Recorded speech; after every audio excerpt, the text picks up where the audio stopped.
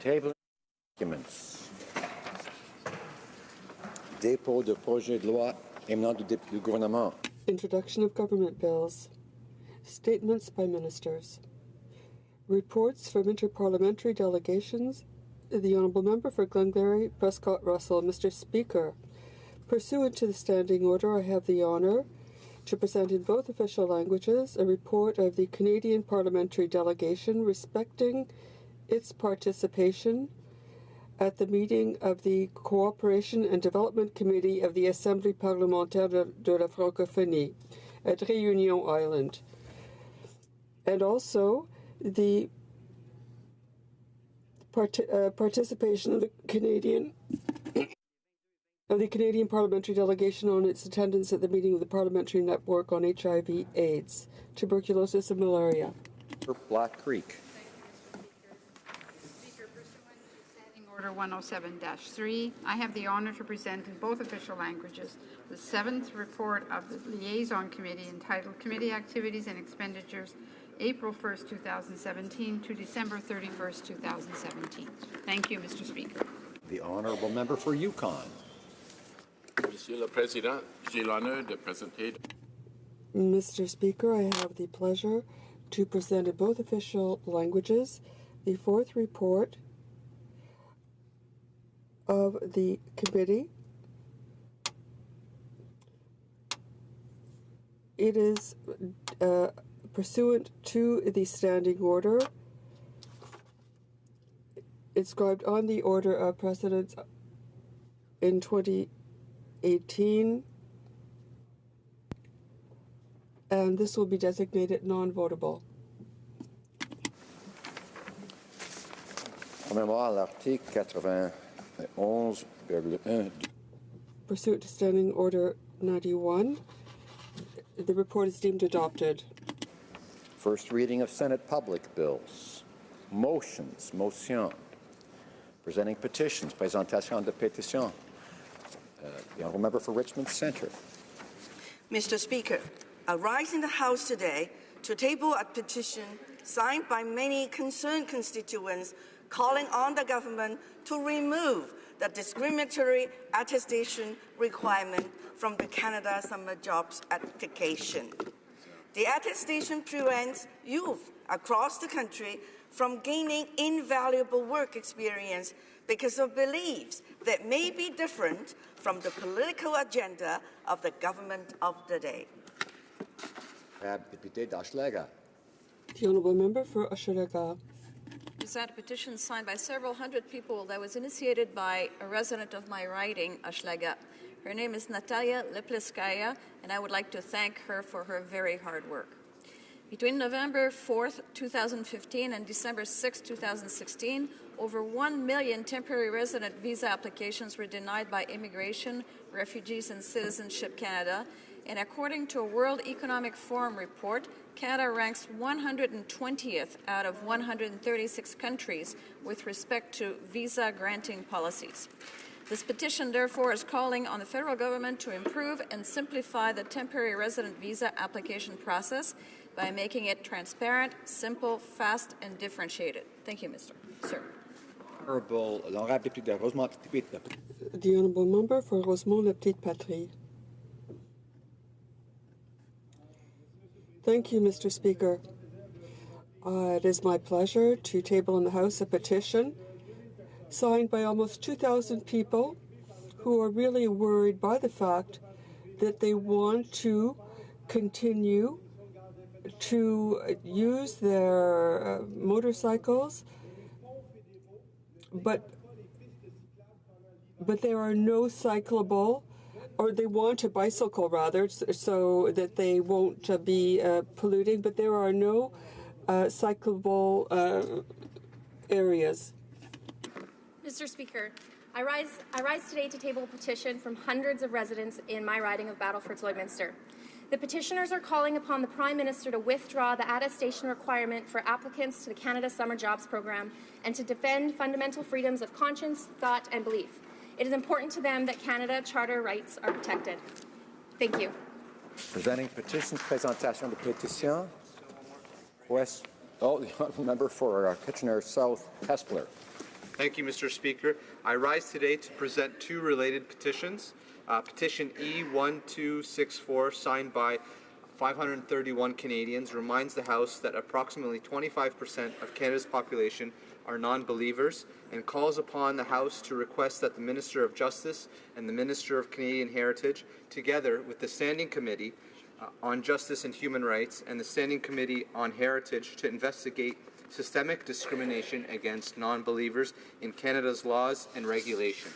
Petition E763, signed by 1,536 Canadians, calls upon the House of Commons to repeal the religious exemption regarding hate propaganda found in Section 3193B of the Criminal Code of Canada. This subsection permits the incitement of hatred against unidentifiable groups if the incitement is an expression of opinion based on belief in a religious text. Thank you, Mr. Speaker. Representing petitions, the honourable member for Courtenay Alberni. Thank you, Mr. Speaker. I'm honoured to rise today to table a petition on behalf of coastal residents to call on the government to create a national strategy to combat ocean plastics and to create a fund for ongoing cleanups for marine debris and emergency cleanups for marine debris. Mr. Speaker, the United Nations has said that plastic will soon outweigh fish, and by 2050, that is where we're on course to do. Mr. Speaker, they're calling on the government to regulate single-use plastics, regulate stormwater outfalls, regulate microplastic pollution, create a national strategy to clean up derelict fishing gear, extend producer responsibility, and address the root problem, Mr. Speaker, redesign the plastic economy, and education, outreach, and beach cleanups, like I said, Mr. Speaker. Mr. Speaker, our oceans are precious. We rely on it in coastal British Columbia for our food security, economic security, and recreation. Thank you, Mr. Speaker. Presenting petitions, présentation de pétitions, questions on the order paper, the Honourable Parliamentary Secretary to the Government House Leader. Yes, Mr. Speaker, I would ask that all questions be allowed to stand at this time, please. Is it agreed? Agreed, and so order. Je crois que l'honorable député de Berthier-Masquinongé. I believe that the honourable member for Berthier-Masquinongé has a point of order. The honourable member. Add my thoughts on the question of privilege that was raised earlier this week by the honourable member for Abbotsford. I would like to thank him for his intervention on Monday, as it does raise important questions about the work we do in this place on behalf of Canadians. This type of event in various incarnations has been the subject of numerous privilege claims over the years as my time as a member of Parliament in this place. And I know how hard it is for members to establish the burden of proof required by the Speaker to rule that there is a prima facie breach of our privileges here.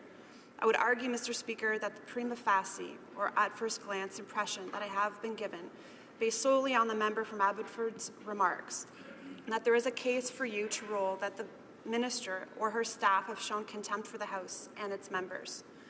One point that I found particularly enlightening from the member's remarks was that the chair doesn't actually have to find that the members have been obstructed or impeded from doing their work.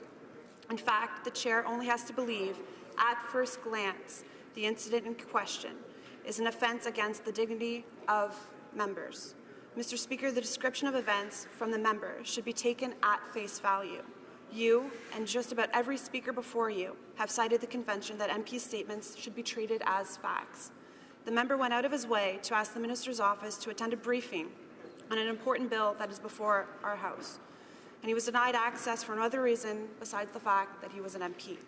I submit that the dignity of the member and the House in which he holds membership was offended by that action. I'm offended on his behalf as well, and I trust that you, the duly elected guardian of our collective dignity, will be offended too, Mr. Speaker.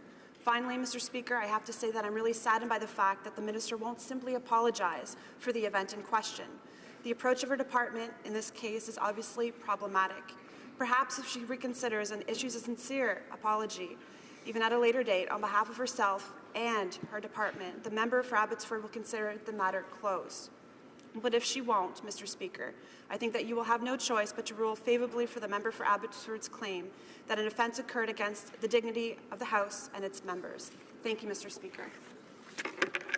I believe the Honourable Parliamentary Secretary to the Government House Leader is rising on the same point of order. Yes, same point of order, Mr. Speaker. I rise today to respond to the question of privilege raised by the Honourable Member from Abbotsford on February the 26th, 2018, with respect to the briefings that were provided for Bill C-69, the Environmental Assessment Act. Mr. Speaker, I contend that, in fact, no privilege has been breach of privilege, has been committed. The crux of my honourable colleague's argument is that the minister, and I would quote, impeded every single member of this House, and continue on that, quote, someone tried to withhold information from the House, end of quote. Mr. Speaker, I will refer to the decision given by your predecessor on March 3, 2014 regarding a technical briefing from the Minister of State for Democratic Institutions. In that case, the Speaker ruled with relation to the technical briefing where deficient interpretation was considered by a member as, and I would quote, preventing parliamentarians from participating fully in subsequent debate on the bill, end of quote. The member went on to note that the protection of the official languages in the House is fundamental to ensuring equality among all members. In his decision, the Speaker at the time referenced two rulings. The first by Speaker Bosley on May 15, 1985, can be found at page 4769 of debates and states that, and I would go into a quote, I think it has been recognized many times in the House that a complaint about the actions or inactions of a government department cannot constitute a question of parliamentary privilege, end of quote. In the second ruling delivered February the 7th, 2013, which can be found on page 13869 of debates, it stated, and again I would quote, Mr. Speaker, it is beyond the purview of the chair to intervene in departmental matters or to get involved in government processes, no matter how frustrating they may appear to be to the member, end of quote. Mr. Speaker, I believe there are similarities with regards to departmental matters in these rulings are pertinent. I will also note, Mr. Speaker, that the bill was not debated in the House until the following Wednesday after the introduction, which means the member from Abbotsford had plenty of time to prepare his intervention for second reading debate. While the member may feel that he was disadvantaged in some way, I do not agree in his assertion that the minister or her staff intentionally tried to impede his ability to carry out his duties. If the member feels that he needs additional briefings, I can assure him that they will be provided, as has been the practice of our government. The member for Abbotsford was right in acknowledging that his intervention, and I would quote, does not fall strictly within one of the specifically defined privileges or confines of the proceedings in the House of Commons. Mr. Speaker, this is not a legitimate case of privilege. It is well-established convention that the chair's role is confined to proceedings before the House of Parliament. And although I appreciate my honourable colleague's devotion to the respect of parliamentary privilege, I will reiterate that the situation at hand does not constitute prima facie question of privilege. Thank you, Mr. Speaker. Je remercie l'honorable député de Berthier-Masque. I'd like to thank the honourable member and the government leader in the House. I will now return to this at the appropriate time with my decision. Orders of the day. Notice of supply, commencement of debate on the opposition motion regarding Canada summer jobs, standing in the name of Ms. Vecchio. Mrs. Vecchio, seconded by Mr. Brassard, moves that in the opinion of the House, organizations that engage in non-political, non-activist work, such as feeding the homeless, helping refugees, and giving kids an opportunity to go to camp, should be able to access Canada Summer Jobs funding regardless of their private convictions and regardless of whether or not they choose to sign the application attestation. Debate. The Honourable Member for Elgin, Middlesex, London. Hear, hear. Yeah. And thank you very much, Mr. Speaker. I'm just going to remind you today I'll be sharing my time with our House Opposition Leader. Mr. Speaker, I rise today to begin a debate on an opposition motion which calls out this Liberal government and the Prime Minister for their unconscionable attack on the sacred rights of Canadians to think for themselves, express their beliefs, and practice their faith without intervention or judgment from this government. The motion reads that in the opinion of the House, organizations that engage in non-political, non-activist work, such as feeding the homeless, helping refugees, and giving kids an opportunity to go to camp, should be able to access Canada Summer Jobs, regardless of their private convictions and regardless of whether or not they choose to sign the application attestation. Mr. Speaker, last year, Canadians learned of an ominous new development in the way that Canada Summer Jobs grants would be allocated. This is a very important program for all our constituents, regardless of region and regardless of our parties. These funds go to community organizations to allow them to hire summer students. This is critical. These organizations offer important services to their communities.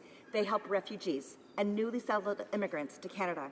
They provide summer camps for kids. They offer help to the disabled and the most vulnerable in our society. And for years, they've done this without intervention from any government, until December of 2017. That was when Canadians learned of this new attestation now required for applicants to this program. The attestation requires applicants to endorse the political and ideological views of the Liberal Party and of the Prime Minister personally. This is totally unacceptable in our free and democratic society.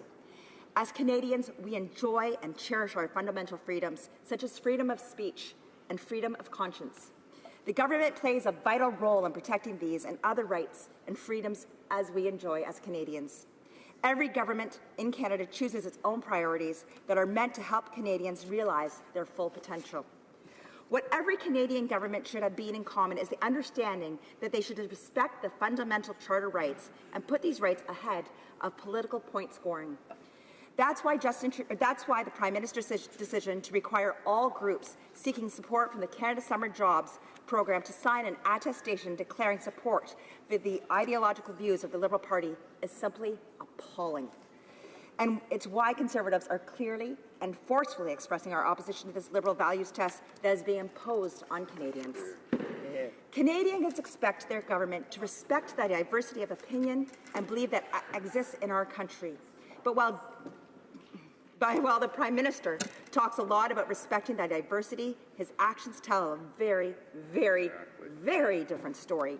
He chose not to listen to the many community organizations that make good use of their programs and who will not be able to provide their services this year. Among those, we have to cut back on organizations that provide aid to refugees, run daycare programs for kids with disabilities, and offer help at risk youth. This is yet another example of how this government is attacking the very people they claim to help. Conservatives believe that Canadians know better than this government and what is good for them. We listened and consulted with community organizations across the country because we believe that Canadians have the right to hold their own beliefs and express themselves without fear of judgment from this federal government. No one has the right to prevent others from advocating or expressing their most deeply held personal beliefs. The responses we received have been swift and clear, from church groups in the Maritimes to Muslim organizations in Toronto to services for the homeless in Alberta to summer camps in Vancouver Island. We have heard repeatedly how this policy will hurt local institutions and those seeking their help. Many have already been forced to make a tough decision and refuse to apply for Canada Summer Jobs program this year. And with the deadline passed, other groups now worry that more government programs will be subject to this values test. Here are some of these groups' reactions to this terrible policy. For example, the Mustard Seed in Calgary, which offers social services for the homeless. Stephen Weil, their CEO, said, because of this attestation, up to 300 youth in Calgary will not get to experience what life is like to work with the homeless and foster a compassionate heart. Or Lindsay Villages in Ajax, which provides skills training to children with autism and also serves as a home to those whose parents cannot afford to care for them. Dr. Rondo Thomas, their president, said, the direction this government is going is very concerning. I am now having to consider shutting down Lindsay Village, a home that cares for autistic children and provides them with the skills training. Or Kerber Applied Research Incorporated, a Hamilton biotech company that is developing innovative cancer treatment technology.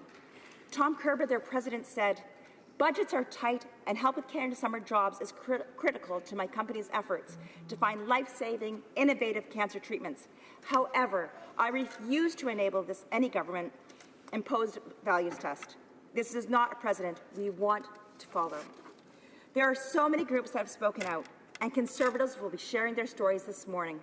The Prime Minister has made the wrong decision, and grassroots organizations that have been hurt by a need to make their voices heard. Organizations applying for public programs should not be denied access to them solely because the Prime Minister does not share their values and beliefs. It makes one wonder if the Prime Minister will apply these values tests to Canadians receiving other services, including organizations that receive charitable status from the Canada Revenue Agency. And this prospect represents a fundamental attack on the Charter of Rights for Canadians. It has no place in tolerant, diverse, multicultural society.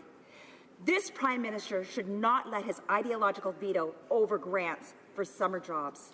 Mr. Speaker, the defence of these rights is what has made Canada a free and open and tolerant country and home for people seeking freedom from around the world. We should never compromise these freedoms, never. But today, too many of the government side are ready to take away these freedoms to score political points. The victims of these organizations trying to do good in our communities, and the students looking for work over the summer, this just isn't fair. I implore my government colleagues to support this motion and make their voices heard on behalf of all local organizations in their constituencies who will lose out because of this unfair, un-Canadian policy. It is time for all of us to speak up for the most cherished freedoms. Thank you, Madam Speaker.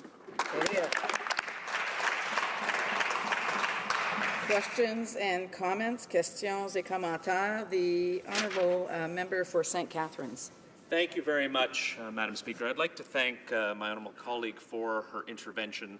And I know this issue raised a lot of concern. It becomes an issue of passion. It becomes an issue of faith. But, Madam Speaker, there's a lot of misinformation out here that's been put out by the opposition. They call it the ideological views of the Liberal Party of Canada. What this gets behind is the Charter of Rights and Freedoms, Madam Speaker. What we are behind is a constitutionally protected right for a woman to access safe abortion services if she chooses. And I was wondering if the honourable member could speak to the part of the Charter that requires a government to fund an organization that seeks to undermine someone else's charter rights. The Honourable Member for Elgin, Middlesex, London. Well, first of all, I'm going to remind my colleague to go back to the actual motion that we presented today. It's talking about non-political, non-activist groups. I'm talking today about the organizations in our communities that are being impacted. I just want to bring up a topic in that area in London where I am. The Archbishop there, in charge of the diocese, has spoken to me, and our Liberal MPs have not even taken the time to reach out and contact him after they've made such a huge decision in our area to not apply for Canada Summer Jobs. In my own riding of Elgin, Middlesex, London, we have seen housing organizations that are not going to be able to receive this funding. And it's not because they're advocating against these beliefs that this member is trying to say. It's because of their religious beliefs internally, where they can't sign something. I, too, would not be able to sign this attestation, and many of the businesses that we have heard from as well has said the government has no business when it comes to Canada Summer Jobs to see what our beliefs are. So this is really, if we're looking at the Charter of the Rights, we have the right to religious beliefs, we have the right to freedom, and there's different ways of doing it. Our point today is that is not what our motion is about, so please do not try to dictate around it. Thank you. Questions and comments? Honourable Député de Saint-Hyacinthe. The Honourable Member for Saint-Hyacinthe-Bagot. Well, thank you, Madam Speaker. I'd like to thank my colleague for her remarks. I, too, have discussed members from the Bishop's office in my office, and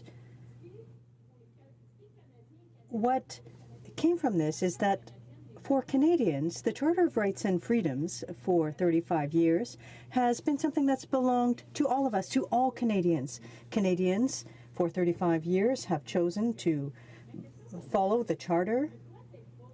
Does my colleague not think that the fact that today we're discussing this motion results from the fact that the wording of the motion from the outset was not clear enough, that the government should have been clearer in the original wording because it left many groups feeling excluded. London. I'd really like to thank my colleague because that's exactly what we were saying right from the beginning. When this attestation came out, it came to the attention of our Conservative caucus, not from within our caucus, but from people who are reading these applications who said they did not understand. It took a long time, not just a day or two. It took a long time for this Minister of Labour to respond, and at that time, it did not change the wording of the attestation.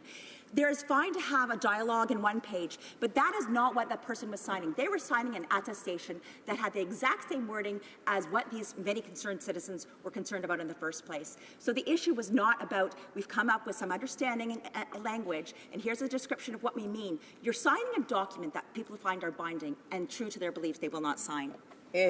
For a brief question, the honourable member for Hamilton West, Ancaster Dundas. Thank you, Madam Speaker, and I'd like to thank my colleague for her intervention today.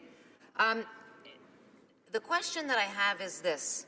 The supplemental information that defines what the attestation says makes it very clear. This has nothing to do with beliefs. This is not about beliefs. This is solely about activities. The attestation makes that clear, and there are examples in the attestation that set that out. Has she not read the supplemental information that makes that attestation very clear?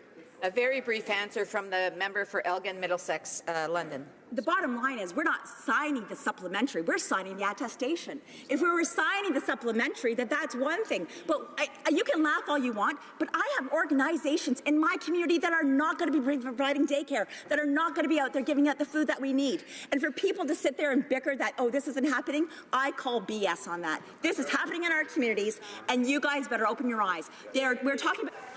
I just want to remind the member that, first of all, I wasn't laughing at it. And so she is to make sure that her comments come directly to the chair and not to the individual members or the government. A very brief finish on that, please. Bottom line is we are saying, they've come up with this, here's some additional information. People are signing an attestation. That's what it's like. It's like signing a law. For many people, it's like signing an agreement that they're saying this is not what they believe in. You're asking people to sign something they do not agree with. Yeah. Again, I just want to remind the member she might want to choose her words differently because she just indicated that I would want them to sign. So I just want to make sure. Resuming debate, reprise de débat, the Honourable Official Opposition House Leader. Thank you very much, Madam Speaker, and I'm very happy to be able to rise today and speak on behalf of my riding, the good people from the riding of Portage Lisgar, who have done so much to help young people get jobs, done so much for people who are in poverty, people with mental illnesses, people who have been using the Canada Summer Jobs Program in order to do both of these things. And so I am rising to speak on their behalf today and happy to do it. Madam Speaker, it wasn't very long ago in this House that the Prime Minister rose and he issued a formal apology to the LGBTQ community for what happened during the 50s to the 90s, when the government of the day decided that they would be telling a certain group of Canadians what they could think, what they could feel, how they could live. And if what they did didn't line up to what the government of the day wanted, and what might even have been politically correct in that day, those individuals were cut off from being part of the government process. They were cut off from their jobs. They were cut off from taxpayers' dollars that would have been paying them to do those jobs. They were cut off from serving their community. Why? Because of the way they lived their lives, because of their belief. And so we saw the Prime Minister rise in this House and do the right thing and apologize to that group of people, the LGBTQ community. Madam Speaker, we are seeing a government today, in 2018, do exactly the same thing to a group of Canadians. In December 2017, just a week or so before Christmas, the Liberal government announced that anybody who wanted to apply and possibly receive funding for the Canada Summer Jobs Program would have to sign on to the government's belief, a government's attestation on a certain number of beliefs. And if they didn't do that, they would be denied funding. Now, that was several months ago. As soon as we saw it, as soon as these groups saw this attestation, they were extremely concerned that their rights would be infringed on. And, Madam Speaker, today, literally, as we speak, we are seeing this come to fruition, where amazing, excellent, great organizations across the country are being denied funding because they have not checked off the values test box of this Prime Minister and this Liberal government. Madam Speaker, I want to talk for a minute about the Canada Summer Jobs Program. This is a program that has been a nonpartisan program. It is, in fact, in 2016, over 75,000 students across Canada benefited from the work experience. This has been a wonderful program where we as members of Parliament actually would be able to look at who was getting these summer jobs grants. We would go, we would congratulate them, we would many times help them work with their application. These are groups who aren't doing political work. They're not advocating, they're advocating for people. Right. They're advocating for our communities, and they're employing our young people to do so. This was the exact program that the Liberals, the Liberal thought police, decided they were going to attack with this attestation. Madam Speaker, let me read for you what the Charter of Rights and Freedoms actually says. It says the Canadian Charter of Rights and Freedoms guarantees the rights and freedoms set out is subject only to such reasonable limits prescribed by law as can be demonstrably justified in a free and democratic society. Then it goes on to say, here are the fundamental freedoms. Everyone has the following fundamental freedoms. A, freedom of conscience and religion. B, freedom of thought, belief, opinion, and expression, including freedom of the press and other media of communication. C, freedom of peaceable assembly, and D, freedom of association. Madam Speaker, organizations and individuals that work in these organizations, this is their charter rights. Now, we saw, again, this was only a few short months ago, when Omar Khadr, a convicted terrorist, somebody who fought and worked to kill our soldiers and our allied soldiers, was awarded $10.5 million by this government and this Prime Minister. Canadians were outraged. What was the? Oh, and by the way, let's not forget his lawyer has just been appointed a federal judge by these Liberals. So what was the Prime Minister's defense of this $10.5 million payout to this convicted terrorist? Well, he said the Charter of Rights and Freedoms protects all Canadians, every one of us, even when it's uncomfortable. $10.5 million uncomfortable. This is not about the details or merits of the Khadr case. This is the Prime Minister's words. When the government violates any Canadian's charter rights, we all end up paying for it. Madam Speaker, the Prime Minister has no problem violating the rights of tens of thousands, if not millions, of Canadians across the country who don't agree with him. He has no problem violating their rights by taking away their ability to apply and to receive Canada Summer Jobs funding, which, by the way, is not his money. Right. It's the taxpayers' dollars. Let's remember that. He's got his family fortune, and he seems to love using all the taxpayers' dollars for all his holidays, his nannies, on all of it, all the stuff he wastes money on. This summer jobs program money is not his money. It belongs to the people. But he's got no problem violating their rights. He even went on to say the anger that some people feel and that a lot of people feel about the payment the government made to Omar Khadr is real, and quite frankly, this might surprise you, but I share that anger and frustration. He said that settlement had nothing to do with what Omar Khadr might have or might not have done.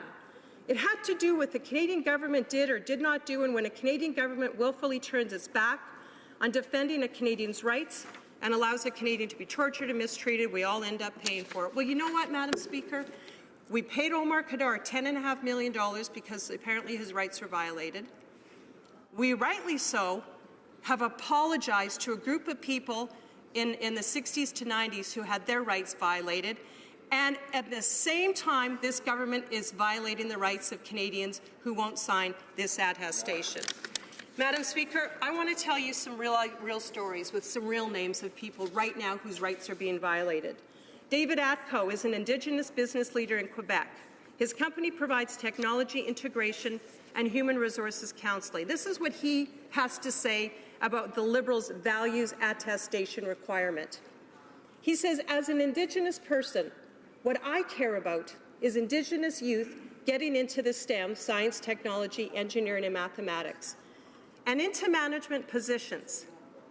But he said, the message I'm getting on the summer jobs program is what matters to the government are my religious beliefs. It's reminiscent of the days when the churches told us what to do to civilize our brains, unquote. We know that in Quebec. Madam Speaker, this is a real individual who wants to hire a student and make sure that young people are exposed to the STEM industry and STEM's factor of industry in our society. And he's somehow being told he can't apply because what he believes privately might disagree with what the Prime Minister thinks. A pastor from an Ethiopian evangelical church, Pastor Ephraim Likimariam. He's the pastor of the Ethiopian Evangelical Church in Toronto. He had this to say about the Canada Summer Jobs attestation requirement. He said, I remember why I came to Canada 29 years ago. I came because we had a communist, discriminatory government in our country. As a young man, at age 17, I was discriminated for my beliefs. I was tortured. That's why I escaped and I came here to a land of freedom, the land of respect, and I'm very proud to be Canadian today. But the reason that we are here is because of this summer jobs for young people. These are his words. I believe summer jobs should be based on skills and talents, not based on someone's views, whether religious or ideological views. We oppose that kind of ideology. That was this pastor's words. You know, Madam Speaker, I'm so fortunate. I've never been tortured for my beliefs. We've always lived in Canada, where I can't infringe my beliefs on somebody else. I can't stop somebody else from having their rights, but I'm allowed to have my beliefs. Canadians are allowed to have their individual beliefs. Madam Speaker, how much time do I have? 20 seconds. 20 seconds. Thank you for that. So, Madam Speaker, let me just finalize this by saying Conservatives will always stand up for the beliefs of Canadians and their rights. Let's not have to be apologizing for something else in 50 years. Let's not have to, in 50 years, have a government stand up and say, we apologize for trampling all over the rights of those Canadians who are applying for summer jobs program back in 2018. Let's change this. Let's do the right thing. Thank you. Questions and comments? The honourable member for Hamilton West, Ann Castro Dundas. Thank you, Madam Speaker. And I'd like to thank the opposition House Leader for her speech. But there's something we completely disagree on here. This is not about beliefs. This is about activities. Again, I refer to the supplemental information, which is on the government website, which clarifies what the attestation says. And I'm going to read from that core mandate. This is primary activities undertaken by the organization. It is not the beliefs of the organization. It's not the values of the organization. The example 2 given, a faith-based organization with anti-abortion beliefs applies to help serve meals to the homeless. Do they qualify? Yes, they do, Madam Speaker. So I'd like to ask the opposition House Leader, can she acknowledge this is about activities? It's clear on the website. The attestation can be signed referencing the supplemental information. Does she not recognize this is activities? It's not about beliefs. Bravo. Good question. The honourable official opposition leader. Well, that's absolute hogwash, and I'd like to use a stronger term, but I won't. And I'm sure, you know what, I can just hear the government back in 1950 telling the LGBT community, this isn't about this or that. They had to apologize because they infringed on Canadians' rights. Madam Speaker, let me tell you about, and could you please, Madam Speaker? Order. I just want to remind members that they have had an opportunity to ask questions during the debates, and they were afforded that respect, and I expect them to also afford the respect to the person who has the floor. The Honourable Official Opposition Leader. Speaker. The mustard seed, Calgary Centre, Social Services for the Homeless, and this is what they said. Because of this attestation, up to 300 youth in Calgary will not get to experience what it's like to work with the homeless and foster a compassionate heart. Stephen Weil, he's the CEO. You know what, Madam Speaker, I think this attestation is meaningless, and if it is, then just remove it. Right. Or it's a values test. If the government is worried that the mustard seed is going to be doing some terrible, terrible advocacy work for some group that doesn't fit in the Liberal thought police, they just would say, oh, the mustard seed, you know, they're doing advocacy work. Come on, it's pretty clear the work that they do. Lindsay's Villages from Ajax. We have to allow for more questions, and maybe the member could put that into her question. Questions et commentaires. L'honorable député de... The Honourable Member for Salaberry-sur-Roi. Thank you, Madam Speaker. I think we all agree that the Liberals' criteria was so vague that in our writings we received a great deal of calls and emails from several groups asking exactly what it meant. And we had to clarify, we had to explain what was going on. There was a controversy.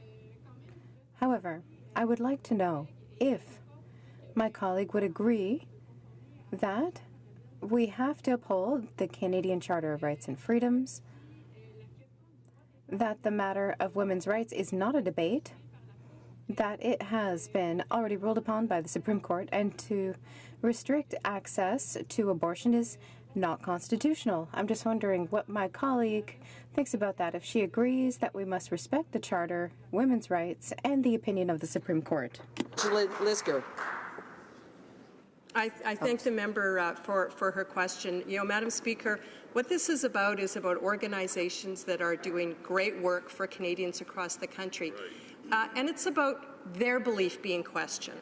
And even if I might actually disagree with them, this actually isn't about what I personally believe.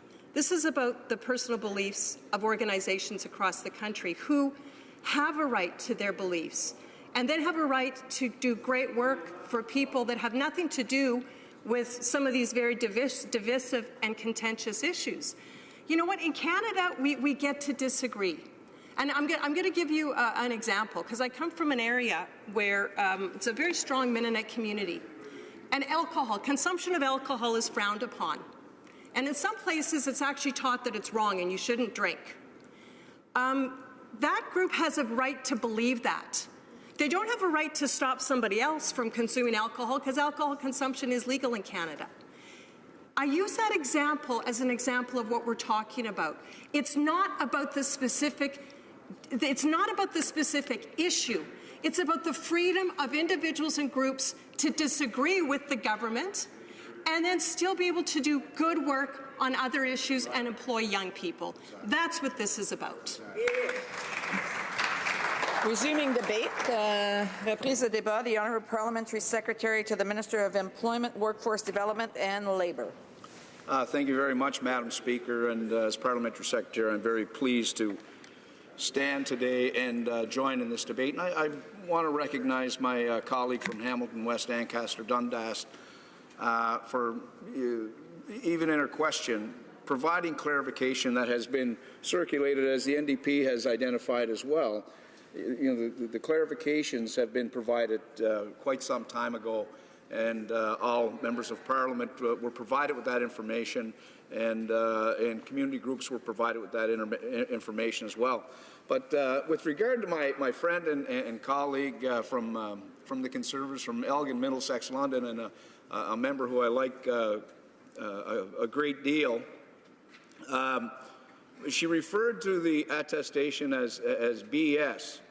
And if the BS stands for a brave stand, then I agree with her.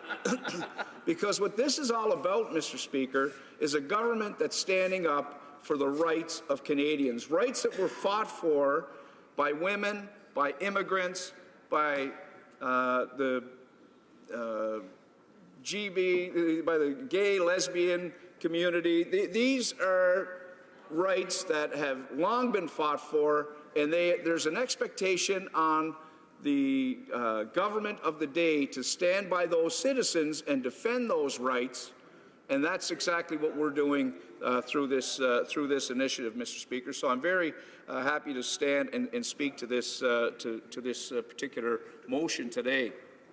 If I could, from some prepared notes, Madam Speaker, it's not news to any Canadians that prosperity depends more and more on a solid start for the next generations of workers.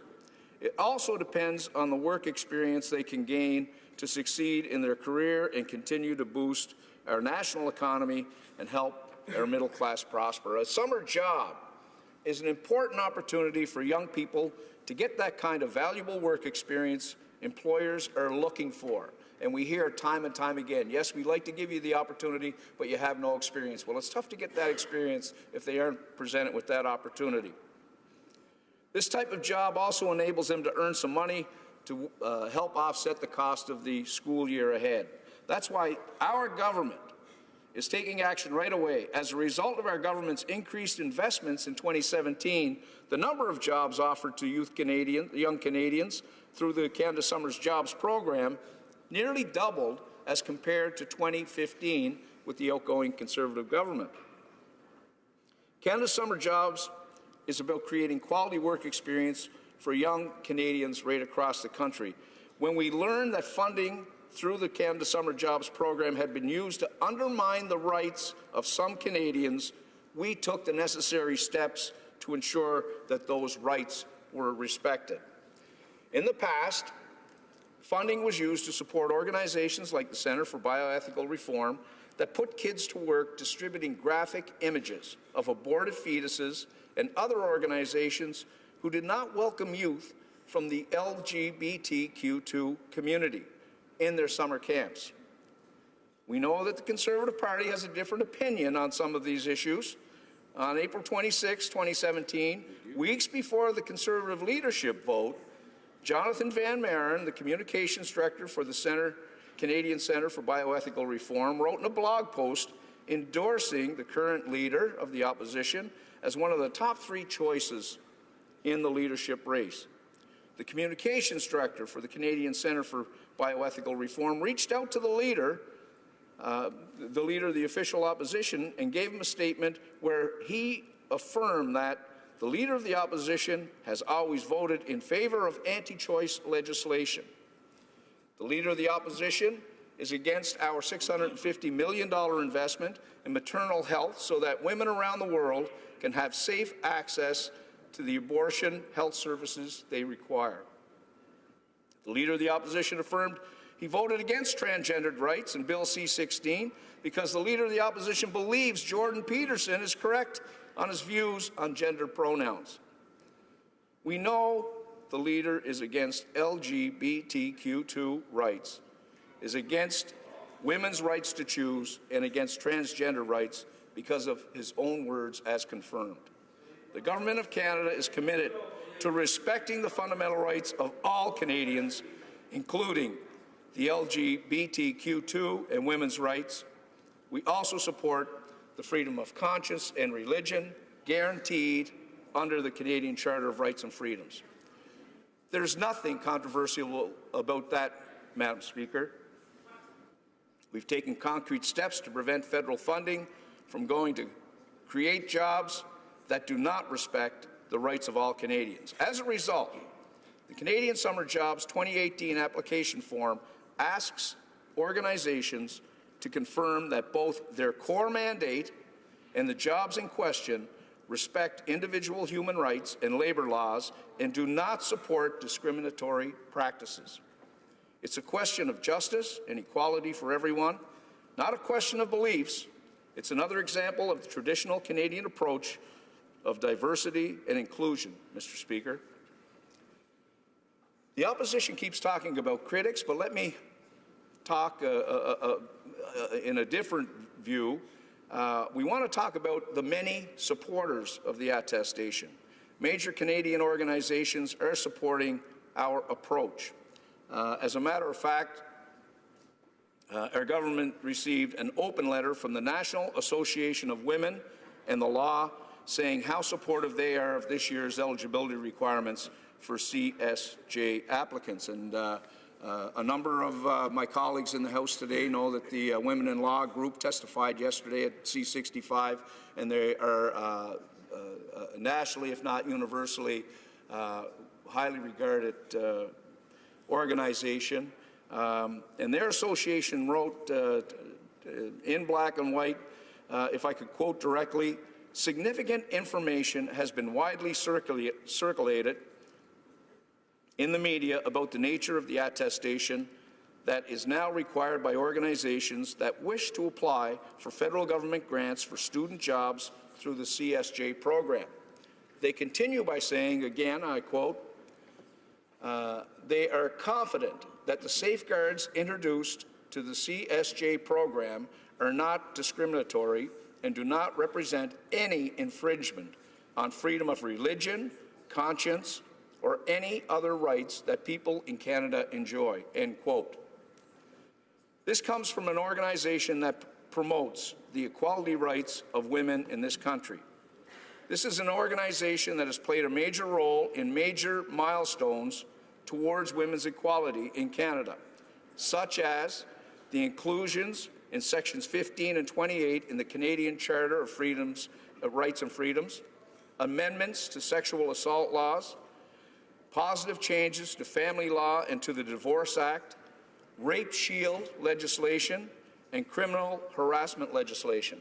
And there's more. There's an open letter of support that was signed by 80 major organizations from across Canada. Let me name a few. Oxfam Canada, YMCA Canada, the Canadian Centre for Gender and Sexual Diversity, Women's Human Rights Education Institute, Abortion Support Services Atlantic, Alberta Pro-Choice Coalition, the Network of Black Business Professionals Women, Canadian Research Institute for the Advancement of Women, Canadian Health Coalition. Mr. Speaker, this list of supporting organizations goes on and on. Strong voices across this country are raising in support of this year's eligibility requirements for CSJ applicants. Madam Speaker, who is in a better position than these organizations to speak out on the issue that concerns us today? This display of support is just one example. There are many more supporters of the attestation that is required by CSJ applicants. But you may ask what the Canada Summer Jobs Program consists of, Madam Speaker. It's a federal program that aims to provide salary subsidies to employers so they can create jobs for high school and post-secondary students. It provides financial aid to the not-for-profit organizations, public sector employers, and small businesses with up to 50 employees. This funding enables to create summer job opportunities for youth between the ages of 15 and 30 who are studying full-time and plan to go back to school for the following year. As was the case in years past, religious and faith-based organizations are eligible for funding through this program and are invited to apply. To better meet the changing needs of the new, increasingly globalized economy, our youth employment strategy helps young Canadians receive valuable work experience and skills development in support of their future career. It includes 3 program streams. First, the skills stream helps youth facing barriers to employment development the skills they need to find a job or go back to school. It focuses on single parents and newcomers, as well as youth with disabilities, Indigenous youth, and youth in rural and remote areas. The second stream, Career Focus, helps post-secondary graduates find a job through paid internships. It provides these youth with the information and experience they need to make an informed decision about their career, find a job, or pursue graduate studies.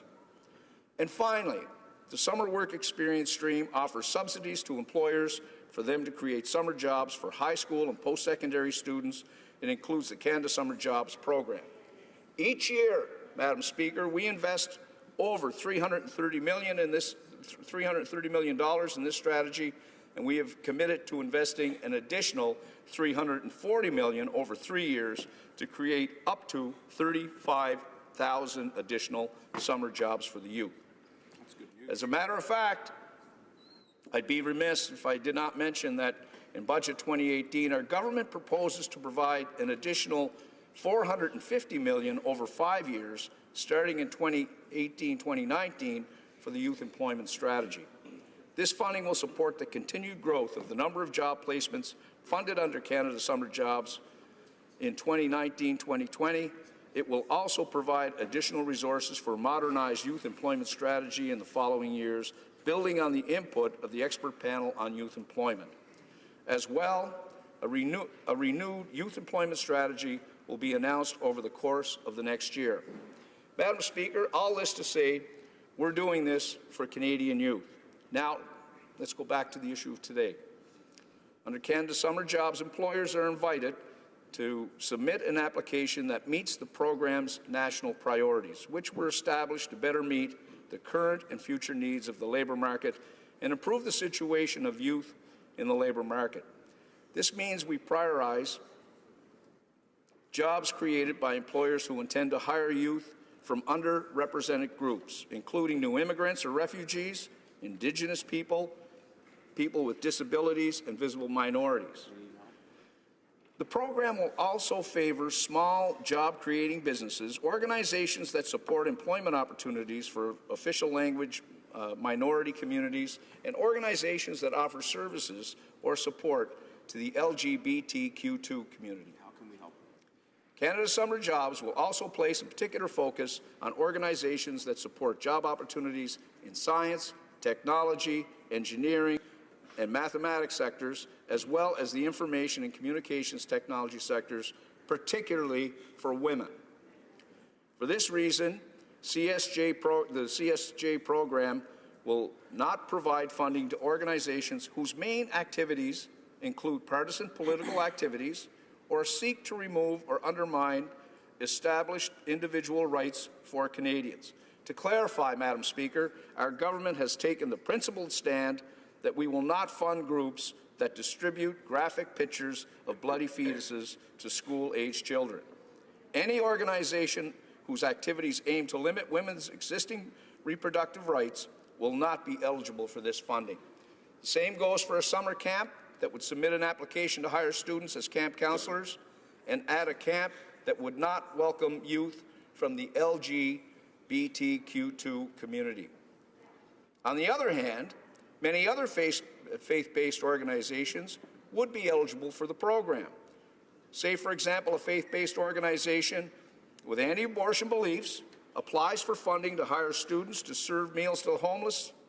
The organization provides numerous programs in support of their community.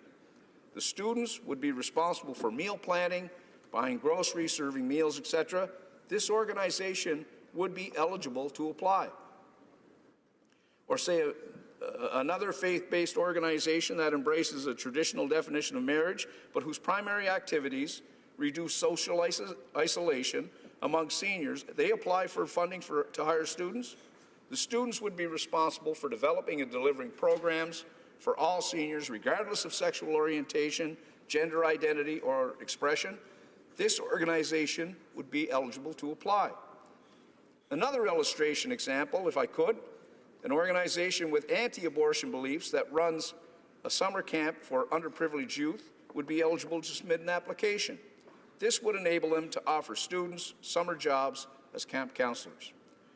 Applicants have to confirm that they meet the new requirement through an attestation included in the application form. They are not required to share their point of view, their beliefs, or their values, because these are not taken into consideration in the program's application process.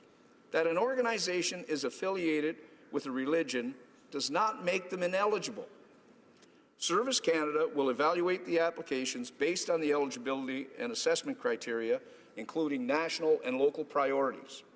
All the eligible applications in a constituency are ranked accordingly. Each year, members of Parliament are invited to take part in certain activities related to Canada Summer Jobs program. This means that elected officials can help promote the program, establish local priorities, confirm the list of projects, inform the selected employers, and take part in announcements related to those programs. Members of Parliament are invited to take part in these aspects of CSJ program, but their application is, of course, their participation is, of course, voluntary.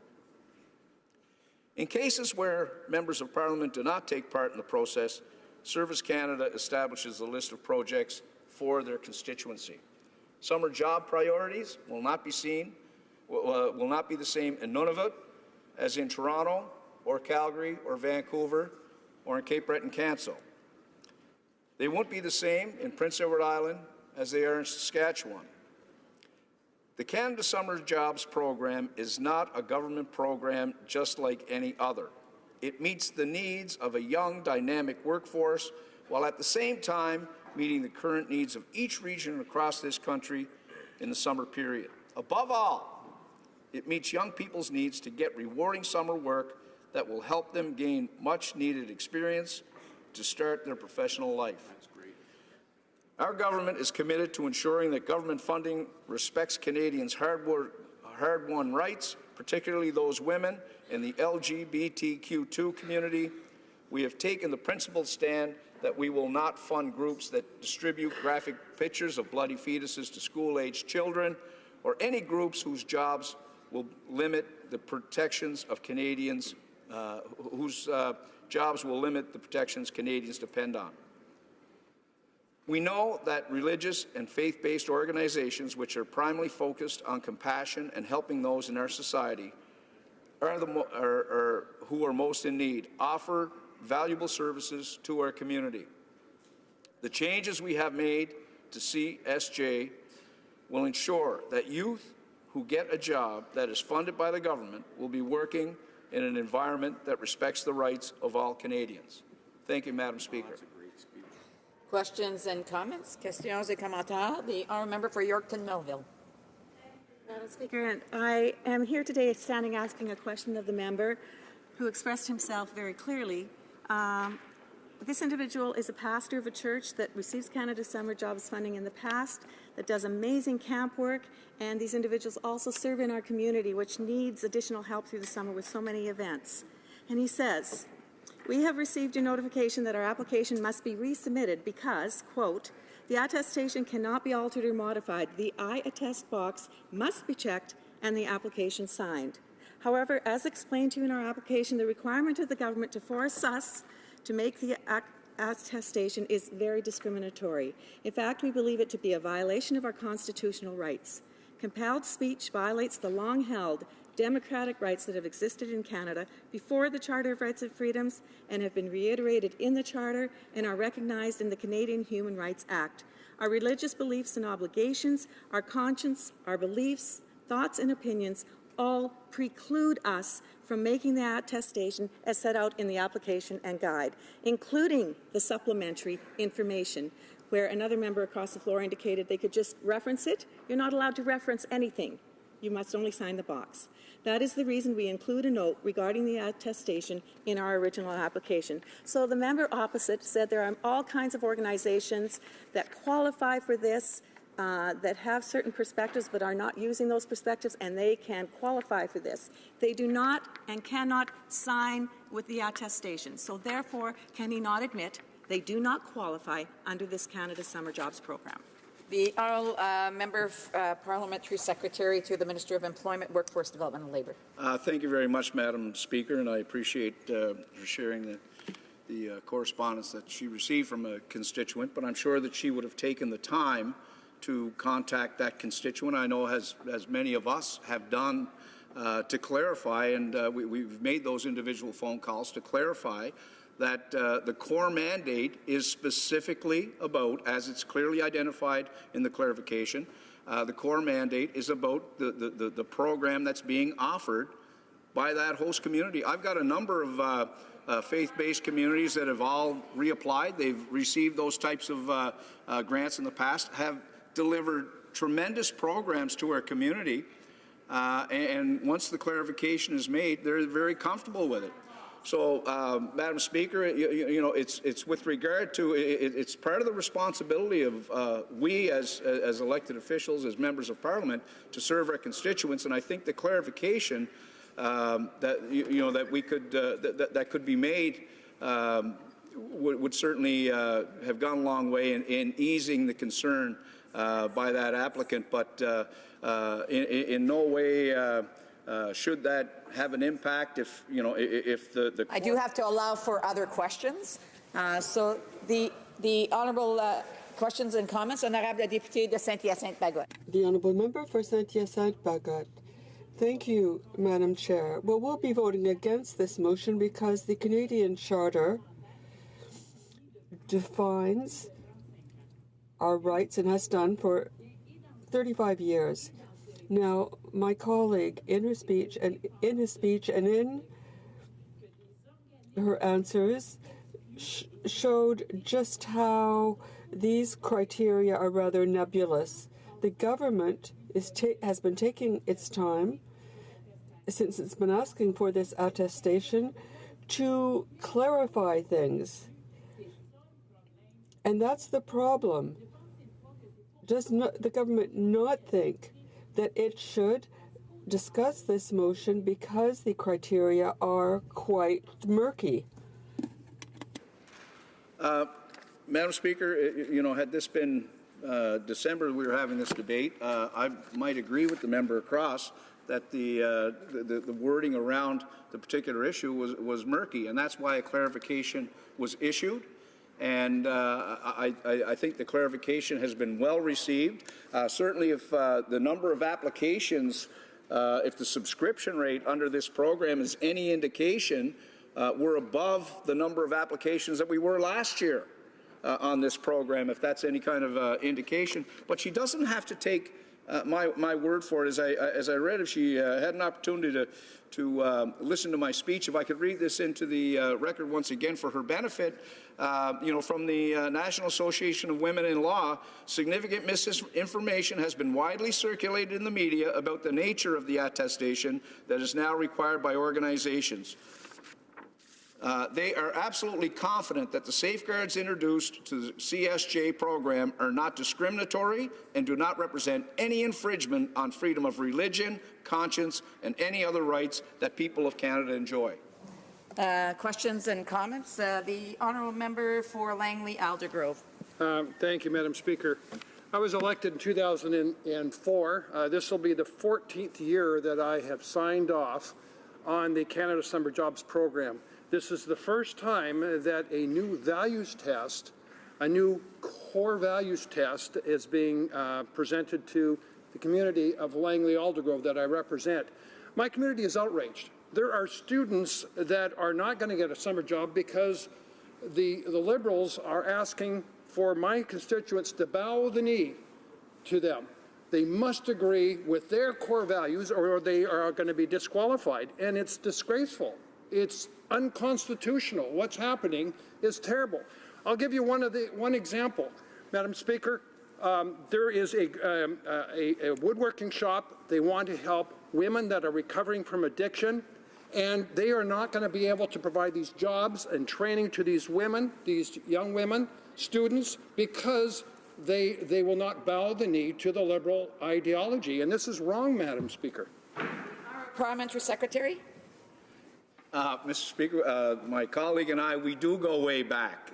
We've been in the House for quite some time. And the benefit of that, he would have the memory. He would have been on this side of the House. I sat pretty much in that same seat in opposition when his Prime Minister of the day, Stephen Harper, wanted to cut out the Canada Jobs Program completely, when they cut out 35,000 places. And I fought, and Mike Savage, the current mayor of Halifax, and Maria Minna, and we fought like crazy to make sure that that didn't happen. Monty Sahlberg sat right here, and the Prime Minister went up and said, whatever you guys are doing with Canada Summer Jobs, stop it. And so they returned to the program. But his government, he sat on a bench where they were going to shut the whole program down completely. Madam Speaker, know this. This attestation is about protecting the rights of Canadians. Hard-fought rights for so many years that they expect their government to defend, and that's what we're doing. Then comments, the honourable member for Guelph. Thank you, Madam Speaker, and thank you to the Parliamentary Secretary for being able to enlighten the House on what this program is and what the program isn't, and also to the opposition for giving us a day to clarify human rights and the Charter of Rights and Freedoms, how that fits into this discussion, and also the increases that our government is making in this program to help with youth in our communities to be able to get into the first jobs. Could the Parliamentary Secretary maybe comment on what this is and what this isn't in terms of the choices that Canadians now have and the respect for other people's opinions in this discussion? Parliamentary Secretary. I thank very much my colleague for the question, and he's absolutely, what this is, again, going back to the clarification, where the program had been abused in the past, and they felt that it was imperative that this summer money, this support and this grant money could not be used in a way that would in any way, attack the rights of Canadians that had long fought for those particular rights. So this is a clarification to make sure that the groups that are accessing this funds, these very important funds providing very important opportunities for young Canadians, Madam Speaker, this is a clarification to make sure that those funds are going toward the types of activities that Canadians have come to expect, not ones that are politically motivated, not ones that try to limit the rights of, not ones that try to limit the rights of Canadians, and that's why we support this particular attestation. Reprise de débat. Resuming debate, the honourable member for Saint-Hyacinthe-Bagotte. Madam Speaker, I rise today to speak against this motion. The NDP believes, just as the government does, that it is unacceptable to provide funding from taxpayers' money to groups whose work is against women's rights, against abortion, and against the defense of the rights of the LGBTQ community. The new prerogative in the Summer Jobs Canada provides for groups having to attest that they will comply with the Canadian Charter. And this is something that has been there for 35 years, but the government is not really open to debate. The Supreme Court ruled that restricting access to abortion is unconstitutional. On the other hand, the government could do a lot better in explaining its position to various groups. Madam Speaker, the wording is so unclear that organizations in my riding, but also in all our ridings, believe that they are excluded from the program, and yet this is not the case. We're here today to debate the wording because from the very beginning the government should have simply specified that the new prerogative only aimed at activities which did not respect the rights of Canadians. It did not target beliefs or the absence of a position.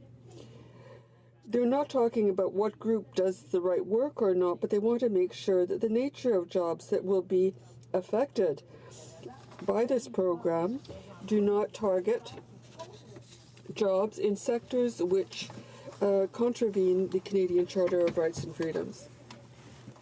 Let's be clear. We acknowledge that many organizations, including religious groups, do extraordinary work in supporting people in need. And even if they don't support abortion, the nature of work that they do does not go counter to the values of the Charter.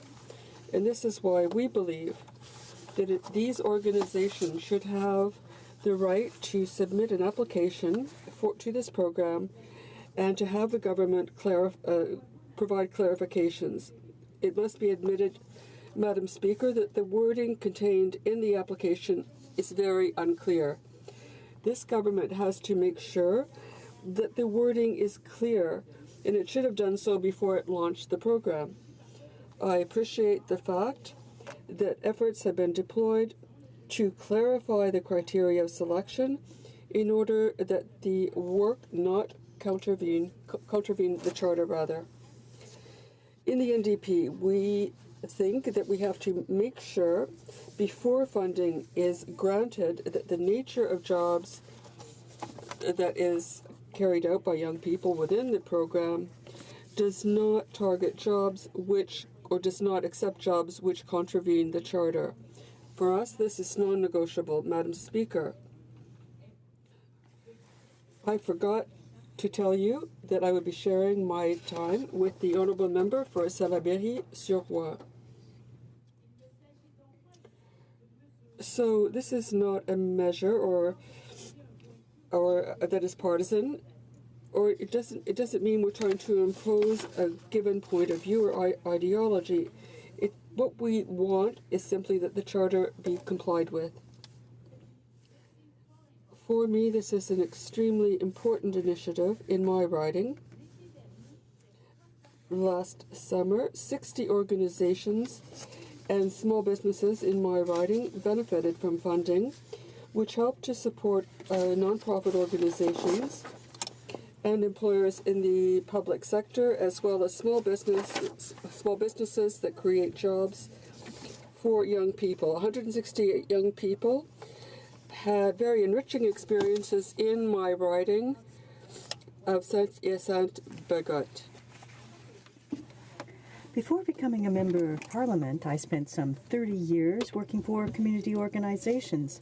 I worked in a shelter for victims of violence and to help them with their children. I worked in a mental health center, and I also worked in an organization dealing with people with mental deficiency, and I directed an organization, a community-based organization for young people facing problems, and I'm very proud of that. And as part of these organizations where we were, we always had at least 2 students in the summer, and that gave them a good work experience as part of their studies. These organizations helped people in difficulty, be it women, victims of violence, facing some kind of a crisis, or young people. And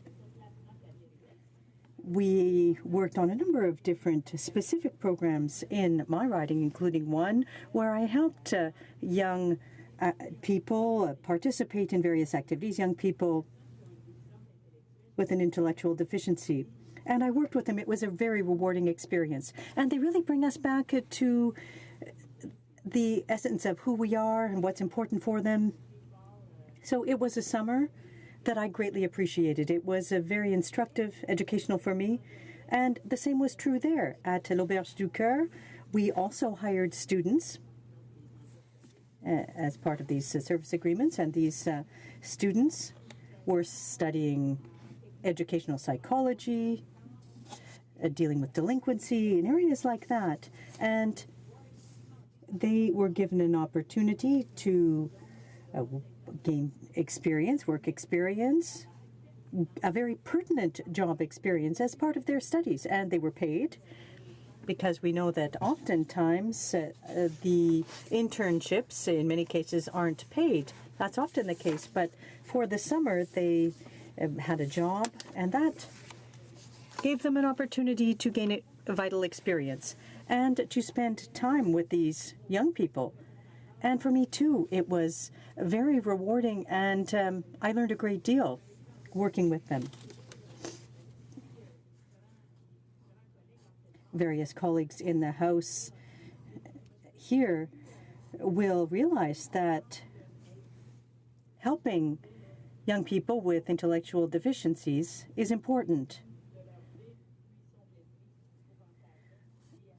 We need to try to get through to them, and oftentimes the ones that are the most closed, if you will, are the ones with the softest hearts on the inside. So it's important to work with them. And at any rate, the program here, the wording of which was unclear, is having an impact on these important programs in our riding. And unfortunately, today, we're facing a situation where we're talking about this program, and we have to reiterate that the Canadian Charter of Rights and Freedoms is important, that the rights of women's rights are not negotiable, LGBTQ2 rights are not negotiable, and that's unfortunate, Madam Speaker, because soon in our ridings we'll be receiving the lists of organizations with the jobs for students that will be approved. And I always tell organizations back home, send me a copy.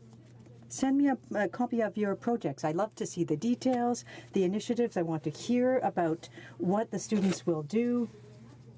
For me, it's very interesting to look at all the work that's being done in my riding to help young people. The leisure activities, the day camps in the summer. Now, I've got 25 municipalities in my riding, and in each municipality, they do very interesting work. And it's such a rewarding experience to be a monitor at a day camp, for example. So this program enables young people in our ridings to gain experience, a rewarding experience based or linked to their careers. And I'm very proud of this initiative year in and year out. It's a huge success, and it's good for the economy of our region. Last year, approximately $500,000 was invested in the riding, and of course, that is very rewarding for our young people. In a riding like mine, where people are always looking for work, this program is very welcome. Many young people have benefited from the program,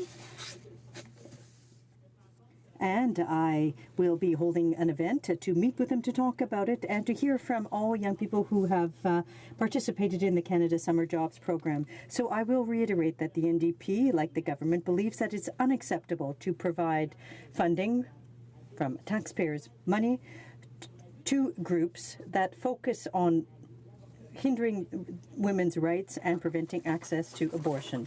Questions et commentaires. The honourable member for Guelph.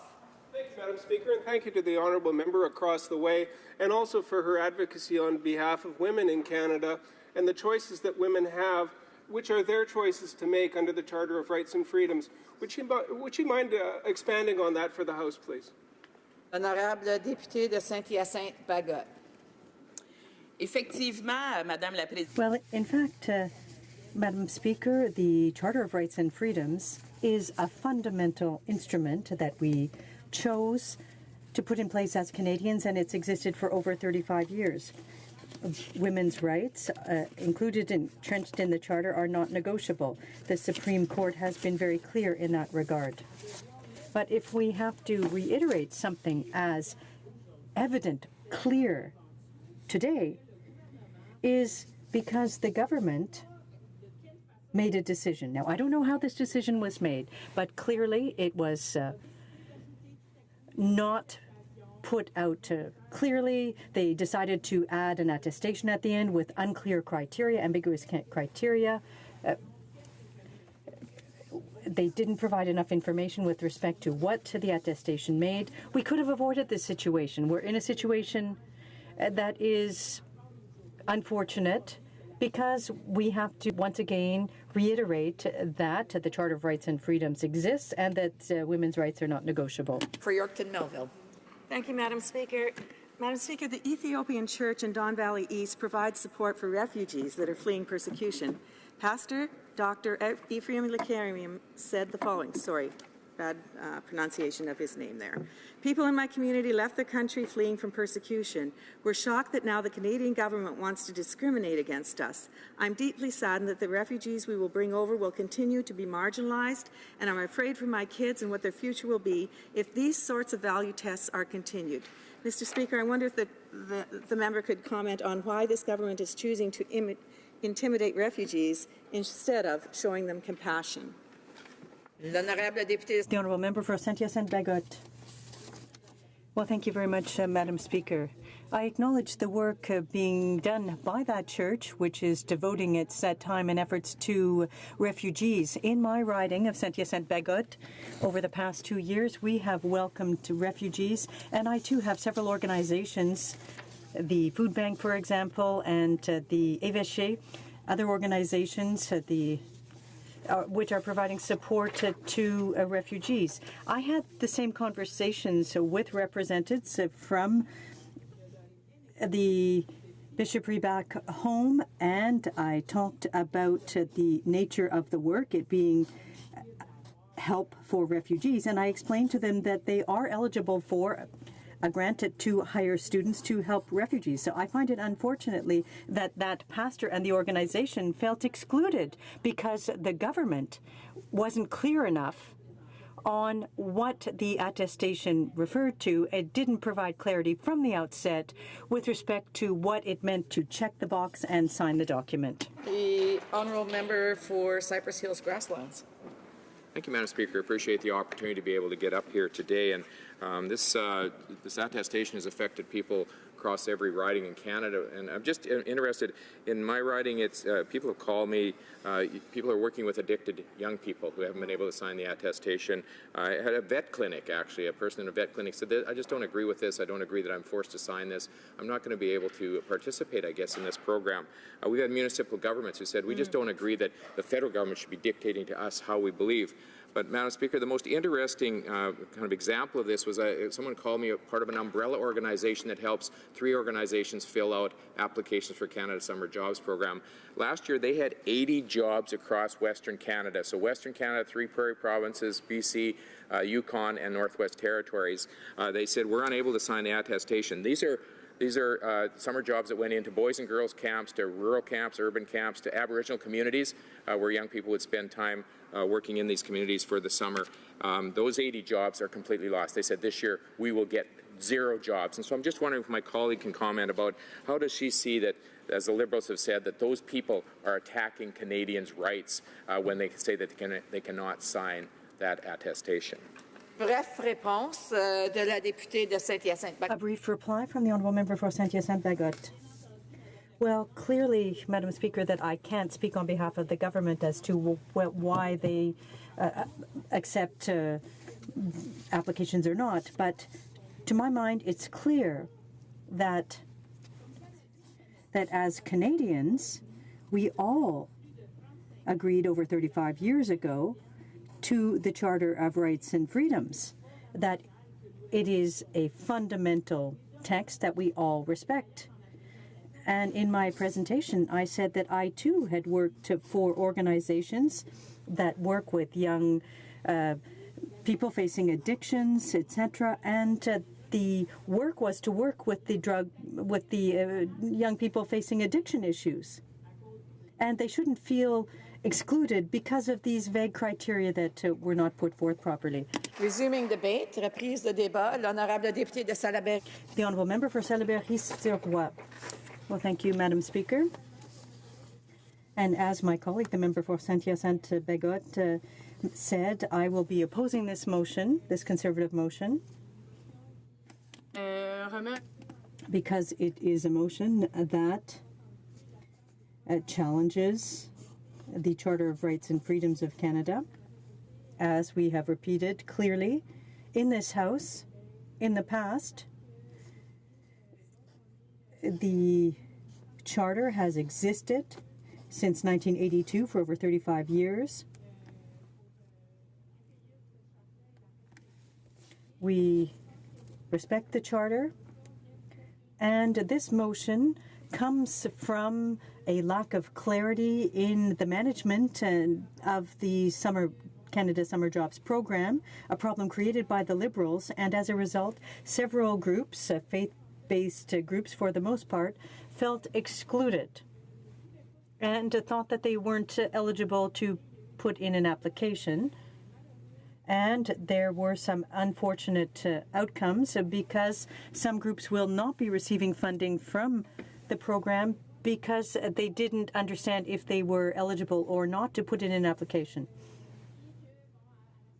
And following the controversy, there were a number of calls.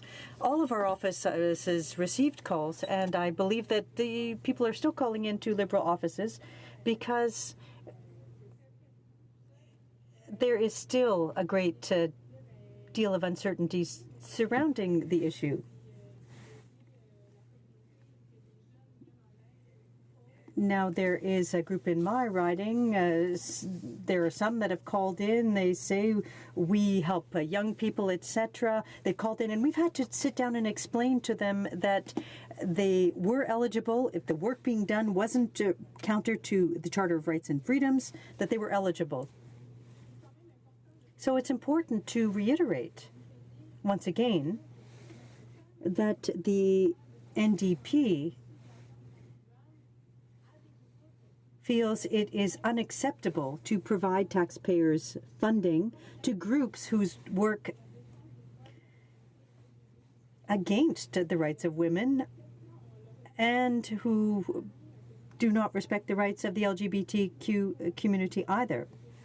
The issue of women's rights are not open for debate. I would point out that the Supreme Court has ruled that restricting access to abortion is unconstitutional.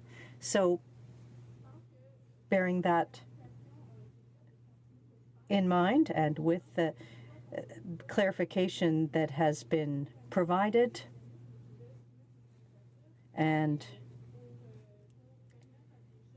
the organizations that want to apply for funding to enable young people to have their first job, or the organizations that want to enable students to continue to work through the summer to fund their studies, well, for those jobs to continue to receive funding by the government,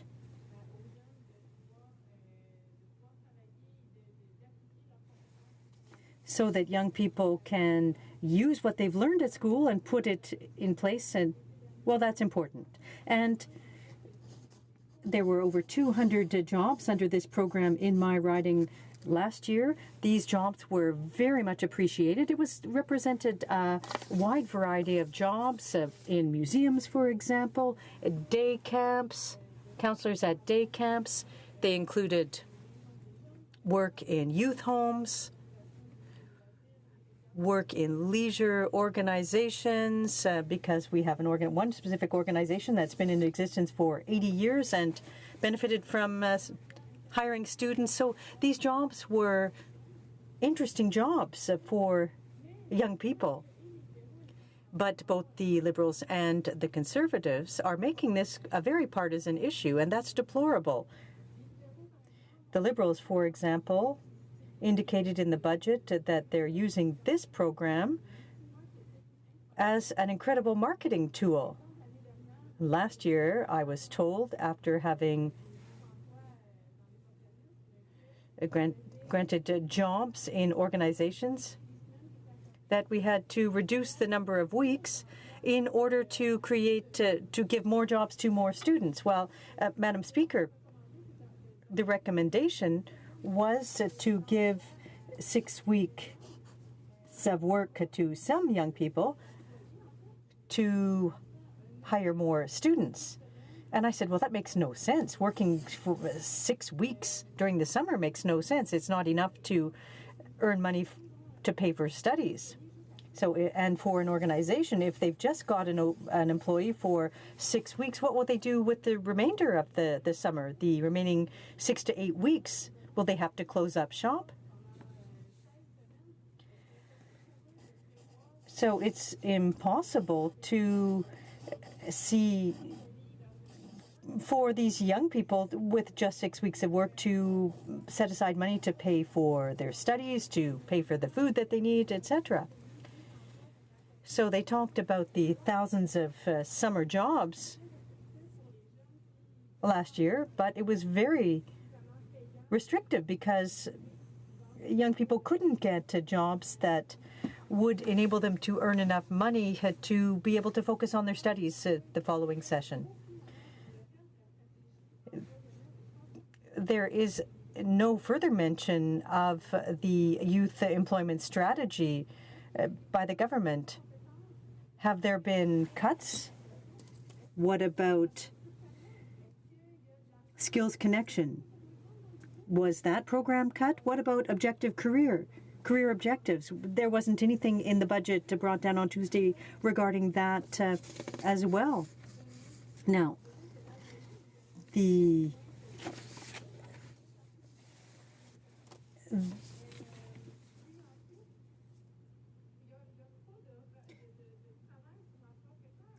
what about unstable work?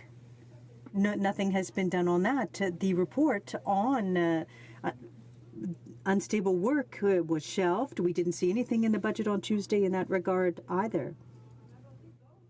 there are a number of shortcomings. Now, the Liberals talk about the budget,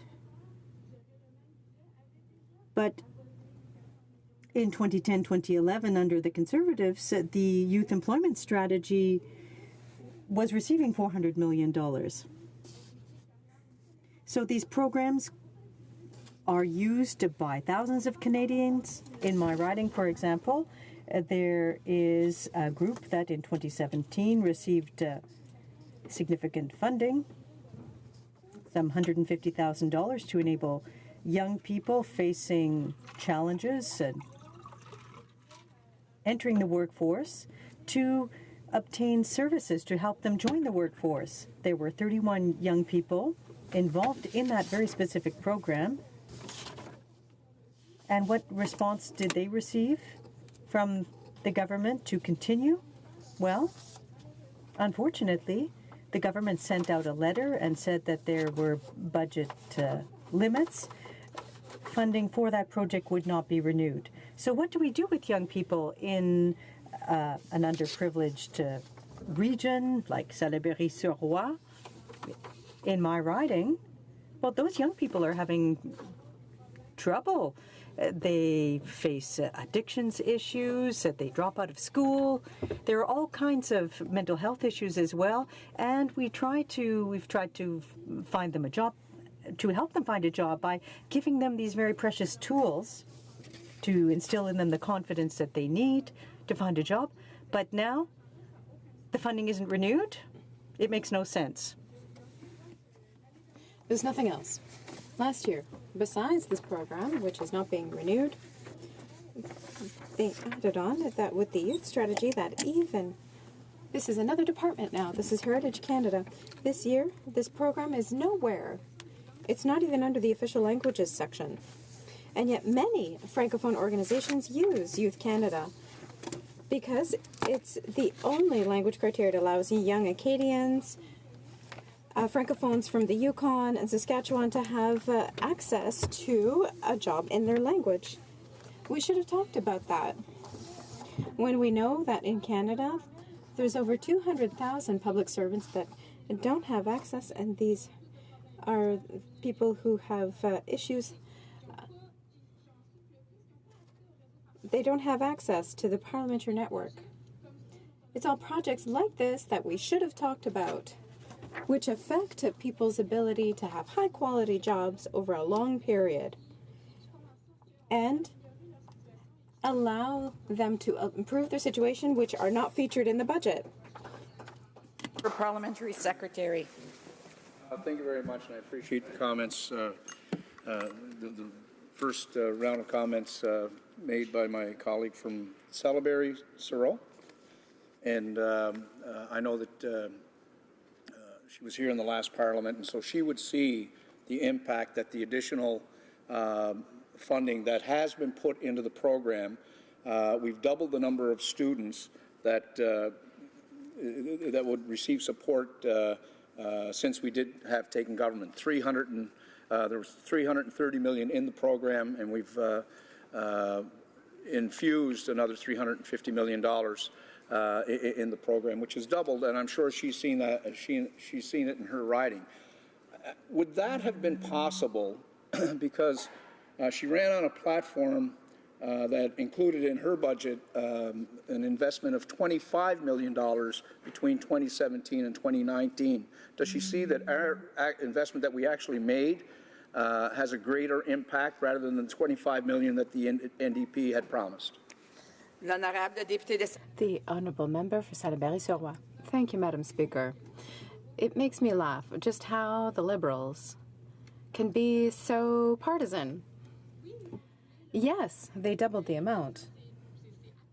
And that is indeed a good thing. However, they're asking us to give, as I said in my speech, to give fewer weeks to every young person who gets a job. It's an aberration.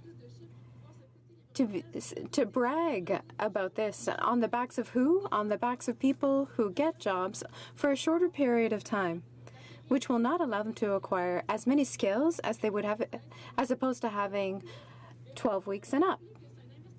This is an investment for 3 months during the summer. What do we do with the young people who come out of colleges and universities who need a full-time job for the entire year? Currently, we have a problem. For the next 20 years, 40% of the jobs are going to be automated. Jobs are becoming more precarious for youth, and what are the Liberals are doing about this? The Minister of Finance said we're going to have to get used to it. Wow, what a great answer to help our youth. Séance de commentaires, l'honorable député de Bellechasse. The Honourable Member for Bellechasse, Les Etchemins, Lévis. Thank you, Madam Speaker, and I'd like to congratulate my colleague for her lucidity in the face of the federal program, where we're spreading the peanut butter so thin that now we're looking at very little. When we look at what we're discussing on the floor today, we have a state where there's a separation between rights and government. Is the government not imposing its ideological agenda on people who have different beliefs that are different than the Liberal parties? At that time, is the Liberal government not starting to go down a slippery slope by imposing its ideological vision to Canada's public when freedom of conscience is a fundamental principle of Canadian society? The Honourable Member for Salaberry-sur-Roi. Thank you, Madam Speaker. I would say that, above all, the Liberals have been extremely vague when they were applying criteria when summer jobs the Summer Jobs Program was taking applications. That means that many organizations which thought they were excluded weren't, which should not have been the case. What we want is that organizations which submit an application uphold the Canadian Charter of Rights and Freedoms, and, above all, that they respect women's rights. I think everyone agrees on that, and I hope that my Conservative colleague will agree that ensuring that women's rights are respected in all opportunities in all organizations that are going to be funded with public dollars throughout the Summer Jobs Program is a good thing. That said, I think the Conservatives could have used their opposition day to focus on programs and services which are not accessible to youth today. I met Generation Squeeze yesterday, who said that from 25 to 40 years old, in 2018, they earned $6,000, yes, compared to 1976, 40 years ago. I think there's a problem if we say that we want to give everyone the tools and the chances to develop among youth, but that's not what we're doing today in 2018 with a budget where we have we've almost not dealt at all with the matter of precarious employment, which means that we want to avoid young people from graduating with hundreds of dollars, or rather up to $25,000 in debt from their studies. The Honourable Member for Barrie Springwater Oromadante. Thank you, Madam Speaker. I know it's a very long-riding name, but certainly I know the people from our region appreciate the opportunity for the Member of Parliament to stand up today. And I'd like to start by saying it's an honour to split my time with the other member from Barrie Innisfil. Some would say the better member from Barrie, the member for Barrie Innisfil. Better looking, that's right. Madam Speaker, oftentimes when we get the opportunity to speak in the House of Commons, it is on motions and items that we see very positive change happening. And unfortunately today, this is not one of those moments. I think that I can speak for every member in this House when I say that I look forward to every summer seeing the different organizations that are applying for Canada Summer Jobs money, that are applying to put students into the workplace, to give them experience, to ensure that they are prepared and ready either for their studies they're going back to or eventually into the job market. Unfortunately, this year we've had a change introduced by the Liberal government. The Prime Minister and his team have decided that in order to qualify for funding, they would need to sign a new attestation. That attestation, and I'll focus just on the meat of it, says that both the job and organization's core mandate respect individual human rights in Canada, including the values underlying the Canadian Charter of Rights and Freedoms as well as other rights. These include reproductive rights, the right to be free from discrimination on the basis of sex, religion, race, national or ethnic origin, color, mental or physical disability, sexual orientation, gender identity, or expression. And Madam Speaker, when you look at this on the surface, it is something that perhaps many people would immediately jump behind. When we look deeper into this and we look at the effect that the attestation and the verbiage is being put forward by the government, the effects it's having on society, we can see major issues. We've seen organizations across the country come forward and state that they have issues in order to get these summer students who will be providing services to Canadians, that they cannot in fact sign this attestation based on one of the items that's actually outlined in the attestation, either freedom of religion or freedom of speech. And Madam Speaker, I want to quote from the Toronto City Mission, Dave Addison. This is in Scarborough Asian Court, the riding of Scarborough Asian Court. And the Toronto City Mission helps literally thousands and thousands of people. They help widows, they help kids in government housing, they help those who don't have a place to live, the homeless, they help those who have disabilities, who have mental health issues, who are seeking employment, who are seeking food, who are seeking shelter.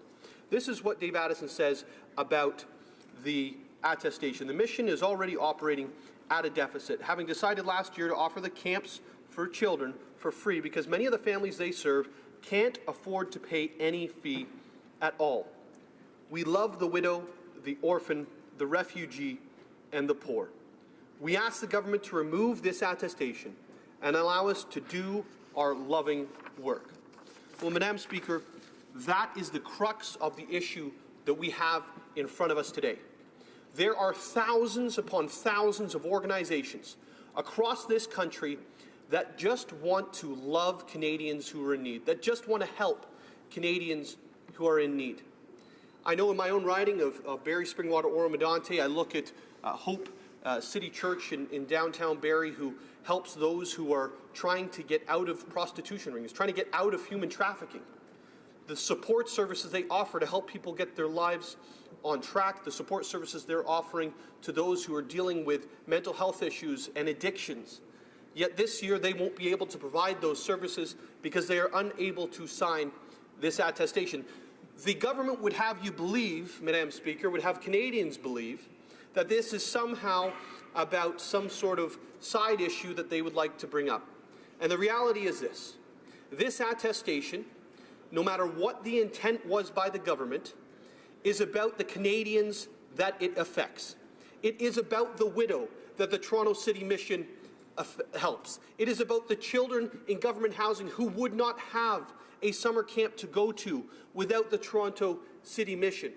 This attestation and its effects, this entire debate, is about seniors who don't have access to health care, yet there are organizations in each of our communities across the country that step up and provide these services. This attestation and this entire issue, this debate today, is about Canadians who are marginalized, who no longer will have the services that they had last year because this government decided to introduce this attestation. This entire debate is about supporting those in our community who need help, and it does not matter where in the country you come from. It doesn't matter whether you're a Liberal MP in Atlantic Canada, a Conservative MP from Ontario, or a New Democrat from BC. These issues are affecting us all the same. We are seeing these organizations in our community pulling back from the entire process for summer students, which means they are pulling back from the services that they are providing Canadians or trying to find ways to come up with the funding. And you know, Madam Speaker, it's terrible.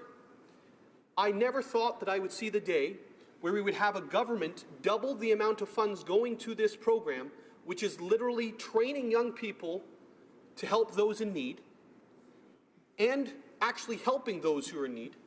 And at the same time, while they double the funding, they are cutting the services to those who need it most. And it's incredibly shameful. And it isn't of one religion or one faith.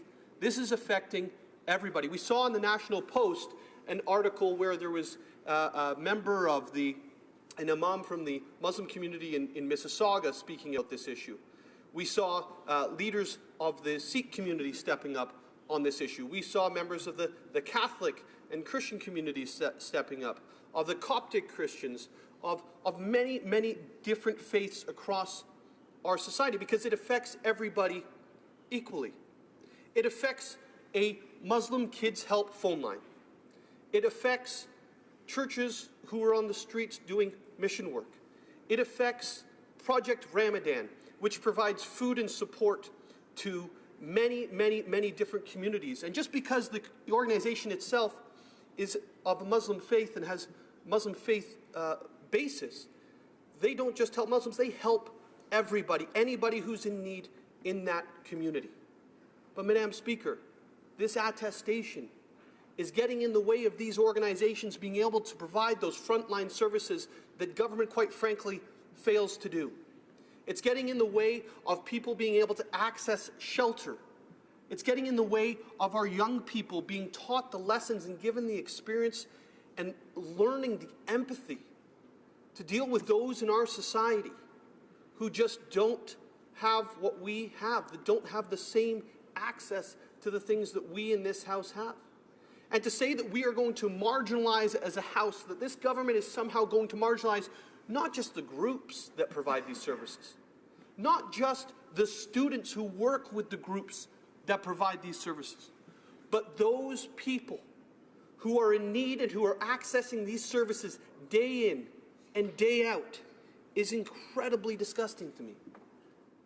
How could this be where the government has ended up? Maybe it wasn't the intent. Maybe the intent of this motion was not to have those people hurt. Maybe the intent of this motion was to try to do something good. But that is not what we have. That is not what we're seeing. In fact, at first, the minister said, no, this motion's great. Don't worry, don't worry, don't worry. And just a few weeks later, they had to walk out and say, actually, our wording isn't what our wording means. This is actually what we mean now, but we're not going to change the wording. And then we have the organizations across the country saying, but I can't apply even under this changed wording because the verbiage is still the exact same as it was before. But the minister, the prime minister, the government have failed to listen. They failed to consult. They failed to learn what the issues were with this attestation they are putting forward, which is infringing on the faith and religious beliefs of Canadians. Madam Speaker, I can tell you one thing. I did not come to this House, I did not run for election to cut off services to those who are most in need in our community. I can tell you as somebody who's grown up in government housing, who's accessed food banks, who's dealt with many of the issues that we are seeing these organizations that are being cut off deal with. I can tell you that these are life and death matters in many situations. And what we need to do today as a House is call on the government to back away from the attestation and stand up for Canadians who have been marginalized. Thank you, Madam Speaker. Questions and comments? Questions et commentaires? The Honourable Parliamentary Secretary of the Government House Leader. Yes, thank you, Madam Speaker. Over the years, I have found that the summer student program to be of great value to communities throughout the riding of Winnipeg North, the area that I represent.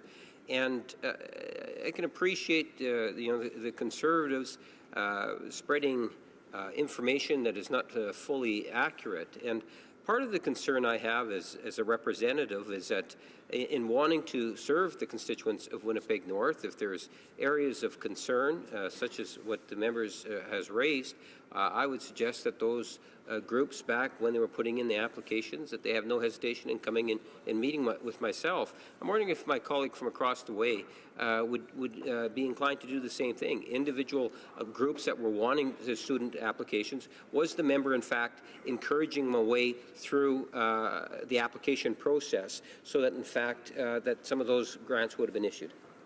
The Honourable Member for Barrie Springwater, Oro-Medonte. Madam Speaker, what we have here is the member saying that he's going to navigate groups through an application process with the Government of Canada. That may be what the government is actually doing here. They are trying to force groups and individuals to go down their road of their beliefs. They're trying to get everybody into this one group. And the reality is, Canada is a diverse country with many, many different faiths, many, many different religions, many, many different points of view. When I work with the organizations in my community and across this country, we ask them, we don't tell them. The government needs to step back, consult with Canadians, and consult with the organizations that are providing such severe services to people who are going through such severe situations. So I would call on the government again, stop telling Canadians and start working with them.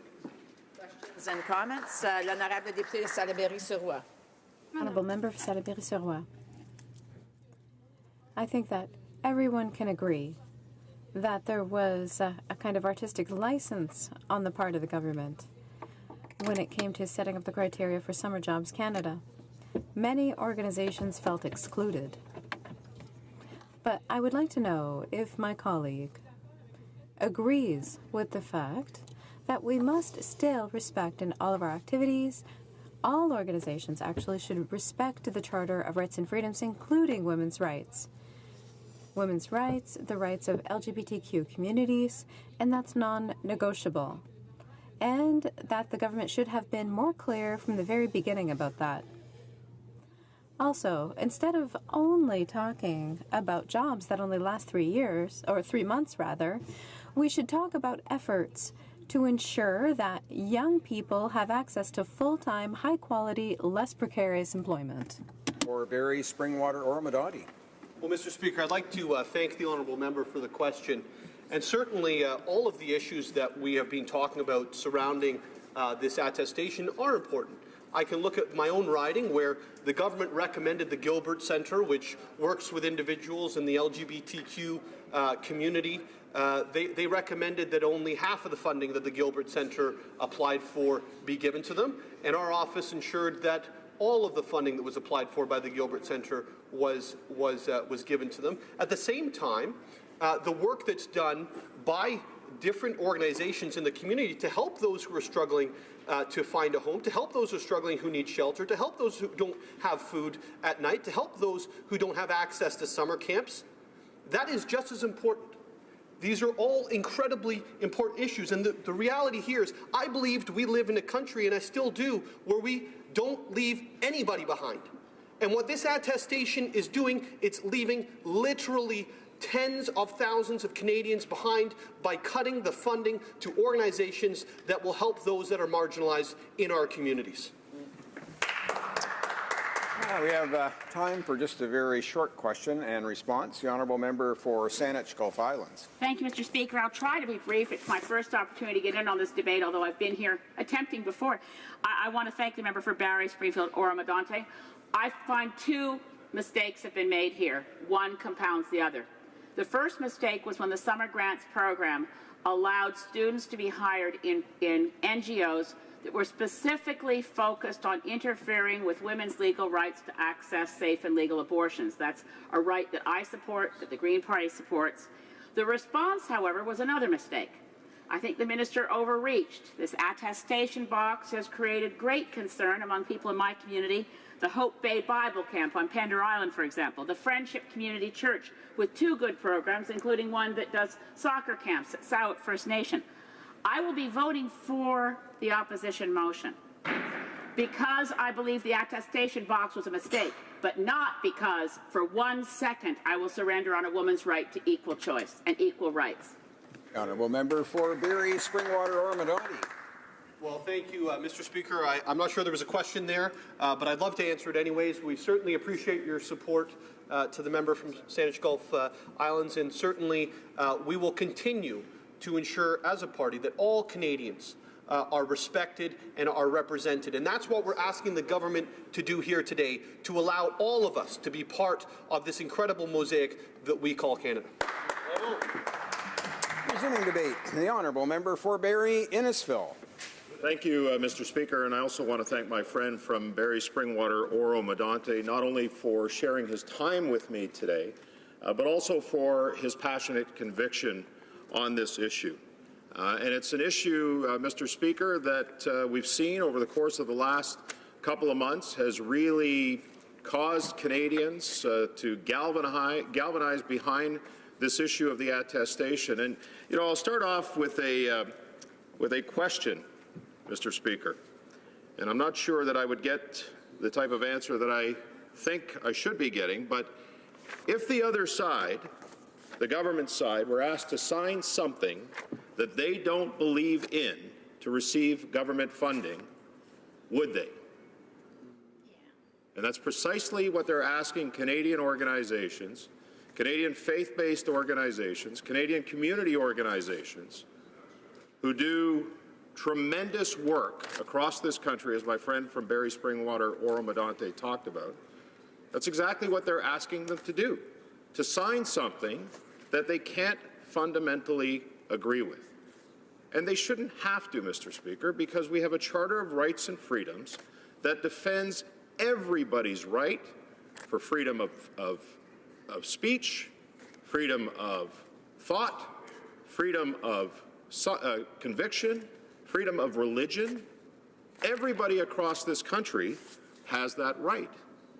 And so here we are, for the first time in the history of the Canada Summers Jobs Program, the Prime Minister and his cabinet, I'm not even sure how this came up, whether it was the minister herself that imposed this, whether this was a decision of cabinet, whether this was a decision of the Prime Minister's backroom operatives, including Gerald Butts, because this sounds very similar to the type of stuff that goes on in Ontario and did go on under Jerry Butts's watch. So, you know, it's mind-boggling to me that we're even at this point. And so when the government introduced this in December, just before Christmas, it created a lot of angst within the communities that apply for Canada Summers Jobs programs. And there was a lot of confusion, Mr. Speaker, about the attestation. There was a lot of confusion about what it means. And if I don't sign the attestation, what does that mean for my Canada Summer Jobs Program funding?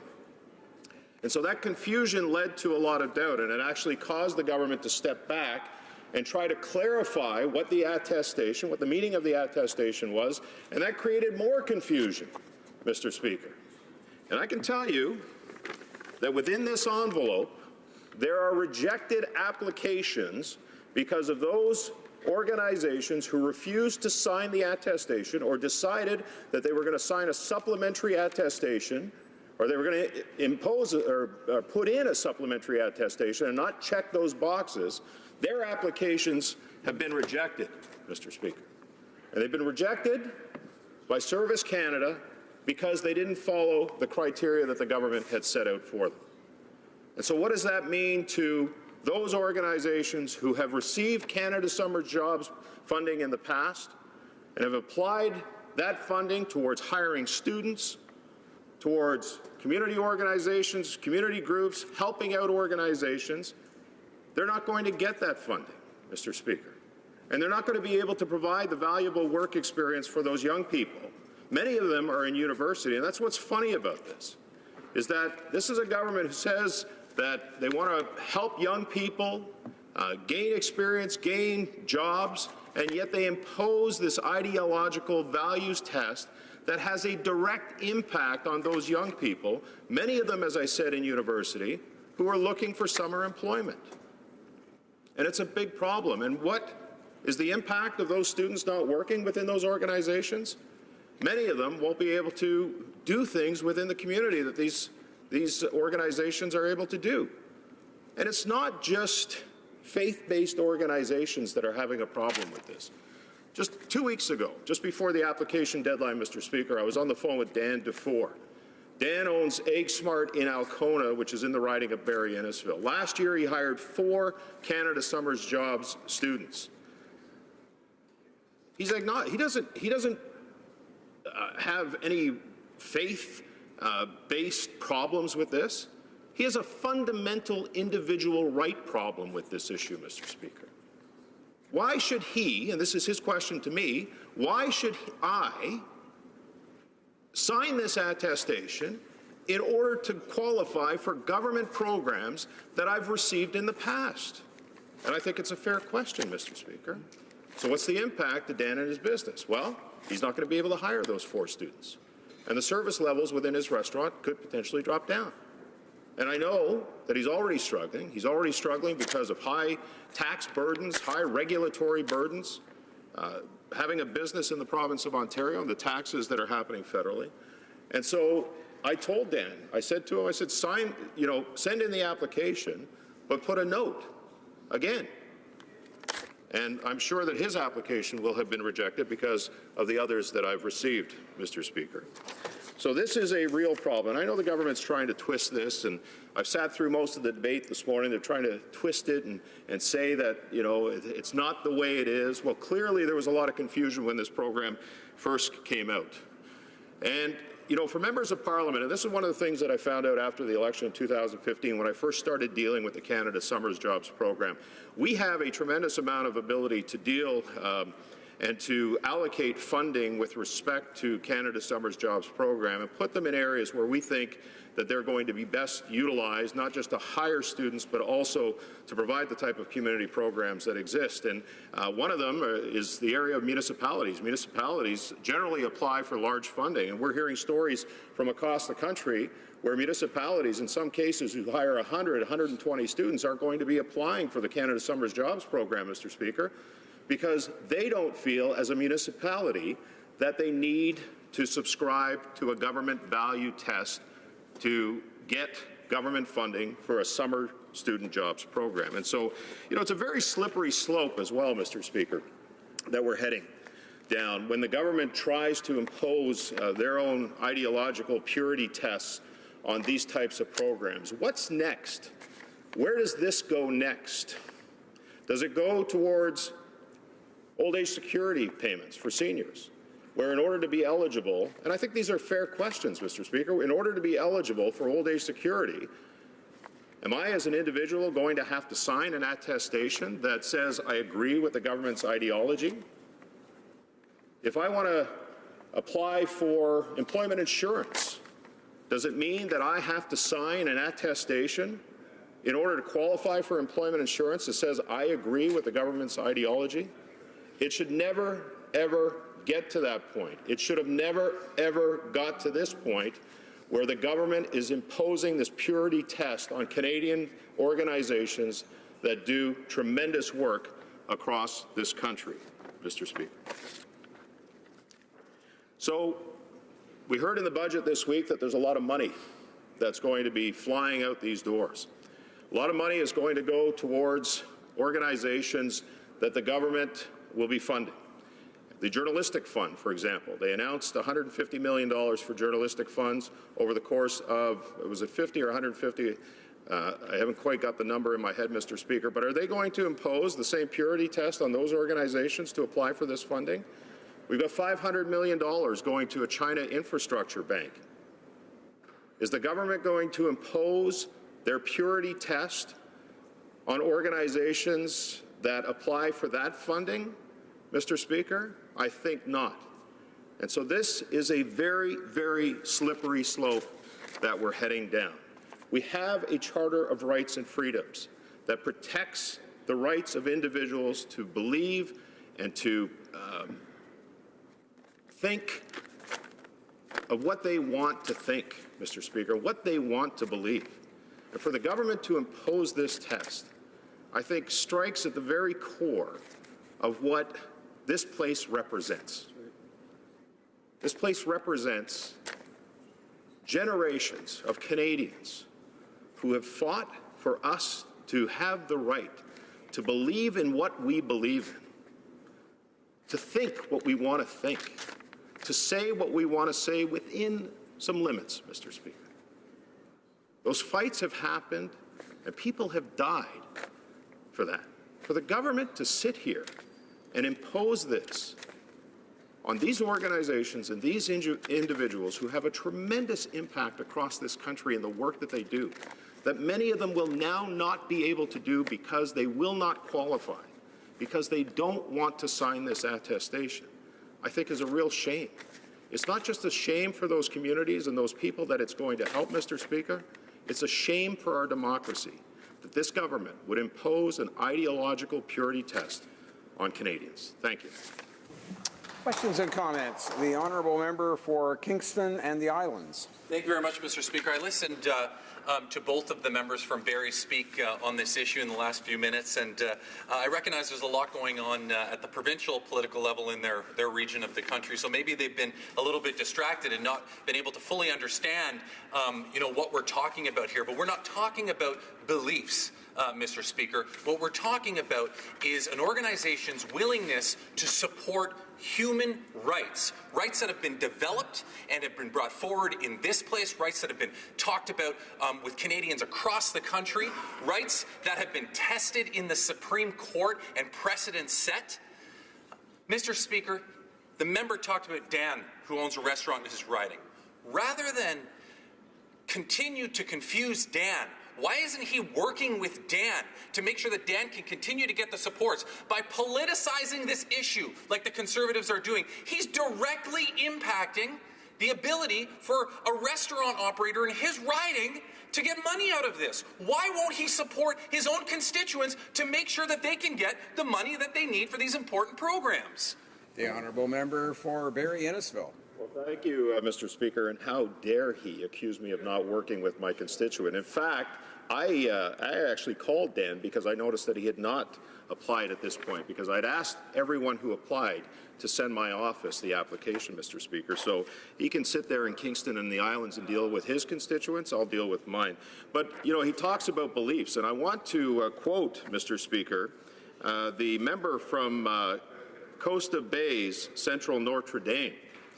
And he said, and this is a member of the Liberal side, a member of the government, Mr. Speaker, when discussing government's attestation for Canada Summer's jobs, the member from Costa Bay Central Notre Dame said, "To me, that's a lack of respect. If I was to say to someone, look, don't worry about it, just tick the box or whatever, some people have a core fundamental belief," and he talks about beliefs, "that they don't believe in this. He is not alone in thinking that. Will the government finally listen to the concerns of Canadians and remove this inappropriate test from the Canada Summer's Jobs application?" That's a member from the Liberal side who said that, Mr. Speaker. So when he speaks of belief, when that member speaks of beliefs, he needs to listen to his own side as well. Questions and comments? The honourable member for Saanich Gulf Islands. Thank you, Mr. Speaker. I'm grateful to be able to intervene on this matter again. It is an important thing that MPs work with their constituents to help them through this process. I don't think it's politicized by political parties. I will, on the appropriate occasion, take that up with Conservatives for politicizing issues if they don't need to. On this, it really is coming from the grassroots. There are a lot of really good projects run by local church and religious groups in my riding. Every year they've qualified for summer grant funding. Every year they've had people in the community doing good work, and they have never had a political objective with those summer grants programs. I think if it wasn't for that one bad example I mentioned earlier, Speaker, of the wrong groups, should never have gotten the funding. The minister should use the discretion, communicate it through the departments, that political groups that harass women seeking their legal right to abortion should never receive funding. They should not have needed to go the one-size-fits-all check this box. And I wonder if my honourable colleague would agree with me that some groups shouldn't have received funding in the last round. The honourable member for Barrie Innisfil. Thank you, Mr. Speaker, and I want to thank my honourable colleague for her intervention. As I said earlier, one of the abilities that we as members have is to disseminate the money to certain organizations and certain groups. So in that case, a lot of discretion is left to the Member of Parliament. I will say, however, that individual organizations like the one I cited, the business owner in Alcona, he doesn't have any core beliefs in terms of religious or faith or anything else. He just doesn't believe that he's not required to sign this attestation. And so, dealing with constituents, walking them through this, I want to make sure as a Member of Parliament that I'm putting them in the best position I can, but I'm not going to ask them to sign something that they don't fundamentally believe that they should sign. And as I said at the onset, and I gave this example, I don't believe there's anybody in the government, if I told them to sign something that they don't believe in, that they would actually sign it for the sake of government funding. It just doesn't make sense. Thank you, Mr. Speaker. Before we go to questions and, to resuming debate, let members know who are standing up. I'll do my best to make sure they all get a chance to participate in the questions and comments period. But we're resuming debate now, and the Honourable Parliamentary Secretary to the President of the Treasury Board. Thank you, Mr. Speaker. Mr. Speaker, before I begin, I wish to inform you I'll be splitting my time with the member for Edmonton Centre. I'm pleased to provide some background and some perspective on a Government of Canada program that has brought support to and transformed the outlook of young people in Canada for decades. I'm referring to the Canada Summer Jobs Program.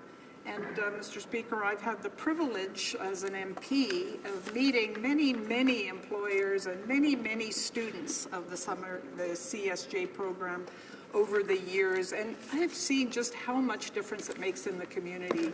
Whether I was visiting the students who were helping disabled people learn how to sail at Jericho Beach, or whether it was the many youth camps where young people go out into the wilderness of Pacific Spirit Park and learn about ecology, or whether it's the legal clinic where young people who are entering into their education to become lawyers are hired to provide free services to people who cannot afford to pay for legal services, or whether it is those young students who are teaching swimming lessons to the children of families in Vancouver Quadra.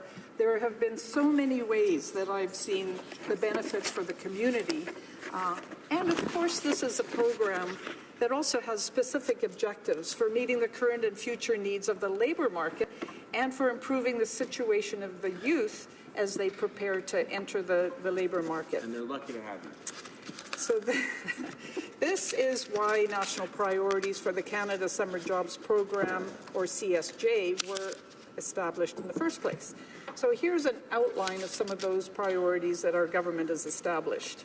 We're giving priority to employers who hire youth from underrepresented groups, including new immigrants and refugees, Indigenous peoples, people with disabilities, and visible minorities. It's true that all young people face challenges, but some young people face more challenges than others, and so they can benefit hugely from an opportunity to have a summer job. So, for example, Indigenous youth are less likely to complete high school than non-Indigenous youth, and we all know that abandoning high school will have a significant impact on a person's future career prospects. So it's important to be able to access a summer job.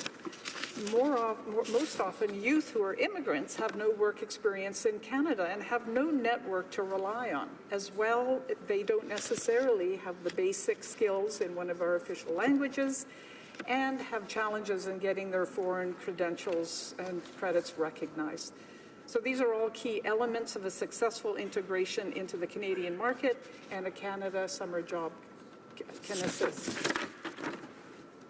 Excuse me, is the President gesturing to me? No, okay.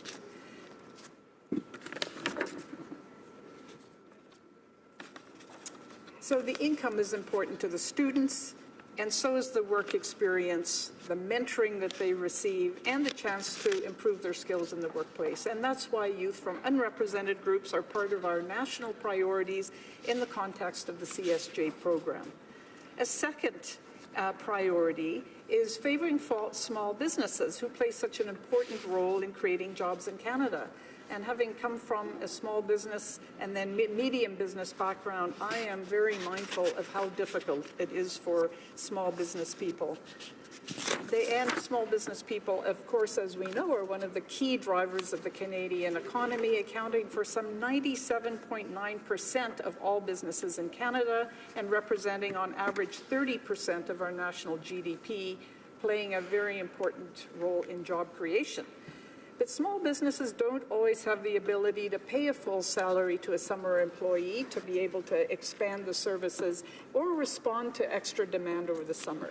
And so this federal incentive of the CSJ program is the element that allows them to hire young, inexperienced staff who will benefit from the training that they receive, but also bring new ideas and experience to the workplace. A third priority is the official language minority communities. So this program also considers organizations that support employment opportunities for official language minority communities, and that's a national priority for us. It's no secret that minority language groups often experience challenges in maintaining the vitality of their language and culture where they're in a minority. And the CSJ program helps by promoting the delivery of bilingual service and the use of the second language in the workplace. And I know that the Francophone community in British Columbia and in Vancouver experience this to be a very useful support for all of the hard work they do, often on a volunteer basis, to maintain and increase the services and vibrancy of their community. A fourth priority of this Canada Summer Jobs Program is organizations that offer services or support to the LGBTQ2 community. Our government recognizes that all individuals should have the right to live according to their sexual identity and to express that identity without discrimination.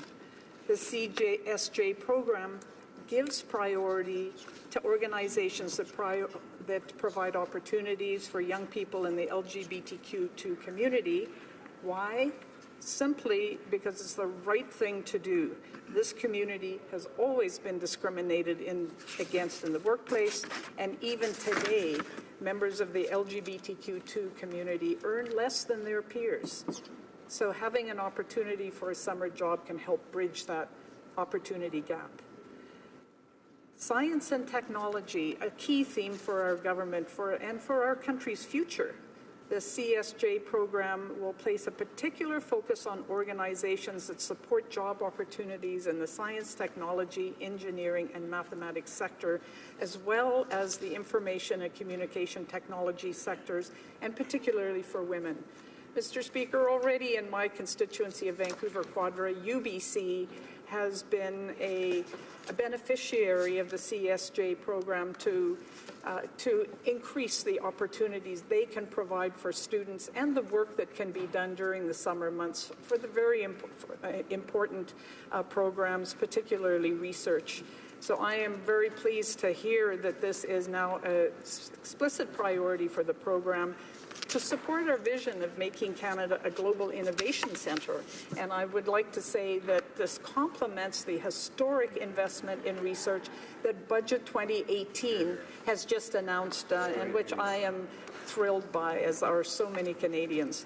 So by helping employers create early work experiences in the areas of science and technology, our government enables students to consider careers in high-demand, well-paid occupations that are shaping the future of the country.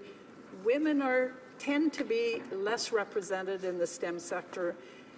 Women need to have equal opportunities to participate, and so this year employers in that category are actively encouraged to consider employing women, because we know that the proportion of women is too low in science and technology, and we want to think about ways that we can help reverse that trend through our government initiatives. So Service Canada will evaluate the applications based on the eligibility conditions and the local MPs' priorities as well, because local MPs understand on the ground what makes sense in terms of supporting the government's larger direction. And all eligible applications are ranked by their evaluation score. Mr. Speaker, these are the key evaluation criteria for the CSJ program, and they help ensure that the program brings benefits to our citizens, their families, and the students. And so in this spirit, the CSJ program will not fund organizations whose primary activities involve partisan political activities, or whose activities do not respect or do actively undermine established individual human rights in Canada. That's not what government money should be for, and that is not what the CSJ program should be for. So there has been some representation on behalf of some groups and persons who've been critical of our evaluation criteria, but I want to assure the members of this House and those following this debate that there is ample opportunity for people who are supporting the Canada's rights and values to access this program. And there are many organizations that are clear that the safeguards introduced to the CSJ program are not discriminatory and do not represent any infringement on the freedom of religion, conscience, or any other rights that people enjoy. So thank you, Mr. Speaker. I'm very happy that the CSJ program will continue to bring important benefits to young Canadians and their communities for decades to come. Questions and comments. Questions and commentaires. The Honourable Member for Yorkton Melville. Thank you, Mr. Speaker. Thank the member for her speech. It sounded very practical, and yet at the same time, it's untruthful. Because the comment that this is open to all organizations who want to help that are of religious nature is not true. Clearly, there hasn't been a study on that side of the House of what faith means to the average person who has a faith. And a pastor from my hometown of Esterhazy sent this and asked me to please share it. It's a paragraph long. I'll do it very quickly and then ask the member to please comment on it. We have received your notification that our application must be resubmitted. Because the attestation cannot be altered or modified, the I attest box must be checked and the application signed. However, as was explained to you in our application, the requirement of the government to force us to make the attestation is very discriminatory. In fact, we believe it to be a violation of our constitutional rights. Compelled speech violates the long-held democratic rights that have existed in Canada before the Charter of Rights and Freedoms and have been reiterated in the Charter and are recognized in the Canadian Human Rights Act. Our religious beliefs and obligations, our conscience, our beliefs, thoughts, and opinions all preclude us from making the attestation as set out with the application and guide, including the supplementary information. That is the reason why we include a note regarding the attestation in our original application. So clearly, there are many organizations that want to participate, that should participate, and are being held back because of this attestation. Honourable Parliamentary Secretary to the President of the Treasury Board. I want to thank the member for that question, because that gives me an opportunity to reinforce and confirm that it is not about the beliefs of an organization. They are not being asked to submit their beliefs to any test. I want to say I have a huge respect and admiration for faith communities of all stripes because of the kinds of services they provide to their communities and the assistance that they provide their communities. So there are many faith communities that have in the past and will continue to be part of the CSJ program. The attestation is about the job. What is the purpose of the job? And the organization's core mandate, which means its activities, not its beliefs. So it is not appropriate for government dollars to go to a job or an activity that is not consistent with Canada's value around a woman's right to choose or around the inclusion and equal opportunity for the LGBTQ2 community. Questions and comments. La députée de Rosemont-la-Petite. The Honourable Member for Rosemont-la-Petite-Patrie. Well, thank you, Mr. Speaker. As you know, Mr. Speaker, this is a very delicate issue, and I was to point out that in the NDP, we agree with the Liberal government to say that indeed taxpayer funding or public funding should not provide jobs for students whose mission is to challenge constitutional rights as the rights of women to choose. We are feminist in that regard. We respect rights of women, or others don't. But where I have a question for the parliamentary secretary is, will she not agree that there was confusion around the announcement with this program? Many churches in our ridings do work that doesn't deal with that part of their ideology, but which offer programs to the communities, like summer camps, and they feel threatened, targeted by the government's approach, even though the work being done by the student would be to provide public service to the community. The Honourable Parliamentary Secretary. I'd like to thank my colleague opposite for his question. It's not always easy to announce changes to an initiative or an approach to all Canadians. So it's very important, and it's a privilege for us as members to have an opportunity to speak with our fellow citizens, with groups, faith-based groups and non-faith-based groups, to explain the objective of the program and how the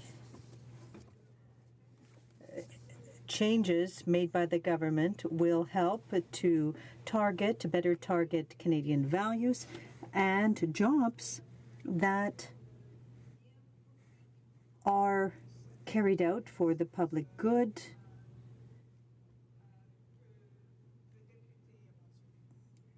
As the member mentioned. Resuming debate.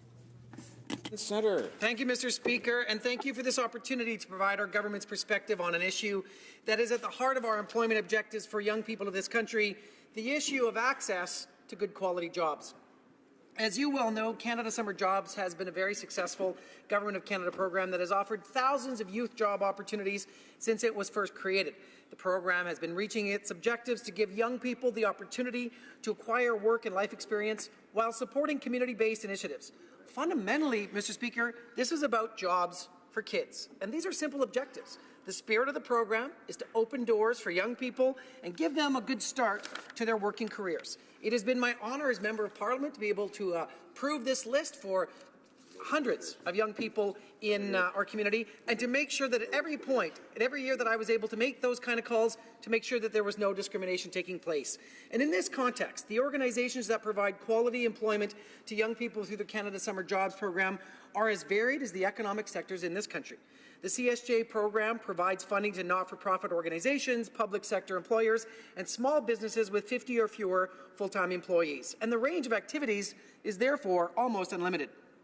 There are and have been a number of eligibility criteria that employers must meet, but there's one key requirement that underpins eligibility, and that criteria, Mr. Speaker, is respect. Ce programme qui a sans contredit. This program, which has proven its effectiveness, enables employers to create precious jobs for students continuing their education. These can be public, private sector companies with fewer than 50 workers, or other organizations. And clearly, groups are eligible to funding under the program as they have been in the past, and we would encourage them to submit an application. However, it's important to point out that our government respects the rights of Canadians specifically guaranteed under the Charter of Rights and Freedoms. And for that reason, after realizing that the funding had been used for other purposes, we took steps to ensure that that would not recur. As a government, we must take into account that some organizations refused access to summer camps for members of the LGBTQ community, or used pictures of fetuses, etc. And we needed to and members of the government have been clear and vocal about our basic values over the course of our 2-year time in government. Values like inclusion, compassion, respect, and no discrimination. We have been trying to integrate those values into our policies and programs, like our progressive trade agenda and the inclusion of human factors in environmental assessments. This year, the CSJ program includes an element whereby applicants were required to attest that both the job and the organization's core mandate respect individual human rights in Canada, including the values underlying the Canadian Charter of Rights and Freedoms, as well as other rights. And we know that there were comments and conversations about this, and that there were constructive conversations between reasonable people.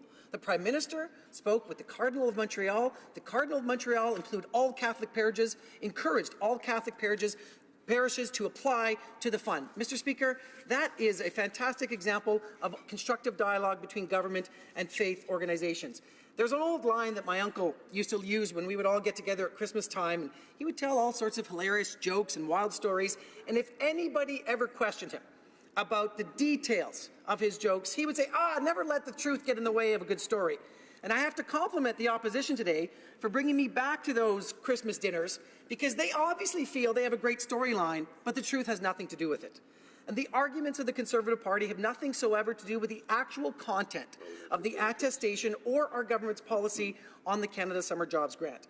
The attestation makes it crystal clear that it has nothing to do with an individual's personal beliefs. It has everything to do with the nature of the jobs that the organization is hiring for and the nature of the organization's core mandate.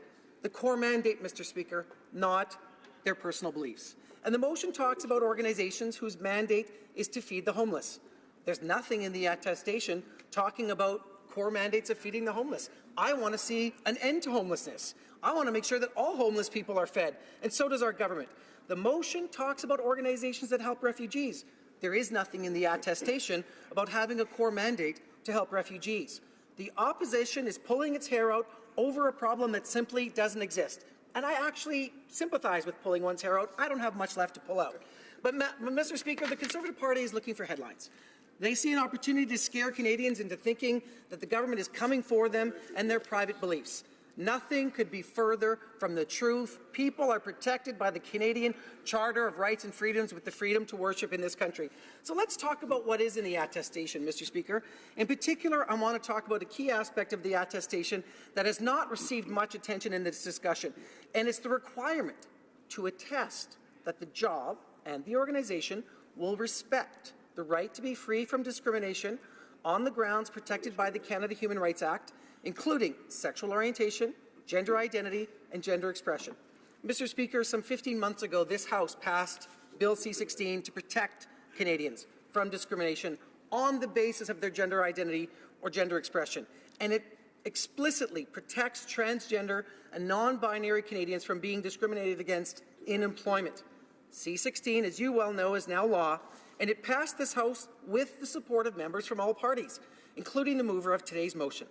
And perhaps those members can explain why they voted for a law that protects gender-diverse Canadians from discrimination in employment, but are now angry that the Government of Canada will not fund organizations that want to discriminate in employment against these very gender-diverse Canadians. Mr. Speaker, individuals are entitled to their personal beliefs. It is a reality that there are organizations that hold LGBTQ2 people like me with contempt, and that believe they are entitled to discriminate against me and others because of who we love or how we express our gender. And that is why governments have passed laws to protect me and members of my community from that discrimination. Yet it seems from the arguments I'm hearing today that there is belief that these organizations are not only entitled to discriminate, but that they deserve a big government effort and government financing to help them fund that effort. Our government has taken a stand that if your organization's mandate, not yours, Mr. Speaker, if an organization's mandate is to turn back the clock and take away the rights and human dignity of LGBTQ Canadians or women or Indigenous people or people with disabilities or people of visible minority backgrounds, you have the right to do so, but you don't have the right to expect LGBTQ Canadians and other taxpayers to pay you to do it. Mr. Speaker, the other piece of this discussion is regarding abortion. Once again, Mr. Speaker, individuals are entitled to have different views on this issue. For 10 years, the previous government refused to fund international organizations that performed abortion services overseas. They said if you're involved in abortion, you don't get Government of Canada funding. I remember those days, Mr. Speaker. I don't remember a single one of the members opposite speaking out about it. They seemed perfectly fine to deny needed medical services to women based on a viewpoint on abortion, but our government refusing to pay organizations to hire individuals to protest outside of an abortion clinic to scare or abuse women, or pay organizations to hand out grotesque pamphlets on the streets, we have a problem with that. Mr. Speaker, I'll say it again. People are absolutely entitled to their own point of view in this country. They are entitled to hold those views and apply for or receive a summer job grant. Yet if they choose to discriminate in their employment or want to hire people for no other job than to turn back the clock on women's rights, on LGBTQ rights, on the rights of persons with disabilities, on Indigenous rights, then this government will be declining their request for such a check. And who is supporting us in this matter? Abortion Support Services Atlantic, Alberta Pro-Choice Coalition, Thunder Bay Emergency Shelter House, Ottawa Council of Agencies Serving Immigrants, the Canadian Centre for Gender and Sexual Diversity, as well as the Canadian Association of Elizabeth Fry Societies. Mr. Speaker, is it too much to ask that a Government of Canada program respect the individual rights and the values underlying the Canadian Charter of Rights and Freedoms? That all seems reasonable to our government, as well as to major stakeholders, including the National Association of Women in the Law. I hope that all members of this House will come to the same conclusion. We're forging ahead with our goal of strengthening the middle class and creating a level playing field where everyone has the chance to succeed. That is our vision. That is our commitment. Thank you, Mr. Speaker. Questions and comments. The honourable member for Peace River Westlock. Thank you, Mr. Speaker, and I thank my colleague for his speech on this as well. One of the people that are affected in my riding is the Pine Ridge Bible Camp up in northern Alberta. They just said that they cannot, in clear conscience, submit to this attestation, and they say that this is a violation of their freedom of association and their freedom of religion covered by the Charter. So they're saying our Charter rights are being affected. The member also talked about how particular camps were turning people away for their lifestyle or whatever that happens to be. Could he name a single camp that has applied for the summer jobs program that has indeed been the case? Thank you. The honourable member for Edmonton Centre. Mr. Speaker, I thank the honourable member for his work in his riding, and I think it's time for an education moment. Being gay, being queer, being trans is not a lifestyle. We're born this way. And there's a fundamental characteristic of who we are. We do not choose to be gay or queer or bisexual or transgender or two-spirited. That's a really important characteristic and a really important notification for members of this House. You can have intersecting identities. In fact, Mr. Speaker, one of the great joys of this role I have as Special Advisor to the Prime Minister on LGBTQ issues is realizing how many queer people are also people of faith. And so my question back to the honourable member on the other side is, why is it so difficult for organizations of faith to exclude kids that are kids of faith who are also LGBTQ2, because that is the fundamental issue we're dealing with? Question et commentaire. L'honorable député de Rosemont. The honourable member for Rosemont-Patry. Thank you, Mr. Speaker. I would like to thank my colleague for Edmonton South for his speech. There's a certain passion that we can feel in his speech, and I agree entirely with him. I think that taxpayer money should not be used to pay students to undermine constitutional rights, such as the rights of women to choose what they do with their bodies, or to be used to discriminate against adolescents or children who are members of the LGBTQ2 community. I agree with him there. However, in our ridings, we have a lot of faith-based groups who have public activities, social activities, which offer services, day camps, collective kitchens, which have felt somewhat targeted by the Liberal government's new measure and who feel threatened by the confusion created by his government. And I would like to hear more about this so that maybe he can correct the misperceptions. The honourable member. I would like to thank the member for his devotion to the cause of human rights. What we must note is that we have examples of churches that have made the attestation, and they know that what they're going to do in terms of hiring this summer will have no conflict at all with the charter. We have Catholic churches that are signing the attestation because we see that the positions that they have available have no conflict with the charter. We have synagogues that are also making applications to the program. I think that if we can look at examples of faith-based organizations that have already signed the attestation, which are not threatened by the program, that makes the point. Member for Elgin, Middlesex, London.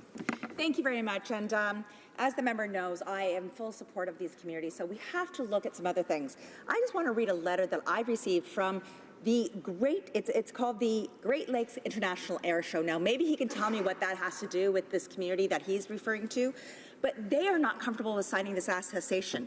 And it's because this entire board, so it's an air show. It is what brings tourism to our community. But as a board, they are not comfortable signing this. The organization's mandate is not about that, but that what they feel is that this government is stomping on their rights of beliefs. Right. So a board of 12 people cannot agree, where some people may be pro this or pro that. It does not matter. At the end of the day, what matters is we're going to lose people that are going to help in our economy with tourism. We're going to stop children and students getting these jobs who are looking for these skills development because of this attestation.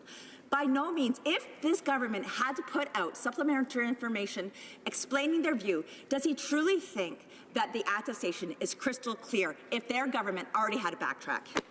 The honourable member for Edmonton Centre.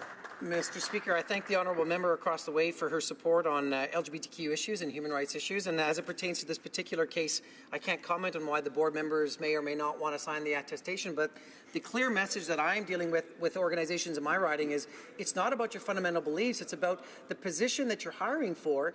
Is it going to put anybody in a conflict or discriminate against them based on their fundamental rights, their charter rights? And so I think this is the responsibility that we all have as members of Parliament to simply look at the attestation, to interpret that it's about the job, it's about preventing kids from being discriminated against in the workplace. I say hire as many kids as you want and sign the attestation, whether you are a faith-based group or whether you're having an air show that's driving a lot of tourism to your riding. Sounds like a great organization to me, Mr. Speaker. Just a point of information before we go to resuming debate. I note that there's a lot of interest in participating in the period for questions and comments today. You'll recall from previous occasions when a 10-minute speech has been given by one side of the House, generally speaking, we'll look to give preference to members who are posing questions and comments from the other side or from the other parties.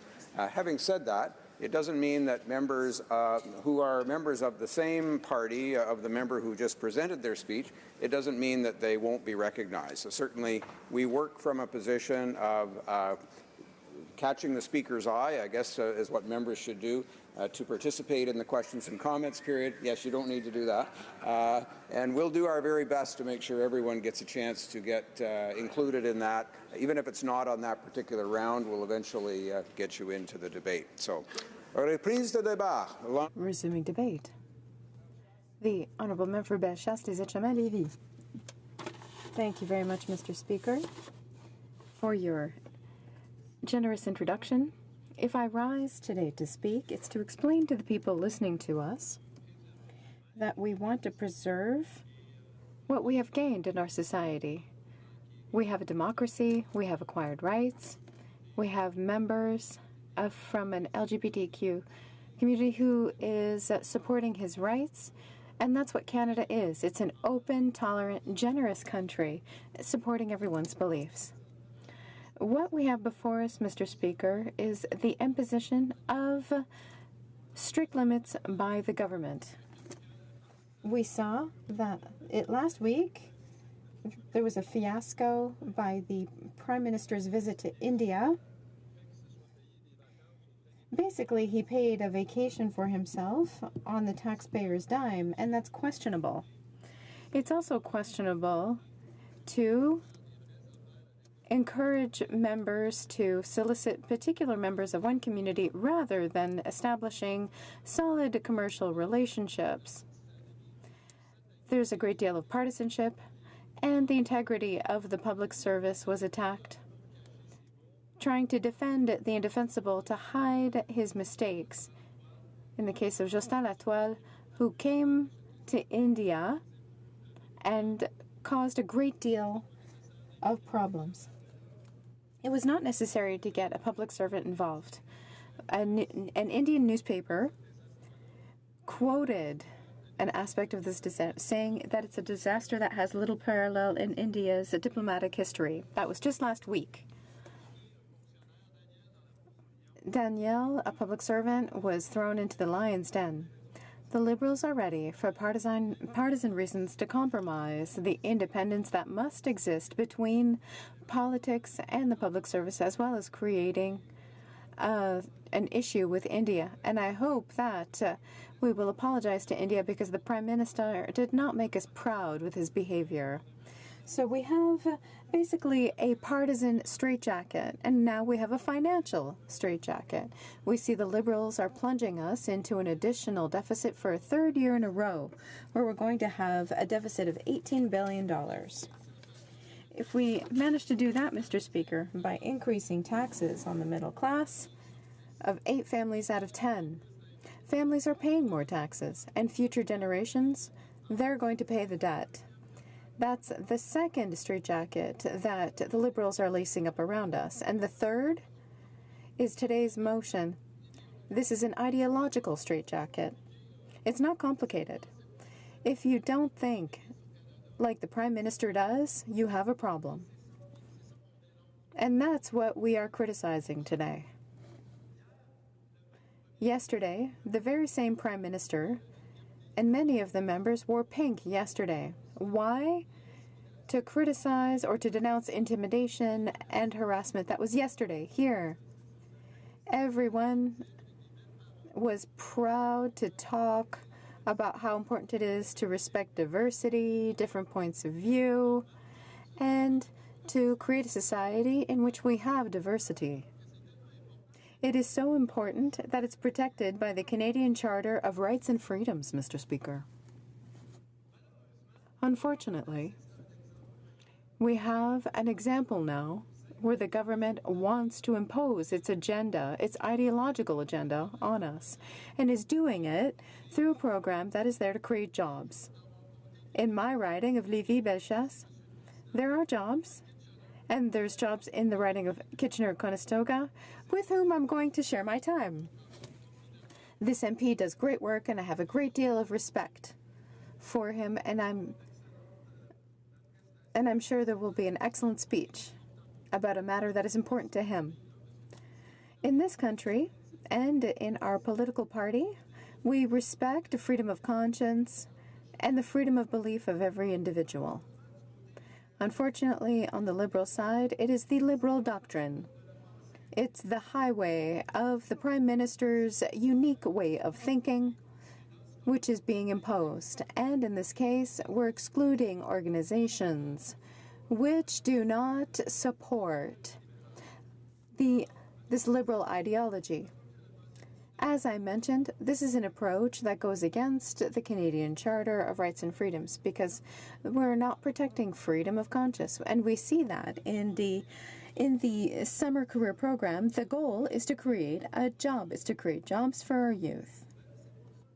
But that's not what the government is doing. The government is saying, we're going to create jobs, yes, but you have to think exactly the way we do.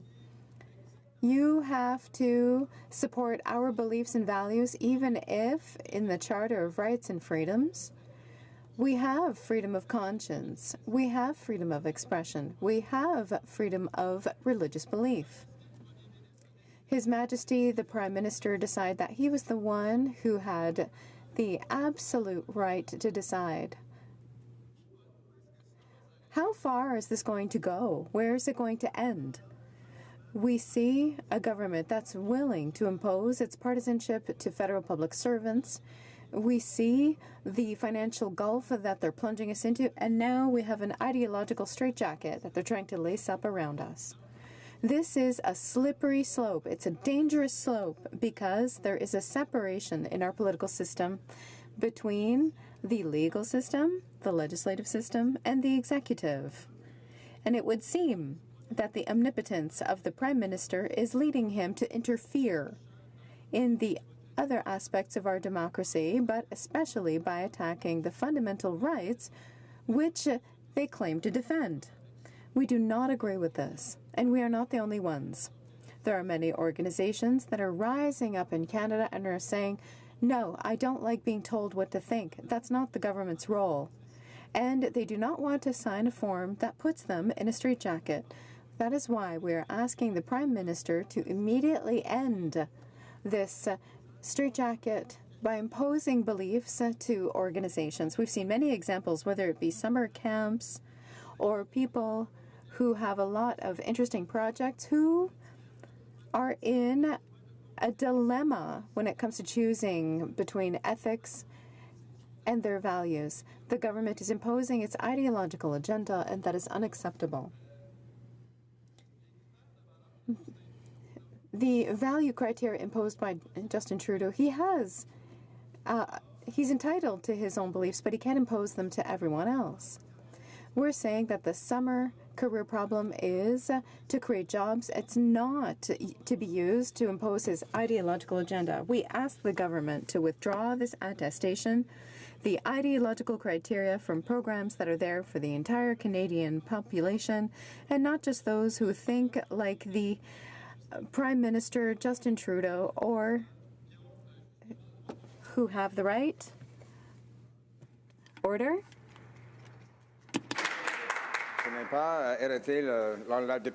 I did not interrupt the honourable member the first time, but the second time, the honourable member mentioned the last name of the member in the House. Perhaps he will remember that he is to use the riding name or the name of the position that the member holds. Questions and comments? The honourable member for Niagara Centre. Thank you, Mr. Speaker. We know, Mr. Speaker, that the Leader of the Opposition, the member for Regina Capel, has a long-standing relationship with the Centre for Bioethnical Reform, an organization that fights against a woman's right to choose. Mr. Speaker, with the support of the Centre for the Bioethical Reform having been so critical to his leadership victory, Mr. Speaker, it's not difficult to understand why the Leader of the Opposition has a vested interest in ensuring the Centre can continue to rely on taxpayer funds to promote its anti-abortion agenda. The Leader of the Opposition also gave him a statement where he affirmed that the Leader of the Opposition affirmed he voted against transgender rights and Bill C-16. We know the Leader of the Opposition is against LGBTQ2 rights, Mr. Speaker, is against a woman's right to choose, and is against transgender rights. Mr. Speaker, my question to the member is, attestation, should it in fact attach itself to the beliefs of the organization, rather attach itself to the beliefs against the individual that's applying for jobs, not to be discriminated against? Thank you, Mr. Speaker. The honourable member for Bellechasse-les-Etchemins-Lévis. Mr. Speaker, I'm saddened by what my colleague had to say, especially his preamble. I think it's one of the manifestations of the truly partisan nature of this debate in this government. I think it's bereft of all value. Now, not this Prime Minister, but his father, Pierre Elliott Trudeau, I think would be spitting in his grave to know that the present Prime Minister is reneging, is going against the Charter through his ideological actions. This doesn't have anything to do with what I'm saying, and has nothing to do with creating jobs. It's making people sign this attestation. In this party, we respect a diversity and a plurality of views. And I think that I can be, and we can all be proud of our Conservative Party. The Honourable Member for Salaberry-sur-Roi. Thank you, Mr. Speaker. I find it truly strange, as a speech on the part of my colleague, when we hear that we're here to respect rights and freedoms and the Canadian Charter. But I sort of have the impression that why the Conservatives brought this debate was because of their running counter to the rights of women. Now, I think the way the Liberals went about this was not done well. There was nebulous wording. I agree with all that, and because it did lead to worry with some communities. But asking people to agree with respecting the Charter, with respecting the LGBTQ community, I think he would agree with that, with supporting women's rights. Because this has to be clarified, I agree, but I would hope he would agree with this. because the groups I've met with do agree, the honourable member. Well, I thank my colleague, Mr. Speaker, and yes, I could simply say, yes, I agree. And that is why we are bringing this motion today, because this government program is based on principles that are enshrined in the Canadian Charter. And that includes liberty of conscience and liberty of belief. We have to be freedom of conscience, freedom of belief. And this is a slippery slope. Now, my colleague said that Liberals were wrong with the program because they had limited the period during which people could have access to the program.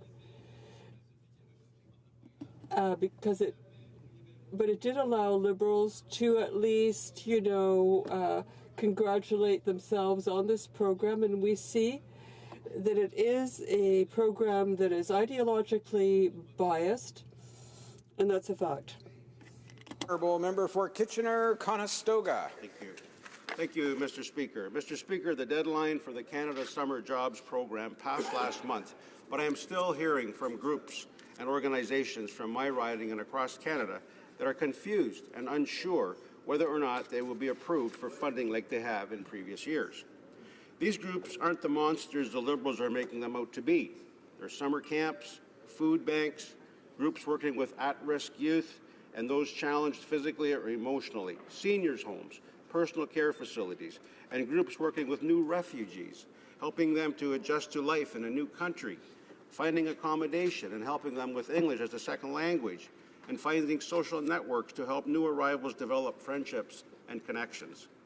To have this Liberal government attack them day in and day out in the media and here in this House is shameful and has left them feeling like enemies of their government.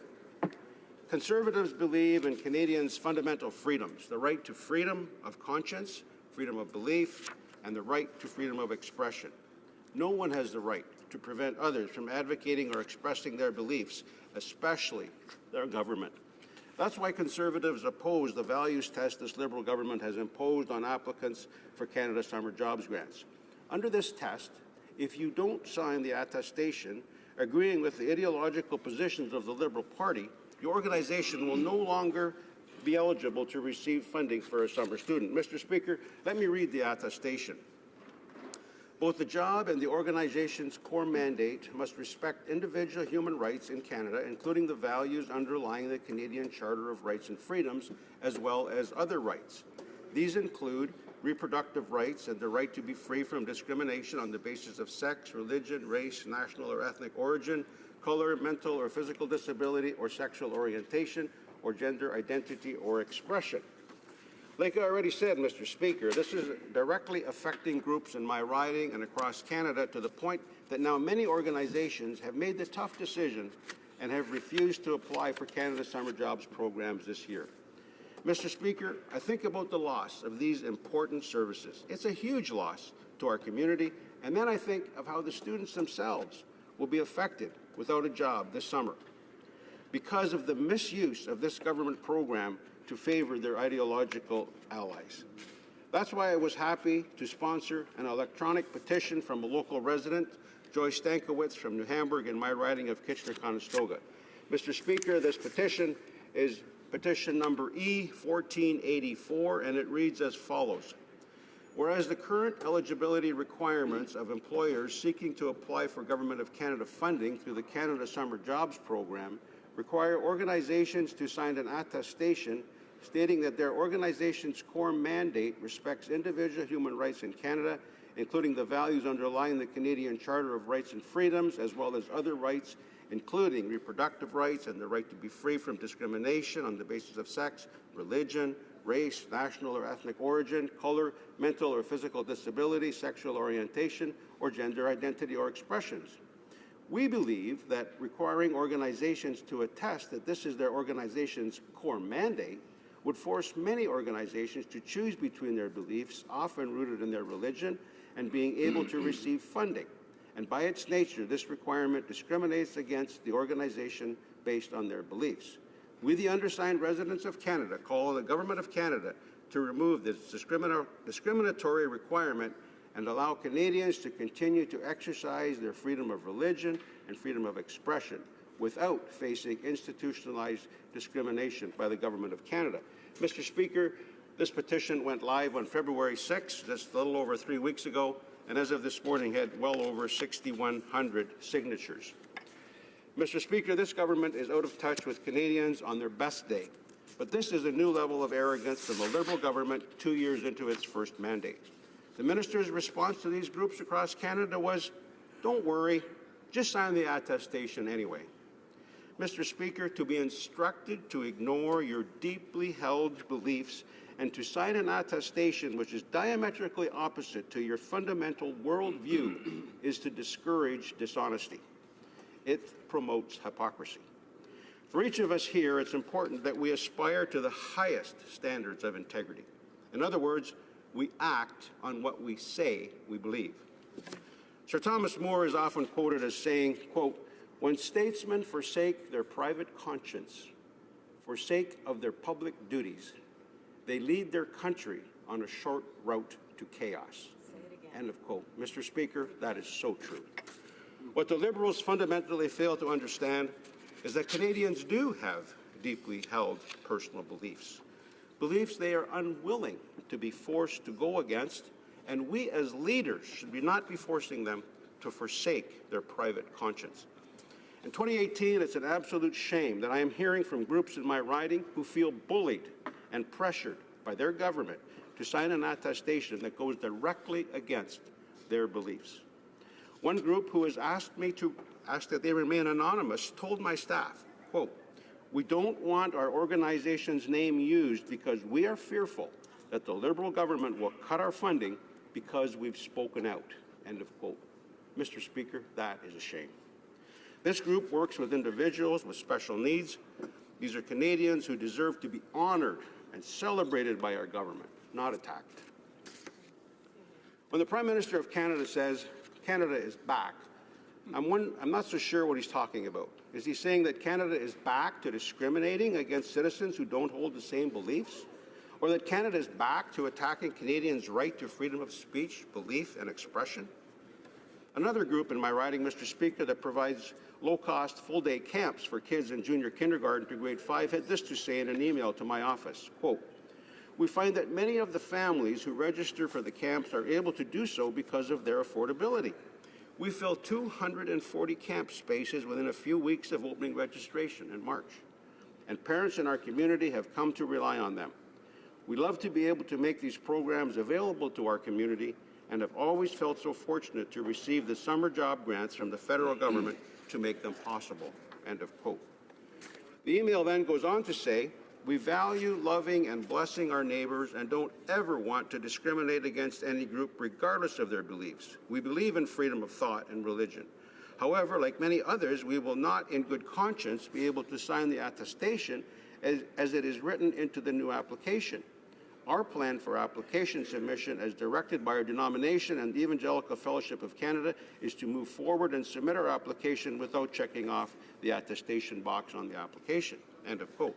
Well, Mr. Speaker, by all accounts, by all indications given by this current government, this group, which provides subsidized childcare spots to over 200 children throughout the summer in and around my riding, will now be rejected simply because they refuse to go against their beliefs at the request, this unfair request of this government. What is the government's plan to help those parents who now can't afford accessible childcare over the summer? Mr. Speaker, I doubt very much that there even is a plan. A pastor in Kanata, not far from here, Mr. Speaker, wrote to his Member of Parliament, the MP for Kanata Carleton. In his letter, he had this to say, quote, "We have a wonderful evangelical congregation here. It is active and vibrant with a significant ongoing history of being very involved in the life of our community, with a positive reputation for a high level of community involvement and impact.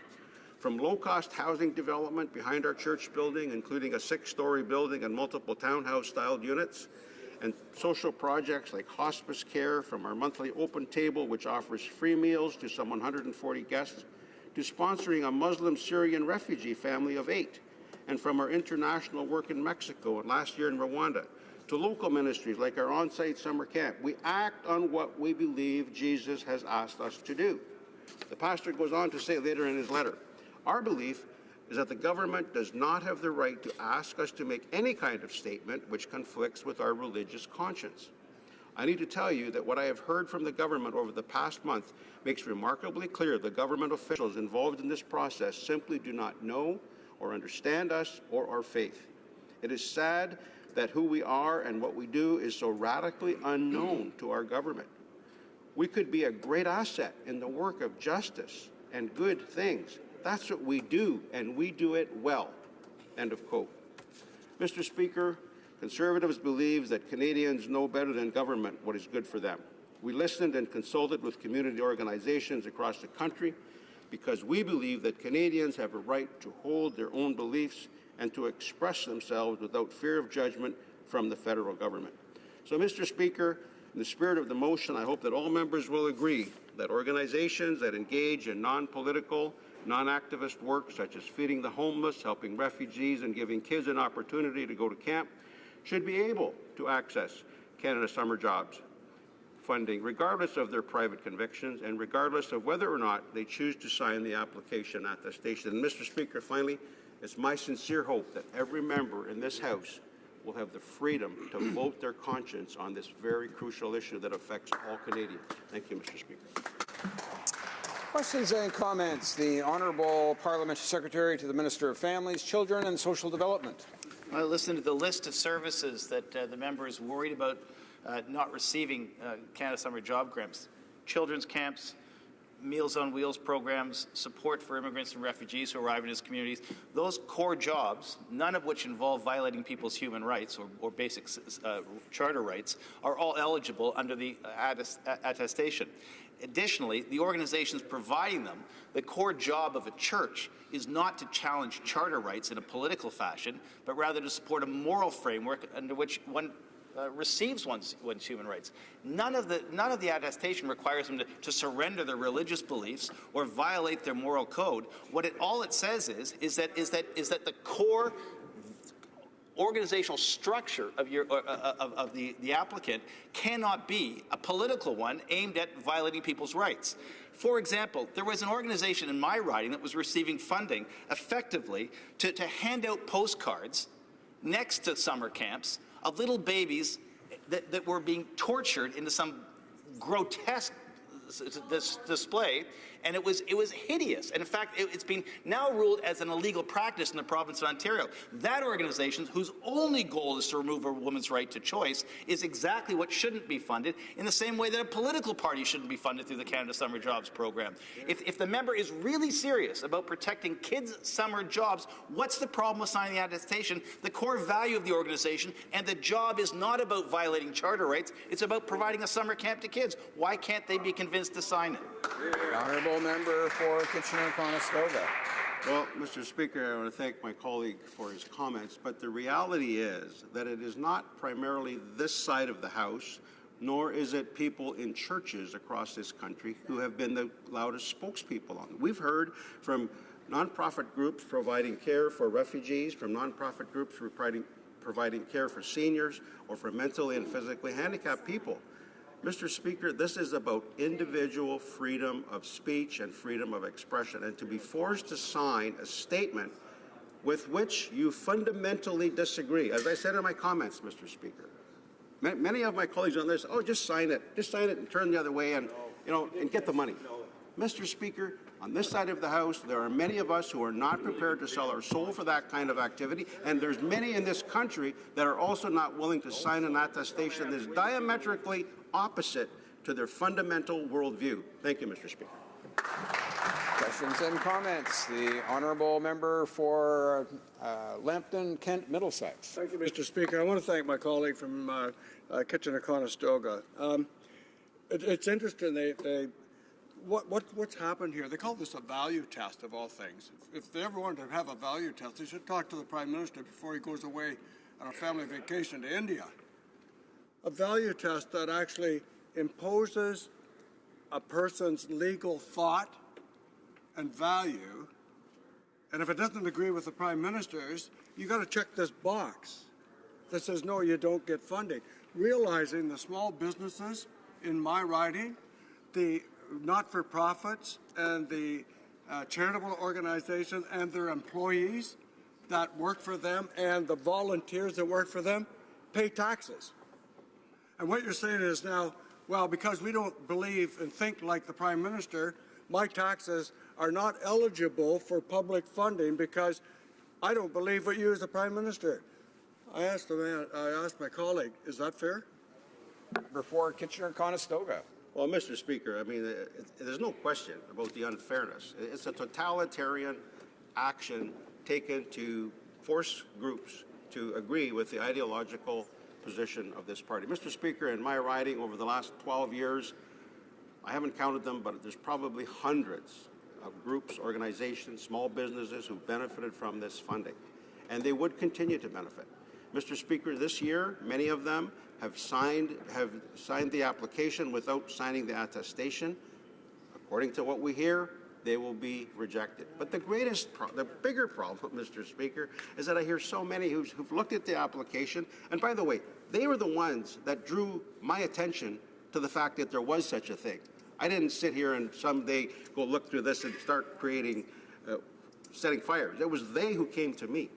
But now, many of them, even after they've just read the total application along with the attestation, are saying, we're not even going to bother applying. And Mr. Speaker, that is the bigger shame.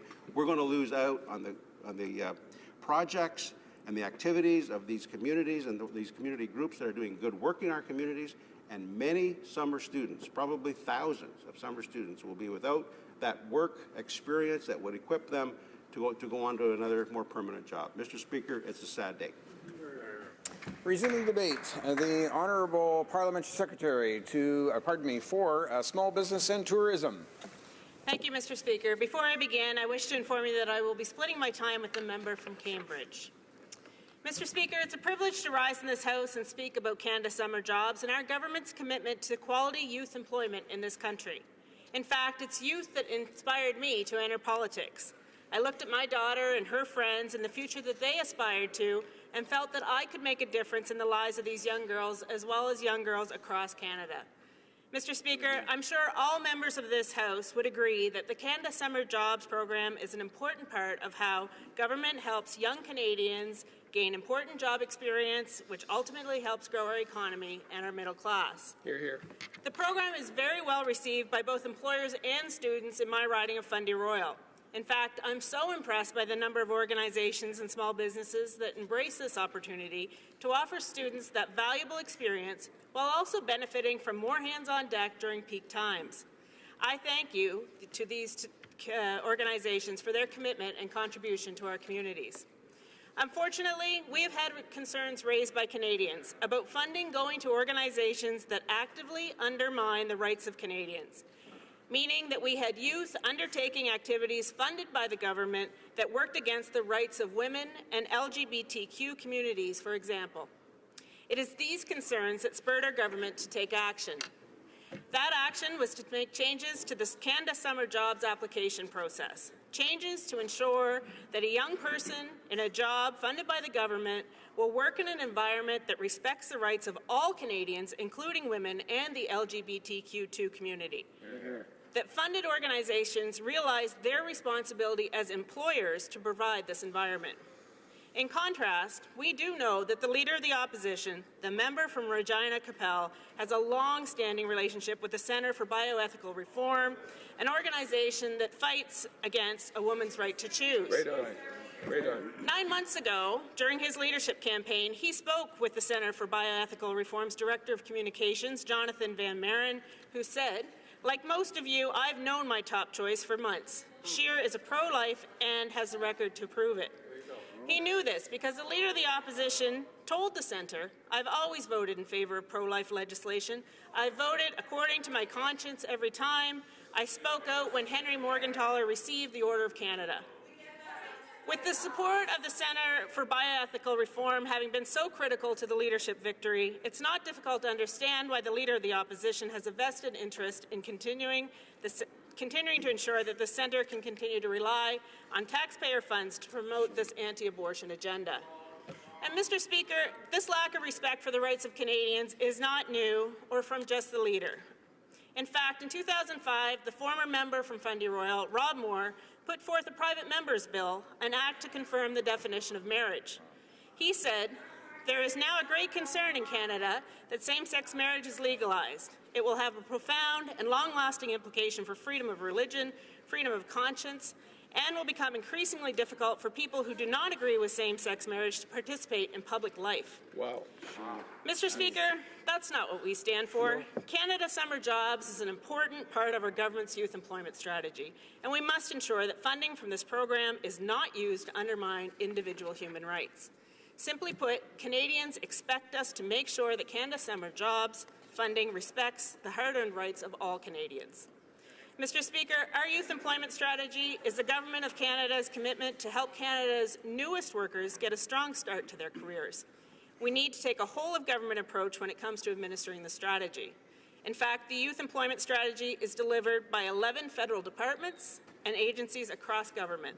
It helps Canadians between the ages of 15 and 30 obtain the information and develop the job skills, abilities, and experience they need to get quality jobs.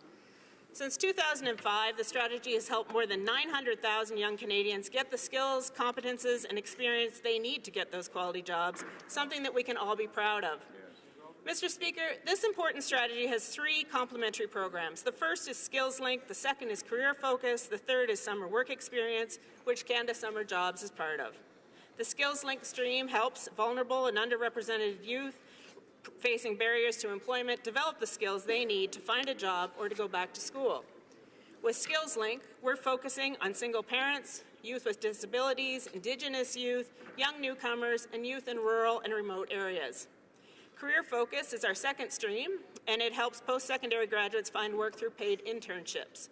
This important stream provides youth with the information and experience they need to make informed career decisions, find a job, or pursue advanced studies. And Mr. Speaker, the third component is the Summer Work Experience stream, which includes Canada Summer Jobs.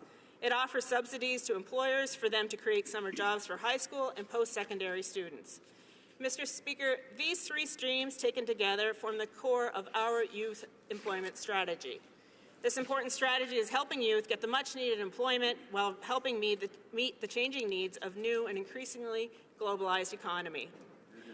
That's why each year we've invested over $330 million in this strategy. Mr. Speaker, investments in our last 2 budgets will help more than 33,000 vulnerable youth, create 15,000 new green jobs for youth, and provide more than 1,600 jobs for youth that focus on Canadian heritage. Since 2016, we have created up to 35,000 additional summer jobs for youth every year. In 2017, Canada Summer Jobs doubled the number of jobs that were created in 2015. And to further expand the strategy, our government committed to providing an additional $395 million in our 2017 budget. In Budget 2018, our government proposed to provide an additional $448.5 million over 5 years to the strategy starting in 2018-2019. This funding will support the continued doubling of the number of job placements funded under the Canada Summer Jobs program in the 2019-2020 years and provide additional resources for a modernized youth employment strategy in the following years.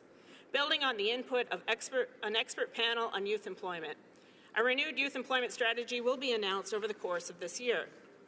That's how much importance we do place on this program, because we know that Canada Summer Jobs is critical to ensuring Canada's youth across the country have an opportunity to gain valuable work experience. And that is what this program is about. It's job experience for youth.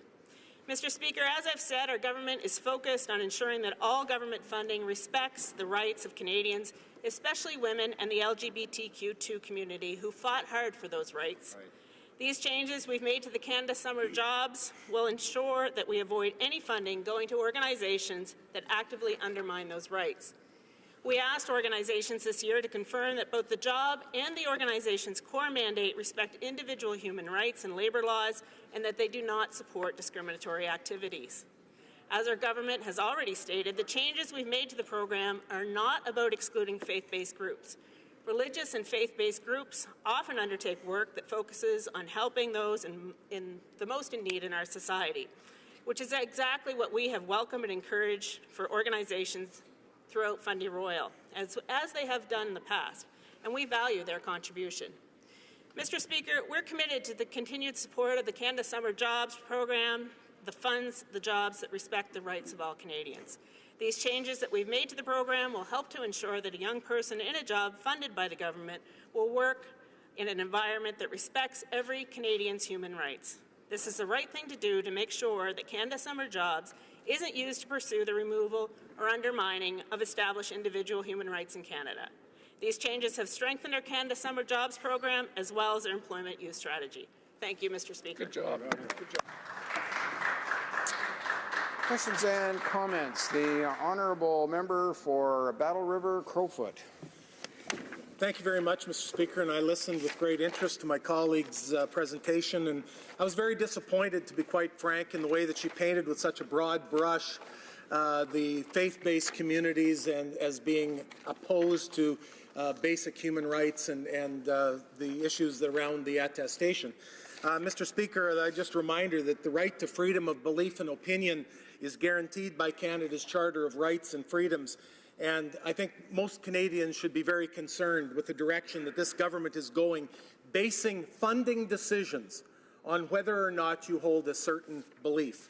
And, Mr. Speaker, I would just like to go to an organization that people in Alberta and I think across the country are quite familiar with. I know I am receiving hundreds of letters from my constituents, Catholic churches, Protestant churches, and other churches that are saying, typically we have summer programs that now we can't hire anyone because we can't affirm this attestation. But the Mustard Seed in Calgary ministers to tens of thousands of Albertans, vulnerable people, homeless people, and typically they have accessed this program to allow young people to see the plight of homelessness, feed them, but they're saying that they are not going to get pushed into this government's attestation and into the fact that they want to take them from a neutral position into an affirmative position on certain issues that they've never taken a position on before. And consequently, many young people are not going to be able to serve. I just think,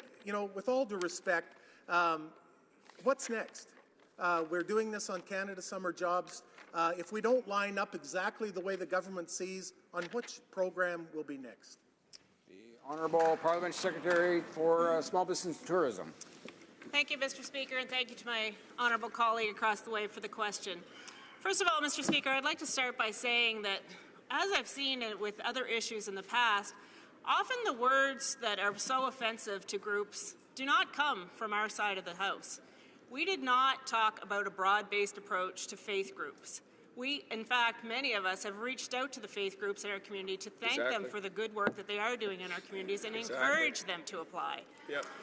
I also would like to take this opportunity to read the actual attestation, because nowhere in it does it talk about beliefs or values. Both the job and the organization's core mandate respect individual human rights in Canada, including values underlining the Canadian Charter of Rights and Freedoms, as well as other rights.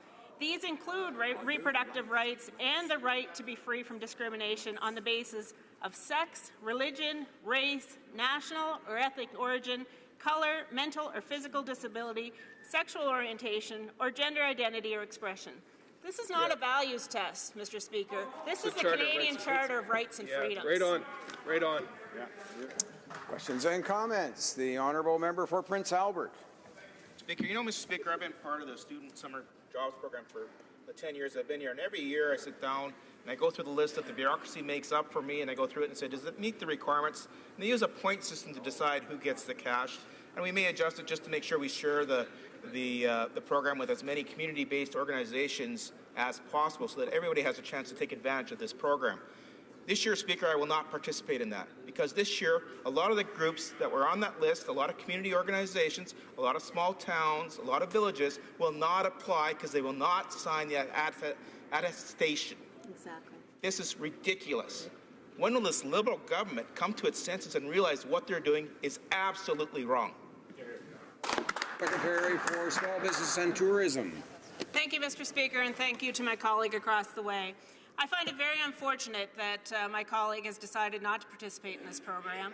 I know in the past that I have taken considerable time to look at the organizations in my riding that are doing very valuable work, and us as members of Parliament have a very intimate relationship with many of these organizations and know exactly the good work they're doing. So I find it very unfortunate that he is not taking a leadership role in ensuring that the students in his riding have the best quality job experience that they can this summer. Thank you.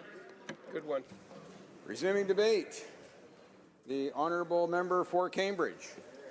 Thank you very much, Mr. Speaker. Before I get into my remarks, I'd like to take the opportunity to thank the member from Elgin, Middlesex, London, on a bit of a personal note. She is bringing this forward as the opposition motion today, but she's also the member of Parliament for my in-laws, and Pat and Alan Allward. And Alan, as she knows, has recently suffered a stroke. And I just, through you, Mr. Speaker, if the member was able to thank the staff, nurses, doctors at the St. Thomas General Hospital, I and my family would really appreciate it. And just to thank you to her. Also, just to thank you for the opportunity to provide our government's perspective on an issue that is at the heart of our employment objectives for young people of this country. The issue of access and respect in the workplace. Canada Summer Jobs has been a very successful Government of Canada program that has offered thousands of youth job opportunities since it was first created. The program has been reaching its objective to give young people the opportunity to acquire work and life experience while supporting community-based initiatives. These are simple objectives. The spirit of the program is to open doors for young people and perhaps help them make choices as they prepare for employment. In this context, the organizations that provide quality employment to young people through the Canada Summer Jobs programs are as varied as the economic sectors in this country. The CSJ program provides funding to nonprofit organizations, public sector employers, and small businesses with 50 or fewer employees. The range of activities is therefore almost unlimited. There are a number of eligibility criteria that employees must meet, but there is one key requirement underlying that eligibility, and that is respect, Mr. Speaker. Mr. Speaker, I think we have been clear and vocal enough about our basic values over the past 2 years, values like inclusion, compassion, and respect.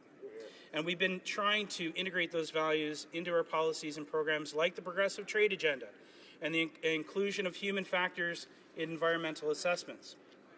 This year, the Canada Summer Jobs program includes an element whereby applicants were required to attest that both the job and the organization's core mandate respect individual human rights in Canada, including the values underlying the Canada Charter Rights and Freedoms. While there has been some representation on behalf of some groups and persons who have been critical of the evaluation criteria, we know that our duty to preserve our values and make sure that our programs respect individual human rights, including the values underlying the Charter. These are the values of the people of Canada, and they include reproductive rights and the right to be free from discrimination on the basis of sex, religion, race, national or ethnic origin, color, mental or physical disability, sexual orientation, or gender identity or expression. Mr. Speaker, I have no qualms in promoting a measure that will prevent Government of Canada funding from flowing to organizations whose core mandates or projects may not respect individual human rights, the values underlying the Charter of Rights and Freedoms.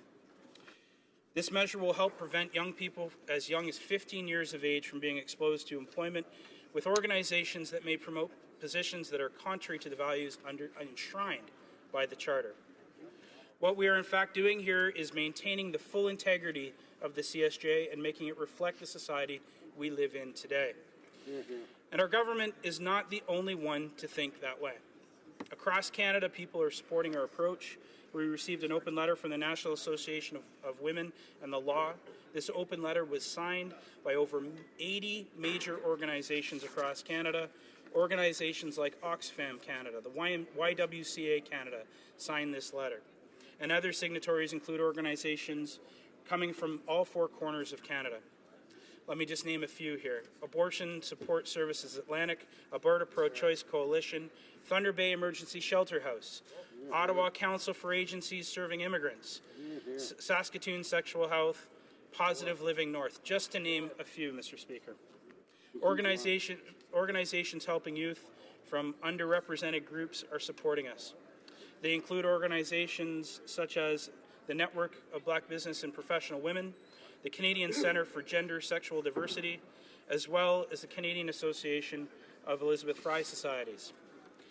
Now, you are probably wondering, what is this open letter saying? Well, it's saying how supportive they are of this year's eligibility requirements for CSJ applicants.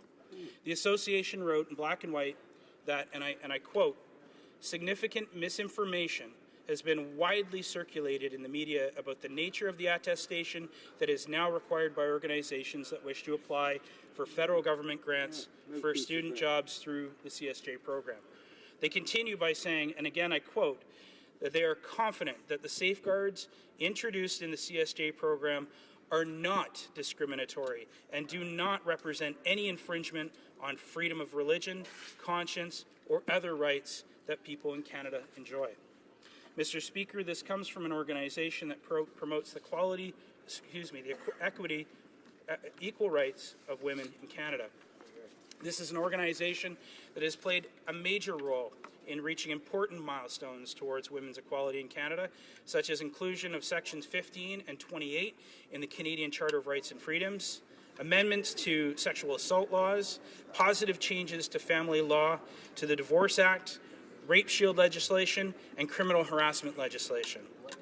Strong voices across Canada are raising in support of this year's eligibility requirements for CSJ applications.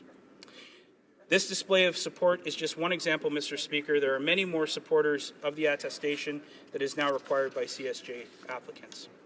Mr. Speaker, Canadians know how great the Canadian Summer Jobs Program is.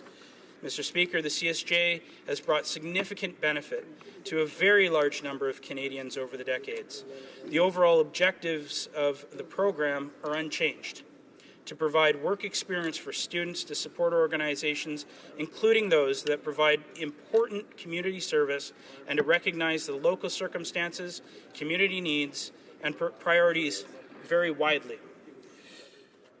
With this in mind, the Government of Canada seeks to ensure that youth job opportunities funded by the Canadian Summer Jobs Program take place in an environment that respects all rights of all Canadians. Mr. Speaker, is it too much to ask that a Government of Canada program respect the individual human rights and values underlying the Canadian Charter of Rights and Freedoms? That all seems reasonable for our government, as well as to the major stakeholders such as the National Association of Women in the Law. And I hope that all members of this House will come to that same conclusion. Just on a personal note, this is a program that I have long been involved in, longer than I've been a member of Parliament. Being a former manager of the YMCA, Boys and Girls Club, I've used this program to hire hundreds, if not thousands, of students over my time. And I can tell you, as a member of Parliament, I've taken advantage of the opportunity to go to not one or two, not just the YMCA, but literally every organization in my riding that offers, that uses this program. And I can tell you, I've learned so much about my riding as a result. It is truly a remarkable program, and I think that this will continue to be a great program. As we evolve, as I know the Minister is doing a review on youth employment, I'm sure there will be additional changes. But I think we have to recognize the underlying issue here. And you know, we're forging ahead with our goal of strengthening the middle class and creating a level playing field where everyone has a chance to succeed, Mr. Speaker. This is our vision, and this is our commitment. Thank you. Great job. Questions and comments. The Honourable Member for Langley Aldergrove. Thank you, Mr. Speaker, and I want to thank my colleague across the way for his presentation and sharing. The Liberal members have said that they thank the faith-based groups. They encourage them to apply, that there is significant misinformation, and again, they're encouraging them to apply. Those that have applied have been turned down. They've called my office, and I'm sure they've called his office, and they've called members, all members' offices, saying that they could not sign the attestation. Some of them even amended the attestation and then submitted it and resubmitted it. And in each case, even though the Liberal members were encouraging them to apply and reapply, they were turned down. Why were they turned down? Because they could not agree with the Liberal philosophy that their core mandate must be a Liberal core mandate. And for the Liberal members to say, you must bow the knee, we want you to apply, but you must bow the knee, is objectionable. And that's why this year, many, many people that would have applied or would have qualified are going to be disqualified. So would the member agree that there are more people in Canada right now are going to not have access to these jobs because of this new attestation requirement? The honourable member for Cambridge. I want to thank Member Opposite and my colleague on HUMA for his question. I was one of those members of Parliament that reached out to all of the organizations in my riding, not just faith-based organizations, but all of them. And I do this every year, and we go through the entire application. And the only way what the member is proposing or what the member is suggesting, the only way that an organization would have that would have been approved last year that not be approved this year is if they didn't fill out the application. And there isn't a government program where you can pick and choose fields to apply to. And so if they filled it out, if they checked that box, then they're going to be considered as every other organization. There is nothing, Mr. Speaker, in that attestation that says beliefs.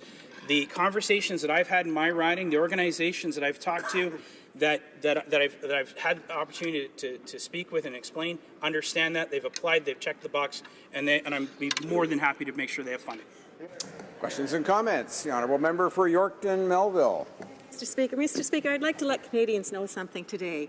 If they're looking for diversity and inclusiveness, on this side of the floor, I'm pro-life. Many of my colleagues are pro-abortion. On this side of the House, pro-choice. Apologize. Well done. As well as differing perspectives on marriage and LGBTQ. We all work together. On this side of the floor, we are not hemmed in by a certain ideology by our leadership. And I say that you on that side of the floor, I know you're there, but you dare not speak. I have people in my riding who have come to me and said, we're representing our rural municipalities. We need this funding. It's good funding.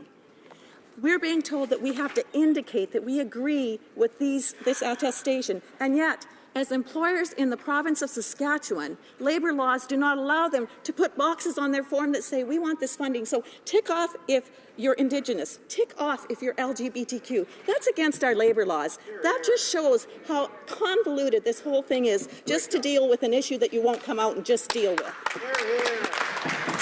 The honourable member for Cambridge. I'm not sure that I heard a question there, but I'll take the opportunity to talk about the fact that there is nothing in the attestation that talks about beliefs. It's not there. Show me where it says that this is an attack on beliefs in the attestation. It simply isn't there, Mr. Speaker. When I was talking with organizations that were concerned about this, one, they hadn't read it. Two, they were going by false claims in the media. And once I showed them the attestation, you know what they said? Oh, well, that's fine. There you go. We have time for a short question. The honourable member, a short question and response. We'll try and work this in within a minute. The honourable member for Richmond Hill. Thank you, Mr. Speaker, and I'd like to thank my colleague from Cambridge for doing a great job. Just for the purpose of clarification, can the honourable member describe the difference between belief and the purpose of the use, which I think is the core issue here? Thank you. The honourable member for Cambridge. So again, thank you for the question. There is nothing in the attestation that talks about belief. There is nothing in there that refers to specifically about belief. The support information that the department provided explains that. It plans out. It shows exactly what the issue is and what we're trying to achieve with this attestation. And there's nothing in there that says anything about beliefs. This again is spin in the media. It's spin by the opposition. The organizations that we've talked to, they love this program. They're going to apply for this program. Those that do not either don't understand the attestation or it's a political move, period. Just for the benefit of all honourable members, this does come up from time to time, and I mean this as no criticism of the honourable member of Cambridge's inquiry about the fact that there wasn't a question on one of those. In fact, members are free to pose a question in that period, but they can also make a commentary as well. And it's not just the honourable member for Cambridge. No. This does come up from time to time, and just to let our honourable members know, they're free to do either. We're going to resuming debate, and the honourable member for Calgary, Forest Lawn. Yay. Thank you, Mr. Speaker. Before I start, I would like to say that I will be sharing my time with my great colleague from Milton.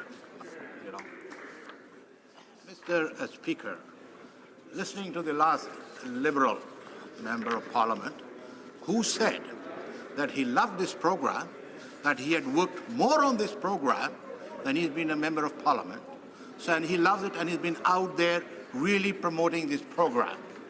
May I remind him, Mr. Speaker, that it was we 2 years ago for the Government of Canada. Matter of fact, it was we who were the Government of Canada for 10 years.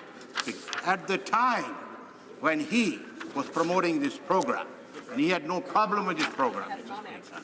But today, Speaker, today we are debating this issue in this House. Mr. Speaker, this program has been very well accepted right across this country. I, as a Member of Parliament for 20 years, have used this program to ensure its objectives, as has been mentioned in this House. What is the primary objective? Jobs for children and helping organizations when they need extra work. That is the primary, Mr. Speaker, reason. Now, organizations in this country are multiple organizations with multiple, as is guaranteed by the Charter of Rights. Let's just quote what the Prime Minister said. And by the way, that quote was I who did before he did, which is a Canadian is a Canadian is a Canadian, Mr. Speaker. You cannot choose which Canadian is right and which Canadian is wrong, Mr. Speaker. This is what is the problem with this Canada Summer job. For the first time, Mr. Speaker, in my riding, I have received letters that are complaining about what this government wants to do with this program. A program very successful, non-partisan, helping Canadian children and employers, Mr. Speaker. And yet here we have, for the first time under this government, Speaker, is now we are having a division for this great program, Mr. Speaker. Today, many Canadians are upset. As my colleague has just said from Saskatchewan, she's got a lot of letters telling they have been denied. On the basis of what, Mr. Speaker? On the basis of an idea that this Prime Minister has, his social agenda idea, Mr. Speaker. Why is he imposing his social agenda onto the Canadians, Mr. Speaker? Every Canadian has a right to whatever way the Charter gives them, faith-based or whatever. They are all entitled to the Government of Canada program. Government of Canada programs should not be based upon an ideology of a leader or anybody. It should be based, enable every Canadian to accessible those programs, Mr. Speaker. It is their right to go and access government programs. So why are we changing this now, Mr. Speaker? Today, if this program has been as it has been, as everybody has said, a great program that has benefited everyone, we should have not been debating this.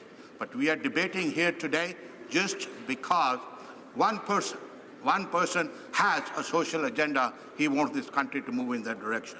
Well, that ain't going to happen, Mr. Speaker, because Canadians are very, very, very concerned about their fundamental rights. Whether, Mr. Speaker, whether it infringes them or it doesn't.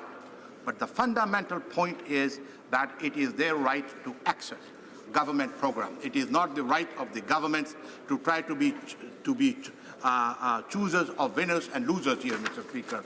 And we have a history.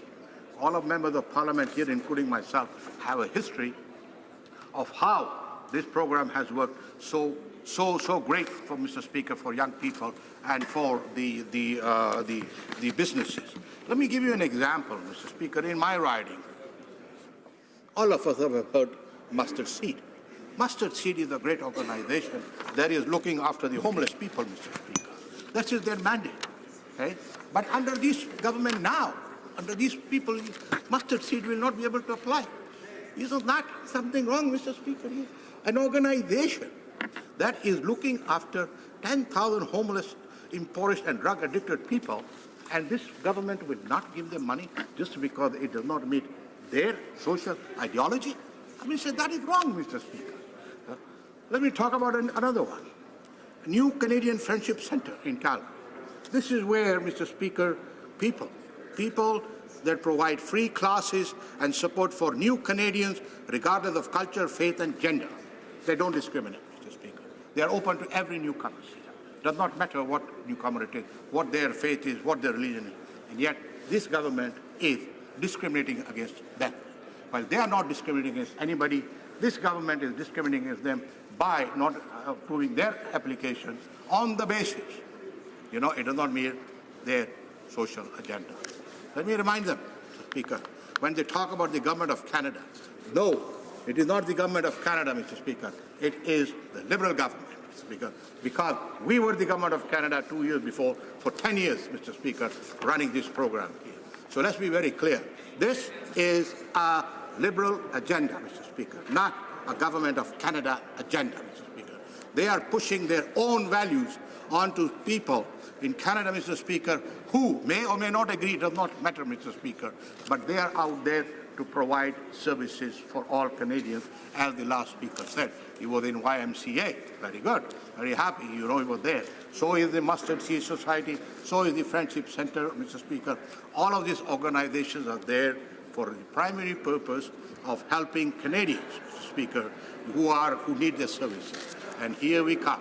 This government becomes choosers so that only those people they want, Mr. Speaker, who follow their social agenda, who should be put onto getting the government of Canada money, which is fundamentally wrong. It's very interesting. They say we want to have them sign the Charter of Rights. Well, the Charter of Rights gives them the right to access this money. So they are taking these organizations right away and asking others to sign. My colleague from Saskatchewan has said she has received multiple letters, like many of my colleagues on this side here, who used to get this thing here and now being denied, Mr. Speaker. Why are they being denied? Has their mandate changed? Has their mandate to provide services to Canadians changed? No. They changed the mandate of eligibility, Mr. Speaker, to meet their social agenda out here, Mr. Speaker. This is something fundamentally wrong with this system, Mr. Speaker. This is fundamentally wrong to allow that Canadians cannot access a Government of Canada program which should be open to everyone who can meet the criteria. The criteria that are always there without changing it so that they can provide the objective of this program, which is providing services to Canadians, Mr. Speaker. So it is a bit, Mr. Speaker, too much for this government to come here and for the Liberal members to stand up and talk about how great this program is, how nothing has happened, and try to defend, Mr. Speaker. They are looking a little bit take, Mr. Speaker, when they try to defend them, this thing over here, Mr. Speaker. You can see that they are reading the points and this thing. Let's talk about the basics, Mr. Speaker. Basics, a program that has always been successful, is now being changed. And now what do we have, Mr. Speaker? What do we have? A debate, Mr. Speaker. Why did we bring this division? Was this division necessary for summer's job, Mr. Speaker? For students' job here? For organizations that provide service? We did not need this divisive politics here. So, Mr. Speaker, I am saying this government, not the Liberal government, Mr. Speaker, is with its divisive politics here, Mr. Speaker, is sending a wrong message to all Canadians. And on this side of the House, Mr. Speaker, we will stand up and we will speak when it is right for all Canadians, Mr. Speaker. We will not let that Liberal government get away with bringing in their agenda in this. Thank you, Mr. Speaker. Questions and comments. The Honourable Parliamentary Secretary to the Government House Leader. Yes, thank you, Mr. Speaker. The member has really a misunderstanding in terms of the reality of the situation. It is not about values and beliefs, Mr. Speaker. It's about activities. And, you know, I can appreciate the concern that the Conservatives have based on some of the previous actions and comments from the Leader of the Official Opposition, where it's been held, or where he's being held in account in many different ways in terms of what his beliefs are, for example, for a woman's right to choose. These are something in which it is important for us to recognize where it is and how it is that this Conservative opposition is being motivated to be saying the types of things that it's saying. It is about the activities, Mr. Speaker, and I guess I would question any and all members, do they have a problem with government dollars being used to hire students, where a student would be able to go door to door handing out, for example, abortion leaflets? Or this is what it is about, activities. My question to the member is why does the member not encourage these wonderful groups that go out and promote and hire for student camps, many of which they seem to want to discourage from entering into that process? Why not promote the student program? It's a good program. The honourable member for Calgary Forest Lawn. Mr. Speaker, I love this member. Let me say this. Whenever he writes to ask questions, Mr. Speaker, he somehow just keeps twisting everything to fit into his idea of what. He's talking about activities, Mr. Speaker.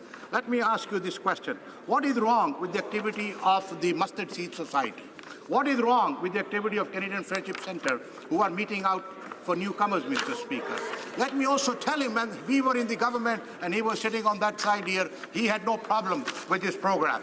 Today he has a program. Where did he get this nonsense that he's talking about, that we are going out handing out a brochure or the organization? Did he not listen to the last member who spoke from our side, who was not sitting in his chair, who said what she is, pro-life and everybody, Mr. Speaker? I don't know what he's talking about here. There will be 2.5 minutes remaining in the time for questions and comments for the honourable member for Calgary Forest Lawn when the House next gets back to debate on the question. But now, maintenant, nous allons procédons concernant. And now, statements by members. The honourable member for Moncton. Mr. Speaker, the Prime Minister and 19 of his colleagues spent a lovely break week in India. Costumes, music, dance. The Prime Minister embarrassed us, of course, but we're criticizing him for having undermined the potential economic growth for Quebec.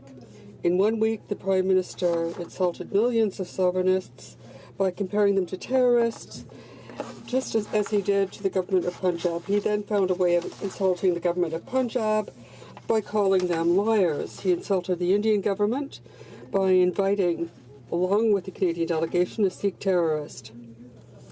This Prime Minister sabotaged all our potential for economic growth in the future. And this could have really helped Quebec business. The honourable member for Saint-Laurent. Mr. Speaker, yesterday was the 30th anniversary of the 1988 Sumgate tragedy in Azerbaijan. Events that happened over this week included serious acts of violence, riots, widespread pillage, during which Armenian civilians were attacked and killed. The civilian violence in Sumgate was unprecedented, and the atrocities there shocked the entire world. This anniversary makes us reflect on the privileges we enjoy as a country where diversity and inclusion make our strength, and where diverse communities, both religious and ethnic, can work together. It also reminds us that as Canadians we have a duty to condemn all acts of violence and to play an active role in promoting and preserving peace in Canada, but also worldwide. Thank you, Mr. Speaker. Member for Dufferin-Caledon.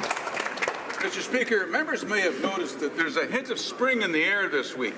In Dufferin-Caledon, that's a sign that our local home shows are right around the corner. In both Caledon and Orangeville, our home shows offer local businesses the opportunity to showcase their products and services to constituents thinking about sprucing things up this spring.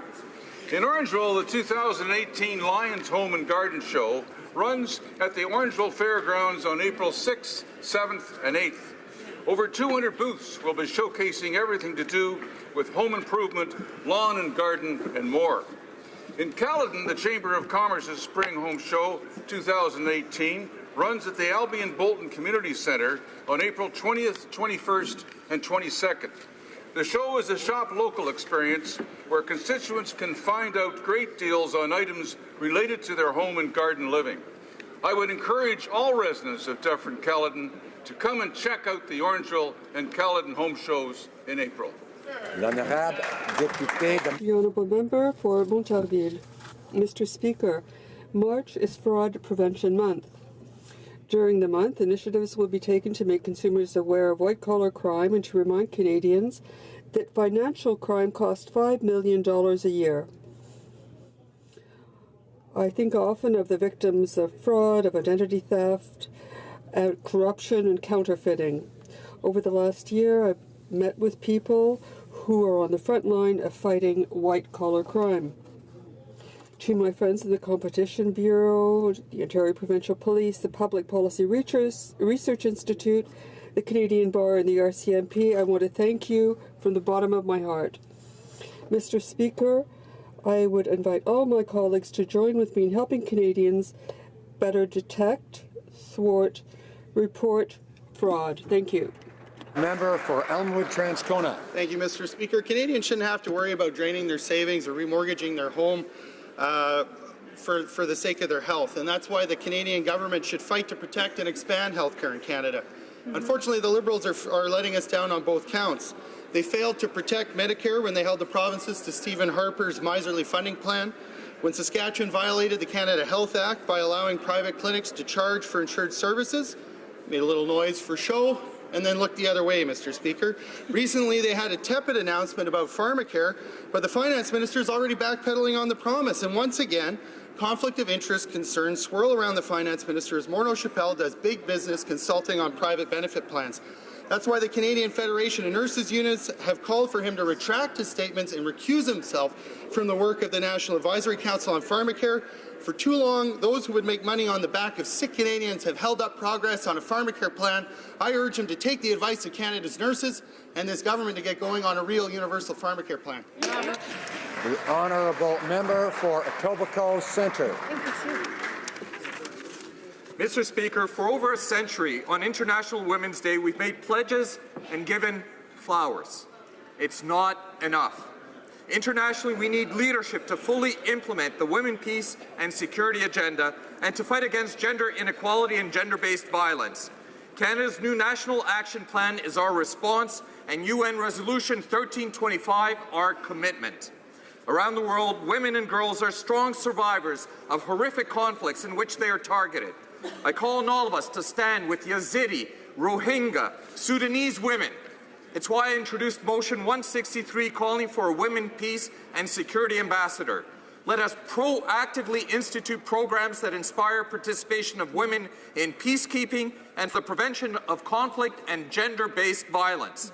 In partnership with our strong Canadian feminist movement, Budget 2018 committed $2 billion to advance gender equality and peace around the world. I call on all members to support M163.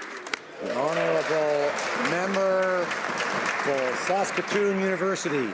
Mr. Speaker, actions have consequences, something this Liberal government seems to have forgotten. Take, for example, the Liberal implementation of an ideological litmus test for the Canada Summer Jobs Program. The requirement that applicants support the Liberal Party position on hot-button social issues actually hurts Canadian children. Which children, you may ask? How about the children in 24 Aboriginal reserves across Western Canada whose 5-day clubs have been historically funded through the Canada Summer Jobs Program? These children, some of whom come from difficult family situations, were able to benefit from a summer program that cared about their needs and brought a little joy to their lives for part of their summer. But because the sponsoring organization, Child Evangelism Fellowship, does not subscribe to Liberal values, it is ineligible to apply for funding. Child Evangelism Fellowship cares about these children on these reserves. If the Liberal Party also cared about them, they would drop the silly, irrelevant, ideological litmus test for the Canada Summer Jobs Program, so more children could be helped by these clubs. Honourable member for Richmond Centre.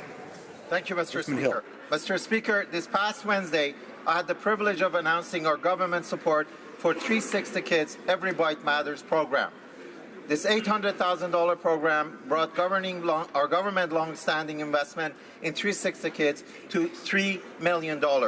Based in Richmond Hill, 360 Kids addresses the needs of risk at youth from all angles, surrounding kids in crisis with the much-needed care. Only by applying holistic support system can we do our part to help those youth most at risk.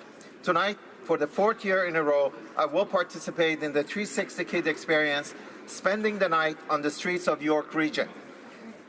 This brief window into the reality facing our most vulnerable youth is an important perspective for any representative. I look forward to seeing 360 Kid flourish and continue their work with Richmond Hill most vulnerable, supported by a government that understands opportunities for youth are investment in our future. Thank you. Honourable member for Winnipeg South. Well, thank you, Mr. Speaker. Next week, we will celebrate International Women's Day. It's an opportunity for all Canadians to celebrate women's contributions to our country and the progress we've made towards achieving gender equality. This year's theme is My Feminism. It highlights the importance of our own actions to end gender bias, gender stereotypes, and all forms of gender-based violence. It reminds us we can each be inspirational role models, especially for young people, and be part of the solution to creating a diverse, respectful, inclusive society. I invite all Canadians to join this conversation by using the hashtag MyFeminism. Describe what feminism means to you and share inspiring stories of how your friends, families, and communities are advancing equality. I would also like to welcome the students from the University of Toronto's Women in the House program.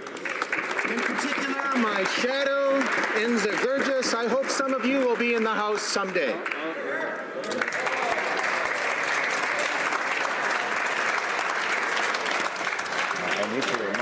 I remind honourable member for Winnipeg South and other members that that only the Speaker draws attention to people who are in the galleries. The honourable member for Chatham-Kent Leamington. Thank you, Mr. Speaker. Last week I had the pleasure of attending the grand opening of the Chatham Hope Haven Shelter for Homeless Men.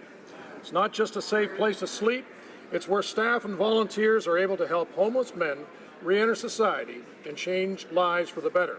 After 2 years of renovations, the doors are open and overnight services are now available to homeless men in Chatham-Kent Leamington.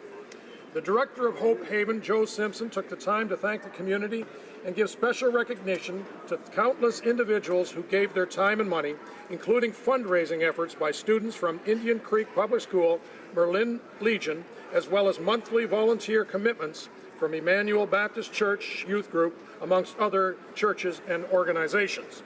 Representatives of the Lions Club presented a check for $1,500 to the shelter. All in all, the shelter is a reflection of our community's love and commitment to help those most in need, with a warm meal, a warm bed, and a warm smile in a sometimes cold world. The honourable member for Beaches East York. Mr. Speaker, a constituent of mine recently lost her nephew to a fentanyl overdose. It's not the first loss that our country or my community has faced because of the opioid crisis, and if we don't keep working to change historic and failed drug policies, it won't be the last. In 2016, opioids killed almost 3,000 Canadians. Last year, over 4,000 Canadians. We need new solutions. We need to treat drug abuse as a health issue, expand harm reduction and treatment options, and remove the criminal sanction for low-level possession to stop stigmatizing the very people we want to save. I'm proud that our government has expanded safe consumption sites and provided over $200 million in this year's budget to address the opioid crisis, including to improve access to treatment services, but we need to do more. Portugal has proven that a public health approach can reduce problematic drug use, HIV transmission rates, and drug-related deaths, and significantly increase the number of people who seek treatment. Mr. Speaker, we need to follow the evidence to save lives. The honourable member for Toronto Danforth. Calling all feminists! International Women's Day is on March 8th. On a fait beaucoup de progrès, mais il y en a. We've made a lot of progress, but there's still a lot of work to do. This year's theme is My Feminism, and it underscores the importance of our own actions in putting an end to prejudice, stereotypes, and all forms of sexist violence. Women around me who are doing so much for gender equity in business, in sports, yay Olympians, and for the arts. This weekend, I was at ACTRA Toronto's 75th Anniversary Awards. The president of the organization, Teresa Tova, brought everyone to their feet as allies against sexual harassment and in favor of gender equity. It was an inspiring moment. And the Awards of Excellence winner, Jennifer Podemski, exemplified standing up and making change. We can bring change together. Bonne journée internationale de femmes. Happy International Women's Day. For Calgary Forest Lawn.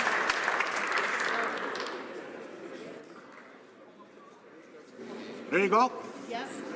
Mr. Speaker, let me take a moment today to tell this House why India matters. India is a vibrant democracy projected to be the 5th largest economy in the world. By next year, it is projected to be the fastest growing economy in the world. Canada is a home to 1.2 million Indo-Canadians, the 4th largest diaspora in the Western world. This diaspora has immensely contributed to enriching Canada's socio-economic fabric. Two Prime Ministers' visit and 2 Governor General's visit, of which I was part, cemented our solid relationship based on trade, people-to-people ties, and most importantly, on the world stage, shared values. The recent tourist visit by the Prime Minister to India, highlighted by immature diplomacy and liberal electoral interest, has crash-landed this important relationship, and it looks like a repeat of the former Liberal government's Canada-India tie. Mr. Speaker, a strong relationship with our Commonwealth partner is in the best interest of Canada. Thank you. The Honourable Member for La Prairie. Mr. Speaker, today for the 3rd year in a row, I welcome to Parliament Hill dozens of children and representatives of the Sustainable Food Network for the Big Crunch event. Some of you join me in acknowledging the need to offer healthy food to our children. As we are developing a Canadian food policy and a healthy eating strategy, we should make sure that children are at the very center of our considerations. It's not just that I'm a grandfather and I want to tell children and I want to help them to be healthy. I want to help all Canadians. I'd like to thank this extraordinary Coalition for Healthy Eating at School and the network which supports this cause and advances it day in, day out. I would invite you to bite into an apple with me and 300,000 children to symbolize your commitment to better eating. Thank you, Mr. Speaker. Mr. Speaker, I have been in this place since 2011 speaking out against Kinder Morgan's plan to build a new bitumen pipeline from Edmonton to Burnaby. I've warned the Prime Minister there will be dire consequences if he continues with his plan to ram this pipeline through communities and unceded First Nations territories without consent. I've warned the Natural Resources Minister that his threats to use the military against British Columbians will only serve to deepen the intensity of the opposition. And unfortunately, this is all coming true. A recent Insights West poll found 10% of British Columbians are willing to engage in civil disobedience to stop this pipeline. That's tens of thousands of people who are willing to be arrested to stop Kinder Morgan. And it's coming soon, Mr. Speaker. In a few days, Indigenous communities impacted by Kinder Morgan are beginning what they deem frontline resistance along the pipeline route and pledge to do, quote, whatever it takes to stop Kinder Morgan, including mass mobilization on March 10th. Mr. Speaker, it is madness for this government to continue with the support for this pipeline, and I urge them to stop. The Honourable Member for Leeds, Grenville, Thousand Islands and Rideau Lakes. Mr. Speaker, over 46,000 Canadians signed a Beer Canada petition to remove the government's automatic escalator tax on beer. The Canadian beer industry supports 149,000 middle-class jobs, generates $5.7 billion in tax, and adds $13.6 billion to Canada's GDP. In a letter to the industry, the government calls this yearly escalator tax an inconsequential tax increase. But, Mr. Speaker, 47% of the price of beer in Canada is already taxed. Meanwhile, the United States federal government lowered its federal excise duty rates on beer, wine, and spirits as of April 1st. The top federal excise duty rate on Canadian beer will be 90% higher than the top U.S. rate. Beer drinkers in Canada pay close to $20 a case, while in the United States, beer drinkers pay about $2 in tax. To suggest that there's room to increase the Canadian beer tax rate even further is just not credible. Mr. Speaker, when will this government stop adding tax increases on top of tax increases? The honourable member for Ajax. I know, sir. Thanks, Mr. Speaker, as an alumni of the University of Toronto, it gives me enormous pleasure today to represent the nonpartisan group Women in House, who are taking part today following female MPs, absolutely, to address a very serious problem in this place, and that is the underrepresentation of women in this chamber. And these individuals are going to have the opportunity to shadow different members of Parliament, to learn about Ottawa and what a great place it is to work and how they can serve Canadians, to deal with issues like gender equality, and to get mentored and to get networking, and hopefully some of them are going to return here as leaders. Mr. Speaker, I want to particularly thank both Tina Park and the member for Toronto St. Paul's, who were responsible for creating this important initiative to make sure that we advance the important cause of having more women represented in this House.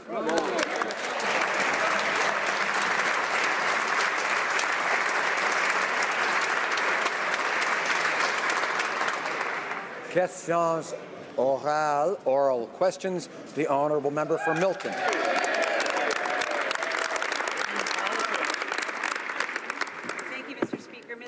Earlier today, President Trump announced new tariffs both on steel and aluminum. Canada is the #1 supplier of aluminum and steel to the United States. Can the Prime Minister update the House on whether or not he has confirmed with the President of the United States that Canada will be exempt from these tariffs? Honourable Minister of International Trade. Mr. Speaker, as you would expect, we are following the situation very carefully. Any tariffs or quota that would be imposed on our Canadian steel and aluminum industry would be unacceptable. Any such decision would have an impact on both sides of the borders, and Canadians rest assured that we will always be there to defend our workers and our steel and aluminum industry across this country, and we will stand firm for Canadian workers. Honourable member for Milton. Thank you, Mr. Speaker. Mr. Speaker, the National Security Advisor, in briefing the Canadian press on a trip to India, indicated that the Indian government sabotaged the Prime Minister's trip.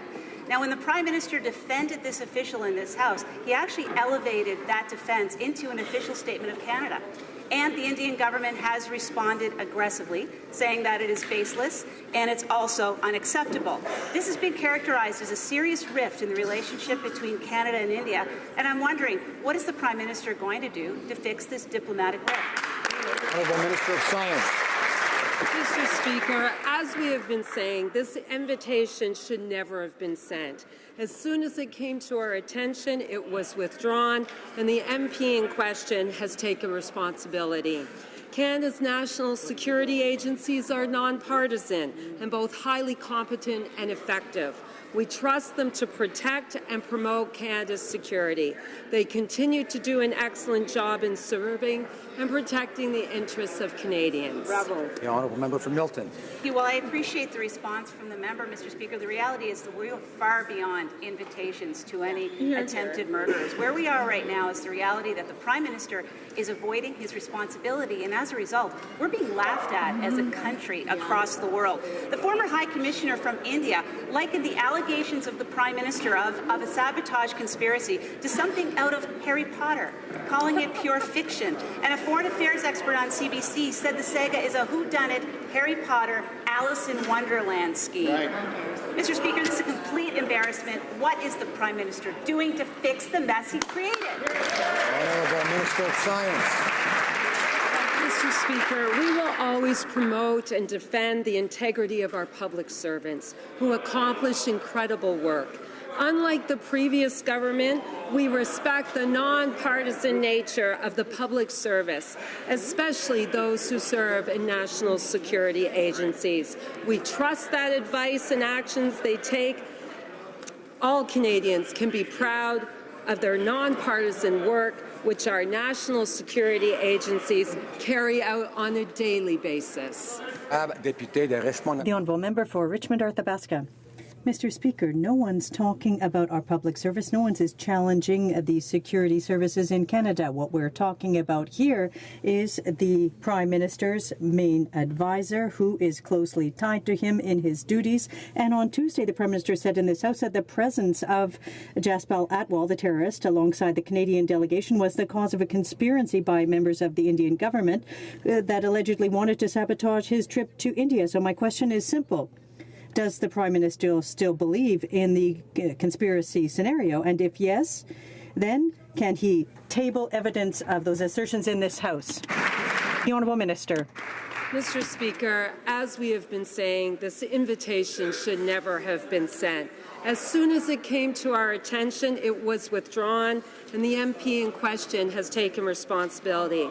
Canada's national security agencies are nonpartisan and both highly competent and effective. We trust them to protect and promote Canada's security. They continue to do an excellent job in serving and protecting the interests of Canadians. The Honourable Member for Richmond, Arthabaska. Order, please. Here is the statement made by the Indian Foreign Affairs Ministry. Allow me to categorically state that the government of India, including the security agencies, had nothing to do with the presence of Jaspal Atwal in India. Any suggestion to the contrary is baseless and unacceptable. Mr. Speaker, those words are serious. Does the Prime Minister agree with that statement? And if not, what can he do to prove the contrary? The Honourable Minister. Mr. Speaker, as we have said, whether in this case or in their everyday work, all the non-partisan security agencies do an exceptional job in the service of Canada's national interests. Canadians can be reassured that beyond the partisan nature of the Commons, the advice offered by these agencies is in no way contingent upon the ruling party. We respect our national security organizations and their public service, and Canada can be proud of all they do in the interests of Canadians. The Honourable Member for Berkey-Non-Mange. Canadians are confused with the Liberals' promise around pharmacare. Not only is it unclear whether the Liberals will eventually, maybe one day, sometime in the future, go ahead with universal farm care program, it's even more troubling, just one day after this big announcement, Canadians learned that the dice is already stacked. The Liberals plan to go forward with a means-tested system. Mr. Speaker, why is the government putting together this advisory council if they already know what they want to do? Honourable Minister of Finance. Mr. Speaker, we were very pleased to put forward a council, a committee to take a look at how we can ensure that we deal with getting pharmaceutical products to all Canadians. We are going to look for expert advice to tell us how best to do this. We know that the goal, making sure that every Canadian has access to pharmaceuticals, is critically important. We also know that listening to experts is important, and that's exactly what we intend to do as we hear back from the advisory committee on how we can move forward. Thank you. The Honourable Member for Berthier-Masquinongé. Promise around electoral reform, Mr. Speaker. Trois majeures organisations. Three major organizations, including the Canada Labour Congress, have called for the minister to recuse himself from discussions surrounding the pharmacare program in order to avoid another conflict of interest, but also to avoid having him work against the interest of Canadians by attempting to influence the outcome of the consultation. Canadians want and need a pharmacare program, a universal program today. Will the Prime Minister remove the Minister of Finance from the discussions, and can he ensure that the consultation is not simply a tactic to win some time? No. Monsieur le Président. Mr. Speaker, we are considering how we will move forward with a system for Canadians to have medication they require. We have decided to have a council of experts to focus on how we will proceed, and that is very important for our government. We will listen to the experts. New Westminster, Burnaby. Another day, another conflict of interest, and here we've got the involvement of Morneau-Chapelle. It's like they never had an idea to steal the idea of a pharmacare program from us, while the Liberals are sabotaging the idea. They're sabotaging our ideas, Mr. Speaker. Why are the interests of Canadian families placed behind the interests of Morneau Shepell and the ultra-rich? The Honourable Minister of Finance. Mr. Speaker, it's a bizarre question. We think that the idea of actually having experts help us to actually come forward with a way that we can actually get pharmaceuticals to all Canadians is important. I guess the members opposite would have us not have experts involved. Well, I can tell you what would happen if that were the case. We could have the NDP and the member from Carleton do the policy, because that's why we'd have no expertise at all. Honourable order.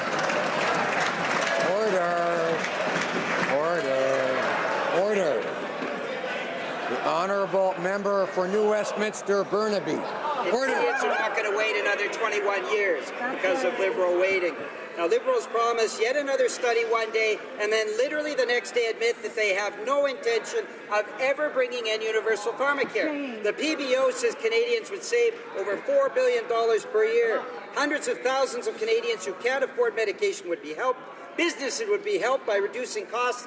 The only one not helped is Morneau Shepell. We need to act. The Prime Minister hasn't stolen the NDP plan, he has vandalized it. Why won't this government bring in real universal pharmacare now? Honourable Minister of Health. Thank you very much, Mr. Speaker. Mr. Speaker, Canadians are proud of our publicly funded universal Medicare system, one based on the individual's need and not the ability to pay. Yet, we recognize there's certainly room for improvement. We have created a National Advisory Committee on the implementation of pharmacare, with its mandate to study, evaluate, and ultimately bring recommendations to government on possible options. This initiative will build on the good work that's already been started by the HESA Committee, and we look forward to the report that we'll be receiving next spring. Thank you, Mr. Speaker. Honourable Member for Durham. Mr. Speaker, the Member of Parliament for Surrey Centre is no longer the BC Caucus Chair. Whether he was fired or resigned is only known between the Prime Minister and himself. But what Canadians do know is that a Liberal MP has acknowledged to be the person that invited a convicted terrorist to the Prime Minister's Indian events. So why is the Prime Minister clinging to this preposterous theory that it was the Indian government? Why is the Liberal government levying unfounded attacks on our friend in India when one of their own caucus members has accepted responsibility? Honourable Secretary of the Minister of Public Safety. Mr. Speaker, as we've been saying all along, this invitation should never have been sent. Once we were made aware of this individual's background, the invitation was rescinded. The member has apologized. And let me say that we respect tremendously the nonpartisan, incredible work that the men and women do in our national security agencies every single day. We take their advice and we act on it accordingly. Honourable Member for Durham. Mr. Speaker, what we do know is that member in 2010 said it was unfair for a cloud of suspicion to hang over a community. They're allowing a cloud of suspicion to hang over a country of over 1 billion people, Mr. Speaker. What we know is that the Indian government has said the conspiracy theory claims of the Prime Minister are baseless. The Liberal MP for Surrey Centre has said the Indian conspiracy claims are not correct. Even the Prime Minister's friend Jasbal Atwal, have called the Indian conspiracy claims a lie, Mr. Speaker. To stop the diplomatic bleeding, will the Prime Minister retract his remarks? Honourable Parliamentary Secretary. Mr. Speaker, the Prime Minister has been preeminently clear in our trust for our nonpartisan public service. We stand behind them full force. I do remember in 2010, if the member wants to talk about that date, watching the cuts that happened to our security and intelligence infrastructure, hundreds of millions of dollars. I do remember in 2006 the Justice O'Connor's inquiry, which was ignored. I remember Yakabuchi in 2008, ignored. Important flaws in our security infrastructure that were not fixed. Mr. Speaker, we are fixing it. The Honourable Member for Charlebourg, Haute-Saint-Charles. Mr. Speaker, the answers are always the same and they make no sense. So let's go slowly here. First thing, the Prime Minister believes there's a conspiracy by the Indian government to damage relations between the two countries. 2, he decided to punish one of his MPs for having invited a convicted terrorist, Jasbal Atwal, to an event organized by the High Commissioner. 1 + 1. Does that mean, then, that the MP and the government are conspiring against Canada? Honourable Parliamentary Secretary. Monsieur le Président, Mr. Speaker, same question, same answer. We have full confidence in the services provided by our public service. The Prime Minister has said that, and I will reiterate that answer. The Honourable Member. Okay, so if I understand the answer then, it's that India conspired to create problems between India and Canada. That's what he's saying. And then, if that's the case, we need proof. Do you have the proof that confirm that India took steps to damage the relationship between the two countries? Monsieur le Président, je rejette. Mr. Speaker, I reject the assertions being made by the member opposite. An invitation was issued. When that was realized, it was withdrawn immediately. We have full confidence in our security services. Mr. Speaker, we know two things. First, the Prime Minister believes that the Indian government is responsible for a convicted terrorist embarrassing him on his trip. And second, the Liberal MP has been punished for inviting that convicted terrorist on their trip. So my question is to the Prime Minister, how can these two things both be true? When will the Prime Minister stop hiding the facts and show us the evidence? Honourable Parliamentary Secretary. Mr. Speaker, I know three things. Number one, that when the individual in question was found out to have the information that was there, that invitation was rescinded and the Member of Parliament apologized. Secondly, I know that that this party always, in every way, makes sure that we respect our nonpartisan, independent, phenomenal individuals that work within our public service. And I know three, Mr. Speaker, the party opposite, the Conservatives, when they were in power, did not. The Honourable Member for Lakeland. Mr. Speaker, Canadians want answers because the Liberals are just making no sense. Why did the Surrey Centre MP apologise and resign his position as BC Liberal Caucus Chair, independently or otherwise, for something the Prime Minister himself said he believes the Indian government did? This is all as ridiculous, damaging and disastrous as the trip was itself, and these Liberals should be ashamed. Honourable Parliamentary Secretary. Mr. Speaker, I've answered the question very clearly, that the individual, once we found out the information, that invitation was rescinded, that the member apologized, but I reject totally the assertion that was made about the trip. The reality is more than $1 billion was achieved in cross-border trade, more than 580,000 good middle-class jobs were created for Canadians. Important frameworks were established to continue our trade with India. It was important work that we're going to continue to build on. The Honourable Member for Laurier-Sainte-Marie. Mr. Speaker, when a Prime Minister spends a week in another country, people expect him to come back with some results, significant results, and positive results, ideally. Almost a week has gone by since his return, and we still don't know what the purpose of the trip was. We need leaders who focus 100% on citizens' needs instead of focusing on themselves and the interests of their party. So when will we finally be told what the real reasons for this trip were? The Honourable Minister. I'd like to thank my colleague for her question. The trip was to strengthen cultural and economic links with India. Mr. Speaker, we brought in more than $1 billion in announcements of investments. Jobs will be created. It follows up on the mission that back in November, the trade mission, and this is what we expect of a Prime Minister, to bring home positive news for the economy, for Canadians. That's exactly what the Prime Minister did.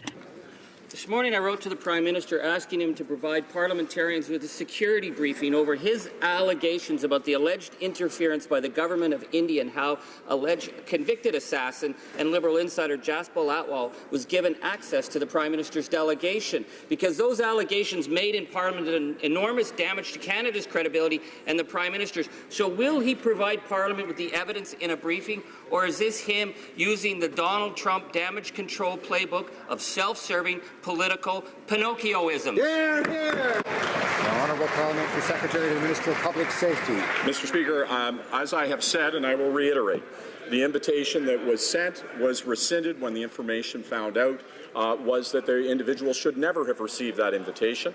The member in question has apologized, and we say that we have full and total confidence in our national security infrastructure, in the nonpartisan advice that they give us. That is advice that we take very seriously and listen to in all instances.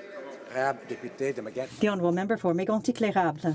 Mr. Speaker, agriculture, agriculture, agriculture, agriculture. In a few seconds, I said more about agriculture than the Minister of Finance last Tuesday in his 40-minute budget speech. Nothing for dairy, eggs or poultry producers, nothing for grain transportation in the West, nothing. Risk management, nothing. Agriculture, nothing, Mr. Speaker. Mr. Speaker, the Minister of Agriculture once again failed to rise to speak on behalf of farmers. Why is the Liberal government ignoring farmers? The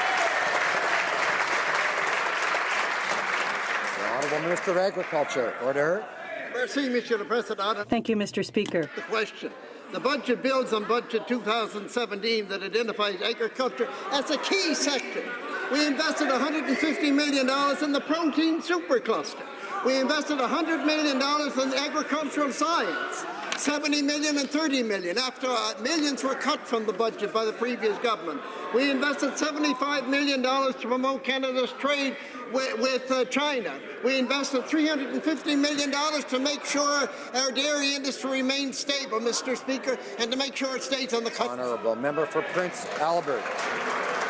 Mr. Speaker, for farmers, timing is everything. There's a specific time to plant, to spray, to harvest, and in most cases, winter is the time to deliver when the roads are frozen and can carry the weight.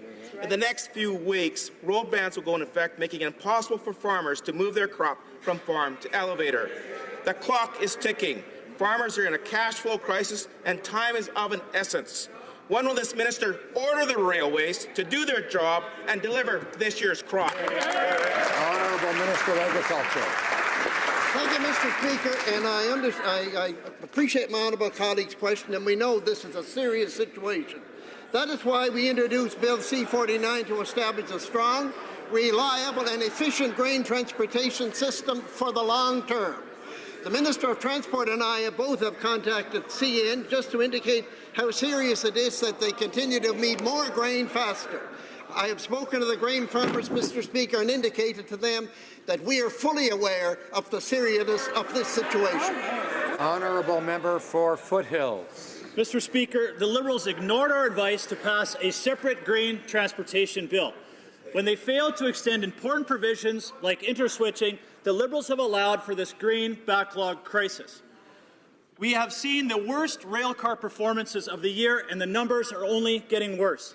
And yet the Minister of Agriculture had the nerve yesterday to tell farmers when it came to the backlog situation, and I quote, "It's not real serious at this moment." When will the Minister of Agriculture understand how serious this is and start taking some action? Honourable Parliamentary Secretary to the Ministry of Transport. Mr. Speaker, our government has proven time and time again that it is strongly committed to Canadian farmers and to the agriculture industry.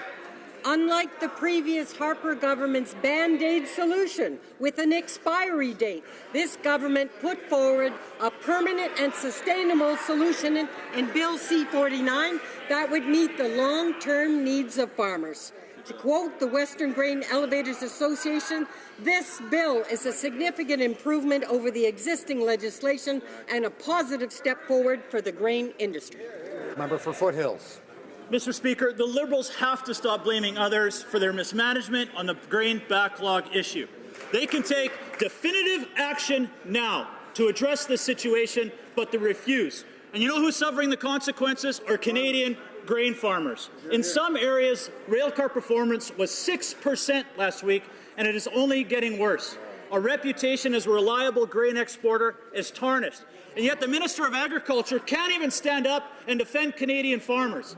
How bad does this situation have to get before the Liberals stop defending the rail monopoly and start fighting for Canadian farmers?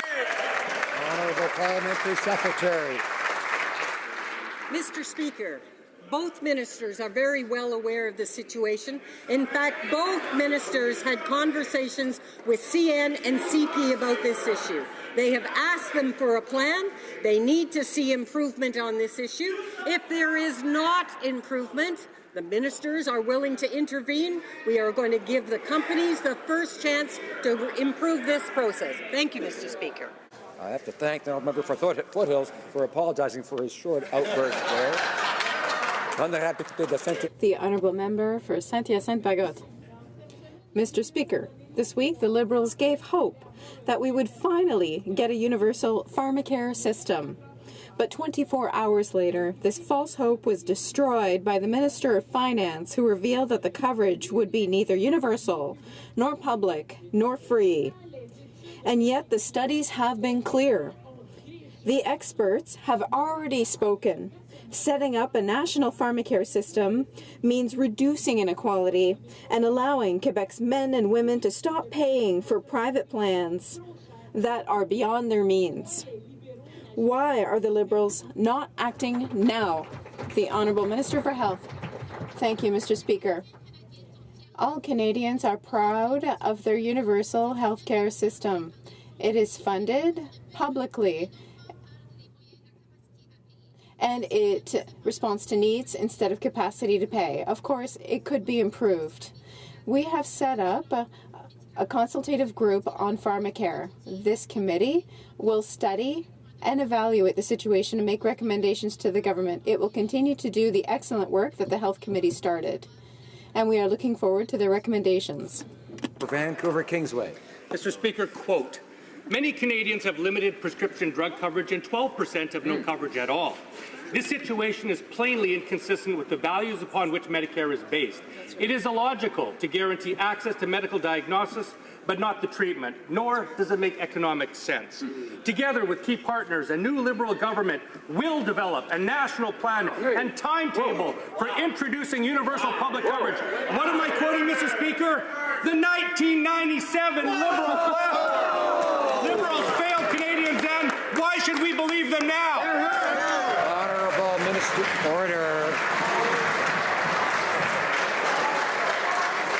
Honourable member for Vancouver Kingsway is, of course, an experienced member and knows that you're not allowed to use props in this place. The Honourable Minister of Health. Order. Thank you very much, Mr. Speaker. Mr. Speaker, it's no surprise to hear the NDP try to implement an idea without a plan. Well, we're moving forward with a plan. We have created a National Advisory Council on the implementation of a national pharmacare program. Its mandate is to study, to evaluate, and to bring recommendations to our government I say recommendations, Mr. Speaker, because we want to get this right.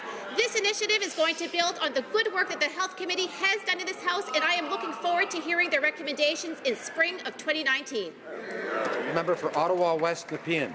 Mr. Speaker, next week on International Women's Day, we will be reminded of the important role that women play in shaping our communities both here in Canada and around the world. Although we've seen significant progress, there is still progress to be made in assuring real gender equality. As we approach International Women's Day, could the Parliamentary Secretary to the Minister of Status of Women please tell this House how Budget 2018 will contribute to helping to close the gaps and ensuring that women have real equal opportunities to succeed?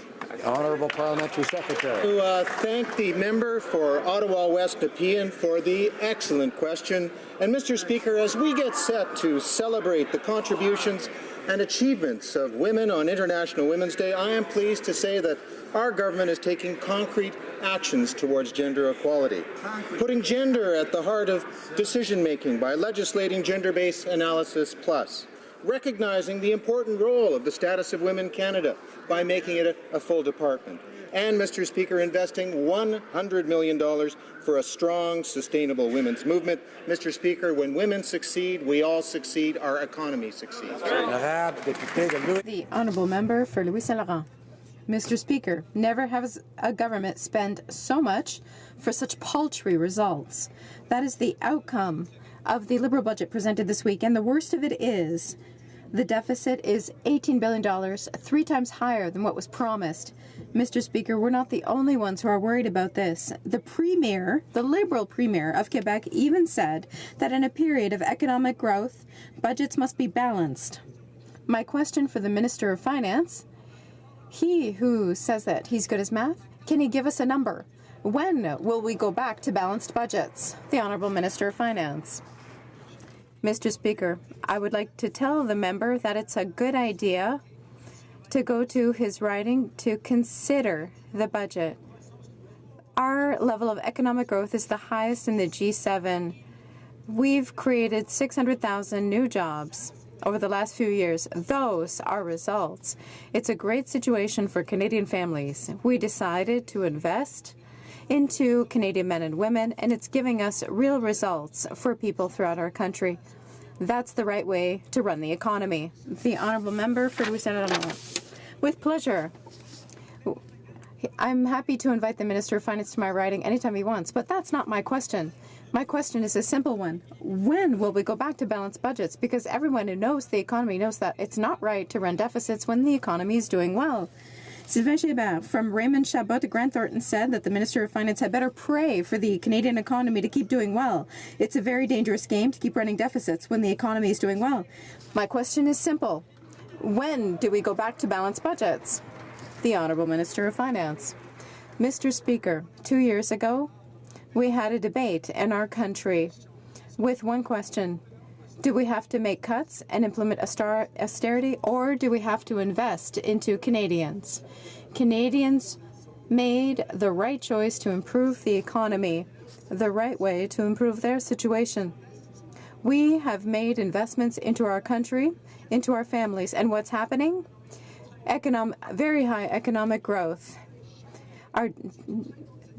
This is an excellent situation for all Canadians. Carlton. Oh, talk is cheap, except when this finance minister does it. It's very expensive. He said the deficit would be just $6 billion this year. Instead, it's $18 billion. He said it would be balanced next year. Now that won't happen for another quarter century. In fact, while he was delivering his budget speech, the national debt grew by $1.5 million. That's either too much spending or too much talking. Which is it? Honourable Minister of Finance. Mr. Speaker, I think we had a debate a couple of years ago in the country. We had to decide between cuts and austerity or investments in Canadians. So let's consider the results. Fastest growth in the G7 and the lowest unemployment in about 40 years. So in the face of these facts, it's incredible to me. It's only the Conservatives that we consider with sheer incompetence to go back to the Harper Conservative approach to austerity and cuts. We're making a difference for Canadians, growing the economy and getting them jobs. Honourable Member for Carleton. Well, Mr. Speaker, the finance minister is like the rooster who thinks that he made the sun come up just because he crowed when the sun came up. In fact, he inherited temporary good fortune from oil prices that are up by 100%. By a housing bubble in both Vancouver and Toronto, by massive household indebtedness, which has put our economy on a short-term sugar high. Why has this finance minister spent the cupboard bare in the short-term good times, leaving us so exposed to danger in the long-term future?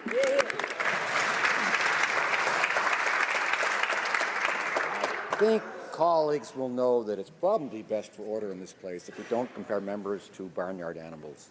So, the Honourable Minister of Finance. Mr. Speaker, I hate to let facts get in the way of rhetoric, but perhaps we can consider what actually was the inheritance that this government took from the previous government. Unemployment rates over 7%. Situation where we've seen the lowest growth rate since the Great Depression. And what's happened since then, Mr. Speaker? Our approach of investing in Canada, we've got highest growth rates in the G7. We've got the lowest unemployment rates we've seen in 40 years. And where are we now? A fiscally responsible approach to keep investing in the long term in this country so this generation, the next generation, and future generations will be better off. Honourable Member for Churchill, Huet, and Newcastle. Mr. Speaker, while the Prime Minister was travelling around the world with his chef in tow, the reality is that more and more Canadians are being left behind. Yep. People in Churchill are facing skyrocketing food prices. They're going hungry because of the kind of policies and incompetence of this government that has led to the loss of the rail service. When will the Prime Minister recognize that his globe-trotting selfies and his photo-op tours are doing nothing to help Canadians? And when will he get to work to act on the real challenges that people in Churchill and across the country are facing today? Honourable Parliamentary Secretary to the Minister of Transport. Thank you, Mr. Speaker, and I'd like to thank the honourable member for her question. Our government remains committed to the people of Churchill and northern Manitoba, and we recognize the importance of that rail line for that community. We will continue to support the government's negotiator in the ongoing discussions with interested buyers, Indigenous groups and community leaders. We're optimistic that we can make progress on this, and we need a sustainable business plan towards owning and operating that line. Thank you. Honourable Member for Port Moody Coquitlam. Last week, the Wild Fish Conservancy released lab results showing 100% of escaped salmon tested were infected with the highly contagious virus PRV. 100%, Mr. Speaker. The Liberal rhetoric about strong regulations and environmental protection for salmon mean nothing. The burden of proof that PRV does not cause harm to wild salmon doesn't rest on the fish. The minister needs to act. When will the minister get these disease-ridden farms off the wild salmon migration route and on land? Honourable Minister of Fisheries. Mr. Speaker, my honourable colleague knows very well that our government is deeply concerned about the state of the wild salmon populations in British Columbia. We have invested literally tens of millions of dollars in enhanced science, monitoring, auditing process to ensure that the protection of wild Pacific salmon remains a priority for our government. It's something that our Pacific Caucus has talked to us about over and over again.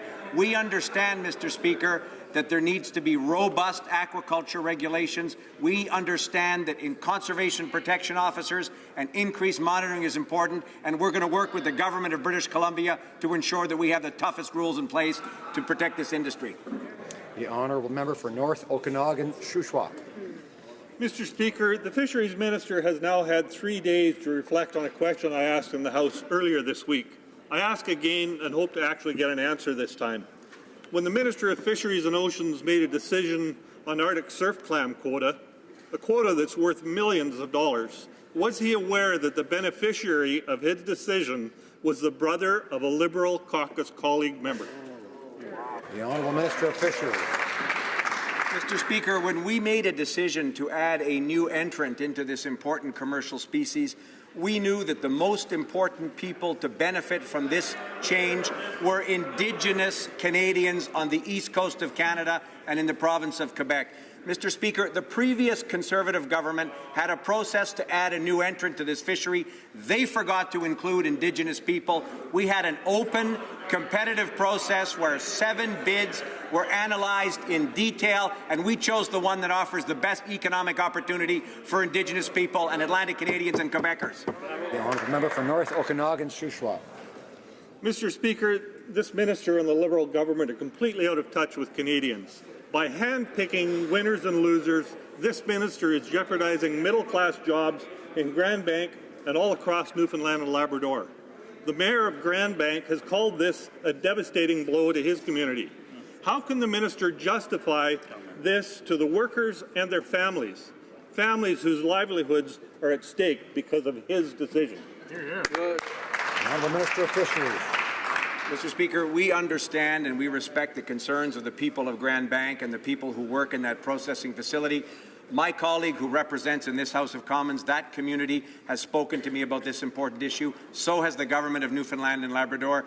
Mr. Speaker, we're committed to ensuring that the facility in Grand Bank and the workers who earn their living at that important facility have the benefit of an economic opportunity that's sustainable, that's long-term, and will continue to ensure that the economic opportunities in Grand Bank remain robust. But, Mr. Speaker, that party was also planning to bring a new entrant into the fishery, and they didn't seem concerned about Grand Bank then. The Honourable Member for Kamloops, Thompson, Caribou. The chair of the First Nations Financial Management Board said last year that the need for housing and infrastructure is between $20 and $30 billion. Then he said, quote, "Where is all that money going to come from if we don't engage in business and economic development?" So the Liberals' response: tanker bans, drilling moratoriums, taxes, increased red tape. They've actually, investment is fleeing, and they've impeded the opportunity for investment. Why are the Liberals putting up so many roadblocks for Indigenous economic prosperity? Honourable Minister of Indigenous Services. Mr. Speaker, I am very pleased to answer this question and to talk about things like the housing investments that were made in our federal budget this week. We have investments going $500 million for Métis housing, $400 million for Inuit housing, $200 million every single year for First Nations housing. We're working with our partners on developing a distinctions-based housing strategy to make sure that we address these gaps, get jobs for people, and get people homes to live in. The honourable member for Lac-Saint-Jean. Mr. Speaker, since we've taken power, our government is doing everything it must to ensure that economic growth benefits the middle class. When the majority of Canadians are working hard and pay their taxes, some wealthy individuals or businesses that we know of are using strategies to avoid paying their fair share. Budget 2018 reaffirms the commitment of our government to fight tax avoidance and tax evasion. Can the Minister of National Revenue inform this House of new measures taken to make our tax system more fair? The Honourable Minister. Thank you, Mr. Speaker. I would like to thank my colleague from Lac-Saint-Jean for being a strong voice for Quebec's regions. For 2 years, we've done a great deal to fight against those who avoid paying their fair share. The proof is that as of today, the new voluntary disclosure program is opening up. Budget 2018 has $100 million set aside in new investment. We have closed tax loopholes used by multinational corporations. The jaws of the trap are closing. The Honourable Member for Bellechasse, Lisette-Chamin-Lévis. Mr. Speaker, the Premier of Quebec, Philippe Couillard, is disappointed with Budget 2018. The Mayor for Lévis is as well. Why? Because there's nothing in the budget for Davie Shipyard's workers and contractors. And yet, Asterix was delivered on time. When will the Prime Minister grant the 4 icebreakers to Davie, proceed with building Obelix, and respect what was outlined in the shipbuilding strategy? The Honourable Minister of Public Services. Thank you, Mr. Speaker. I would like to thank my honourable colleague for his efforts for Davie's workers.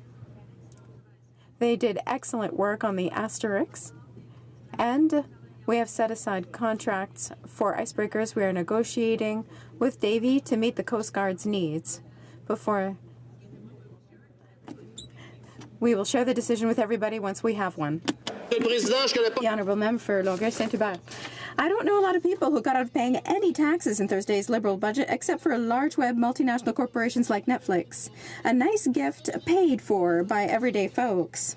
The only response to the government to the calls from Quebec and the cultural sector when it comes to taxing these corporations is to set up a 5-year study and to talk about that with other G7 countries. But they're going to look silly because a great deal of these countries have already acted and set up taxes on these types of corporations. When are they finally going to act and stop setting up piecemeal deals with multinational corporations? The Honourable Parliamentary Secretary. We know that Quebec's media sector has changed because our way of using media has changed. That is why we've committed to modernizing our policy in order to meet issues linked to digital media. We've been very clear. We made promises and we will keep them. We recognize that over the long term, we will have to develop a global solution to the matter of taxation of digital platforms. But we won't do things piecemeal. Johns East. Mr. Speaker, Indigenous children comprise 7.7% of all Canadians under 15 years of age, and yet they represent a whopping 52% of children in foster care in private homes. Indigenous and non-Indigenous Canadians alike, including my constituents in St. John's East, are demanding that this ongoing injustice be addressed. Can the Honourable Minister of Indigenous Services please update this House on what our government is doing to champion Indigenous child welfare? Thank you. Honourable Minister. Mr. Speaker, I want to thank the honourable member from St. John's East for this important question and his advocacy on this issue. I hope that all members in this House were heartened to see that there are new investments in the order of $1.4 billion to support child and family services for Indigenous families. This means that we will be able to achieve equity for First Nations child and family service agencies, but even more than that, we will be able to support communities with prevention services, ensuring that children can be raised by their families in their communities, surrounded by their language and culture, and I hope we are all working hard to that end. Honourable member for Peace River Westlaw. Oddly, the Minister of the Environment shared a video of her celebrating with the Canada Parks and Wilderness Society, a group that's suing her government. Yet when it comes to meeting with organizations who are uniquely positioned to protecting caribou in the communities in which they live, the minister suddenly has no time. Can the minister confirm that she refused to meet with the Northwest Species at Risk Committee and the Alberta Forestry Alliance? Thank you, Mr. Speaker. Minister of Environment. Thank you, Mr. Speaker. In my job, I am happy to meet with as many people as I can, as do my public servants, as do my political team. I was very pleased that we announced $1.3 billion for parks and protected areas in budget 2018. This is amazing for Canadians. This is amazing to tackle climate change. This is amazing for species at risk. It also demonstrates the environment and the economy go together. The honourable member for Joliette. Mr. Speaker, Quebec's forests are being ravaged by a budworm infestation, and it seems like the federal government is doing all it can to make it worse. In 2014, the government gave twice as much money to New Brunswick as it did to Quebec to stop the infestation. But the budworm isn't shy about crossing borders, and the infested area in Quebec is bigger than all of New Brunswick. New budget, Mr. Speaker. Same lack of support for our forestry producers. $75 million for the Maritimes. Not a penny for Quebec. Not one. What will it take for Quebec to get its fair share? The Honourable Minister of Natural Resources. A critical importance of forestry to the economies of Eastern and Western Canada as a source of jobs, prosperity and opportunity. We are acutely aware of the threat that forest pests like the mountain pine beetle, emerald ash borer and spruce budworm pose to Canada's forests. In Budget 2016, we invested $87 million to support scientific research and infrastructure, including funding to combat destructive forest pests, such as the spruce budworm and the mountain pine beetle. We are working closely with provinces, universities, and industry, all with the common goal of finding a way to keep these pest populations low. The Honourable Member for Rivière-du-Nord. Mr. Speaker, Quebecers are badly served. In the past, Ottawa found $225 million to help British Columbia deal with a similar infestation. This year, Ottawa is extending $25 million to the Maritimes, but nothing for Quebec. Nothing for forested areas as vast as an entire province that have been infested and ravaged. Forests that are useless for the forestry sector and ruinous for private property owners. How can the government justify giving other provinces and completely ignoring support for Quebec? Hardly ignoring the forest industry, including the forest industry in Quebec.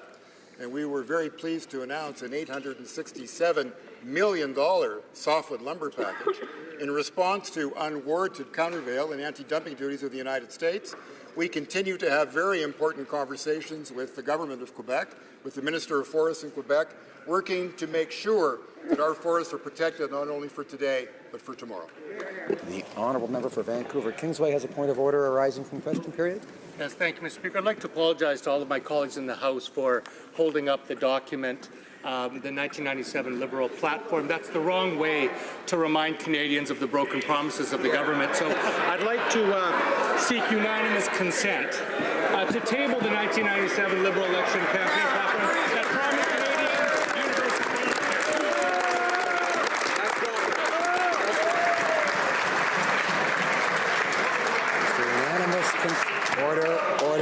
There's no unanimous consent. Order.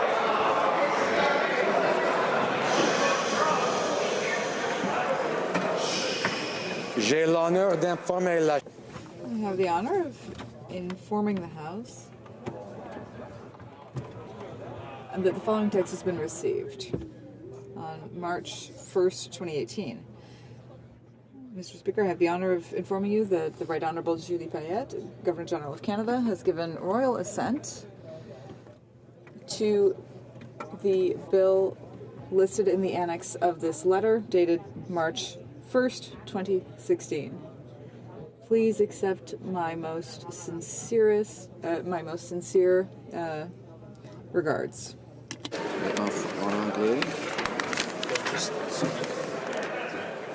Projet de loi ayant reçu la sanction royale. The bill having received royal assent is the act concerning automobile safety, and also S2, an act to amend an act concerning Remembrance Day. I have the honor to inform the House that a communication has been received as follows. March 1st, 2018. Mr. Speaker, I have the honor to inform you that the Right Honourable Julie Payette, Governor-General of Canada, signified royal assent by written declaration to the bills listed in the schedule to this letter on the first day of March 2018 at 1:06 p.m. Yours sincerely, Jacinta Di Lorenzo.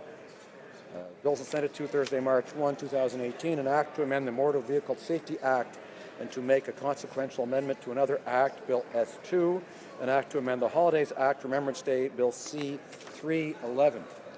And now I believe the Honourable Official Opposition House Leader has the usual Thursday question. Thank you very much, Mr. Speaker. It's been a little bit of a different schedule because we've just been here for 1 week, and then we're going to get to go back to our ridings for another 2 weeks, which is going to be great. I will say I hope that the Prime Minister maybe stays in his constituency, or at least stays here, so he's not embarrassing us anymore or causing any diplomatic incidences. But I'm wondering if the Government House Leader could tell us what we'll be doing for the rest of this week and then when we get back in 2 weeks. Thank you. House Leader. Mr. Speaker, I too look forward to having our 2 weeks in the riding, and I can assure the honourable member and all Canadians that this Prime Minister and this government will always stay focused on the needs of Canadians. So, to answer the question this afternoon, we will continue to debate on the Conservative Opposition Day motion. Tomorrow the House will debate Bill C-69, Environmental Assessment, at second reading. Lors de notre retour après les 2 semaines dans la circonscription. After the 2-week break, we will have the 3 last days of budget debate. That's on Monday, Tuesday, and Wednesday. Thank you, Mr. Speaker. I am now prepared to rule on the point of order raised on February 27th, 2018 by the Honourable Member for Berthier-Masquinongé concerning the second reading of Bill C-69, an act to enact the Impact Assessment Act and the Canadian Energy Regulator Act, to amend the Navigation Protection Act, and to make consequential amendments to other acts under the provisions of Standing Order 69.1. I would like to thank the Honourable Member for having raised this question, as well as the Honourable Parliamentary Secretary to the Government House Leader for his intervention on this point. Argued that Bill C-69 is an omnibus bill, as she feels it contains several different initiatives which should be voted on separately. She notes that the bill deletes 2 existing acts, enacts new ones, and amends over 30 other acts. The Honourable Member requested that the Chair divide the question at second reading to allow for a vote on each of the 3 main parts of the bill. Part 1 enacts the Impact Assessment Act and repeals the existing Canadian Environmental Assessment Act.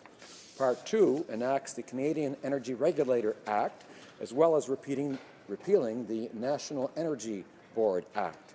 The Honourable Member argued this second part deals more with natural resources than with the environment and should therefore be voted upon separately. Part 3 consists of amendments to the Navigation Protection Act, which would be renamed the Canadian Navigable Waters Act. As this deals with matters relating to transportation, she felt this part should also be subject to a separate vote. L'honorable député. The Honourable Member helpfully indicated or identified which of the consequential and coordinating provisions contained in Part 4 she believed were associated with each of the other parts. I am grateful for her specificity in this regard.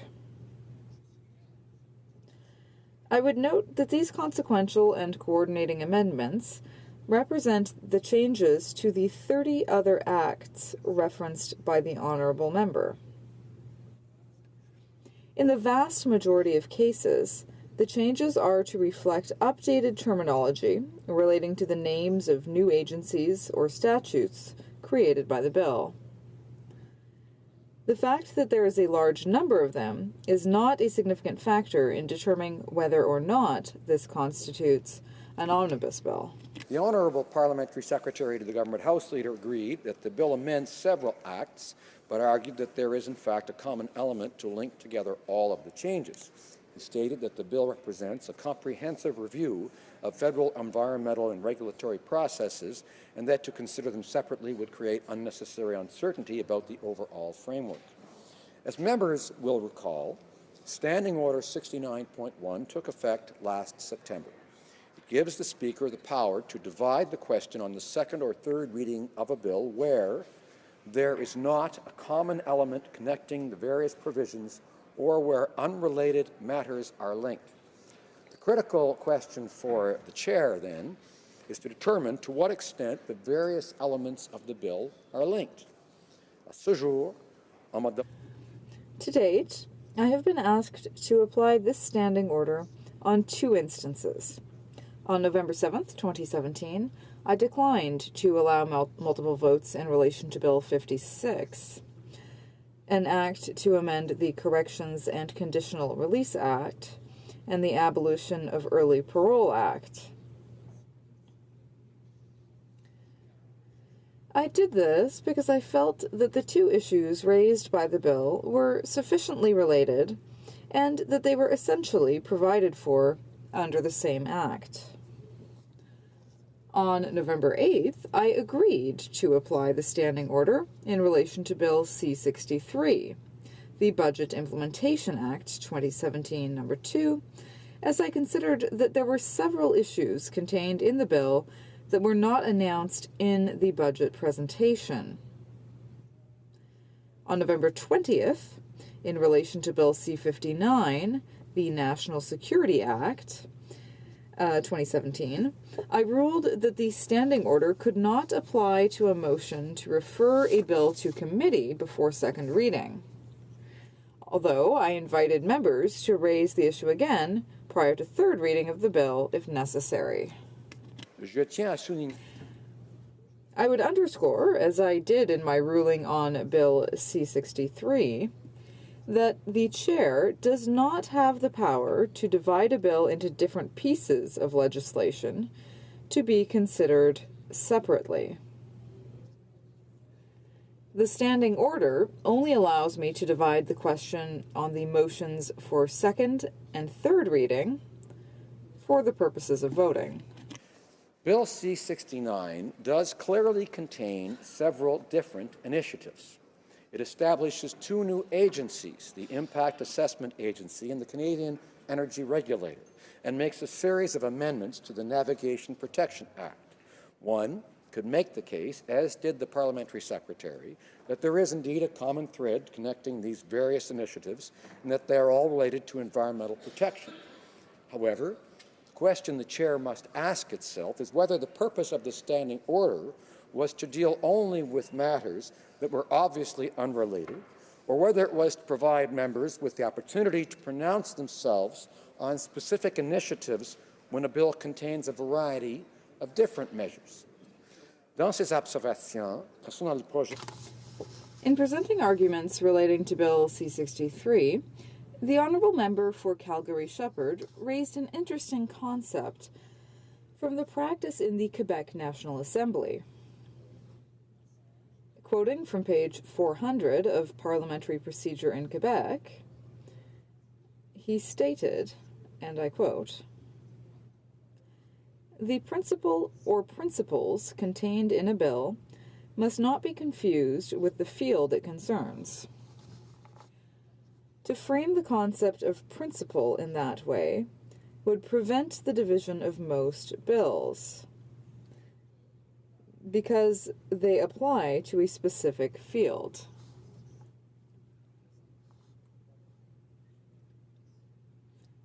End of quote.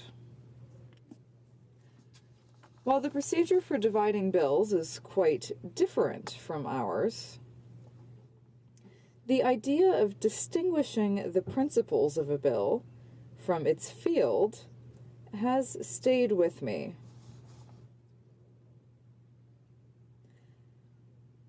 While each bill is different, and so too each case, I believe that Standing Order 69.1 can indeed be applied to a bill where all of the initiatives relate to a specific policy area, if those initiatives are sufficiently distinct to warrant a separate decision of the House. In this particular instance, I have no trouble agreeing that all of the measures contained in Bill C-69 relate to environmental protection. However, I do believe that there are distinct initiatives that are sufficiently unrelated that they warrant multiple votes. Therefore, I am prepared to allow more than one vote on the motion for second reading of the bill. As each of the first two parts of the bill does indeed enact a new act, I can see why the honourable member for Berthier-Maskinongé would like to see each one voted separately. However, my reading of the bill is that the regime set out in the Impact Assessment Act Part 1 and the Canadian Energy Regulator Act Part 2 are linked in significant ways, reflected in the number of cross-references. For example, the Impact Assessment Act provides for a process for assessing the impact of certain projects, but contains specific provisions for projects with activities regulated under the Canadian Energy Regulator Act. There are also obligations in the Canadian Energy Regulator Act that are subject to provisions in the Impact Assessment Act. Given the multiple references in each of these parts to the entities and processes established by the other part, I believe it is in keeping with the standing order that these two parts be voted together. With respect to Part 3, which amends the Navigation Protection Act, I find that it is sufficiently distinct and should be subject to a separate vote. While there are some references in Part 2 to changes made in Part 3, I do not believe that they are so deeply intertwined as to require them to be considered together. There would be an opportunity to correct these references as part of the amending process if Part 3 should not be adopted by the House. As I said earlier, Part 4 of the bill is made up of consequential and coordinating amendments arising out of the other three parts. In my ruling on Bill C-56, I recognize that the analysis and division of a bill into different parts can sometimes be quite complex. Based on my reading of Part 4, which differs slightly from that of the honourable member for Berthier-Maskinongé, clauses 85, 186, 187, and 195 seem to be related to Part 3 and will be voted with that part. The remaining clauses in Part 4, with the exception of the coming into force clause 196, appear to relate only to Parts 1 and 2, and will therefore be grouped with those parts. The schedule relates only to Part 1 and will also be grouped with it. Time for a quick drink of water. The Chair must also ensure that the title, preamble, and the coming into force clause are included in one of the groups. As these apply to the entire bill, the Chair finds itself in a difficult position. In the circumstances, I believe it is most logical to include them in the group with Parts 1 and 2. Therefore, to summarize, there will be two votes in relation to the second reading of Bill C-69. The first vote will deal with Parts 1 and 2 of the bill, as well as the title, the preamble, schedule, and all clauses in Part 4, except clauses 85, 186, 187, and 195. These 4 clauses will be included in the second vote, which relates to Part 3 of the bill. The Chair will remind honourable members of these divisions before the voting begins. Puisqu'il s'agit de nouveau.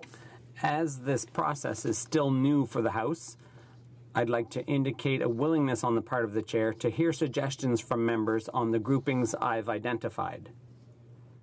This is similar to how the Chair has sometimes agreed to adjust groupings of motions at report stage based on feedback heard from members.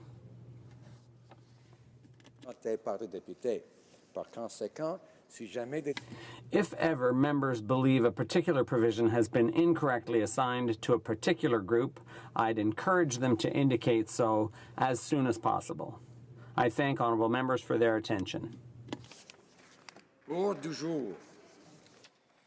Government orders, business of supply, consideration of the opposition motion standing in the name of Ms. Vecchio regarding Canada summer jobs. Debate, the honourable member for Milton. Mr. Speaker. Mr. Speaker, I have a pretty unique relationship, I think, with Canada's Summer Jobs Program. In fact, it's probably a relationship that most other MPs have. And I have a great attachment to it because when I first started to work at the Dairy Queen in Sydney, Nova Scotia, it was because of the fact that the company received a grant, as we used to call it. And that allowed for some of the fee and the pay for the employee to be covered off by the government. And that got me started in the workforce.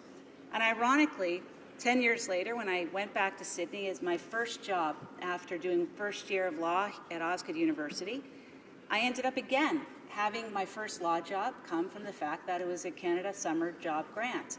And I've always been appreciative of it because I know how important it is for those who are looking for jobs in the summer, especially in areas like Cape Breton, which is severely unemployed.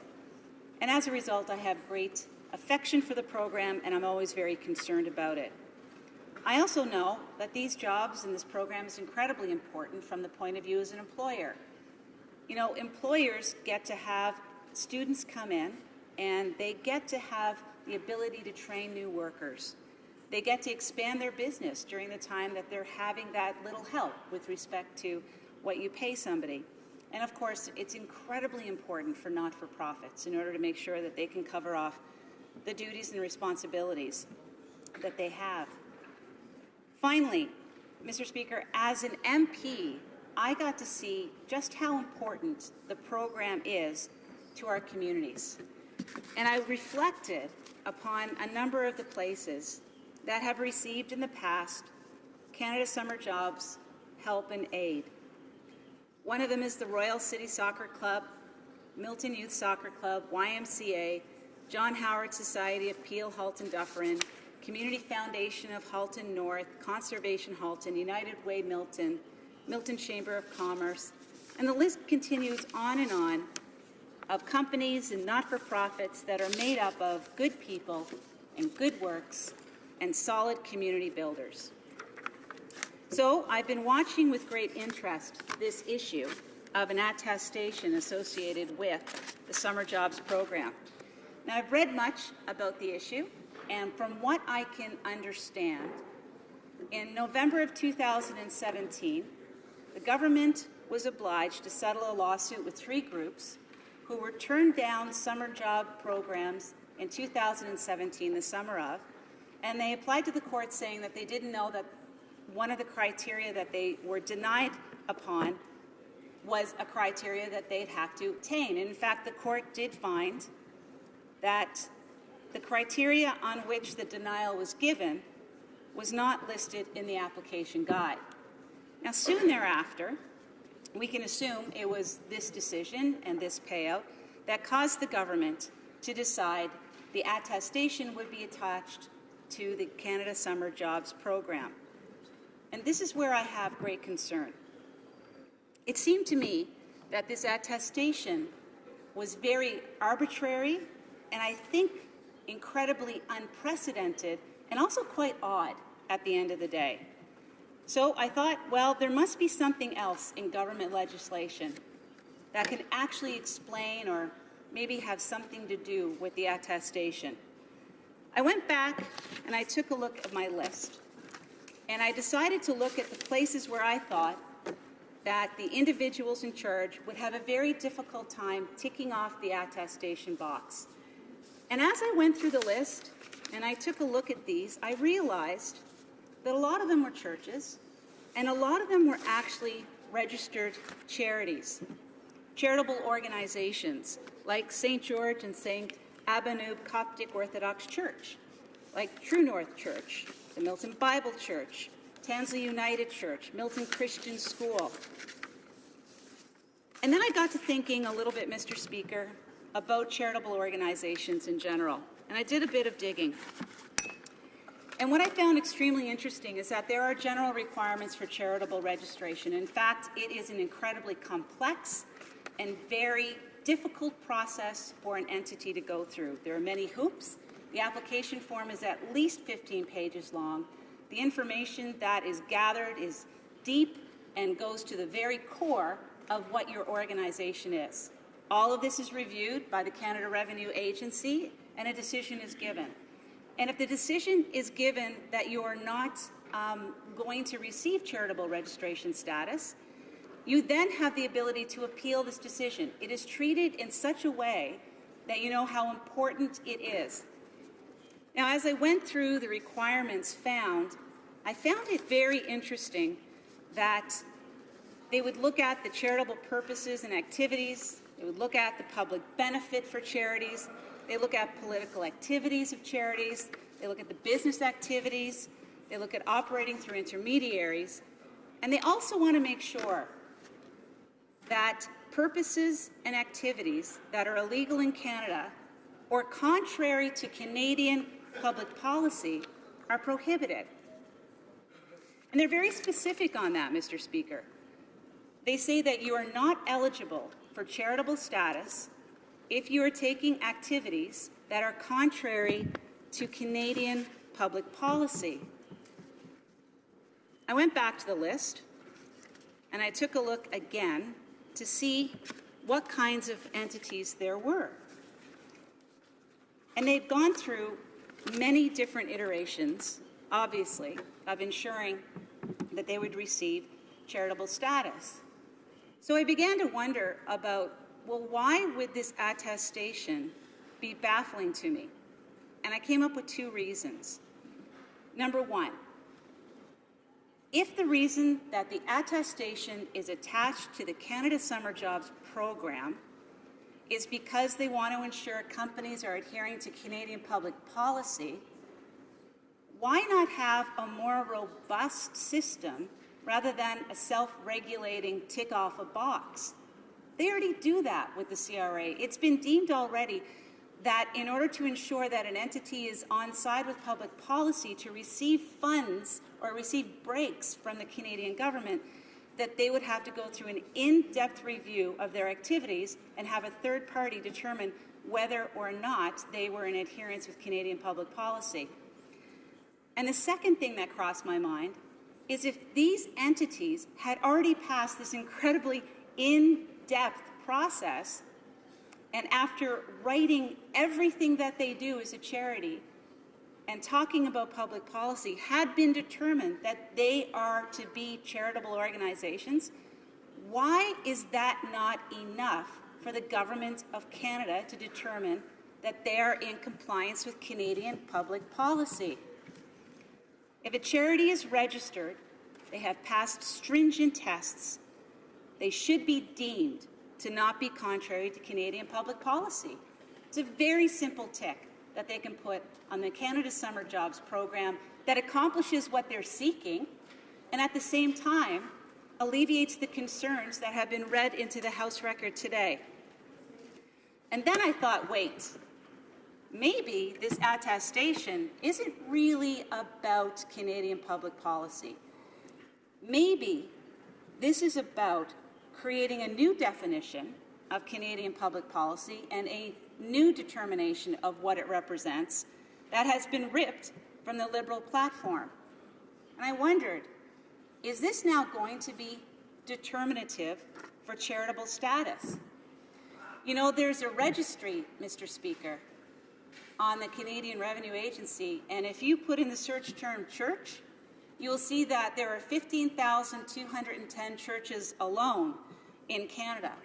That's just churches. There's many others on the list of who would not willingly want to sign or tick off the attestation that would also be on that list. Honourable member across the way just laughed when I indicated that my concern is that the CRA will approach applying a more stringent public policy test to charitable organization. And he would be remiss to not remember that the CRA, in past experience, do make decisions without consulting ministers on the disability tax credit and also on the decision to ensure that you take taxes from those who are receiving any kind of compensation through breaks or discounts while they're on the job. We can absolutely have the problem where an official of the CRA takes it upon themselves to determine that the new definition of Canadian public policy for the purposes of charitable organizations is the one that this government has slammed into the Canada Summer Jobs attestation. And that, Mr. Speaker, is not good public policy. That's not the way this public policy should happen in this country. And as a result, Mr. Speaker, I am more than happy to stand here today and tell you that the attestation is ridiculous and it's offensive, and if they want to change Canadian public policy, do it in an honourable way. Questions and comments. The honourable member for Hamilton West, Ancaster Dundas. Thank you, Mr. Speaker, and I'd like to thank the honourable member for her intervention today. I'd like to share an experience. I worked as a high school chaplain for 20 years, and there was more than one occasion where, when I went to school, there was a group of protesters or demonstrators that were outside the school, and they were holding pictures of aborted fetuses. So students that went by those pictures had to look at those pictures as they went into the school. They had no choice. They had to go to school, so they had to walk by and look at those pictures. As a chaplain in the school, I then had a number of those students coming to me that were devastated at what they saw. So we go back to this. The attestation is not about values and beliefs. I'm a big believer in charitable work that takes on. The attestation is about activities. This activity that I just mentioned is what our government is trying to get at. Does the honourable member believe that activities of holding pictures of aborted fetuses for young girls to see as they're entering their high schools is an activity that a government should be funding? Good question. The honourable member for Milton. Mr. Speaker, in her intervention and in her question, the honourable member has actually admitted to this House that it is the policy of this government to change what will be Canadian public policy and determining that the attestation more fits with what should be looked at as opposed to what is currently being looked at CRA. And the reason being is this. One of the things that charity has to do is to describe all the activities that they undertake. This activity would be described in an application for charitable status. Is she now telling me that because of the story she told, they will have their charitable status taken away from them? Is that where we're going in this situation?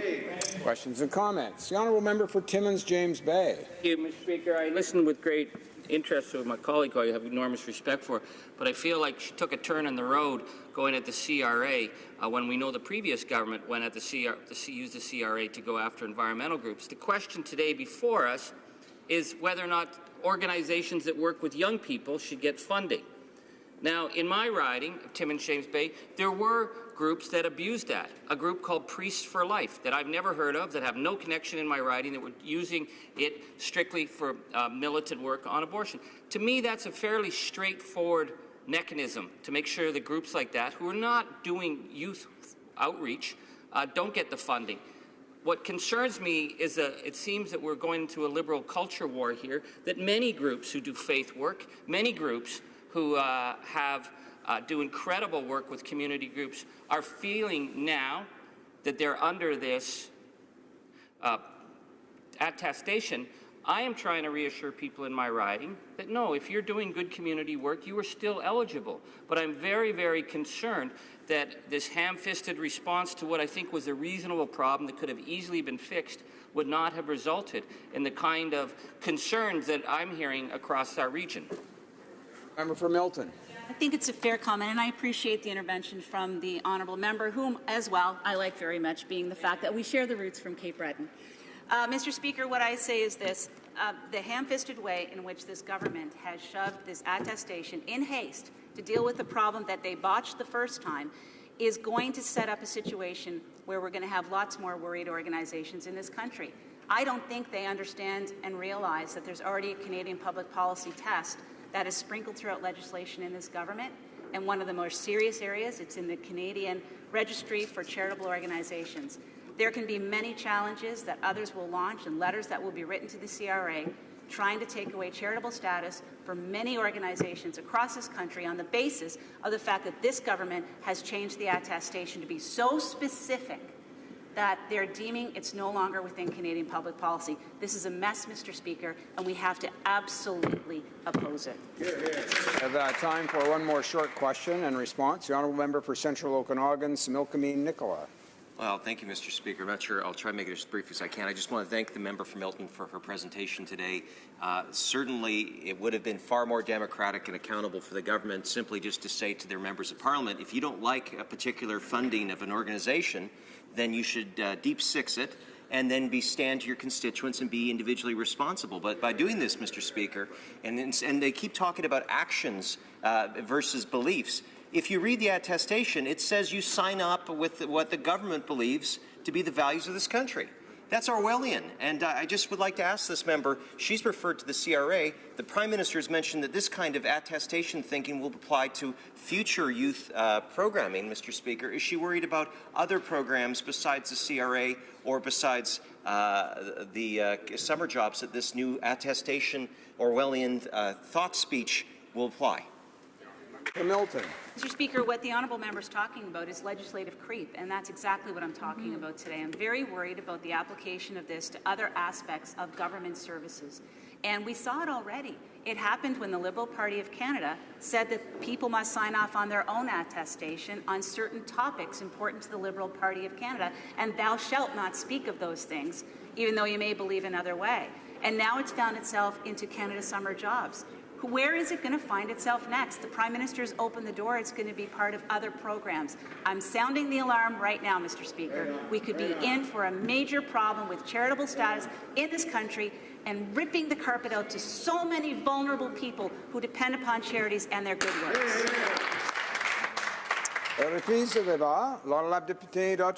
Resuming debate, the honourable member for Ottawa-Vanier. Thank you, Mr. Speaker. I'll be sharing my time with the honourable member for St. Catharines. Mr. Speaker, I'm very happy to speak today about the Canada Summer Jobs program. As you know, it's a federal program that gives money to employers to help create summer jobs for students. A summer job is a crucial way for students to acquire professional experience, and that's something that employers look for on CVs, and it also enables students to earn money for their next school year. The type of work they do over the summer is important in their career development because it helps them get work experience that they'll need once their studies are finished. The workplace and market are evolving, and we want to make sure that all students get good jobs eventually. Furthermore, we need to make sure that employers have employees with the skills they need. This year, we set 5 national priorities for the Canada Summer Jobs program in order to better meet current and future needs on the market and to improve job opportunities for young people. Employers who support these priorities have been asked to submit applications. For example, if there are employers who want to hire young people who are part of an underrepresented community, if they're small businesses, if there are employers that provide jobs to minority language communities or organizations that provide services to the LGBTQ2 community or provide support, as well as organizations that provide jobs to women, specifically in the area of science, technology, engineering, and math, as well as information technology and communications. This year, we extended the date by 1 week until the 9th of February for organizations to submit their applications. Mr. Speaker, I'd like to tell you why we set those priorities. The first was the one regarding young people who are underrepresented. We know that all young people face barriers. However, some young people face major barriers. For example, let's take young Indigenous people. These young people all too often are less likely to finish their secondary studies than non-Indigenous people. And there are young immigrants with no experience, work experience in Canada, no professional experience, who don't necessarily have official language skills. Because of this, it is not likely that they will find a job and be able to keep it. And the numbers speak for themselves. In 2011, 48.9% of young immigrants were able to find a job, compared to 61% of young people born in Canada. Therefore, those young underrepresented young people need to have assistance. Now, why should we help minority official language communities? Why should they be a priority? Well, these communities contribute to official languages being used and fostered throughout the country, and that is a socioeconomic contribution to our country. We have to take steps that foster the development and the development of these official language communities. So we added official language minority communities to our priorities to foster their vitality and development. Now, what about LGBTQ2? Well, our government acknowledges that everyone has the right to live without fear of discrimination, and all people have the right to be included in all facets of Canadian life, regardless of who they are, who they love, how they identify themselves. And that is why we committed to protecting the dignity, safety, and rights of transgender Canadians and all Canadians who are diverse in many ways. That is why we are making a priority to receive applications from employers who are willing to give these people opportunities. We know that many people face discrimination at work. Members of the LGBTQ2 community have less opportunities than their peers. We want to act, Mr. Speaker, in a way that will change this situation. Now, what about small businesses that are so crucial for the development of our economy? They represent 97% of all businesses in Canada, and they represent 30% of the GDP. They therefore play a very important role in job creation. Small businesses have at a maximum 50 employees, or rather those who do have 50 employees at most don't always have the means to hire people for the summer. By helping them hire young people for the summer, we are helping not only the businesses but also the young people. Young workers benefit from these professional experiences, and they also bring new ideas and perspectives to their workplace and to their local area. For the second consecutive year, we've included in our national job opportunities jobs in the areas of science, technology, engineering, and mathematics, as well as information technology and communications. We support our government's vision to make Canada a global center for innovation. The difference this year is that we have added a priority to that area so that employers actively recruit women. We put that emphasis on women because regardless of the significant progress that has been made over the past years in women's participation on the labor market, they are still underrepresented in the STEM areas. By helping employers provide job opportunities in these areas, we are helping students more specifically female students, start careers that are in a high demand and that will help us in the future. Mr. Speaker, all these priorities will help economic growth and will help our middle class prosper. Young Canadians have many talents, and it is up to us to help them to find their place in our society and help them contribute to our economy. And our government knows that taxpayers' money should never be used to support organizations that want to undermine the rights of Canadian men and women. On the contrary, we know that the leader of the opposition, the member for Regina Capel, has a long-standing relationship with the Centre for Bioethical Reform that actually is against the right of women to choose, to make their own choices. He even had a discussion with the Director of Communications at the Centre, who said, like many of you, I knew that he would be my first choice. The MP is pro-life and has a record to show it. The leader of the opposition told the Centre, I have always voted in favor of pro-life legislation. I voted according to my conscience every single time. I have stood up against Henry Morgentaler being granted the Order of Canada. The Centre for Bioethical Reform was essential to the opposition leader's leadership win because it supported him directly. We feel that the Centre should not be able to continue to use taxpayers' funds to continue to promote their anti-abortion rights. Mr. Speaker, we are determined to continue to help our young people achieve the studies and experience they need to succeed. Thank you, Mr. Speaker. Questions and comments. The honourable member for Kitchener-Conestoga. Thank you, Mr. Speaker. I want to thank my colleague for her remarks, and I'm sure like her, or like me, she has had many people, groups in her riding approach her with concerns about how this attestation is being administered.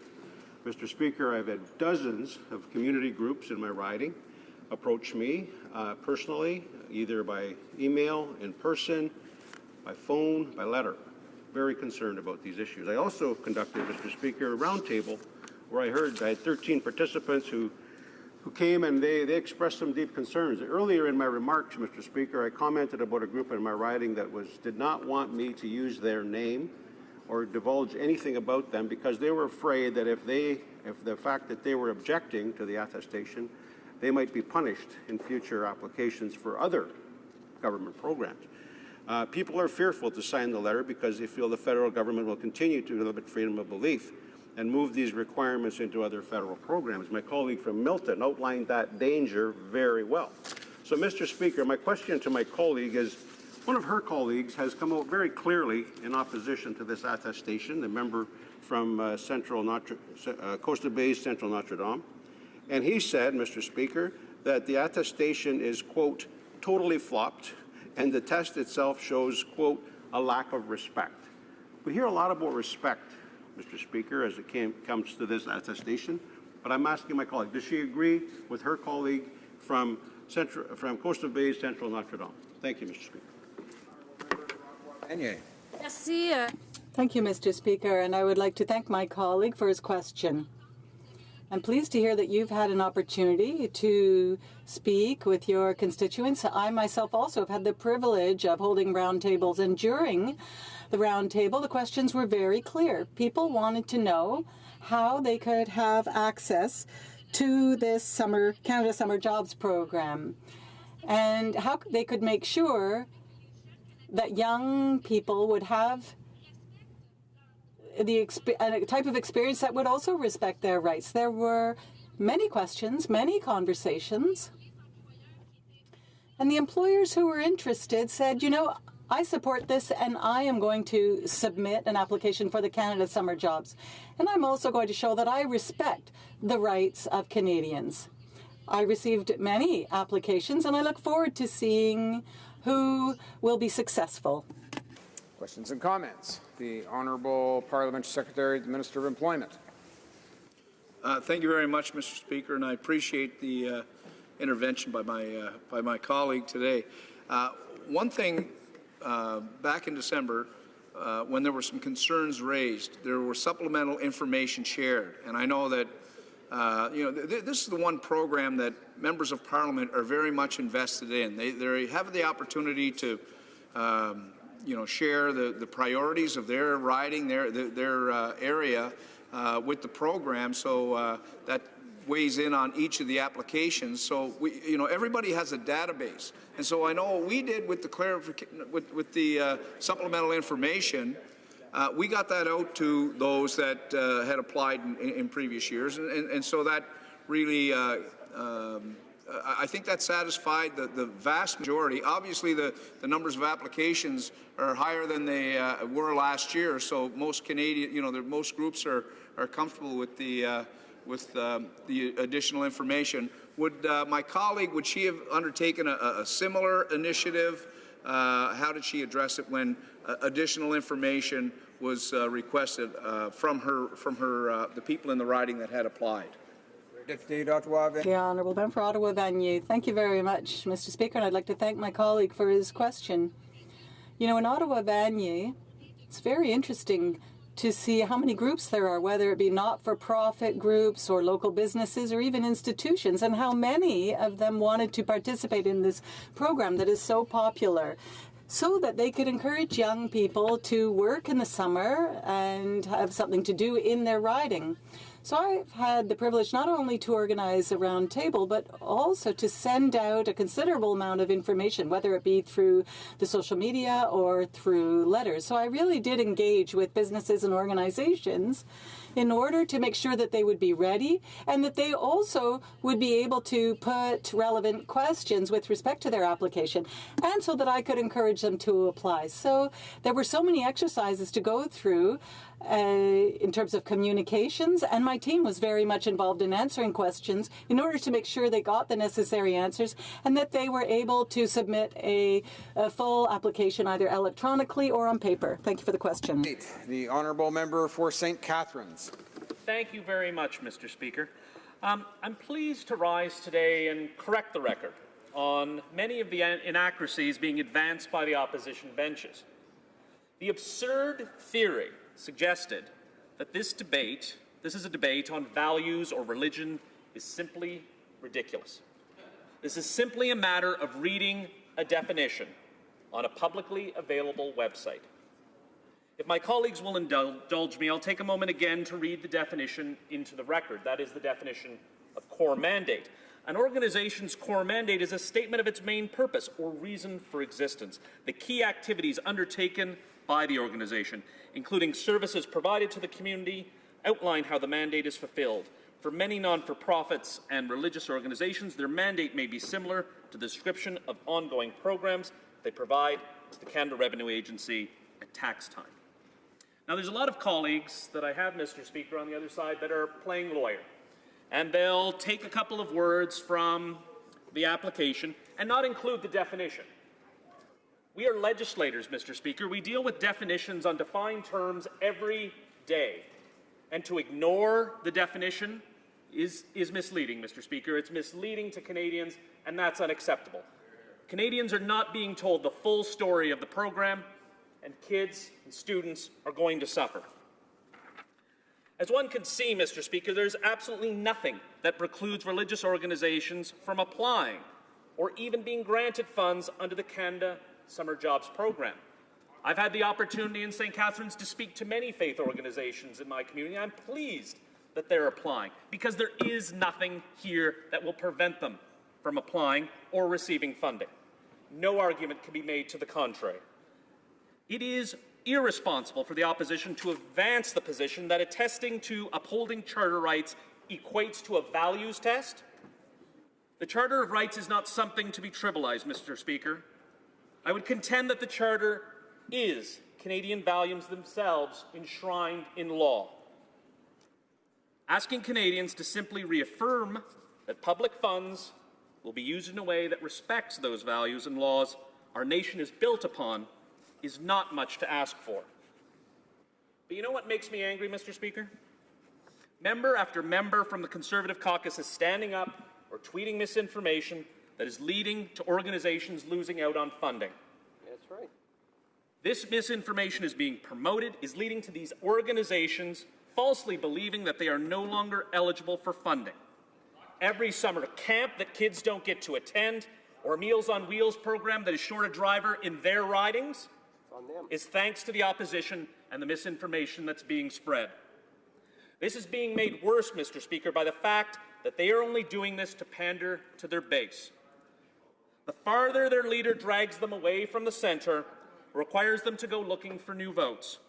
The general public, especially young Canadians, should not suffer because the leader of the opposition is trolling for votes. And if we look, Mr. Speaker, at the price the leader of the opposition had to pay to become the leader of the Conservative Party, we look to statements that have been made by long-standing relationship with the Centre for Bioethical Reform, an organization that fights against a woman's right to choose. 9 months ago, Mr. Speaker, 9 months ago during his leadership campaign, he spoke to the Centre for Bioethical Reform's Director of Communication, Jonathan Van Maren, who said, like most of you, I've known my top choices for months. The leader of the opposition is pro-life, and he has the record to prove it. That's because the leader of the opposition told the Centre, quote, I have always voted in favor of pro-life legislation. I voted according to my conscience every time. I spoke out when Henry Morgentaler received the Order of Canada. You said that? That's the price that the leader of the opposition paid. And this is what we're seeing again today, Mr. Speaker. This misinformation, as I've said, Mr. Speaker, over the past 2 years, I've had the pleasure of visiting businesses, organizations in my riding who are recipients of Canada Summer Jobs funding. I think particularly of visiting 2 young students at the Foster Festival, an arts and theatre festival in St. Catharines, who are theatre students at Brock University and have the opportunity to build sets, meet new people, have mentors in an industry that can be difficult to get in, especially in Niagara. They were recipients of Canada Summer Jobs funding. So too were many faith organizations, and that will happen again. At those businesses and organizations, I had the opportunity to meet with students who were hired, and the message I got from them was identical. They were all pleased to have an opportunity to gain on-the-job experience that they were receiving, to work hard and make a few hard-earned extra dollars to take back to school in the fall. So I think it's obvious why the tactics of my colleagues across the aisle are so infuriating.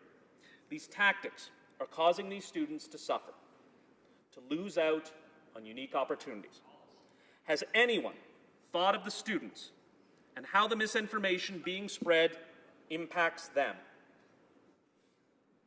I'm grateful, as I mentioned, Mr. Speaker, going to churches, to the mosque in St. Catharines, to other faith organizations, and organizations that may not be churches themselves, but are inspired by faith, inspired by Christianity.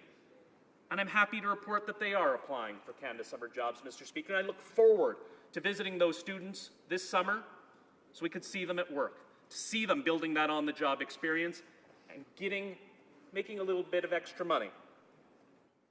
We are talking so much about religious values, yet no one on the opposition has stopped to ask about how this will affect the students. We are the government that recognized the importance of this program because we doubled the funding to this program because of the positive impact it's having on Canadian youth. The benefits and opportunities afforded to young Canadians that this program be expended to benefit our youth is what should be on the minds of our opposition colleagues. The opposition would rather see these funds used to undermine others' hard-earned charter rights. And Mr. Speaker, that is completely unacceptable. They continue to speak about religious rights, freedom of speech, which aren't impacted by this attestation. Yet they seem to forget about the rights guaranteed to women under Section 15. The equality of rights guaranteed under Section 15 protects the rights of women should they choose to access safe abortion services. We have already heard one member of the opposition rise today and liken the LGBTQ community to being a lifestyle choice. We have heard from the opposition House Leader comparing the government's protection of charter rights in this attestation to the horrible oppression and prosecution of the LGBTQ community during the 60s, 70s, and 80s. It's clear, Mr. Speaker, that the opposition doesn't get it, and it's clear that the government needs to stand up for these hard-earned charter rights. Enough is enough, Mr. Speaker. Enough is enough with the misinformation. Enough is enough with the marginalization of charter rights. Enough is enough with the disrespect that has been shown towards young Canadians and organizations in our communities. This is a program about kids, Mr. Speaker. Young Canadians getting good-paying summer jobs and life experiences that go along with them. It's time to put them back in the center of our thinking and not treating them like a political pawn. Every year, I look forward to seeing the Canada Summer Jobs list for my riding, to seeing the positive impact on those jobs will have in St. Catharines and on young Canadians. I will, like in past years, looking forward to seeing that list in the near future, and again, looking forward to seeing those kids getting the skills that they're looking forward to very soon, and looking forward to continuing this in the coming years, Mr. Speaker. Thank you so much. Questions and comments. The honourable member for Central Okanagan, Similkameen Nicola. Thank you, Mr. Speaker. Appreciate the member for Niagara raising his concerns about misinformation. But first of all, Mr. Speaker, it is the Liberal government that proposed these changes. They're the ones that are responsible for administration of this program. They put out this attestation and gave very little guidance to Canadians. And so when the opposition asks questions and we don't get firm answers as to, especially from the minister responsible, he can only understand why some Canadians would be less than certain as to what the government is intending to do. Now, Mr. Speaker, the government could have actually had just said to their Liberal members of Parliament to reject Canada's summer jobs applications that they disagree with. That's something they could do and be more directly accountable to constituents. They could have said, Mr. Speaker, let us ban political or social advocacy, whether it be knocking on doors for a political or social cause. But they did not do that. Mr. Speaker, this government has put forward and has said publicly, the Prime Minister said that he would like to see this kind of attestation applied to other areas in our system, Mr. Speaker. Does this member opposite, does he believe that these kinds of attestations should be used for determining if someone should be able to get a job with the Government of Canada? This is the kind of thinking, Mr. Speaker, that kind of ideological thinking that has consequences. I'd like to hear from this member if he supports that. The honourable member for St. Catharines. Thank you very much, Mr. Speaker. The Charter of Rights and Freedoms, those rights are hard-earned. Hard-earned. And we have members from the other side, Mr. Speaker, getting up and still in 2018 calling the LGBTQ community a lifestyle choice. And in that member's eyes who said those words, it'd be fine to discriminate. It would be fine to use public money for that particular purpose, and that is unacceptable, Mr. Speaker. This government and no government should use public funds to undermine someone's charter's rights. That is unacceptable. Canadians expect the government to uphold the Charter of Rights and Freedoms, and that's exactly what we're doing. Question commentaire. L'honorable député d'Hochelaga. Honourable member for Hochelaga. Thank you, Mr. Speaker. I agree that organizations that are funded by government programs shouldn't be violating charter rights. But my colleague said that there shouldn't be any loss for students. I agree with that. But I remember that last summer, in the Summer Jobs Canada program, the Liberals were bragging that there were more summer jobs. But what I saw in Hochelaga is that there were fewer weeks of work for each position. So yes, there may have been more jobs overall, but that's because they were much shorter jobs. So does he think that that constitutes a loss for students, offering them lower quality jobs? Catharines. Thank you very much, Mr. Speaker. I'd like to thank the honourable member for her question. This is the government that doubled funding to this particular program. There's more jobs, there's more hours.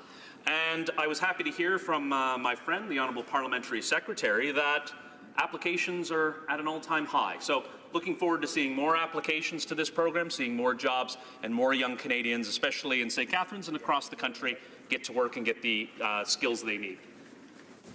Questions and comments? The Honourable Parliamentary Secretary to the Government House Leader. Yes, thank you, Mr. Speaker, and I appreciate the comments of my friend and colleague, and I want to pick up on the point that the member made when he made reference to the fact that we have members of opposition that seem to want to give misinformation that could ultimately lead to many students not getting the type of job opportunities that they could have. And my question to the members, can you maybe just expand on why it's important for members of parliament on all sides of the House to look for agency and support, not to give misinformation, but to provide the information that's necessary to ensure that as many groups and both private, non-profit, that are engaged in this particular program. Well, member for St. Catharines. Thank you very much, Mr. Speaker. I'd like to thank the Honourable Parliamentary Secretary for his question. It's when I've spoken to faith organizations and they've raised concerns, and I've read the definition that I brought up in my speech, the concerns have been lifted. And it's important because faith organizations, and the opposition members are right, are doing great work in our community. They're helping refugees. They're helping the homeless. They're helping with food banks, running daycares. And so it's important as legislators to read the definition to define terms. The opposition is excluding that entire point, which is fundamental to the definition. So I hope and I beseech them to use that definition as they would any other piece of legislation or anything else from the government so that they can get jobs for their young constituents because clearly this is important to them and it's important to those organizations. Yeah. Resuming debate, the Honourable Member for Provencher. Thank you, Mr. Speaker. And before I begin, I just want to indicate to you that I'll be sharing my time with the member from Edmonton, St. Albert. Very pleased to have the opportunity to speak to my honourable colleagues this afternoon about this motion. I want to thank the member for Elgin Middlesex London for bringing this very important matter forward in the way of a motion, and it's something that we can discuss here in this House. What we're talking here today is the change that the Liberals have made to the Canada Summer Jobs Program, the application process. Now we know, of course, that the Canada Summer Jobs Program is a valuable program for numerous organizations all across the country. It provides funding to assist employers, including not-for-profits, that create summer jobs opportunities for full-time students. There certainly does not need to be anything controversial about a summer jobs program. It's a win-win situation, Mr. Speaker. Students benefit by gaining valuable employment and work experience. Communities benefit from the important services provided by these organizations. But with this Liberal government, nothing is sacred. In the dying days of 2017, the Liberals quietly introduced their new values test requirement for the Canada Summer Jobs Program. When I first learned of this new requirement, I couldn't believe it. A government, even this Liberal government, demanding that the people who serve our communities must agree with their Liberal values in order to receive funding. There was no consultation process. There was no public feedback requested. Instead, the Liberals unilaterally decided that only the individuals and organizations who agreed with their prescribed set of values would be worthy of receiving the Canada Summer Jobs funding. This is just wrong. And Canadians know it. My office has been inundated with emails, letters, phone calls from concerned Canadians. Many of the calls came from organizations in my riding who have taken advantage of the Canada Summer Jobs Program to hire students for the summer to work in their various organizations. Impacted organizations include daycares, summer camps, small businesses, and municipalities. Each of these organizations read the attestation and felt that to sign it, to agree with the Liberal Party's dogma on certain issues, was an affront to their Charter of Rights. They felt that they would be compromising their beliefs if they signed it. I know Liberal members have indicated confusion on this point. Why won't Canadians just sign the attestation? They have told these Canadians, hold your nose and sign it. After all, the supplementary information that was provided by the Liberal government after the swift negative response from Canadians was supposedly meant to clarify what was meant by the wording of the attestation. but they just do not get it. The Liberal understanding of tolerance is so narrow that they cannot wrap their heads around the thought that there are Canadians that actually might have different beliefs and values than those of a Liberal Party. They can only tolerate those opinions, those beliefs, those values that agree with theirs. And if you don't agree with them, you are no longer eligible to receive funding for a summer student. Speaking of Canada's success, the Prime Minister stated the following: "But what's made it work so well in Canada is the understanding that our diversity isn't a challenge to be overcome or a difficult to be tolerated. Rather, it's a tremendous source of strength." Yet, here we are, Mr. Speaker, the man himself contradicting his famous quote. Why? Because in the Prime Minister's world, he thinks he holds the monopoly on what constitutes acceptable diversity. While he may talk a lot about respecting diversity, his actions tell another story. That is the real problem going forward. It's important to understand that this change represents a marked departure from past practices in this country, requiring Canadians to agree with a political party's values as a condition of eligibility for grant monies. That is not how government funding decisions are made. Despite the good work that so many organizations do in our communities, caring for the disabled, for refugees, providing day camps for children in need, assisting vulnerable youth at risk, providing shelter for abused women and children, providing food for those that are hungry, and also providing shelter for those that are homeless. Their applications may be rejected simply for holding beliefs different than those of the people in power. I received an email from a constituent, Sharon, who said this: "The fact that employers will now be required to attest that both the job and the organization's core mandate respect certain values as determined by the federal government strikes me as seriously violating our guaranteed freedoms of religion, thought, belief, opinion, and association offered by Canada's Charter of Rights and Freedoms, especially the provisions under Section 2. This affects me and upsets me. I thought I lived in a democracy where diversity and a mosaic culture were encouraged. I did not think I was part of a government-dictated cookie-cutter world. I don't always agree with everyone else's point of view, but I understand that they have a right to their opinions, just as I thought I did." And that's from Sharon.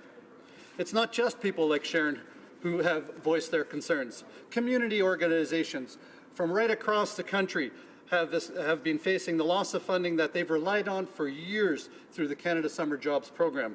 This is a direct result of the Liberal government's ideological bullying. Take, for example, Bridge Park Manor, a not-for-profit organization that offers seniors and retirement housing in my riding. Bridge Park applied for Canada Summer Jobs funding, approximately $16,000, in order to hire 2 students to work full-time over the summer holidays. The students would have been working in the food services area, gaining valuable skills, serving meals to the seniors at the residence. But because of the Liberals' values test, the CEO and the board faced an impossible choice: either compromise their values or be denied funding. Because the organization made alterations on the application to the attestation, the reply that they got back from the government was that their claim would be rejected. There are now 2 more students in my riding who will not have an opportunity that would have otherwise been presented.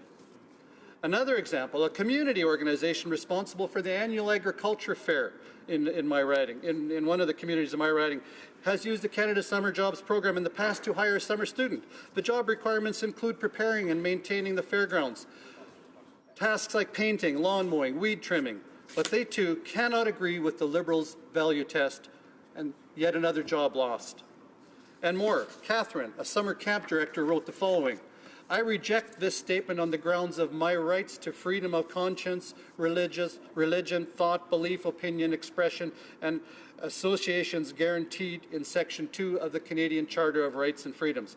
As a Christian organization that deeply values human rights, we will not betray our beliefs or our conscience."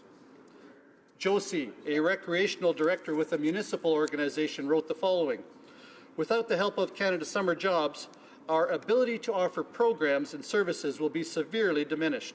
We believe that we're being denied equal access to a government benefit because of our organizational and personal beliefs. This violates the Charter, which guarantees freedom of religion, thought, belief, and opinion." And another one from an arts organization in my riding, of all things, an arts organization, wrote the following, and I quote, these are quotes that I'm giving you, Mr. Speaker. While we continue to affirm our intention as an association to support rights and freedoms, we protest the attestation requirement of the funding application that divides us along political lines. The truth of the matter is that this policy isn't about the activities or services an organization is engaged in. It's about targeting the personal beliefs of the individuals who run those organizations. Mr. Speaker, that's shameful. I've heard some Liberals in this House today that they've taken a brave or a bold step in introducing this values test. There's nothing brave about the Liberal Party using the powers of government to suppress the views that are different from their own. Nothing. The real heroes of the story are the many individuals and organizations who, when faced with this kind of discrimination by their own government, choose to stay true to their values. Even though they have nothing to gain and everything to lose, they were willing to take a stand for what they believed in. I'm reminded of the words of the Conservative Prime Minister John Diefenbaker delivered in a speech in 1960. I'm a Canadian, a free Canadian, free to speak without fear, free to worship God in my own way, free to stand for what I think, free to oppose what I believe wrong, free to choose those who govern my country. This heritage of freedom I pledge to uphold for myself and all mankind. Diefenbaker was in the midst of pursuing landmark legislation, the Canadian Bill of Rights, a bill introduced to guarantee civil rights for all Canadians, a bold vision for Canada that respected the rights of individuals and was the reason that his Conservative government extended the vote to Indigenous Canadians, nominated the first Indigenous senator, and appointed Canada's first female cabinet minister. As a pluralistic society, Canada allows for diverse opinions and protects those who may think and believe differently. It was a strong foundation laid by that original Bill of Rights that secured freedom, conscience, or that led the way and paved the way for the Canadian Charter of Rights and Freedoms that guarantees freedom of conscience, freedom of religion, freedom of thought, freedom of belief, freedom of opinion and expression for all Canadians. In fact, the Charter was designed to protect citizens from the government, not the government from them. The Liberals have acted in defiance of this heritage, arrogantly deeming the party's political values above the rights of Canadians outlined in these documents. Mr. Speaker, I call on the Prime Minister to rescind this shameful attestation requirement for the Canada Summer Jobs Program. I call on the Ministers of Employment, Workforce Development and Labour to rescind this shameful application. I call on the members of the Liberal Party to do the right thing, to respect the Charter of Rights and Freedom, vote to rescind this awful attestation. Questions and comments. The honourable member for Charleswood, St. James, Assiniboia, Headingley. Thank you, Mr. Speaker. I'd like to thank the member from Provencher for his speech. I have one question, and it's a simple question that can be answered in yes or no. If an organization believed in their core mandate that LGBT people were unacceptable and refused to hire someone that was LGBT, does that organization deserve to receive government money? Yes or no?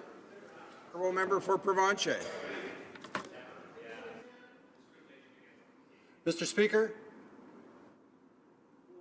this is a values test. This is a Liberals' value test being pushed on every single Canadian. This should make every single Canadian watching this proceeding here today shake in their seat, because this is a values test that today applies to the Canada Summer Jobs Program. It's a values test that if you don't agree with the ideological positions of the Liberal government, you're going to be denied funding. The Prime Minister has already stated that he wants to extend this attestation requirement to other programs. This is a values test that should scare the willies out of every single Canadian. Questions and comments. La députée de Trois-Rivières. Honourable member for Trois-Rivières.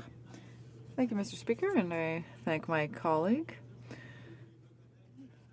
I think we can certainly recognize the passion with which he defends his opinions, but, you know, he says that the jobs that are going to be authorized this year should be based on Liberal values, or he says that's going to be the case, and I would have a problem with that too. I would have a problem if they were based on Conservative values. I would have a problem if they were based on NDP values. But this is about respecting the rights and values that are guaranteed by the Canadian Charter. And what we're talking about here are jobs. We're not talking about the employer. So does my colleague understand the difference? So there may be an employer that may have beliefs that don't necessarily reflect what the Charter protects, and that employer has the right to his own beliefs, but the job that he offers needs to respect the Charter. The Honourable Member. I want to thank the Honourable Member for the question. You know, shortly after the requirement of this attestation came to be, I was very delighted that the NDP chose to recognize the problem with this values test. They recognized it, and as the member so clearly indicated, he has a problem with values tests from any government, be it the current government, the Liberal government, whether it be a Conservative government, or whether it, in someone's wildest imagination, could be an NDP government attestation at some time. And he would object to any form of attestation that would require a values test according to their ideology. And I was delighted that initially the NDP party recognized that position. I was disappointed because of the issues that were stated as a value test. They flip-flopped on their position like a fish out of water, and it would really be nice if they could stand by principles instead of just ideology. Questions and comments? The Honourable Parliamentary Secretary to the Minister of Democratic Reform.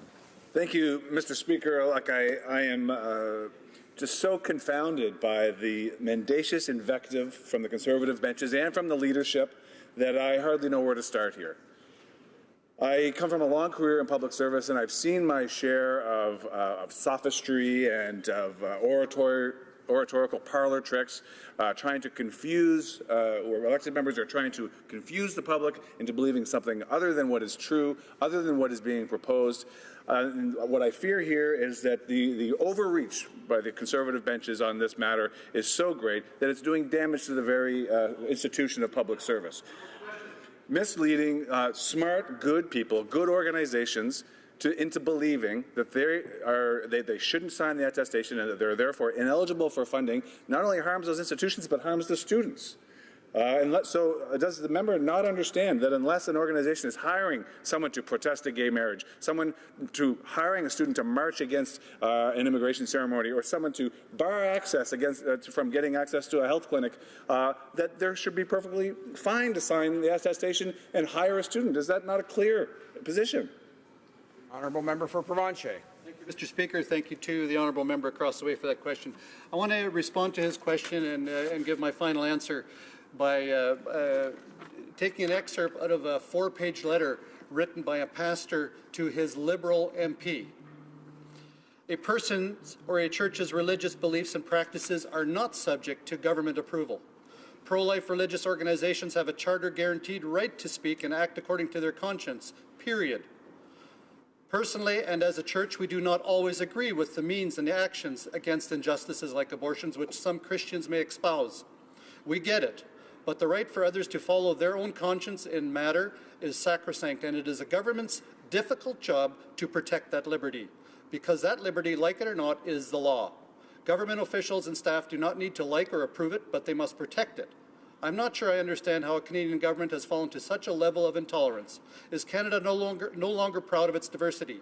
To ask people to attest to a set of beliefs or practices not their own is an obscure violation of personal liberty, not to mention privacy, and it is an inherently threatening act towards people in communities of faith, and that's how we feel by all of this.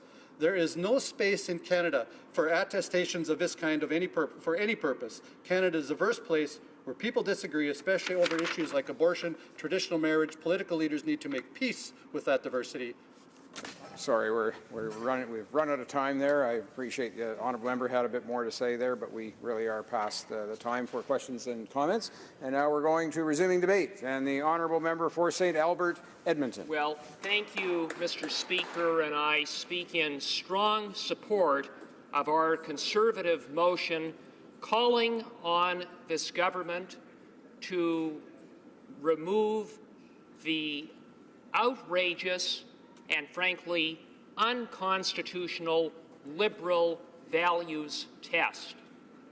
A liberal values test that requires that individuals or organizations who apply under the Canada Summer Jobs Program sign an attestation that they subscribe and support the principles and values of the Liberal Party of Canada as a prerequisite to funding. Now, the members opposite can sugarcoat and downplay and misrepresent the values test that they have imposed, but make no mistake about it, Mr. Speaker, in substance, that is precisely what this government is calling upon individuals and organizations to do. Exactly. This Liberal values test is wrong. It's discriminatory. It's mean-spirited. It violates the Charter of Rights and Freedoms. Here, here.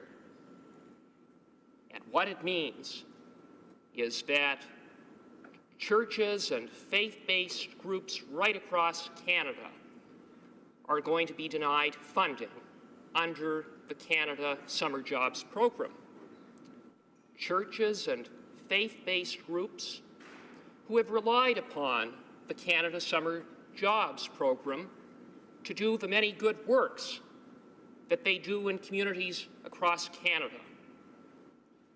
And these groups, churches, and organizations have hired students to do things like help refugees and feed the hungry and provide summer camps to kids. And not only that, Mr. Speaker, thousands of students across Canada have gained valuable and practical experience. And I would submit, Mr. Speaker, it's in many cases more than just practical hands-on experience, because when we're talking about working with refugees or assisting and helping feed the hungry or working with kids in a summer camp, that type of work for a young person, a student, can be meaningful, it can be impactful, it can be life-changing and life-lasting. But now, Mr. Speaker, that is at risk thanks to this government's bigoted summer attestation Liberal values test. Mr. Speaker, as a result, churches and faith-based groups are faced with a choice. They can sell out their principles and values by signing the attestation, or they can forfeit funding, Mr. Speaker. And this is not something that is abstract. This is not something that is academic. This is something that is real, and this is something that is taking place right across Canada. You know, the honourable members opposite keep talking about the fact that there really is no problem here. There really is no problem. Just sign the attestation. I mean, who could disagree with the attestation? Well, Mr. Speaker, I have a church in my riding that signed the attestation. And they sent a letter along with their application in which they checked off the attestation, indicating that they objected to the attestation, that they believed it contravened the charter rights that apply to them, including freedom of religion, freedom of expression, freedom of belief, Mr. Speaker. And you know what happened to their application, Mr. Speaker? It was rejected. It was sent back to them. So much, Mr. Speaker, for the words of those honourable members when they say there's no problem here. Right. Because here's an example of a church that signed the attestation that had their application rejected. And you know what, Mr. Speaker, they were attempting to hire students for? And by the way, they've hired students for many, many years, and they've had no problem until this Liberal values test. They were hiring students, and I'm reading from their application, to assist persons with disabilities, to assist newcomers to Canada, to assist Indigenous peoples, to assist visible minorities and to work with children and youth. And thanks to this Liberal government's values test, their application was rejected, Mr. Speaker. I have another organization in my riding that has just given up. They have said they cannot, in good conscience, sign on to a values test that talks about a core mandate. Because it's not just saying, I accept the Charter of Rights and Freedoms. No, that's not what the attestation says. It says a lot more than that. It talks about a core mandate, and it goes on, Mr. Speaker, and they said, it's not our core mandate. We can't sign off on that, in all honesty. We have more integrity than that. We don't agree with it. It's not our values, Mr. Speaker. How many other organizations are like that? And you know what they run, Mr. Speaker? They run a summer day camp for vulnerable youth. And they're going to try, Mr. Speaker, despite this government's intolerant values test, bigoted values test, I would say, to nonetheless try to move ahead with the summer camp, but they just don't know whether the summer camp for vulnerable youth will be there this summer. I say, Mr. Speaker, that's a real shame, but it's thanks to this government. It's a reality. You know, the Prime Minister likes to talk a good game in his usual self-righteous self. He speaks about diversity, inclusivity, and tolerance. But, Mr. Speaker, actions speak louder than words. And the actions of this government time and again show that their actions are different than the words that they speak of when they speak of diversity, tolerance, and inclusivity. Indeed, Mr. Speaker, the member for Charleswood, St. James, Assiniboia, Henningly talks about the Charter of Rights and Freedoms. Mr. Speaker, through this Canada Summer Jobs Liberal values test, this government has demonstrated that they have no regard for the Charter of Rights and Freedoms.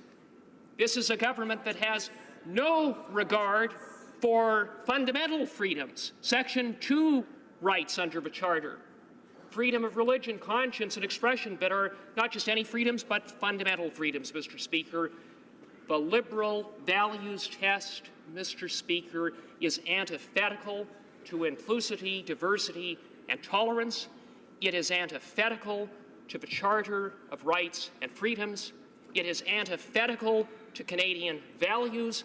And, Mr. Speaker, if this government meant what it said and did what it said, it would do the right thing and withdraw this bigoted, intolerant, unconstitutional, and quite frankly, Orwellian Liberal values test. Thank you, Mr. Speaker. Questions and comments. The honourable member for Fleetwood Port Kells. Thank you, Mr. Speaker. It is really distressing to hear the honourable member across the way continue to confuse and inflame the situation by the constant reference to values. In the attestation, the word used is mandate. And in conversations I've had with churches in our riding, I made it very clear. If we look at your mission statement, your vision statement, if there's nothing in there that says you are deliberately in business to work against certain rights and freedoms that women and the LGBTQ2 community enjoy, you should have no problem in ticking off the attestation, because that's not the business you're in. I've also had comments with a Baptist minister, and I said, you know, the chance of abortion rights or gay rights coming up at a soccer camp or a cooking class are zero. Will that member start to take responsibility for using the word values incorrectly when it's not mentioned in the attestation? And will he take responsibility for the fact that a lot of churches will not go ahead and run their summer camp programs because of the way he has deliberately misinterpreted what the attestation said. Member for St. Albert, Edmonton. Well, thank you, Mr. Speaker. And in fact, it does say values, and it also speaks about a core mandate, and it goes beyond stating that one organization adheres to the Charter of Rights and Freedoms. And so what the honourable member is saying is simply false. And not only that, Mr. Speaker, based upon the experience of the church in my riding, it apparently isn't even good enough to sign the attestation, because in the case of that church, it was rejected out of hand on the basis that they simply expressed opposition to having to sign the attestation for a program that would have provided services to Indigenous peoples, to disabled Canadians, to refugees and children. And Mr. Speaker, it's a real shame. Questions and comments. The honourable member for St. Catharines. Mr. Speaker, we hear Conservative Speaker after Conservative Speaker mention liberal values test. And, Mr. Speaker, that seems like code. They don't want to come out and say pro-choice. They don't want the Canadian public to find out. So they're trying to embed this code, liberal values test, which is the Charter of Rights and Freedoms, which is shameful. I was wondering if the honourable member, who is a lawyer, could stand up, knowing full well that nothing in this attestation limits anyone's access to freedom of religion or freedom of speech.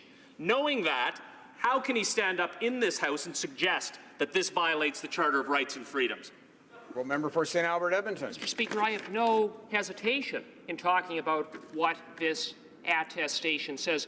That includes a core mandate respecting reproductive rights, Mr. Speaker.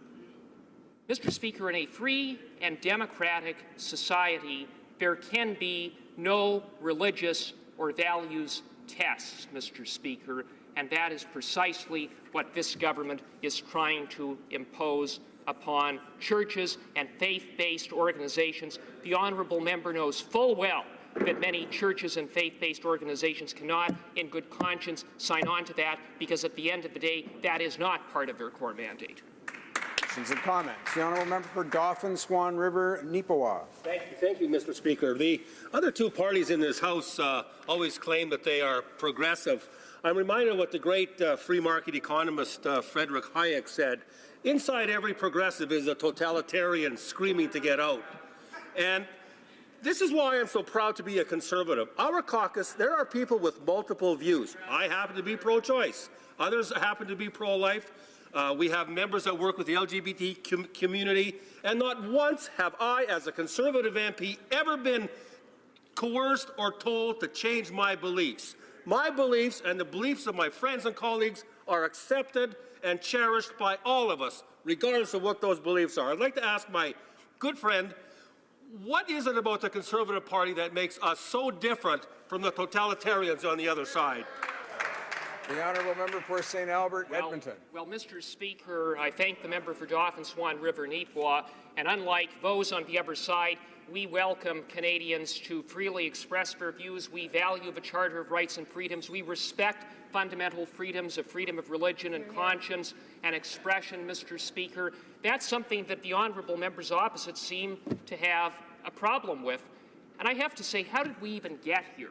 How did we even get to this point? Because there was no problem with this program. No problem. Until this government decided to drive a wedge to divide Canadians, Mr. Speaker. It's politics at its worst. Before we get to resuming debate, it's my duty, pursuant to Standing Order 38, to inform the House that the questions to be raised tonight at the time of adjournment are as follows. The honourable member for Kootenay, Columbia, regarding health. The honourable member for North Island, Powell River, with respect to access to information. And the honourable member for Calgary, Rocky Ridge, regarding housing. Resuming debate, the honourable member for Timmins, James Bay. Thank you, Mr. Speaker. As always, it's a great honour to rise in this House and represent the people of Timmins, James Bay, and I will be sharing my time with my colleague, Mike, very close neighbour from the great region of Abitibi-Témiscamingue. As honoured as I am to stand here, I find it so unfortunate to watch the Liberals and Conservatives use a program for getting young people opportunity as a proxy for a culture war. To see them talking about freedom and totalitarianism and the Liberals using their faux progressive agenda when we're talking about organizations that do incredible amount of work in each of our communities to help young people. And that's the focus of what we should be dealing with here. I want to say, Mr. Speaker, that the Canada Summer Jobs Program in my region of Timmins James Bay does extraordinary work. My riding is bigger than Great Britain, and as an MP, I'm very involved in making sure that the program is accessible right across the region to ensure a balance so that communities in the far isolated reserves of James Bay can have young people hired. In the isolated farming communities, students who come home can get work. For the Franco-Ontarian community to make sure that all the cultural organizations have representation. To work with the great groups like the YMCA, the Heart and Stroke Foundation, Science Timmins. This is an incredible program. And what I find has been very unfortunate in this debate is the undermining of that program and the undermining of people of religious faith to believe they can access this program, both by the Liberals and by the Conservatives. I want to say at the outset that for me, the issue of a woman's right to choose is non-negotiable. It is a fundamental principle.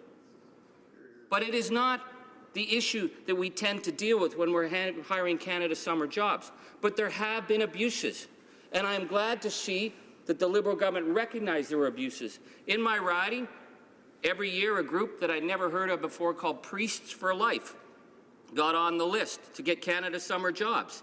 I was like, Priests for Life? I've never heard of these guys. So I checked them out on their website. They got this American flag.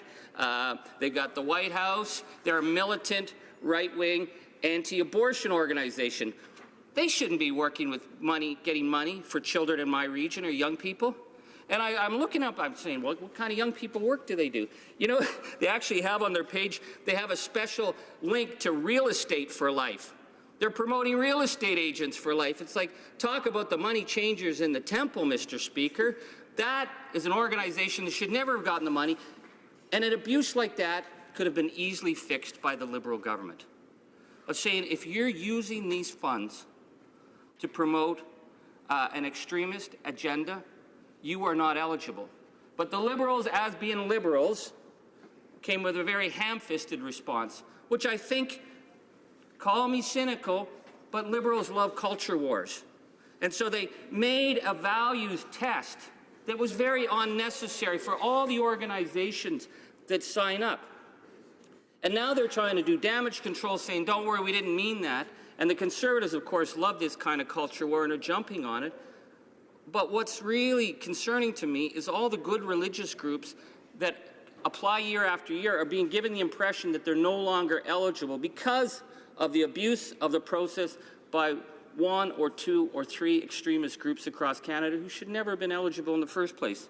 You know, Mr. Speaker, I learned my politics in the church.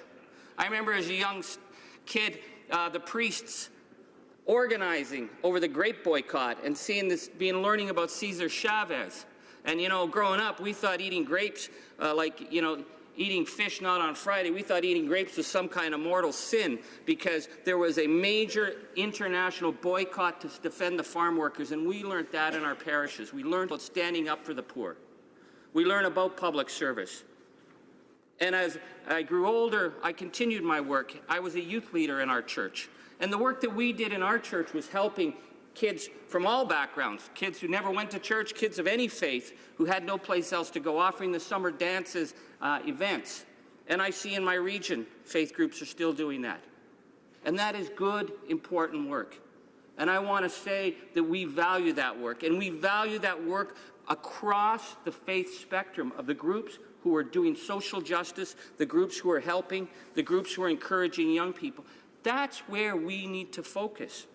We need to talk about the role that Canada Summer Jobs can play in offering young people opportunities. In a region as big as mine, where we see youth out-migration as one of the fundamental problems facing our communities, that young people, if they want to go to post-secondary, they have to leave home. to go to university. And many of them are so loaded with student debt, coming home isn't an option. And so just as we lose our trees, just as our hydro leaves, just as our copper and our gold and our nickel head south to help Queen's Park, so do our young people. And it's been an important fundamental principle for me in using the Canada Summer Jobs Program to make sure that a young person in Matachewan gets an opportunity for employment, that young people in Timmins are able to get good work experience working with excellent organizations like the Heart and Stroke Foundation. The kids in Fort Albany are able to save money, especially for the ones who have to leave to go to school. That is the kind of vision that we have to have with the Canada Summer Jobs Program. What we've seen with the Liberal government is a complete ham-fisted, over-the-top response that was completely unnecessary. And in doing so, they have rattled public confidence in the Canada Summer's Jobs. And I think they have unfairly politicized Canada Summer's Jobs and made people of the faith community believe that they are not eligible, that they're going to have to go through some kind of this bizarre test that the Conservatives are talking about to prove their worthiness, when all that was needed was a simple check to make sure that those extremist organizations were not abusing the program. And shame on the Conservatives for telling the faith communities across Canada that they are no longer eligible. As a Member of Parliament, I take my work on Canada Summer Jobs extremely seriously. I'm involved with Service Canada in the laying out what are the priorities for our region. For me, the importance of isolated, rural, of making sure people get good experience in the nonprofit sector, the work of cultural organizations in our region, particularly a rural Francophone region. These are organizations that play a vital role. And it is my role as MP to be part of that. It is my responsibility as Member of Parliament to make sure that we are getting the maximum amount. Oh, and by the way, Mr. Speaker, we get record funding year after year after year in Timmins, James Bay. I just want to say we are making sure every year that the maximum dollars that are eligible come into our riding and they make the best use. So this is the conversation that we need to have. And I would implore the Liberal government to realize that their ham-fisted responses are not the best way to solve things that can be solved in a straightforward manner, and to reassure Canadians.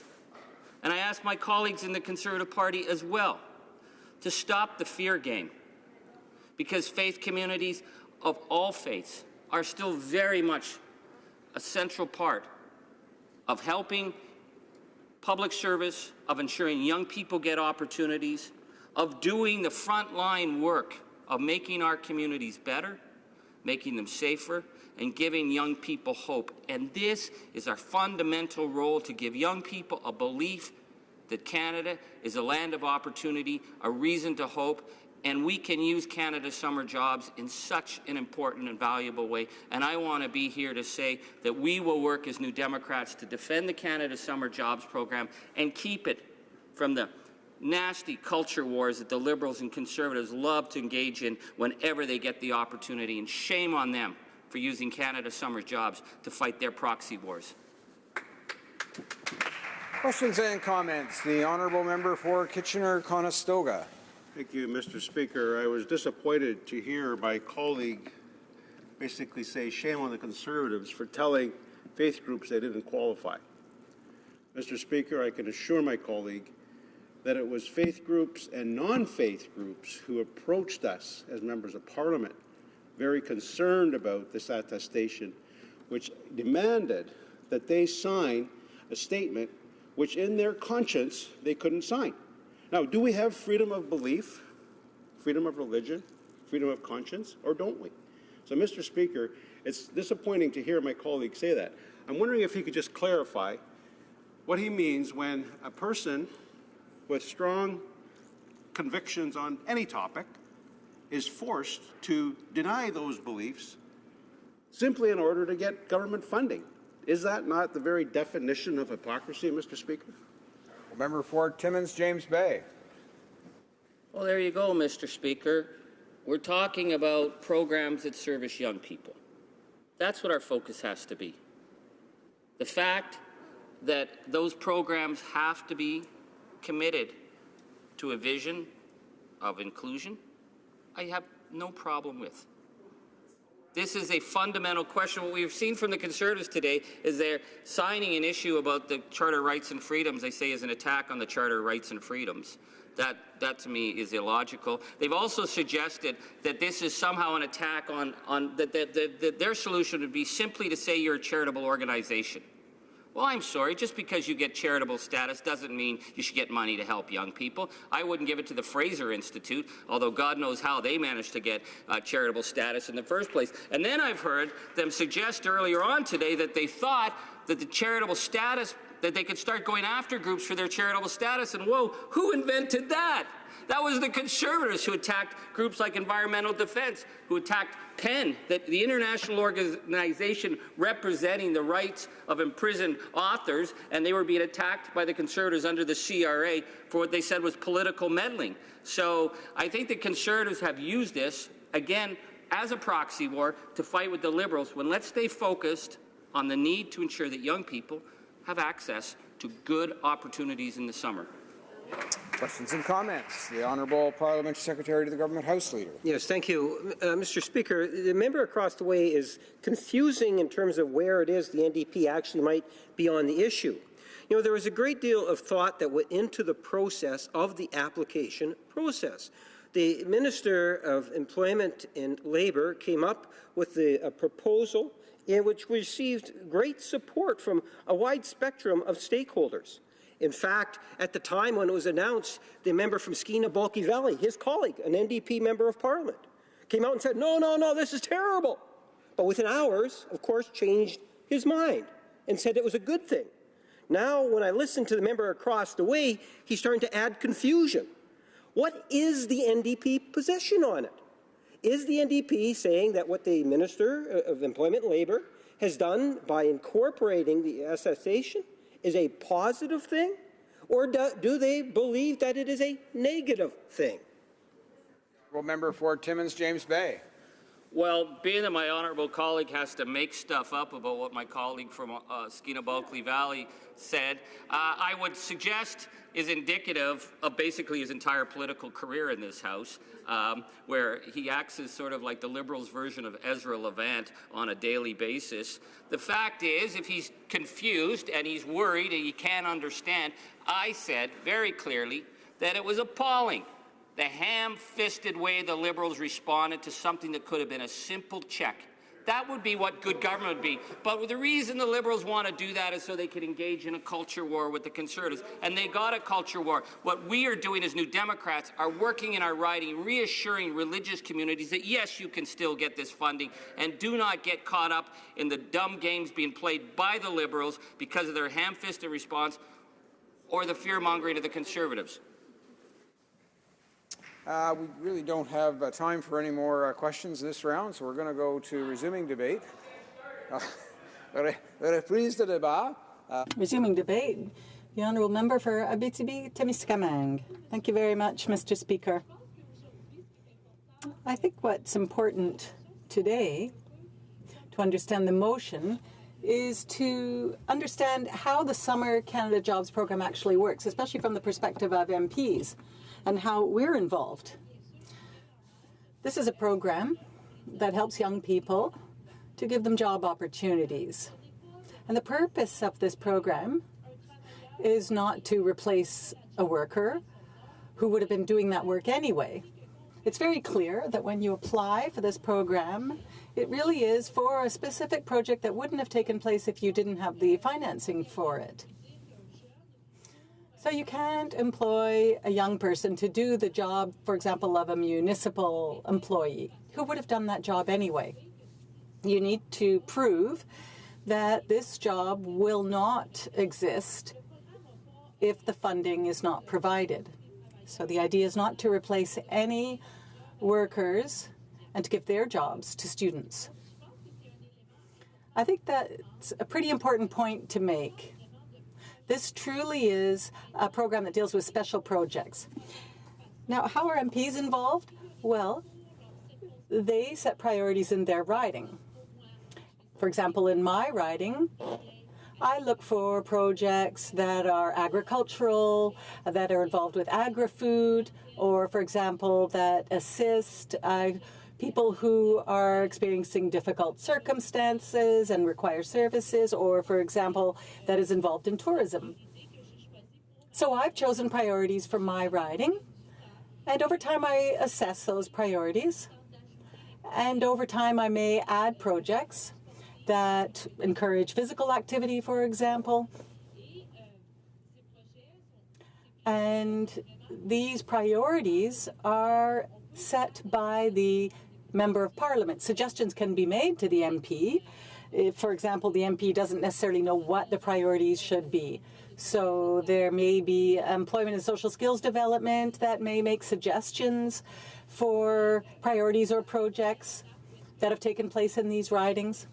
So that's where the MPs are involved in the beginning. And then these projects are assessed, and they're assessed based on the priorities that have been set. They may be given points, for example, extra points, if they reflect the priorities of that riding. So that's the first way we're involved. Now, public servants then do a detailed analysis of all the projects. They use a grid that allows them to apply points to each, assign points to each project. And once they've been ranked, the MPs receive a list of projects that are recommended and a list of those projects that are not recommended and that funding wouldn't necessarily be granted for. The MP then has to review that list along with the people involved with Canada Summer Jobs. They can ask all kinds of questions. For example, they may be asked about, the MPs rather may be asked about what the projects involve. And so that may be an opportunity to provide extra information about the projects so that there's a good understanding of how the funds are going to be used.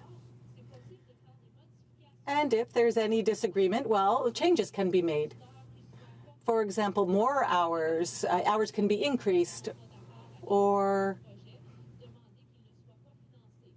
projects may not be funded.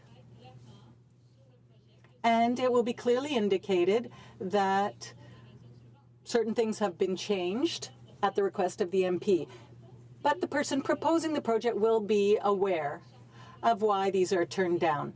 Now, if a project does not respect, for example, the rights and freedoms in the charter, the MP already has the possibility to ask questions. They may ask questions about the project, who is organizing it, who is sponsoring it, and I think that's important, especially when you receive a long list of projects and the business is only identified through a number. And when I look at the list, I always ask for more information. I ask more questions because a business with a number doesn't really tell me exactly what they do. So MPs, without the Liberal changes, already have that possibility to intervene and to make sure that these are good projects that will give young people the opportunity to develop their skills. And if MPs feel that changes are necessary, they can intervene. So I think it's very important to understand that. We now have a situation where some members have shown some lack of judgment by supporting organizations whose mandate does contravene the Charter of Rights and Freedoms. And because of that mistaken judgment, that poor judgment, it was decided that a solution needed to be found that would apply across the board. It wasn't necessarily done in the best way possible. It did frighten a lot of people, and I think there was a lack of understanding about what the purpose was. And that's too bad because now we're in the situation we're in. This is a very good program. It does a lot of good in my riding, and it provides a fair bit of flexibility. And it's unfortunate now that organizations have been scared off because there may be religious organizations. There are religious organizations, actually, that do a lot of good work, that do work out in the field. I myself, in my riding, have various religious organizations, and there is one that has brought forward projects to, for example, visit the museum there is a museum in the church, and the museum displays all kinds of artifacts and that explain to people the past of the church. And there are many people who do very good work. It's work that has value for tourists as well. So this work is related, yes, to a religion, but it has a historic aspect to it. And this organization probably, because of the misinformation that has been spread, has perhaps misinterpreted what the requirements are. I think it's important to understand that when people show poor judgment, it's important to decide how you go about changes to a program that already was working well. And there might have been a better way to do it. Another thing that's important to understand about the Canada Summer Jobs Program is that it's very task-based. It's not organization-based. So, in other words, people can't give points for something that isn't on the form. What is being evaluated is the task and not the organization. So, if a tourist organization, for example, asks for someone to mow the lawn on the property, well, they wouldn't get a lot of points because the work isn't directly related to tourism. The work is just maintenance work, and maintenance work doesn't allow people to gain any particular skill set. So the goal is to find projects where young people will really be able to develop particular skills. So, for example, you might choose projects that are aligned with priorities and that will really allow people to learn. For example, if you take tourism, which is a priority in my riding, you might have a project to create an exhibition about the women who changed the history of Abitibi-Témiscamingue. And that would be something that is directly related to tourism. And there's skills in terms of management, research, publicity, mounting an exhibition. So there is a real link with these skills. So it's extremely important to understand that this program is based on the tasks that are carried out, on the work that is carried out. And that's why it's important to know what type of organization you're dealing with. Now, this gives me the opportunity to talk about another issue that was created when the Conservatives were in power, because there were significant job cuts in certain regions. And before, the applications for the Summer Jobs Program were studied in my riding. There were people working for Service Canada there, and those jobs were cut because it was decided that the analysis of those applications would be sent to Laval. So now, people in Laval look at the projects and analyze them, and they make the final decision. So the people in Laval decide which projects are good for Abitibi-Témiscamingue.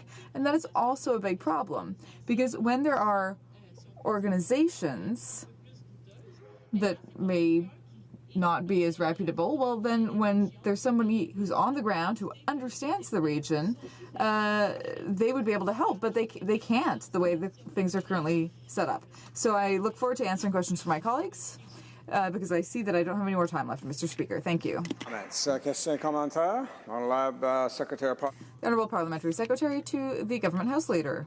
Yes, thank you, Mr. Speaker. I was a bit surprised by the response I got from the member from Timmins, James Bay, when I had posed a very legitimate question in terms of what it is that we're debating here today. And I think it is important that we get clear. You know, the Minister of Employment and Labour has done a fantastic job, not only in terms of expanding the student summer program, but ultimately in working with the different stakeholders and bringing together an attestation, which is being fairly well received by the many different stakeholders. My understanding is that it was actually being received relatively well from the New Democrats. You know, I can recall the member from Skeena-Bulky Valley actually initially came out criticizing the government on it, but literally within hours was apologizing for criticizing the government. And then her colleague that sits just 2 rows in front or 3 rows in front of her just finished saying that the Liberals are playing a dumb game, implying that it is a bad thing. I'm interested in knowing what is the NDP's position on what is being required through the application process. Do they have a problem with the attestation in particular? Good question. Honourable Member for Abitibi-Témiscamingue. Mr. Speaker, the problem that I have with the attestation is the way that it was set up and the confusion that was created when it was set up. There was a lack of clear information, and that created a whole panic. I don't think that was the best way of setting up that type of measure. It created a lot of confusion for organizations. Now, given that the member talked about the minister's work, when the budgets were doubled, that was done at the very last minute. Of course, it's great to have more funding, but that prevented us from actually going on the ground and telling people, listen, there's going to be more money available, so you can apply for projects.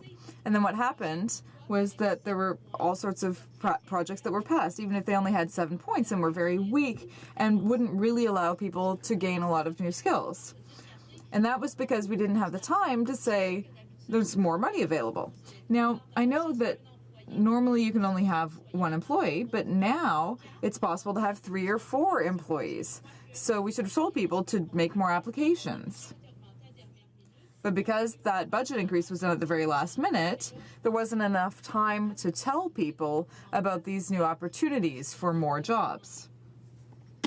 Questions and comments? The Honourable Member for South Okanagan, West Kootenay. Well, thank you, Mr. Speaker, and I'd like to thank my colleague for her excellent speech. It was a great, I think, description of what the Canada Summer Jobs Program is and how MPs interact with it. We all here work very hard. I know every year working through those lists and making sure that as many young Canadians get good jobs in the summer because of that program. We really appreciate the program. We have problems with it. I know every job that my riding got last year had a maximum of, I think, 9 or 10 weeks, which excluded all university students. So we have problems like that.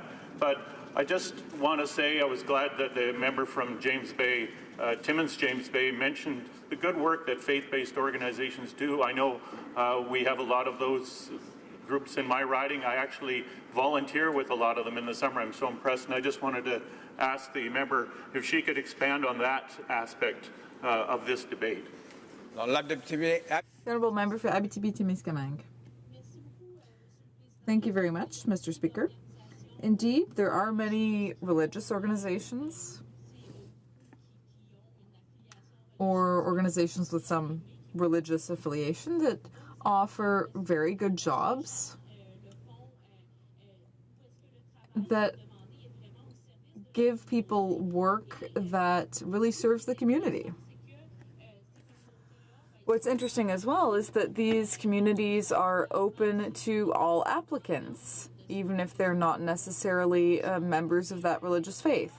So I think it's important to really look at the work that's being offered to these young people. What are the tasks? There are a lot of different organizations, but what we need to be looking at is what is the nature of the work? What will be asked of the employee? And before signing things, I think we have a job as members to find the information and to find out if these are really jobs that go against the charter in some way. No, I think we have the duty to intervene if they do, and to say it's not appropriate to get that funding. Before we recognize the Honourable Member for Lethbridge in resuming debate, I'll let her know there are only about 5 minutes remaining in the time for the business of supply this afternoon, but we'll get her started just the same. Resuming debate, the Honourable Member for Lethbridge. Thank you, Mr. Speaker. You know, the members opposite are quite upset by the fact that I only have 5 minutes, so perhaps you would agree to give me 10. There could be unanimous consent for it. Mr. Speaker, again and again and again, we watch as this government puts itself before the people of Canada, which is the exact opposite of why a federal government exists. It's the exact opposite of why any government exists. Government is in place in order to serve the people of a country, and in this case, a very vast country, composed of people from different ethnic backgrounds and different religious backgrounds or faith backgrounds from different countries all over the world. They come to Canada and call it home.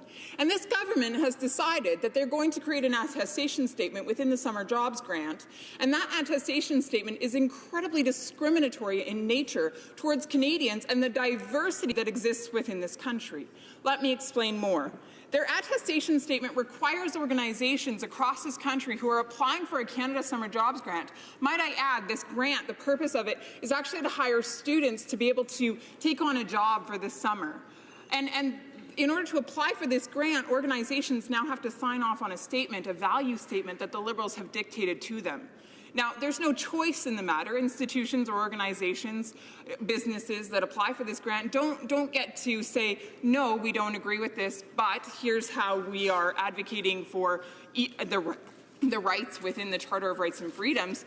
Instead, they just have to sign off on the values that the Liberals are imposing on them, which, may I add, is actually a direct attack on their Charter rights of religious freedom, rights of conscience freedom, rights of freedom of belief, freedom of expression, freedom of assembly. They're no longer granted these rights under the current government. Instead, they have to sign this statement that is ascribed by the Liberals as if it's the values held by every Canadian.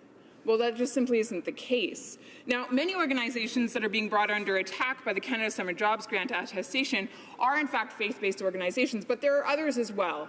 But let me talk a little bit about these faith-based organizations. Now, in my riding of Lethbridge, Alberta, we have many organizations who are going to be impacted. I've heard specifically from 15 who are being denied by this government in terms of being able to get funding, which of course equates to close to 100 jobs in my riding. And so that's young people from the college and the university in Lethbridge who will no longer be able to find jobs this summer because of this government's ideals that are being propagated. Now, I'll talk about a few of them. One would be SABC. It's a summer camp for kids. And so they bring in kids from Indigenous communities. They bring in children from homes that are perhaps underprivileged or just having a hard time making ends meet. They bring kids in from the foster care system. And then, of course, they bring kids in from all sorts of homes all over Alberta. And these children get to come to camp and enjoy all sorts of activities and care. And it is an amazing time of their life. That opportunity has now been taken from SABC with regards to the Canada Summer Job Grant. Now, they're hardy, and they'll find other ways to make it happen because they're compassionate and passionate about serving Canadian children, specifically the children in my province. And so they will move forward, but it's certainly with no help from this government. Now, I'll talk about another organization in my riding. They offer services with regards to the housing insecure and the homeless. This organization does tremendous work feeding, clothing, caring for the needs of these individuals. This organization will be rejected funding based on this attestation statement. Another organization in my riding, they do incredible things to care for refugee families, particularly Syrian refugees. And so they've done phenomenal work, and they normally would hire several students over the summer to continue that work. They're no longer going to be able to do that. I could talk about the Mustard Seed in Calgary, where 300 young people are going to be denied an opportunity for employment because of this attestation statement. Now, this government talks a lot about compassion. They talk a lot about dignity. They talk a lot about preserving diversity. But that's a lot of talk, and there's no action to back it up. At the end of the day, if we want to raise our young people to function within society with compassion and increase their civic engagement, then we have to be willing to facilitate that. And one of the ways that we do that is through the Canada Summer Jobs Grant. I mean, what better way than putting your boots on the ground and being able to help the homeless or being able to work with children at a summer camp? I mean, these are acts of compassion. These are our Canadian values. This government has tried to paint these organizations into a corner. They've tried to force them to sign off on a value statement that these organizations just simply cannot sign in good conscience, and it's a breach of their charter rights. It being 5:15 p.m., it's my duty to interrupt the proceedings and put forthwith every question necessary to dispose of the business of supply. The question is as follows. Madame Vecchio. Ms. Vecchio, seconded by Mr. Brassard, moves that, in the opinion of the House, organizations that engage in non-political, non-activist work, such as feeding the homeless, helping refugees, and giving kids an opportunity to go to camp, should be able to access Canada Summer Jobs funding, regardless of their private convictions, and regardless of whether or not they choose to sign the application attestation. Is it the pleasure of the House to adopt the motion? All those in favor of the motion will please say yay. All those opposed will please say nay. No. In my opinion, the nays have it. Convoquer les députés. Call on the members.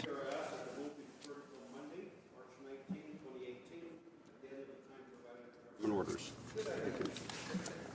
Accordingly, the recorded division is deferred until Monday, the 18th, at the conclusion of government orders. 19th, did I say 18th? Pardon me, the 19th, at the conclusion of government orders. Oh, I see the honourable member for Hamilton West Ancaster Dundas, perhaps raising a point of order. Yes, Mr. Speaker, thank you. I believe if you seek it, you will find consent to see the clock at 5:30 in order to commence with private members' business. Is it the wish of the House to see the clock at 5:30 p.m.? Yes? Agreed? Agreed and so ordered. Accordingly, the House will now proceed to the consideration of private members' business as listed on today's order paper. Orders of the day. Private members' business, resuming debate at second reading of Bill C-364, an act to amend the Canada Elections Act, and to make a consequential amendment to another act, political financing, standing in the name of Mr. Boudria. The last time the House debated this motion, there were 5 minutes remaining for the honourable member from Montcalm. Resuming debate, the honourable member from Montcalm. Thank you, Mr. Speaker. As you just said, last time I was attempting to convince my Liberal Party colleagues and also my Conservative Party colleagues of how sensible it would be to adopt this bill on political financing.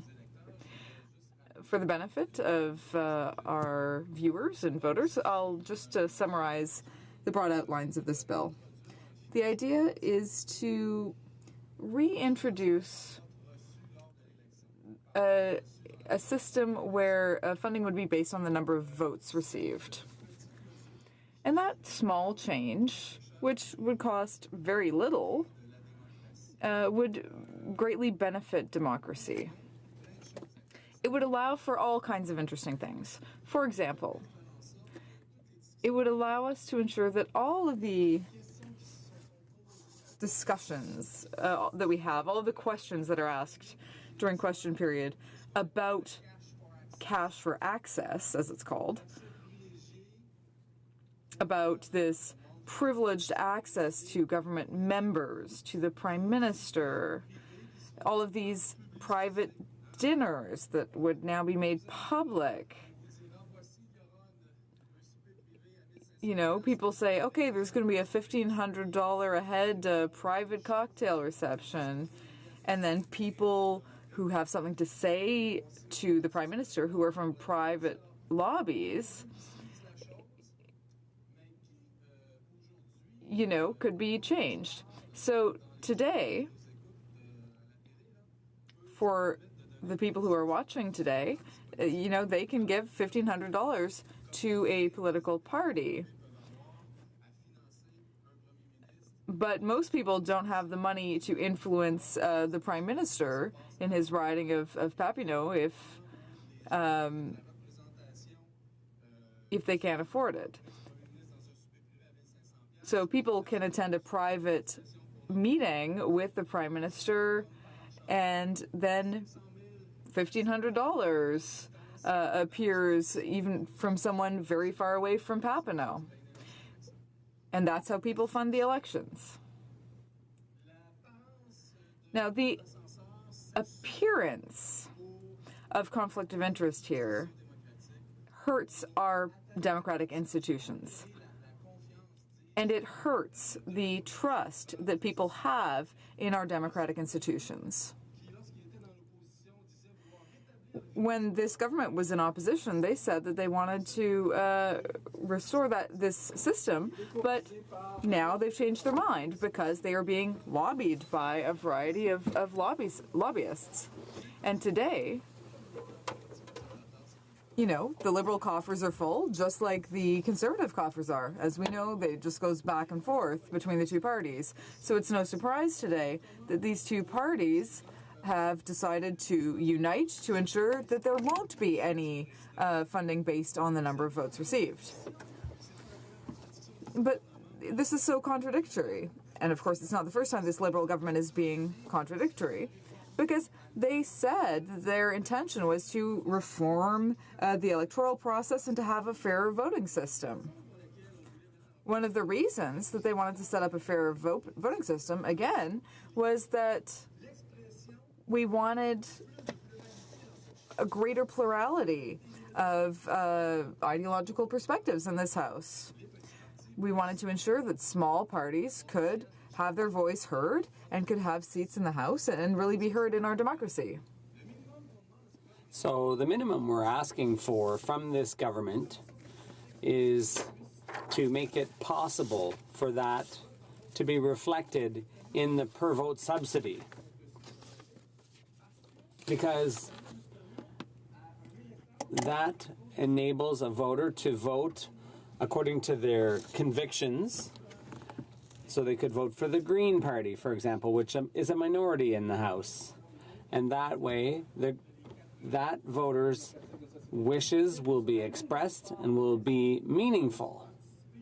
So that gives every voter a fair chance of expressing themselves in an election, in that democratic exercise. But this government has backed down from that idea, and it's unacceptable. They're not keeping their promise. Yet again, it's totally unacceptable. Resuming debate, the honourable member for St. Albert, Edmonton. Thank you, Mr. Speaker. I rise to speak on Bill C-364, an act to amend the Canada Elections Act introduced by the honourable member for Terrebonne. Mr. Speaker, Bill C-364 seeks to do two things. First, it seeks to re-establish the per-voter subsidy, which provides that after a federal election, political parties receive taxpayer subsidies based upon the number of votes that they received during the previous election. And secondly, Mr. Speaker, it would reduce the maximum amount that an individual can contribute to a political party from $1,500 to $500. Mr. Speaker, I oppose Bill C-364 because I do not support the reestablishment of the per-voter subsidy, nor do I believe that it makes sense or see any compelling reason for why the maximum limit should be reduced from $1,500 to $500. Now, the core of this bill, the heart of this bill, relates to reestablishing the per-voter subsidy, and I want to take a little bit of time to talk about why it is that I oppose the reestablishment of the per-vote subsidy. And in that regard, I think it's helpful to provide some context in terms of how the per-vote subsidy came to be. And it came to be as part and parcel with political financing reforms that were introduced by the Chrétien government in 2003, whereby a $5,000 maximum cap was set in terms of contributions to political parties. And that change in political financing laws was a step in the right direction to the Chrétien government's credit. It is something that we continued in government when the previous Conservative government reduced the maximum contribution amount and banned union and corporate donations altogether.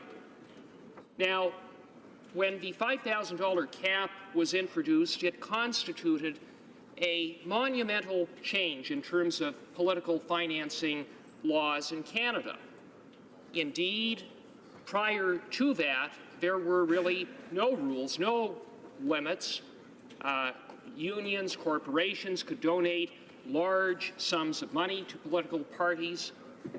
And so in that fundraising environment, it is no surprise that political parties often relied upon a smaller pool of donors who contributed large sums of money, whether it be from corporations or unions or other wealthy individuals. And then the rules changed, and they changed very quickly, almost overnight. And so as a result, the per-vote subsidy was introduced to allow political parties to transition, to acclimatize to the new rules respecting fundraising activities. It was never intended that the per-vote subsidy would be permanent. Rather, it was intended to be an interim measure. And it is precisely for that reason that the previous Conservative government phased out the per-vote subsidy following the 2011 election. Now, there are proponents of reestablishing the per-vote subsidy, and they argue that it is a more fair and more equitable way in which to finance political parties. I would respectfully disagree with that assertion, Mr. Speaker. I say it is an unfair way to finance political parties, starting with asking taxpayers to pick up and subsidize out of sweat-soaked taxpayers' dollars political parties. The Parliamentary Budget Officer estimates that reestablishing the per-vote subsidy would cost taxpayers $45 million annually.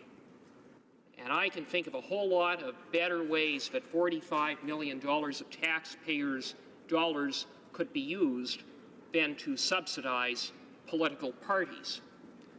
Moreover, Mr. Speaker, I would submit that the per-vote subsidy is unfair inasmuch as the party that receives the largest share of the votes receives the largest subsidy.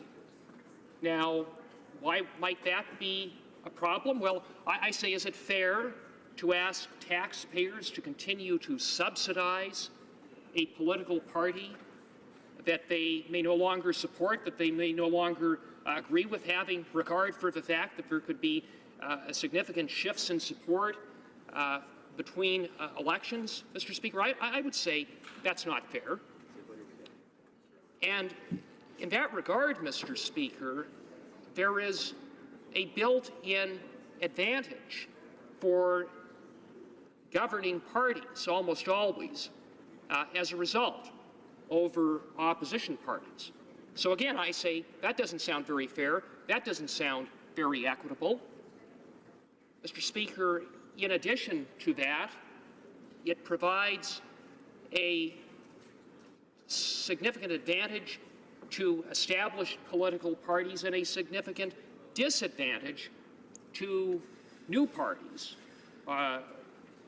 Mr. Speaker, because after all, a party that competed in a previous election would receive large amounts of taxpayer-subsidized funds, whereas a new party would receive nothing if it was a new party that didn't compete in the previous election. And There are many examples in Canadian history where we have political parties that have emerged, that have gone on to be very successful, whether it be the Reform Party or whether it in fact be the Bloc Québécois, of which the member for Terrebonne was a member at least up until yesterday. So, Mr. Speaker, for all of those reasons, I would submit that the per-vote subsidy isn't fair, isn't equitable. Proponents would go on to say, well, Mr. Speaker, this bill would help take money out of politics. Except, Mr. Speaker, it doesn't take money out of politics because it provides that individuals can continue to contribute to political parties as I believe they should. All it does is provide a whole new stream of revenue courtesy of the taxpayer to political parties. And then there are proponents who say, well, at least it would diminish the need for the Liberals to engage in their unethical, pay-to-play, cash-for-access $1,500 fundraisers. I say to that, Mr. Speaker, you don't need to pass Bill C-364 for the Liberals to end cash for access. All that needs to happen is for the Prime Minister to follow open and accountable government. Remember that document? The code of conduct that the Prime Minister said would bind himself, his cabinet ministers, and his parliamentary secretaries. Open and accountable government that provides that there should be no preferential access to government and no perception of preferential access to government. So imagine that, the Prime Minister actually doing what he said, keeping his word to Canadians. Mr. Speaker, I know for this Prime Minister, it is a truly novel concept, Mr. Speaker. For all of these reasons, Mr. Speaker, while I believe this is a well-intentioned bill, I cannot support it. Thank you. Resuming debate, the honourable member for Abitibi-Témiscamingue. Thank you very much, Mr. Speaker. It's a pleasure to be able to rise and speak to this bill. And I'd like to also speak about my experience and discussions that I've had about political financing, especially what has happened in Quebec. I'd like to explain the unique situation that I've experienced in my riding, and I think it's important to understand. I was fortunate enough when I was elected as a member of Parliament to have a provincial politician in my riding who has a really nice way of doing politics, and I think whatever your political stripes, you should recognize good work done by whomever. And I was fortunate that in my case, Mr. François Gendron, who was a long-standing politician after over 40 years as an MNA in Quebec, and he deserves my congratulations for his long political career. And he was able to explain everything that had happened to him over the past 40 years. He was elected in 1976 under the first René Lévesque government at the same time as René Lévesque, and since then he kept getting reelected year after year. And that enabled him to have discussions and to really follow what was going on, or where we came from and where we were heading. And as you know, Quebec went through a crisis when it came to political financing. There was the Charbonneau Commission, which revealed all of the collusion, the organized systems of financing and kickbacks and what have you, and that led to a lot of thinking in Quebec about what to do about it. And it was decided that donations should be limited. There should be a $100 cap for individuals with no tax credit, and to go with a per-vote subsidy. So after each general election in Quebec, there's a formula, and each party gets a certain amount based on the number of votes it received. And in that way, smaller parties do manage to get some financing, and that enables them to operate in keeping with the popular support for that party. So even the smaller parties in Quebec now do manage to function under that system. And you know, the most vulnerable people in society, this is something I care about, and they rarely have the financial means to donate to a political party, to say, look, I really like what you're doing and I want you reelected, I want to see your party reelected. The more vulnerable people in society just simply can't afford to donate, and I would never ask them to because I know they can't afford to. But now, at least, when there's a per vote subsidy, well, those people know at least that when they go and vote, that will result in a financial contribution to help them continue with their good work. But the way things work federally now, that system's been completely gotten rid of.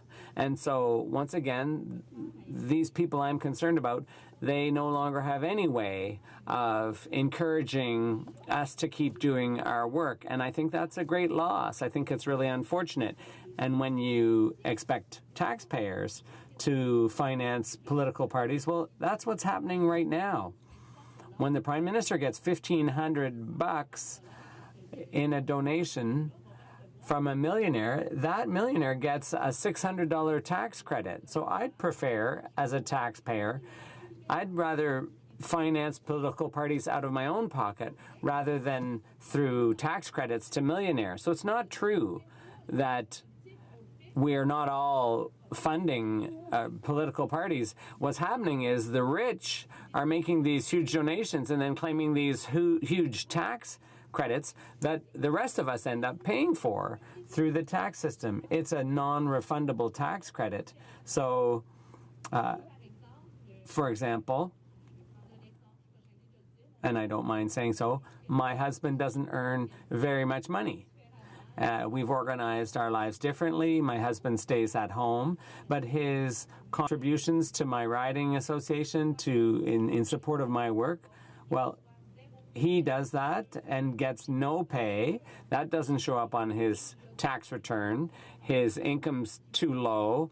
There are other non-refundable tax credits, so he doesn't get any more money for all the stuff he does. And so when poorer people make this type of political contribution, they get nothing in return. It's only the wealthy who get something in return. They're the ones who get the tax credits. And so ultimately, the wealthiest people make these political donations, and they're the ones influencing how parties are financed. It's not all taxpayers together. So at least when you have a per vote subsidy, then all taxpayers are participating in the financing. So everyone who gets to vote decides where the money goes, and the money is distributed according to people's own personal politics and beliefs. So I think this bill deserves to be studied in committee. The committee will have to look, of course, at the formula, how you calculate. Maybe there are better ways of deciding how much or what the maximum should be. But I'm sure that the system my colleague is proposing is something that the committee should be willing to examine. And if the committee decided that it was better to go with a $100 cap with no tax credits or a higher per vote subsidy, I think my colleague would be open to that. There's various scenarios that the committee could consider. But we should hear from witnesses in committee. We should look at various scenarios, various formulas, various proposals that are all based on the same principle, but might lead to slightly different results. But it has to go to committee for that to happen. And we have to support it for it to get to committee. We're at second reading here. Second reading means, do I support the principle of this bill? The principle of per vote subsidies. Is that a fairer system? And I think each one of us should be able to stand up and say, yes, I support this important principle, and we should study all the options at committee. If it goes to committee, Various options will be presented, various scenarios. And if we realize that if the committee comes to the conclusion that it just doesn't make sense, that it's unworkable, well, so be it. But I think unless the experts are heard, unless we hear from witnesses in committee, we won't be able to make that decision. So I think it's important for this bill to at least go to committee so that we can make that call, so that we can have an idea. I think it will have a huge impact on our work as MPs. I talked about MPs who had experienced the way things were before in Quebec and after, and they say that it's so much better now. We don't have to chase after fundraising anymore. We can really focus on our work as politicians, because when politicians are running all over the place trying to beat the bushes to raise funds, they have less time for their constituency work, less time for the real priorities of their constituents, because you're spending more time fundraising and less time really working on behalf of those who elected us. So I think it's important. As a member of Parliament, I was elected in Abitibi-Temiskaming on behalf of all people, whether they're separatists, whether they're federalists. I work for everyone, because those people who come into my office, in my riding, they are all people that I work for. They deserve my help, regardless of whether or not they voted for me. I have to work on that person's behalf. But right now, I have to run all over the place doing fundraising activities, whether I want to or not. Even if I try to minimize that, I'd really much prefer to be able to focus on neutral political work rather than fundraising. And I think it would be a lot more effective if this question could at least go to committee for the bill to be examined in depth, to look at really whether this is a viable option or not, or whether it's better than having cash for access, $100 a plate events where millionaires pay up to $1,500 to meet the Prime Minister. I seriously doubt that they would have paid that much money to meet a backbencher from the Liberal Party. We all know that. We know perfectly well that they wouldn't have been willing to pay $1,500 a plate just to meet, for example, the member for LaSalle. Thank you. Reprise du débat. Resuming debate. Secretary to the Minister of Democratic Institutions. Merci, Monsieur le Président. Thank you, Mr. Speaker. I'm rising today to speak to Bill 364. First, Bill 364 would amend Canada's Elections Act and Income Tax Act in the following ways. First, it would substantially lower the contribution limits to political entities. For example, it would reduce the maximum annual contribution that individuals could make to each registered political party from $1,550 down to $500, which is a reduction of about, actually more than 2/3. And it would make similar reductions for other political entities, such as candidates and leadership contestants.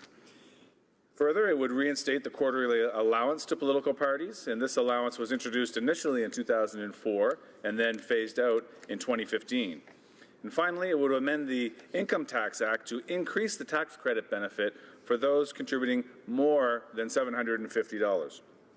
And I'd like to say that while I appreciate the member for Terrebonne's efforts to improve political financing in Canada, I also want to flag that there are elements of the bill that are cause for concern.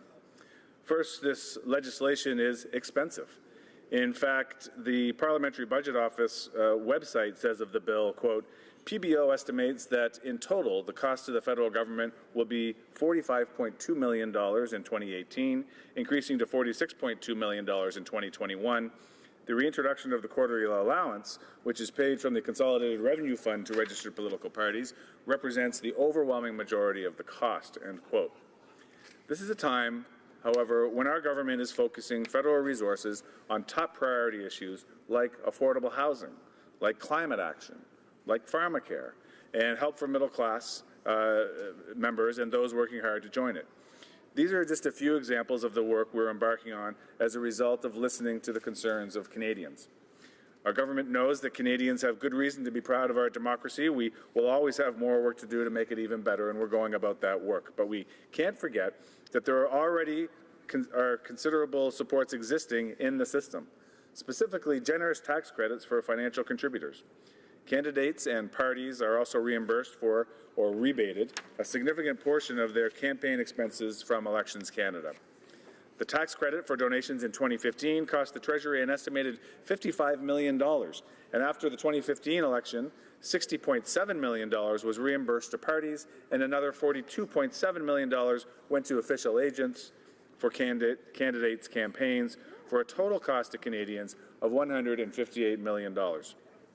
Now, had Bill C-364 been in place in 2015, the total cost over the subsequent 4 years would have been $278 million, an increase of 76% over actual costs. And that number doesn't even include other subsidies contained in the Canada Elections Act, such as the provision of broadcasting time to registered parties. Another financial concern is that this legislation would give larger tax breaks to those contributing more than $750. The Department of Finance predicts that this could result in a decline in federal revenues by up to $2 million in years when there is a leadership contest underway. Mr. Speaker, I would also argue that this would be a regressive tax change. It would allow wealthier Canadians to receive a larger benefit for their donations. The bill also removes the ceiling on what could be claimed under its provisions. By extension, this would also be most beneficial to the wealthiest Canadians. Yet another concern is that this bill would drop contribution limits to leadership contestants from $1,550 to $1,000. Mr. Speaker, as you know, 2017 was the 35th anniversary of the Charter of Rights and Freedoms. We all know that Canadians deeply value our Charter, and we know that it's a model for new democracies around the world. Section 3 of the Charter guarantees every eligible Canadian citizen the right to vote and to run in an election. Section 2, which includes freedoms of association and expression, give Canadian citizens and permanent residents the right to donate to a party. This right is, of course, subject to reasonable limitations. Political parties are necessary and important parts of our democratic process. They unite people who come from different geographic regions. They unite people who have different perspectives. And parties help to mobilize citizens around ideas that they cherish. As former Supreme Court Justice Frank Iacobucci said, quote, "Political parties provide individual citizens with an opportunity to express an opinion on the policy and functioning of government," end quote. Canadians participate in our democracy not just by voting or donating to a party.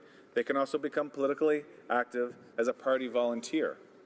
But many Canadians don't have either the time or the desire to support parties in that way. So for some, donating is how they choose to have their voice heard. This is one of the big reasons why our government believes strongly in maintaining a balanced, open, and transparent political financing system. And be assured, we're continuing to review the rules for political financing to ensure Canada has a balanced approach. Another aspect of political fundraising that our government has been focused on is Bill C-50, which has recently passed third reading in the House of Commons and is now being deliberated upon in the Senate. Bill C-50 will ensure that any fundraising activity which costs more than $200, where a cabinet minister, including the Prime Minister, are present, or a party leader or a leadership contestant is in attendance, must be reported 5 days in advance of on the party's website, and a guest list must be disclosed publicly. Mr. Speaker, this kind of reporting will ensure that Canadians have a more open and transparent fundraising system.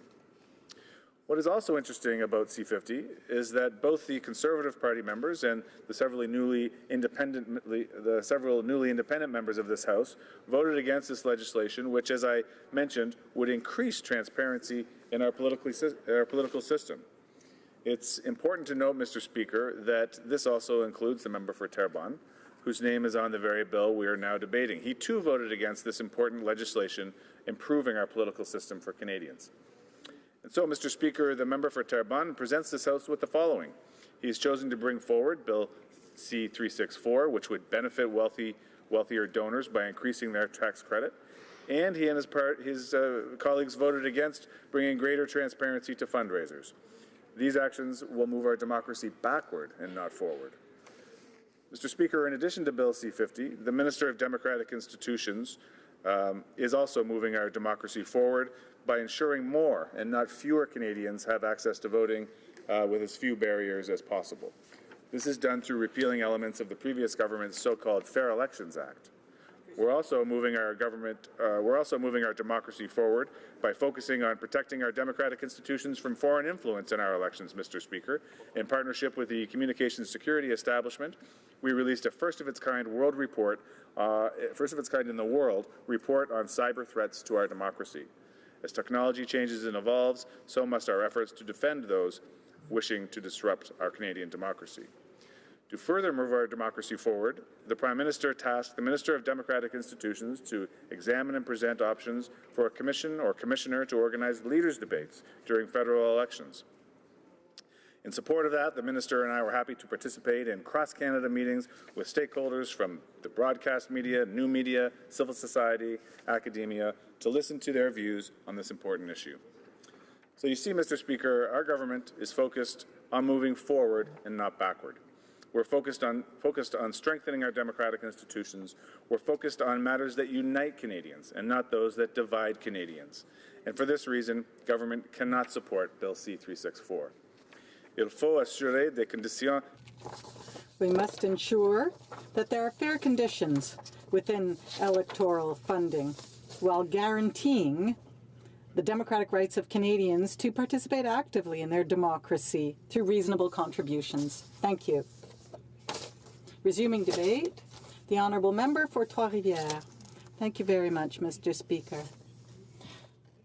I'd like to let you know from the outset that I feel extremely privileged to rise and speak to this bill.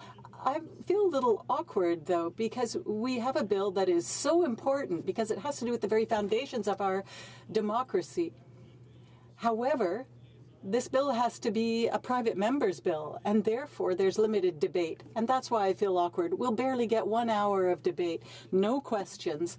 And so we'll actually in total only get 2 hours of debate on this bill. I think my colleague from Terrebonne has done excellent work, but I think it would be very important to have the time to have a good debate on the issue. Now, you're probably familiar with the motto that you can't stop progress. And what that means is that progress keeps moving forwards. And this is where I have an opportunity to acknowledge the wisdom of my colleague, because what he's saying is that, in terms of financing, perhaps we need to take a step backwards and take a good look at the basic principles that we want in place in order to ensure fairness and equality within our political financing system, so that money isn't what ends up deciding how decisions are made. Now, I'd just like to go back a little in time so that we can take a look at how political funding has evolved over time. I'm just going to give you a few dates. In 1874, I wasn't around. However, at the time, funding was unlimited. But in 1908, private businesses were banned from contributing to political campaigns. That was already a step in the right direction. In 1908, it had already been recognized that private businesses had means that were superior to those of regular voters, and therefore they could have a disproportionate amount of influence on government. In 1920, it became mandatory for candidates to disclose the number of donors and the amount of donations. That was a good thing, too. No more secrecy. In 1974, there was a political funding legislation that obliged parties to limit their funding and disclose their source of funding. And they were also eligible for reimbursement of part of their expenses. And that's when we started talking about public financing. If you received a reimbursement of part of your expenditures, it actually meant that we had all contributed to everyone's campaigns. And what that showed is that public spending is very important. Democracy has a cost. You know, democracy is too important to leave it up to others. So once again, it's unfortunate that we won't have much time to debate this bill. Unless, of course, there's unanimous consent to this bill at second reading so that we can do proper work and take a good look at this bill in committee so that we can consider not only the bill, but so that we may have an opportunity to improve it based on the suggestions that are made. In 2002, Mr. Speaker, measures were reintroduced to limit third-party spending, for example, advertising, knowing perfectly well that that could influence the outcome. Now, in 2003, I'm sorry I'm going quickly because I don't have much time, but in 2003, there were rules on transparency applied on funding. And every year, or every election, there had to be a detailed report on the spending and donations. And it's at that time that a per vote subsidy was introduced. It was about $1.74, depending on inflation. Private contributions were capped at $5,000. They were tax deductible. And once again, Mr. Speaker, we're talking about people here. We're talking about ourselves. And naturally, I would be more inclined to support the campaigns of my New Democrat colleagues. However, if tax breaks are given to those who make political donations, then what that means is that taxes are being used for campaigns, and that's problematic. 2008 now.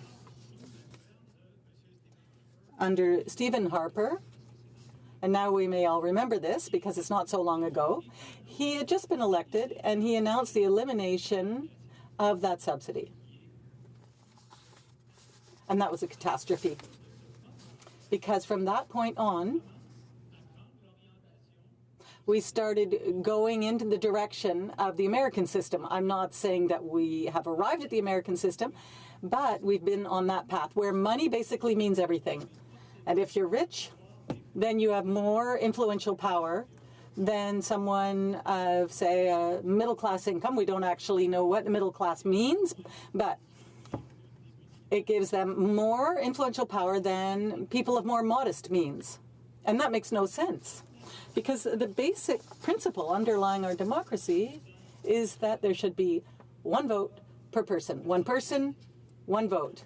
It shouldn't be a rich person influences the votes of X number of people. It should be one vote, one person. And we could even say, should elections be 100% publicly funded? Citizens, let's say, are very proud to belong to a democracy, but let's say they didn't realize that democracy comes at a cost. And perhaps that cost should be spread throughout the population. And then obviously one person or a few people only don't bear the burden. We could just share the cost of democracy across the population. But that's not what was chosen at the time. That's not what has been chosen over the past few years. And obviously, that influences how well this House represents the population. If there are parties that have less of a history, and I'm not saying that's a quality, but if there are political parties have, say, are younger, have less history, perhaps one might be justified in thinking that those parties who have a certain amount of history have more influence than a small new party. Now, let's say there's a new party that's received some of the popular vote, but they don't end up in the House of Commons. There are two problems. Either there's a flaw in our election system, or the funding available is not adequate. So what should we do? Reduce political donations, or do what my colleague is doing, which is reactivating that per vote subsidy?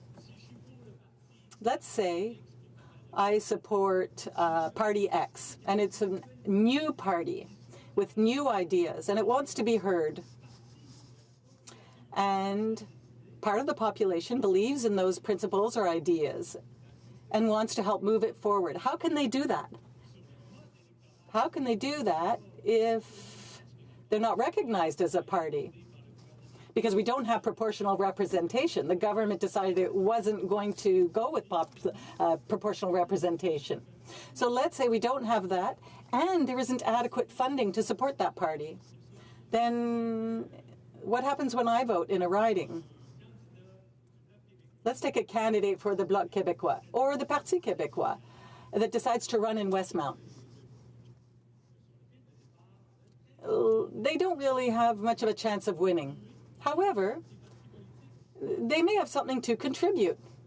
And people may want to vote knowing that that will provide a contribution to that party. That's a good idea. And I think we have to get back to that per vote subsidy as soon as we can.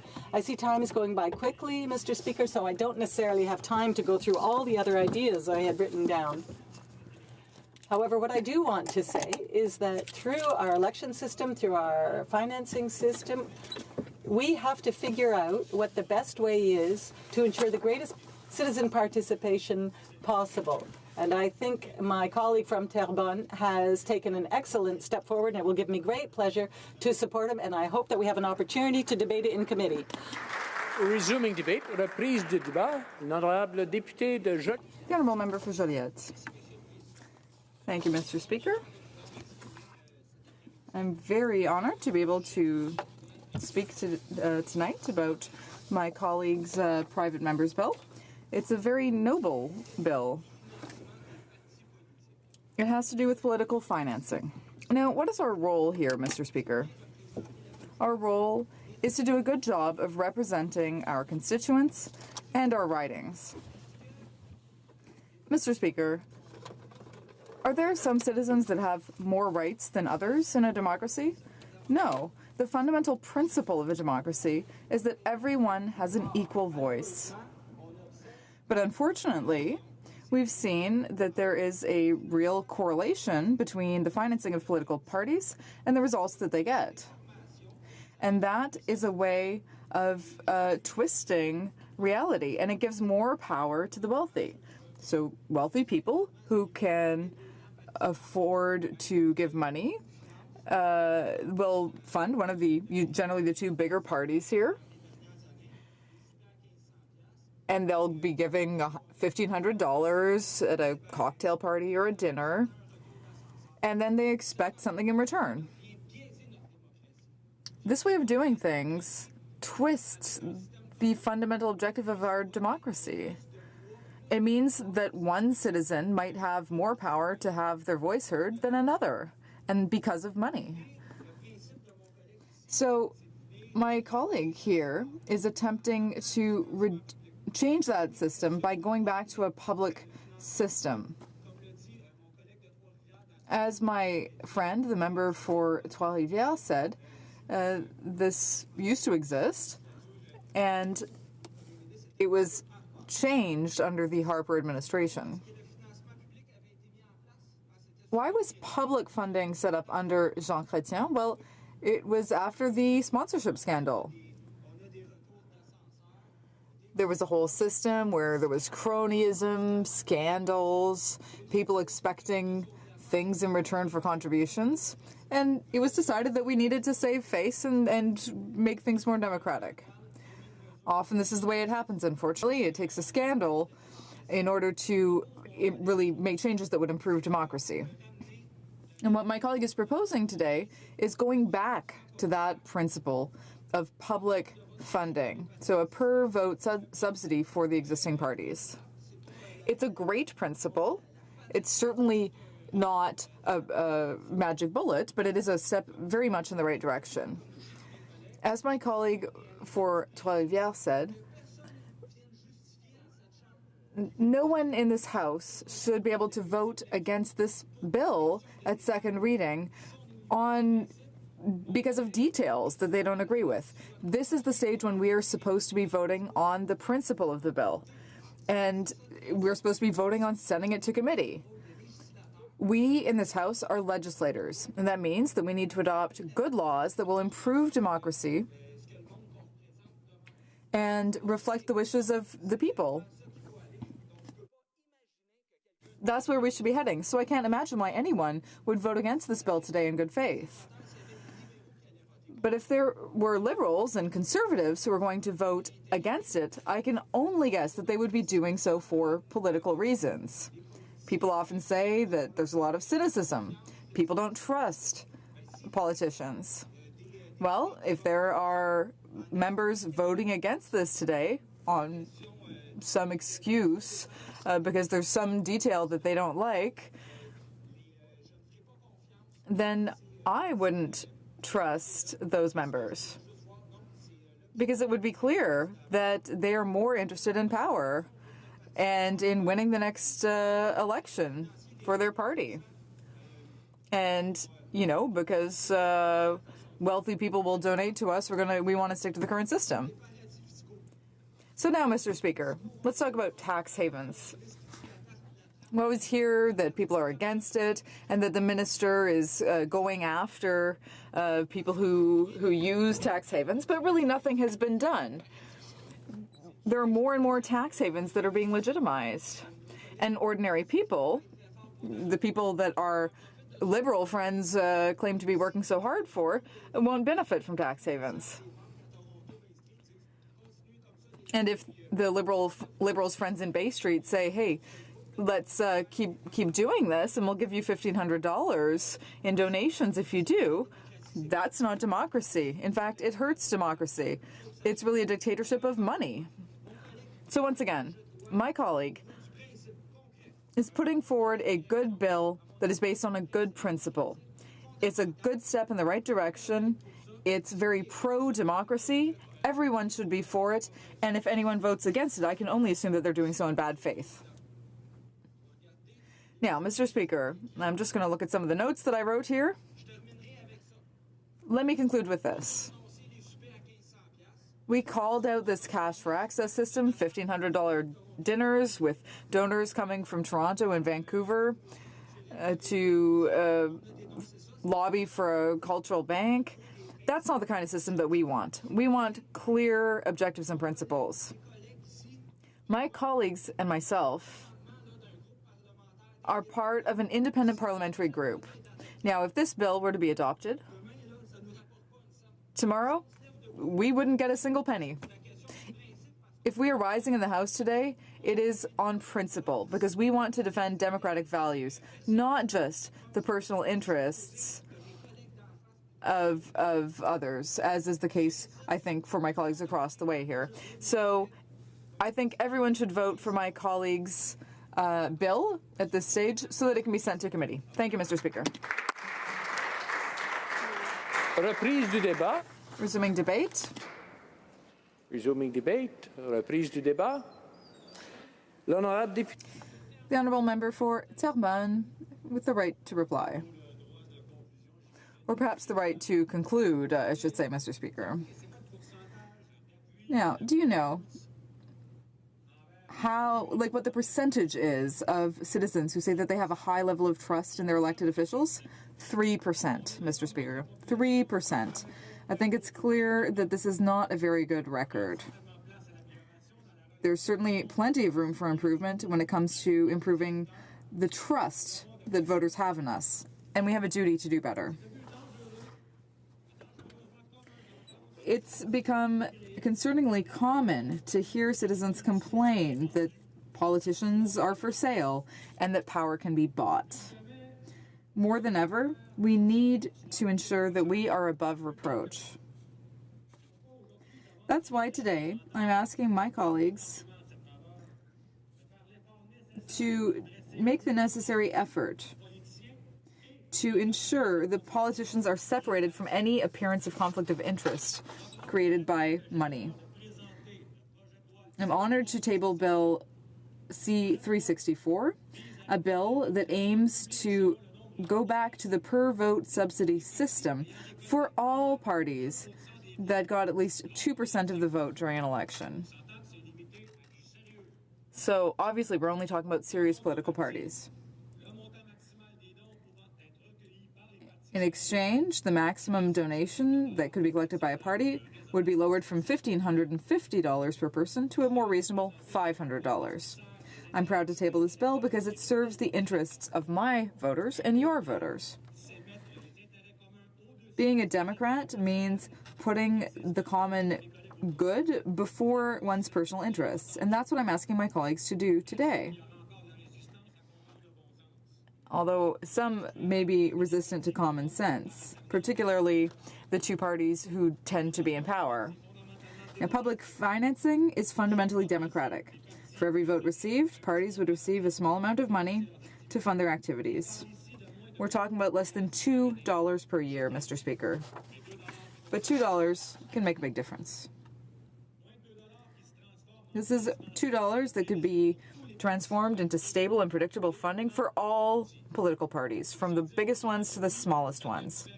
This sends a message to people that, yes, it does matter which party you vote for, regardless of the polls, regardless of what the political situation is in your riding.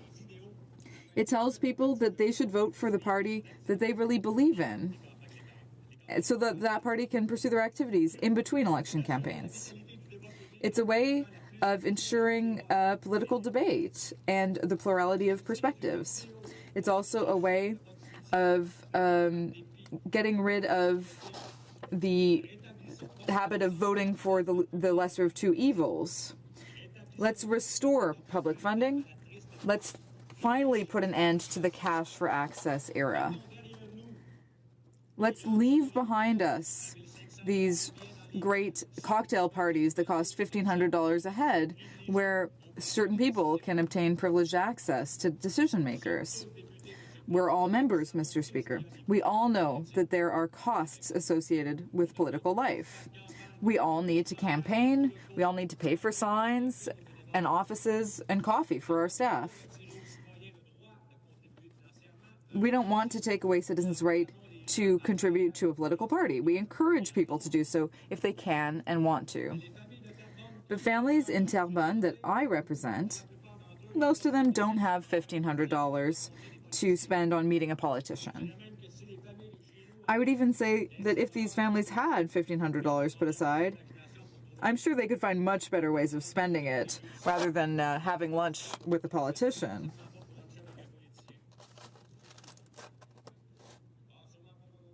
Not even me. These are people who have personal interests that they want to promote. They are the ones who pay this money. I think it's high time that we separate private interests from our democracy. What we would be doing with this bill is to nationalize our democracy and ensuring that the democracy works for people in Quebec and in Canada. Let's make the right choice together. Let's nationalize our democracy once and for all, and let's give the power back to the people. La question est la suivante. The question is as follows. Mr. Boudria, seconded by Mr. Sainte-Marie, moves that Bill C-364, an act to amend the Canada Elections Act and to make a consequential amendment to another act, political financing, be now read a second time and referred to the Standing Committee on Procedure and House Affairs. Is it the pleasure of the House to adopt the motion? Tous ceux qui... All those in favor of the motion will please say yay. All those opposed will please say nay. À mon avis... In my opinion, the nays have it. Conformément à l'article... Pursuant to Standing Order 93, the recorded deferred division stands deferred until March 18th, just before the time allowed for private members' business. Orders of the day. Consideration of a motion to concur in the 9th report of the Standing Committee on Environment and Sustainable Development concerning its recommendation not to proceed further with Bill C-323, an act to amend the Income Tax Act, rehabilitation of historic property.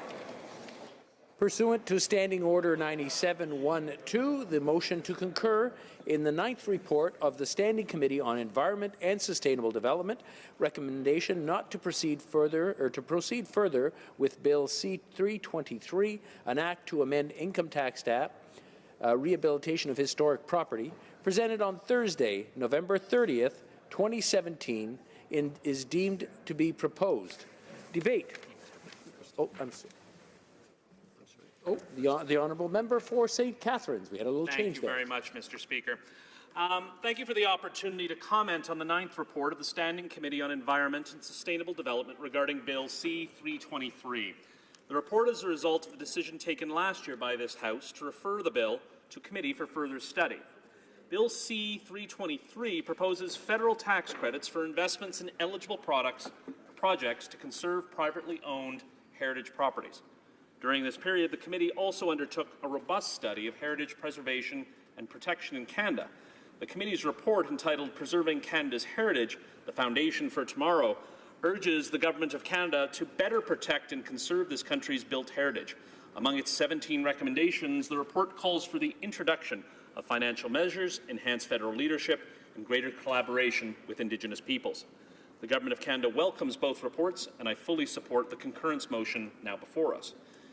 While the end goal of promoting heritage conservation is certainly worthy, the mechanism proposed in Bill C-323 suffers from several significant shortcomings. These shortcomings make it impossible for the Standing Committee or for me to support the proposed legislation. Mr. Speaker, the Standing Committee properly points out that Canada must do more to protect its built heritage. As the committee noted, financial incentives that encourage investment in the rehabilitation of historic properties and heritage places have much to offer.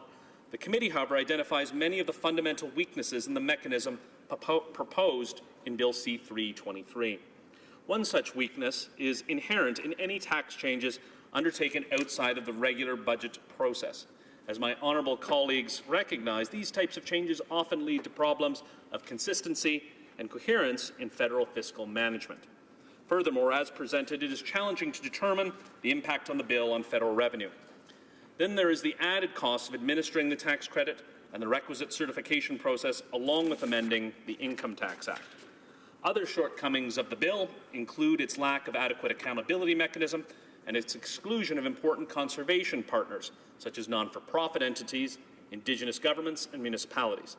To me, this lack of inclusivity is serious because it fails to acknowledge a fundamental truth about heritage conservation in our country. It is necessary for it to be a collaborative undertaking. Bill C-323 was not designed in collaboration with other jurisdictions and partners and does not properly take into account current conservation tools and approaches. The Standing Committee emphasises that for conservation efforts to succeed, they must involve broad collaboration and engagement with other jurisdictions, Indigenous groups, stakeholders, and partners. Our heritage assets are certainly worthy of conservation, and we can and must do a better job of protecting them. To achieve this goal necessarily requires thoughtful strategic collaboration. Financial measures can be an effective way to support heritage conservation, but only when carefully integrated into a broader framework. Bill C-323 does not meet this test and does not merit the support of this House. I thank the members of the Standing Committee for their efforts and fully support the concurrence motion now before us. Thank you, Mr. Speaker. Resuming debate, the Honourable Member for York Simcoe. Thank you very much, and I'm proud to rise in this House as the sponsor of Bill 323, which would have had the potential to revitalise our heritage sector, to preserve Canada's built heritage, something that is at erosion. We are very much a product of that's come before us. Our cities, our places where we live, our small communities are defined by those buildings that are there. But we have lost far too much over Canada's history, and this effort, Bill 323, was, it should be said, a bipartisan effort that was worked on together with members of the Liberal Party and other parties to ensure that something that had been asked for and sought for years and years, worked on by governments, Liberal and Conservative, behind the scenes, could finally come to fruition through a proper tax credit scheme that would allow for the preservation of our heritage buildings. Our heritage buildings define communities. They create economic growth. They improve our quality of life. They build social capital. They give people a reason to appreciate where they are, to go to special places, to make special places. It is therefore very disappointing to see this report from the Environment Committee with regard to Bill C-323, particularly in view of the bipartisan support it had in the beginnings. As I say, I worked initially with members of the Liberal Party and others to develop this bill and to get it supported in the House of Commons. It would have created specific tax incentives on eligible heritage restoration work done to designated heritage buildings. Specifically, it would have been a 20% tax credit for the rehabilitation and restoration work done to a designated heritage building. The work would have been certified by a registered architect, and the bill would also have created an accelerated capital cost allowance for capital costs, again, finding a way to, with minimal cost to the public purse, create an incentive for people to restore and preserve buildings instead of demolish them. In effect, the bill would have created a heritage policy for Canada that is fair to property owners who we, in the public sector, ask to bear the cost and burden of preserving our heritage through our process of designating their buildings and telling them that we want them saved. Yet we do not provide anything on the other side to compensate them for those increased costs. This would have created that impact, and it would have had a positive effect on Canada's national heritage. The National Trust for Canada, our leading organization on built heritage, estimates we've lost over 20% of our built heritage in these past 30 years, including buildings like the Edison Hotel in Toronto, the Redpath Museum. And for that reason, of course, the National Trust was one of those collaborative partners that we worked with to develop this bill, who were strongly supportive. In fact, what the member said is entirely patently untrue. There was enormous consultation with stakeholders, with municipalities, etc., that went into the development of this bill. And through that process of consultation, it became evident that heritage means so much to many communities. It creates values for those communities, encourages tourism, and of course, it is something that all Canadians can enjoy. And that's why it had so much support. What support did we have through that consultation? Well, it was across political lines, it was across the nation. It was from individual members of Parliament, from dozens of historical societies, dozens and dozens of municipalities. The Federation of Canadian Municipalities supported it. The Royal Society of Architects supported it. Provincial governments supported it. I could go on and on and on. The suggestion that it didn't provide for collaboration with partners shows that whoever wrote that speech had no comprehension of the way in which heritage designation worked or the bill was crafted. In fact, it created a partnership that doesn't exist up till now between provinces that set the terms for heritage preservation, municipalities that make the decisions on which buildings to designate, and finally putting into the piece the federal partnership through the support for restoration. There could be nothing better than that for building that collaborative partnership. And that's why I was so pleased that seeing that partnership build, this bill passed through second reading in this House with support, it should be noted, from members of every party. Not all the members of every party in the House, but members from every party in the House supported this bill, including several members of the Liberal Party. In that committee, a consensus emerged that mirrored that consensus across Canada, that the bill would have a tremendous positive impact on our heritage built stock, on the communities we lived in, and all the members of the committee, it seemed, were quite supportive. It was evident in their comments and their questions to witnesses. And they heard a lot about tax credits elsewhere, including, for example, the one in the United States that has had a huge impact in revitalizing inner cities, in creating economic activity, in creating tourist attractions and hubs where they never were before. In fact, if you go to the Urban Land Institute magazines and they showcase their best projects of the year, every year they almost always, overwhelmingly, are projects that have at their heart the American version of this heritage tax credit. So people saw that it was valuable, and also in that study they learned that the costs were minimal. In fact, the likely impact on the fiscal framework federally was because of the incentive it created for restoration and the like, and the economic spin-offs and developments that happened, more than any of these other kinds of studies that give us dubious reports on economic impact, that impact would be positive, and in fact, the taxpayer would get far more back than they ever put out, as well as the significant public benefits that would have been derived. But then something happened. Just before it came time for the committee to vote, Prime Minister's office cracked down on its MPs for speaking their minds at committee and for having the temerity to have voted as they saw fit at second reading. Many of them had personally worked on the bill at second reading and through to committee to get it through. But despite all their previous support, the Liberal MPs were forced to vote down the bill at committee by the Prime Minister's office. Against their will, one, I understand, was virtually in tears. Supporters of Build Heritage were understandably disappointed to see this bill voted down. C-323 was an opportunity to refocus our efforts on heritage preservation during the 150th anniversary of Confederation. Policy seemed ideal for the milestone year in our nation's history. But unfortunately, the committee made the decision that we are now considering today. Now, we heard that in the companion report, there was, believe it or not, a recommendation for tax credits like this. But the criticism was, as we just heard in the speech from the government, that should be done through the normal budget process. This was the criticism leveled by critics, and that's what was in speeches previously. But this report from the committee was tabled last year. The budget process continued. The budget was this week. Anybody who suggested just wait for the budget and the proper budget process, anybody who suggested that misled the supporters of this bill, the supporters of heritage preservation. Because no such tax credit was forthcoming, no such policy was forthcoming, no, it simply did not exist. The story about a budget process is a mere excuse for a government being so miserly and short-sighted that it will not allow the more visionary members of her caucus who see the value in this bill to support it as they had at second reading. Now, it's not surprising we see this from this Liberal government. I've been fond of noting that they seem to have a bit of a war on history. We saw it in the 150th anniversary of Confederation, where the themes disallowed the observance of the actual event of Confederation or events that celebrated our history. The 5 themes were fine that were selected, but if you wanted to have any support or assistance or be part of the federal government's Canada 150 festivities, history and Confederation were not allowed. It was just one of many examples of how this government has continued and perpetuated that war on Canadian history.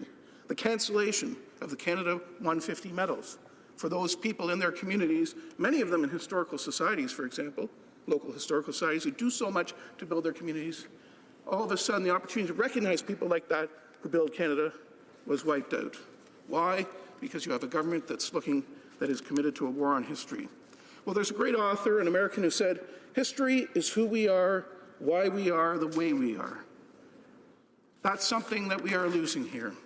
And there was, of course, a great Canadian historian and author who was a great influence, Kenan Lionel Groulx, who said, "No, a nation cannot separate itself from its past any more than a river can separate itself from its source, or sap from the soil whence it arises. No generation is self-sufficient, and it can and does happen that a generation does forget its history or turns its back upon it. But such an act is a betrayal of history, a betrayal." And then, of course, there was the great Joseph Howe, who resisted that Confederation 150 years ago, and then embraced it and joined the cabinet of Sir John A. Macdonald later. And he noted that a wise nation preserves its records, gathers up its monuments, decorates the tombs of its illustrious leaders, repairs its great public structures, and fosters national pride and love of country by perpetual references to the sacrifices and glories of the past. That was Joseph Howe in 1871. That's what Bill C-323 would do, and that's why I still encourage some within the Liberal Party to have the courage and conviction to support it and to reject this report from the committee to turn down Bill C-323. Thank you. Resuming debate, the honourable member for Kootenay-Columbia. Thank you, Mr. Speaker, and I would also like to thank the member for York Simcoe for introducing this private member's bill. Canadians take great pride in their built heritage, as they do in their diverse culture and history. Bill C-323 would provide Canadians with a much-needed tax credit to assist them in repairing and maintaining heritage buildings. I've spoken with many constituents in my riding of Kootenay-Columbia, and the bill is very welcome there. We have many heritage homes and other buildings, and repairing them can be very expensive. Recently, I had the privilege of sitting on the Standing Committee on Environment and Sustainable Development while we studied this bill. At the same time, the committee also took a look at the state of federal funding and management of national heritage. Along with other members of the committee, I learned a great deal. I learned that between 2003 and 2006, the federal government offered financial incentives for the restoration of commercial buildings. Over 3 years, the Commercial Heritage Properties Incentive Fund contributed $15 million for this purpose.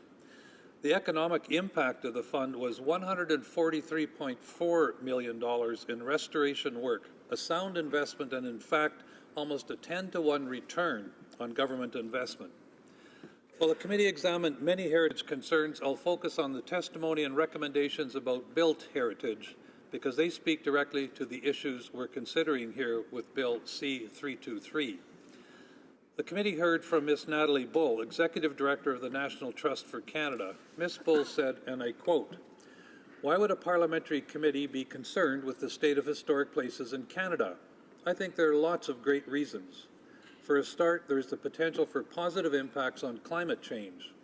Canada's buildings are the third largest greenhouse gas emitting sector, and the reuse and renewal of heritage buildings capitalizes on materials and energy already invested, reduces construction and demolition waste, and avoids the environmental impact associated with new development." She goes on to say, in addition to climate change benefits, historic places can contribute to a strong economy. Rehabilitation projects generate up to 21% more jobs than the same investment in new construction. They're a great stimulus measure, and they typically use local labor and materials such that 75% of the economic benefits of heritage rehabilitation projects tend to remain in the communities where these buildings are located. End of quote. More jobs, action on climate change, reduced waste, these all seem like excellent reasons to support Bill C-23, Mr. Speaker, and would have been great for the government to have included funding for this in their budget released earlier this week. Personally, I was very disappointed that there was no money in the government's 2018-19 budget to fund a national home energy retrofit program across Canada for homes in general, and nothing for heritage homes either. Mr. Chris Wiebe, the Manager of Heritage Policy and Government Relations at the National Trust, reiterated their organization's support for this legislation. He said, "First, we would recommend implementation of a federal heritage rehabilitation tax incentive, such as the measures recently proposed in Bill C-323.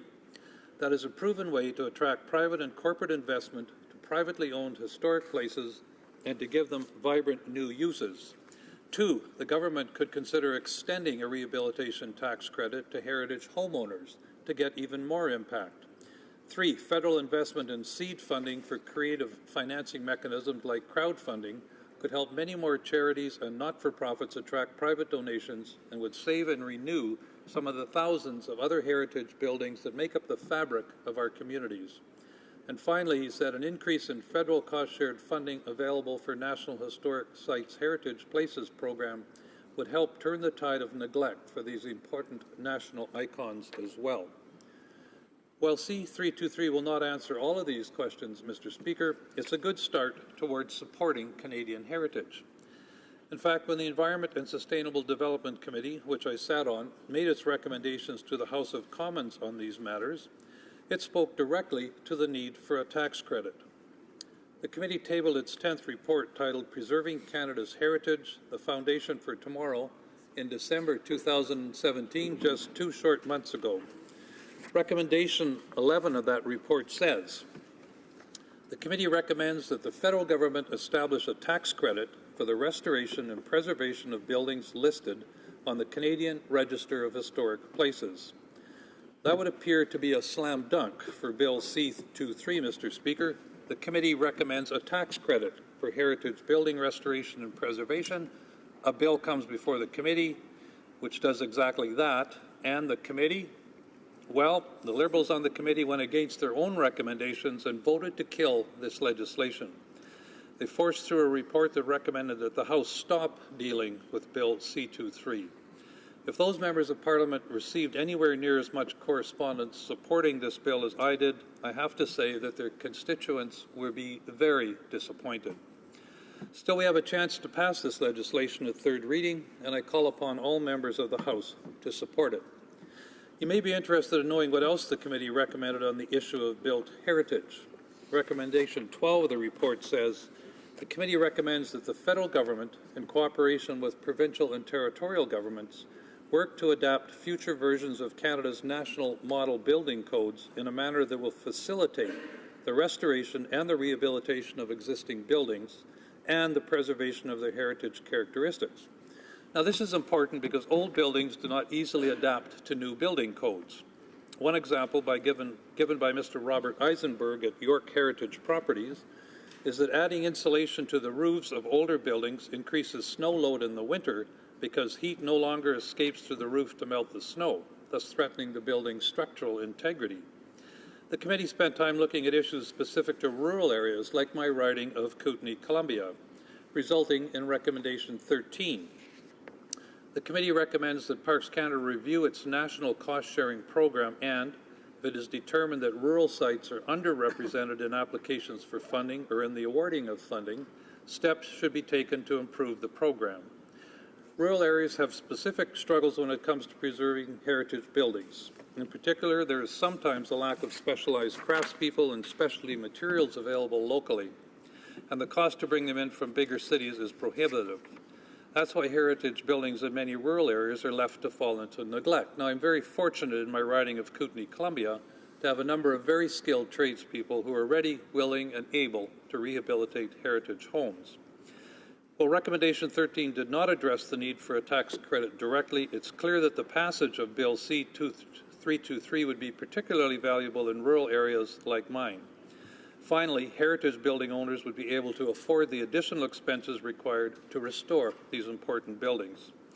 Mr. Speaker, I wish to finish my remarks today by quoting from a January 2017 letter I received from the City of Nelson, which asked me to support Bill C-323.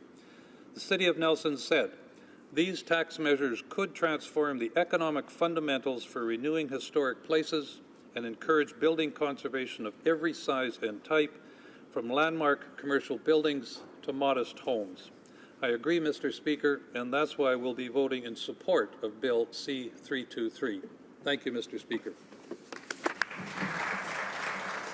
Resuming debate. Reprise du débat. Reprise du débat. Resuming debate. Is the House ready for the question?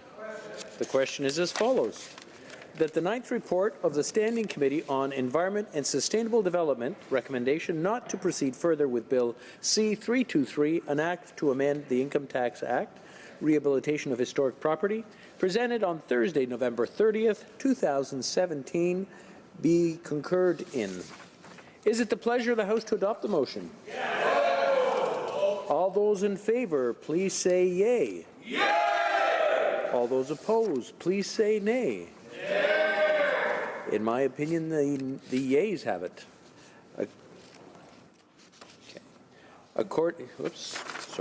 Pursuant to Standing Order 9712, the division stands deferred until Wednesday, March 21st, 2018, immediately before the time provided for private members' business. Alors, pursuant to Standing Order 38, a motion to adjourn the House is deemed to have been made and seconded at this time. Therefore, the question is that this House do now adjourn. For Calgary, Rocky Ridge. Thank you, Mr. Speaker. So I rise this evening to discuss the answer and to revisit the question that I asked in November when I asked the government about a question that was stemmed from media reports of a new building code. And I pointed out then that under this government, the dream of home ownership had become increasingly out of reach for many Canadians, particularly for young Canadians. And this is a function of many things that include rising prices and also the restrictions on access to credit that have taken place under this government's watch. But this new building code would also become a further barrier to home ownership, as something that would have the potential to drive up costs. But the answer that I received that day was unsatisfactory. It was like many other answers that members of the government and their parliamentary secretaries give, where they congratulate themselves and pat themselves on the back, and they did talk about their low carbon economy fund, and talked about the benefits of efficient buildings, which is all well and good. But the main problem with this new code, as was reported then, was this business of the requirement of compliance at life cycle events in the building. So many consumers that heard about this at the time were concerned, and I know that my colleague, the member from Banff-Airdrie, has also raised questions about this. The concern is around the marketability of a property and the requirement that was reported at that time that a homeowner be obligated to ensure compliance with with this new building code on a life cycle event such as the sale of the property. Well, seniors in particular, who coming to the time in life when they no longer wish to occupy the home that perhaps they've raised their family in, and would maybe have an older home, to suddenly be confronted with the cost of compliance with a new code would be troubling. And the member from Kootenay-Columbia, actually, in the last bill that were in the debate on the previous bill, mentioned the difficulty and expense of retrofitting a building, and energy efficiency and the efficiency of a building is part of its market value, Mr. Speaker. People will pay for an efficient home, and efficiency creates its own incentives. Nobody wants to pay more to heat their home, and there are many built-in incentives for those to have efficient homes. So I was concerned about the answer I received then, and we remain concerned about the government's direction with this new building code.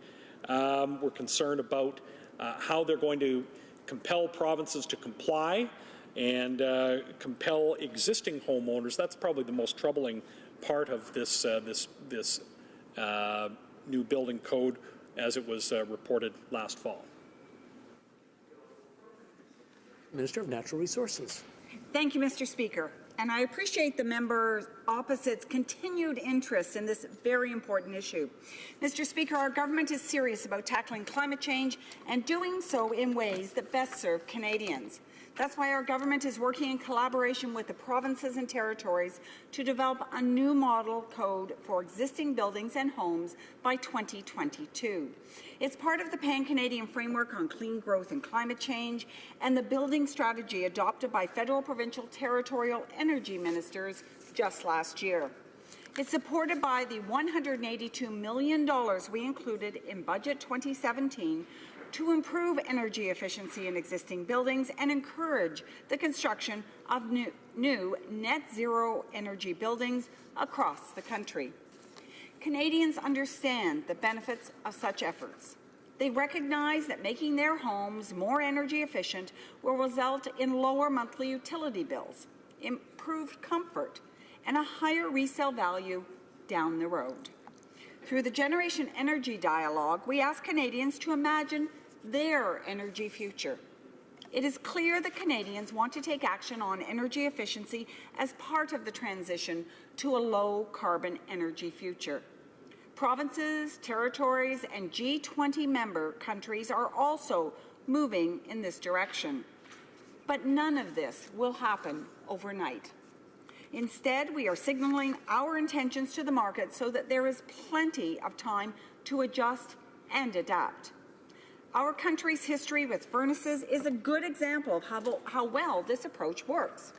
The price of residential gas furnaces dropped 30% between 2000 and 2010, because the market had plenty of lead time before new regulations were finalized.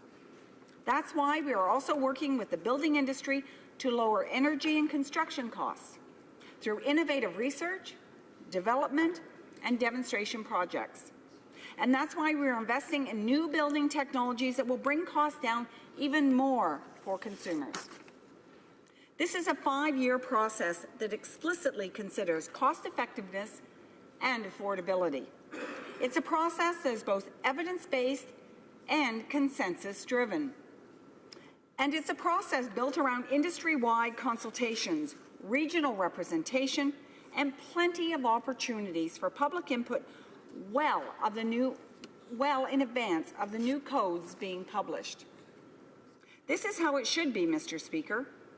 A truly national exercise that is led by the Canadian Commission on Building and Fire Codes, that respects provincial and territorial jurisdiction over how new homes and buildings are constructed, and that supports partners in the building industry to come up with solutions that work for Canadians. I'm not sure why the member for Calgary Rocky Ridge is opposed to any of that. The energy we use to power, heat, and cool our homes and buildings accounts for 17% of Canada's greenhouse gas emissions. Why is the member opposite opposed to finding cost-effective ways to reduce that, especially since as much as 75% of the buildings in Canada today will still be in use in 2030? It just makes sense to make them as energy efficient as is possible, reasonable, and practical. And we're doing this by working with all Canadians. Thank you, Mr. Speaker. The honourable member for Calgary Rocky Ridge. Well, thank you, Mr. Speaker, and perhaps the member didn't quite understand the question or the nature of my concern, because I am certainly not opposed to or have any problem at all with the goal of efficiency. Far from it, Mr. Speaker. I think that that any homeowner wants a home that's heat efficient, and that's certainly not a problem at all. The problem, which she didn't address in her response to my question tonight, nor did she respond or address when this issue was raised in the House by both myself and the member from Banff-Airdrie, is the portion of the proposal that deals with compulsion at life cycle events in the building, in particular a sale of the property. This is the portion of what had been reported then that caused the most concern, was compelling. The Honourable Parliamentary Secretary. Thank you, Mr. Speaker. The clean energy future is not just a nice to have, it's a must have. That's why we are investing in clean technology and innovations that support both economic prosperity and environmental protection. Energy efficiency is an important part of that equation. It has to be when the building sector is a significant contributor to Canada's greenhouse gas emissions. The transition to a low-carbon economy demands that we ensure new and existing buildings are more efficient. So, Mr. Speaker, we will continue to work with all Canadians to find innovative solutions that also happen to help homeowners save money on their energy bills and increase the health, comfort, and resale value of their homes. Thank you, Mr. Speaker. The Honourable Member for North Island, Powell River. Thank you, Mr. Speaker. I'm here today to talk about a question I asked last year on Bill C-58. And just for the members of North Island Powell River that I am proud to represent, just so they know what we're talking about, I'm going to repeat the question. Mr. Speaker, the minister keeps repeating that his government is the first in 30 years to make improvements to access to information.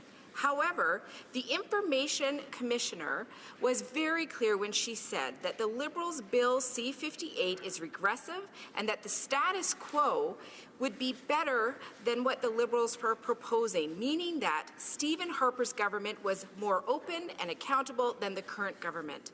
Canadians were promised more accountability and transparency. Will the government work with us and help them to actually keep that election promise? Mr. Speaker, this is a very important question, and I know the members that I talked to across my riding spoke passionately about their concerns around Bill C-51 from the last government, about wanting to make sure that things were transparent.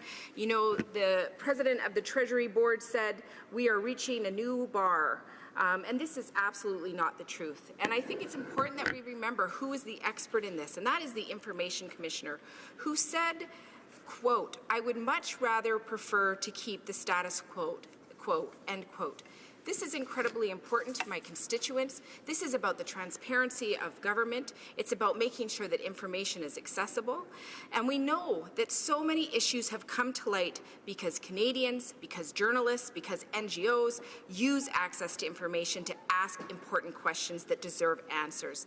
And I don't understand why this government created a bill that really just blocks this. So let's look at the facts. Residential school survivors fighting the government for decades for acknowledgement of the terrible and horrific abuse that they faced. The reality that type 1 diabetes in Canada is now being rejected. The underreporting of sexual assaults in Canada, Afghan detainees, and those horrendous stories that we heard, all discovered by the access to information that this bill totally erases. And Mr. Speaker, I think that's horrendous in this day and age. One of the most concerning things for me is the fact that this bill talks about people who may be vexatious. What may appear to this government as vexatious may be of the utmost interest for Canadians. Who gets to decide what that is? How do Canadians appeal the decision by a department? This is really important, Mr. Speaker. I know that the people of North Island Powell River are very concerned. They want to know that we have information, that we have access to it, that journalists have access to it so that we can learn what's happening in this country. And this completely bars the way. And I think we really need to take a moment to reflect on that. At this point, the bill has passed through the House, but this is leading to something that will be ever-growing concern. You know, and when this government talks about increased transparency, when they say, you know, the PMO's office can be talked to now and they can ask for information, that is simply not true. When the Information Commissioner is saying what we have now, which was in much need of change, is better than what is being proposed, all Canadians need to stand up and know what's happening. So that's why I'm here today. And I think that we all must focus on this. Whoever is in government has tremendous power. It must be held in check, and that is what democracy is all about. Thank you, Mr. Speaker. The Honourable Parliamentary Secretary. Thank you, Mr. Speaker, and I'd like to thank my honourable colleague for this opportunity to speak on Bill C-58. Bill C-58 is guided by the principle that government information belongs to the people it serves.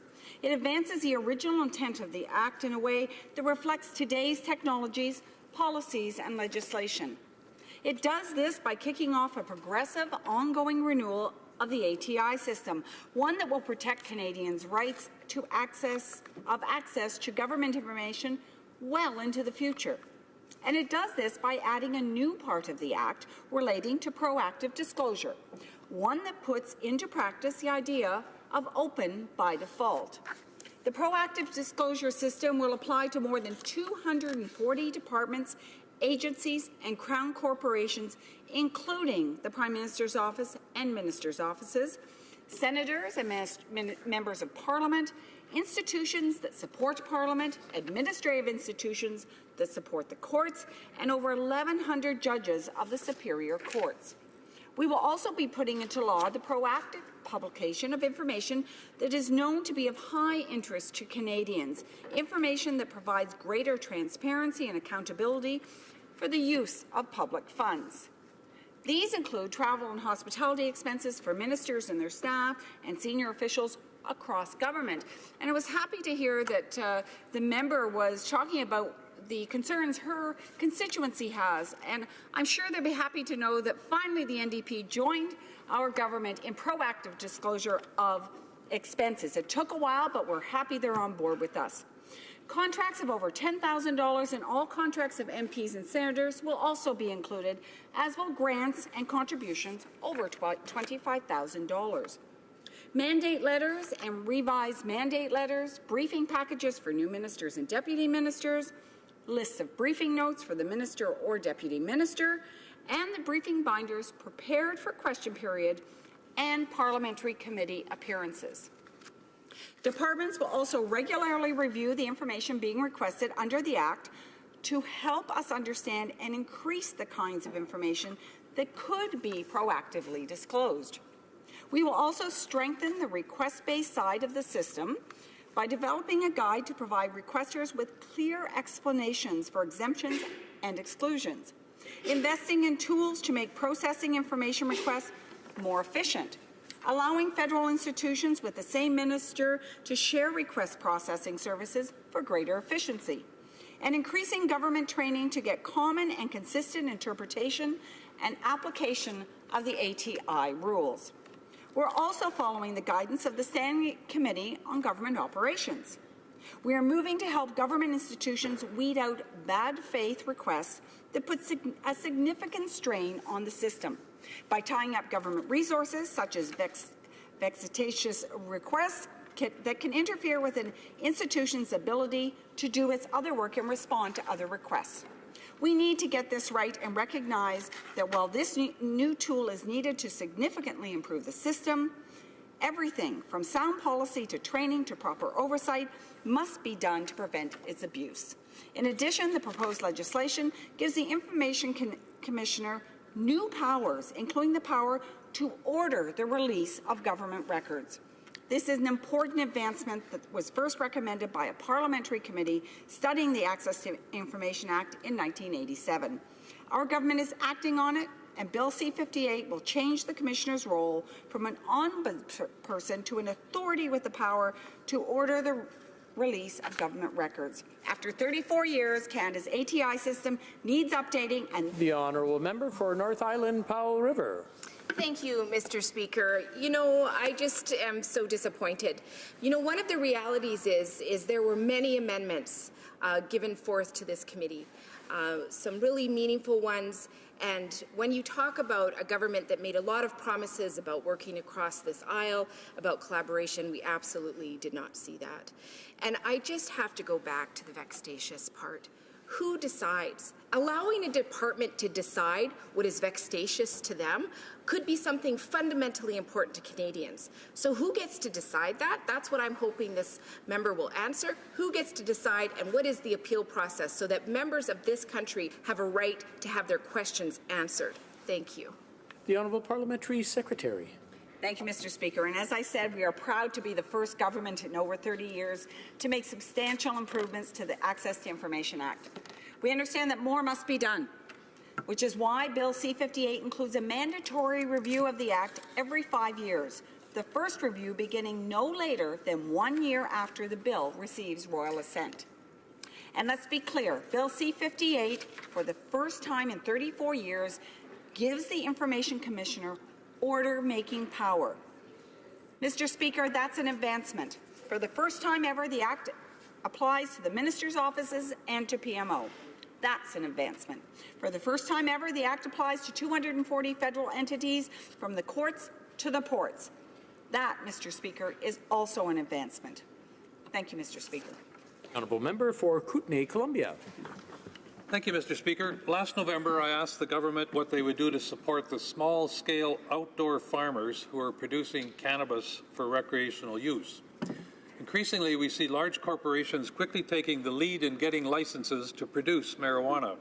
Companies like Tweed Main Street, founded by Liberal Party CFO Chuck Rafisi, National Green Biomed, whose chairman is former Liberal Cabinet Minister Herb Dhaliwal, and Hydropothecary Corporation, whose VP used to be the Liberal Health Minister in British Columbia. They're all quickly expanding to meet the government's timetable. At the same time, new producers and small producers, like people in my riding, are being locked out. Last week, I met with Leslie Lancaster, the owner of Kootenay Marijuana Company. It's a new company in my riding of Kootenay, Columbia, that wants to produce marijuana for medicinal and recreational use. Leslie wants to run a legal, above-board company and is trying to raise the capital for the licensing process. The licensing process is lengthy and expensive and requires that the facility be developed as the licensing progresses. This means that companies need to have their capital in place before they can become fully licensed. So Leslie went to the Bank of Montreal to open an account so she could start raising the capital needed for the licensing and development process. And guess what? The bank informed her, and I quote, "We need an approval from Health Canada before we can set up an account. I'm aware that you can't get the approval yet due to Health Canada's capital constraints, and this really puts you between a rock and a hard place." Let's go over that again. Leslie can't get a license because she doesn't have enough capital, and she can't raise capital until she has a license. That's pretty much the classic definition of a catch-22, Mr. Speaker. And I should mention that Leslie is a business consultant and a bookkeeper and counts a number of potential marijuana farmers among her clients.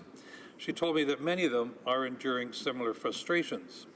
So at the same time Leslie is struggling to overcome seemingly impossible federal government restrictions, a number of small marijuana growers in my riding of Kootenay, Columbia have banded together to form a co-op.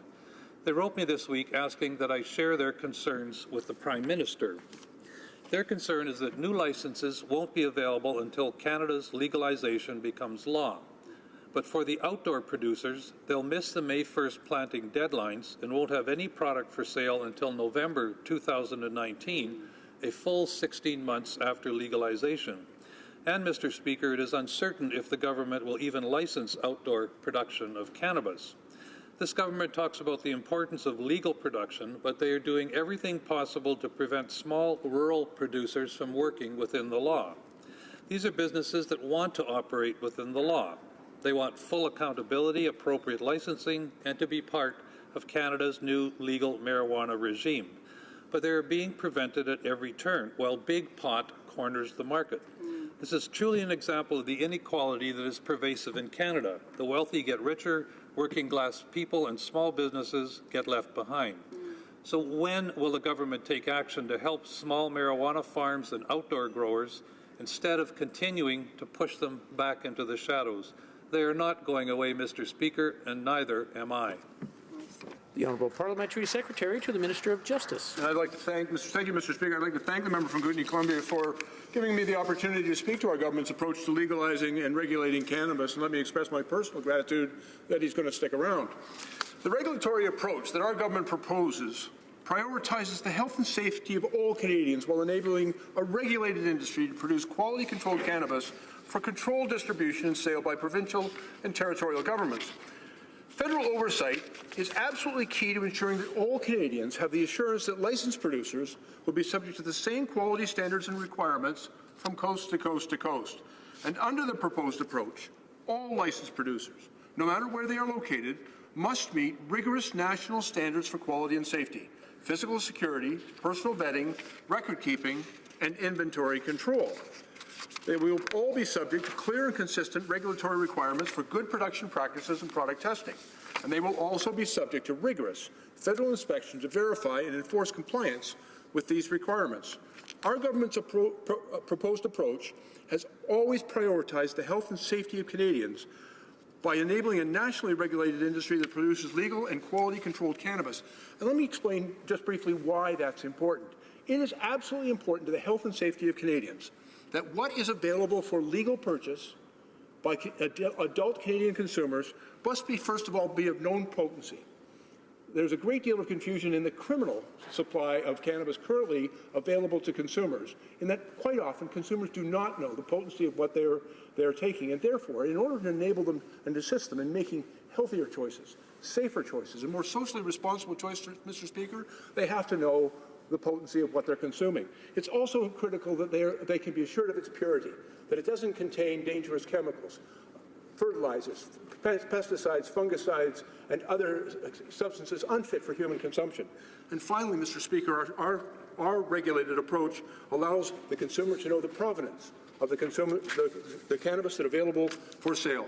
Protecting public health is an overarching policy objective, but I want to assure the member opposite it is not the only one.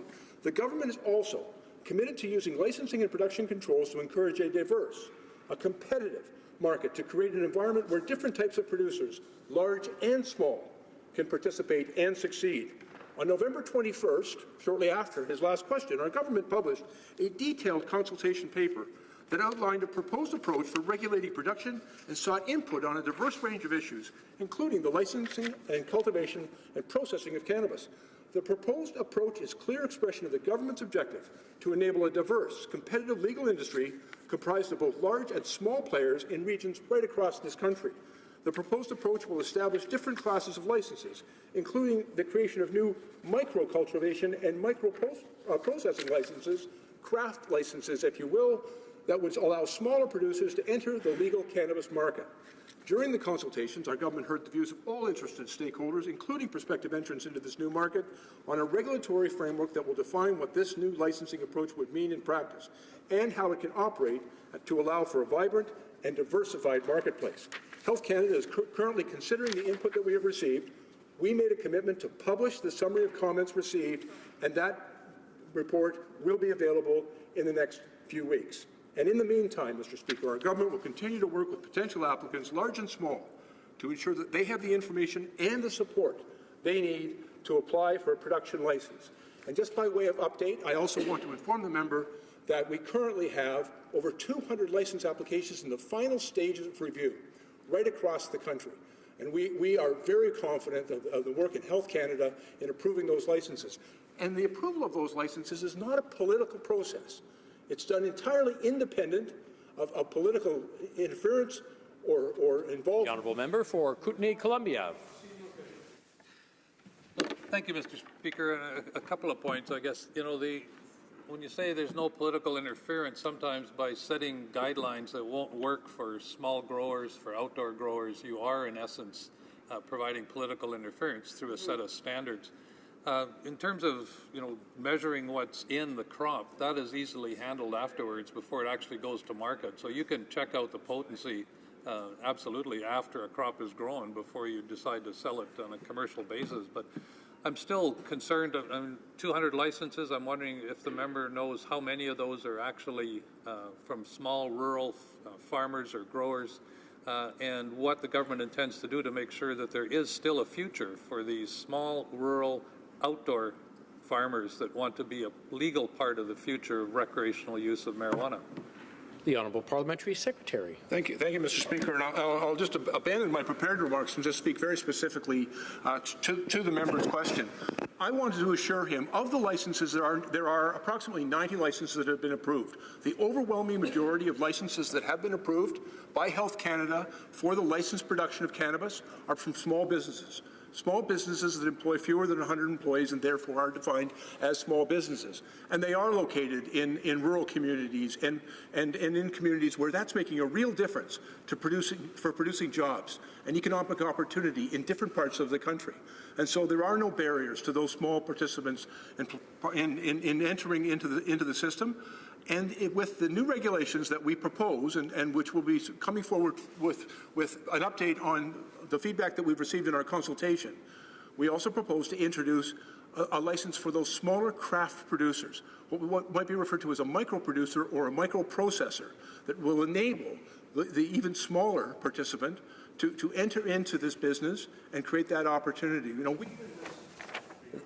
La motion que la Chambre s'adjourne est maintenant.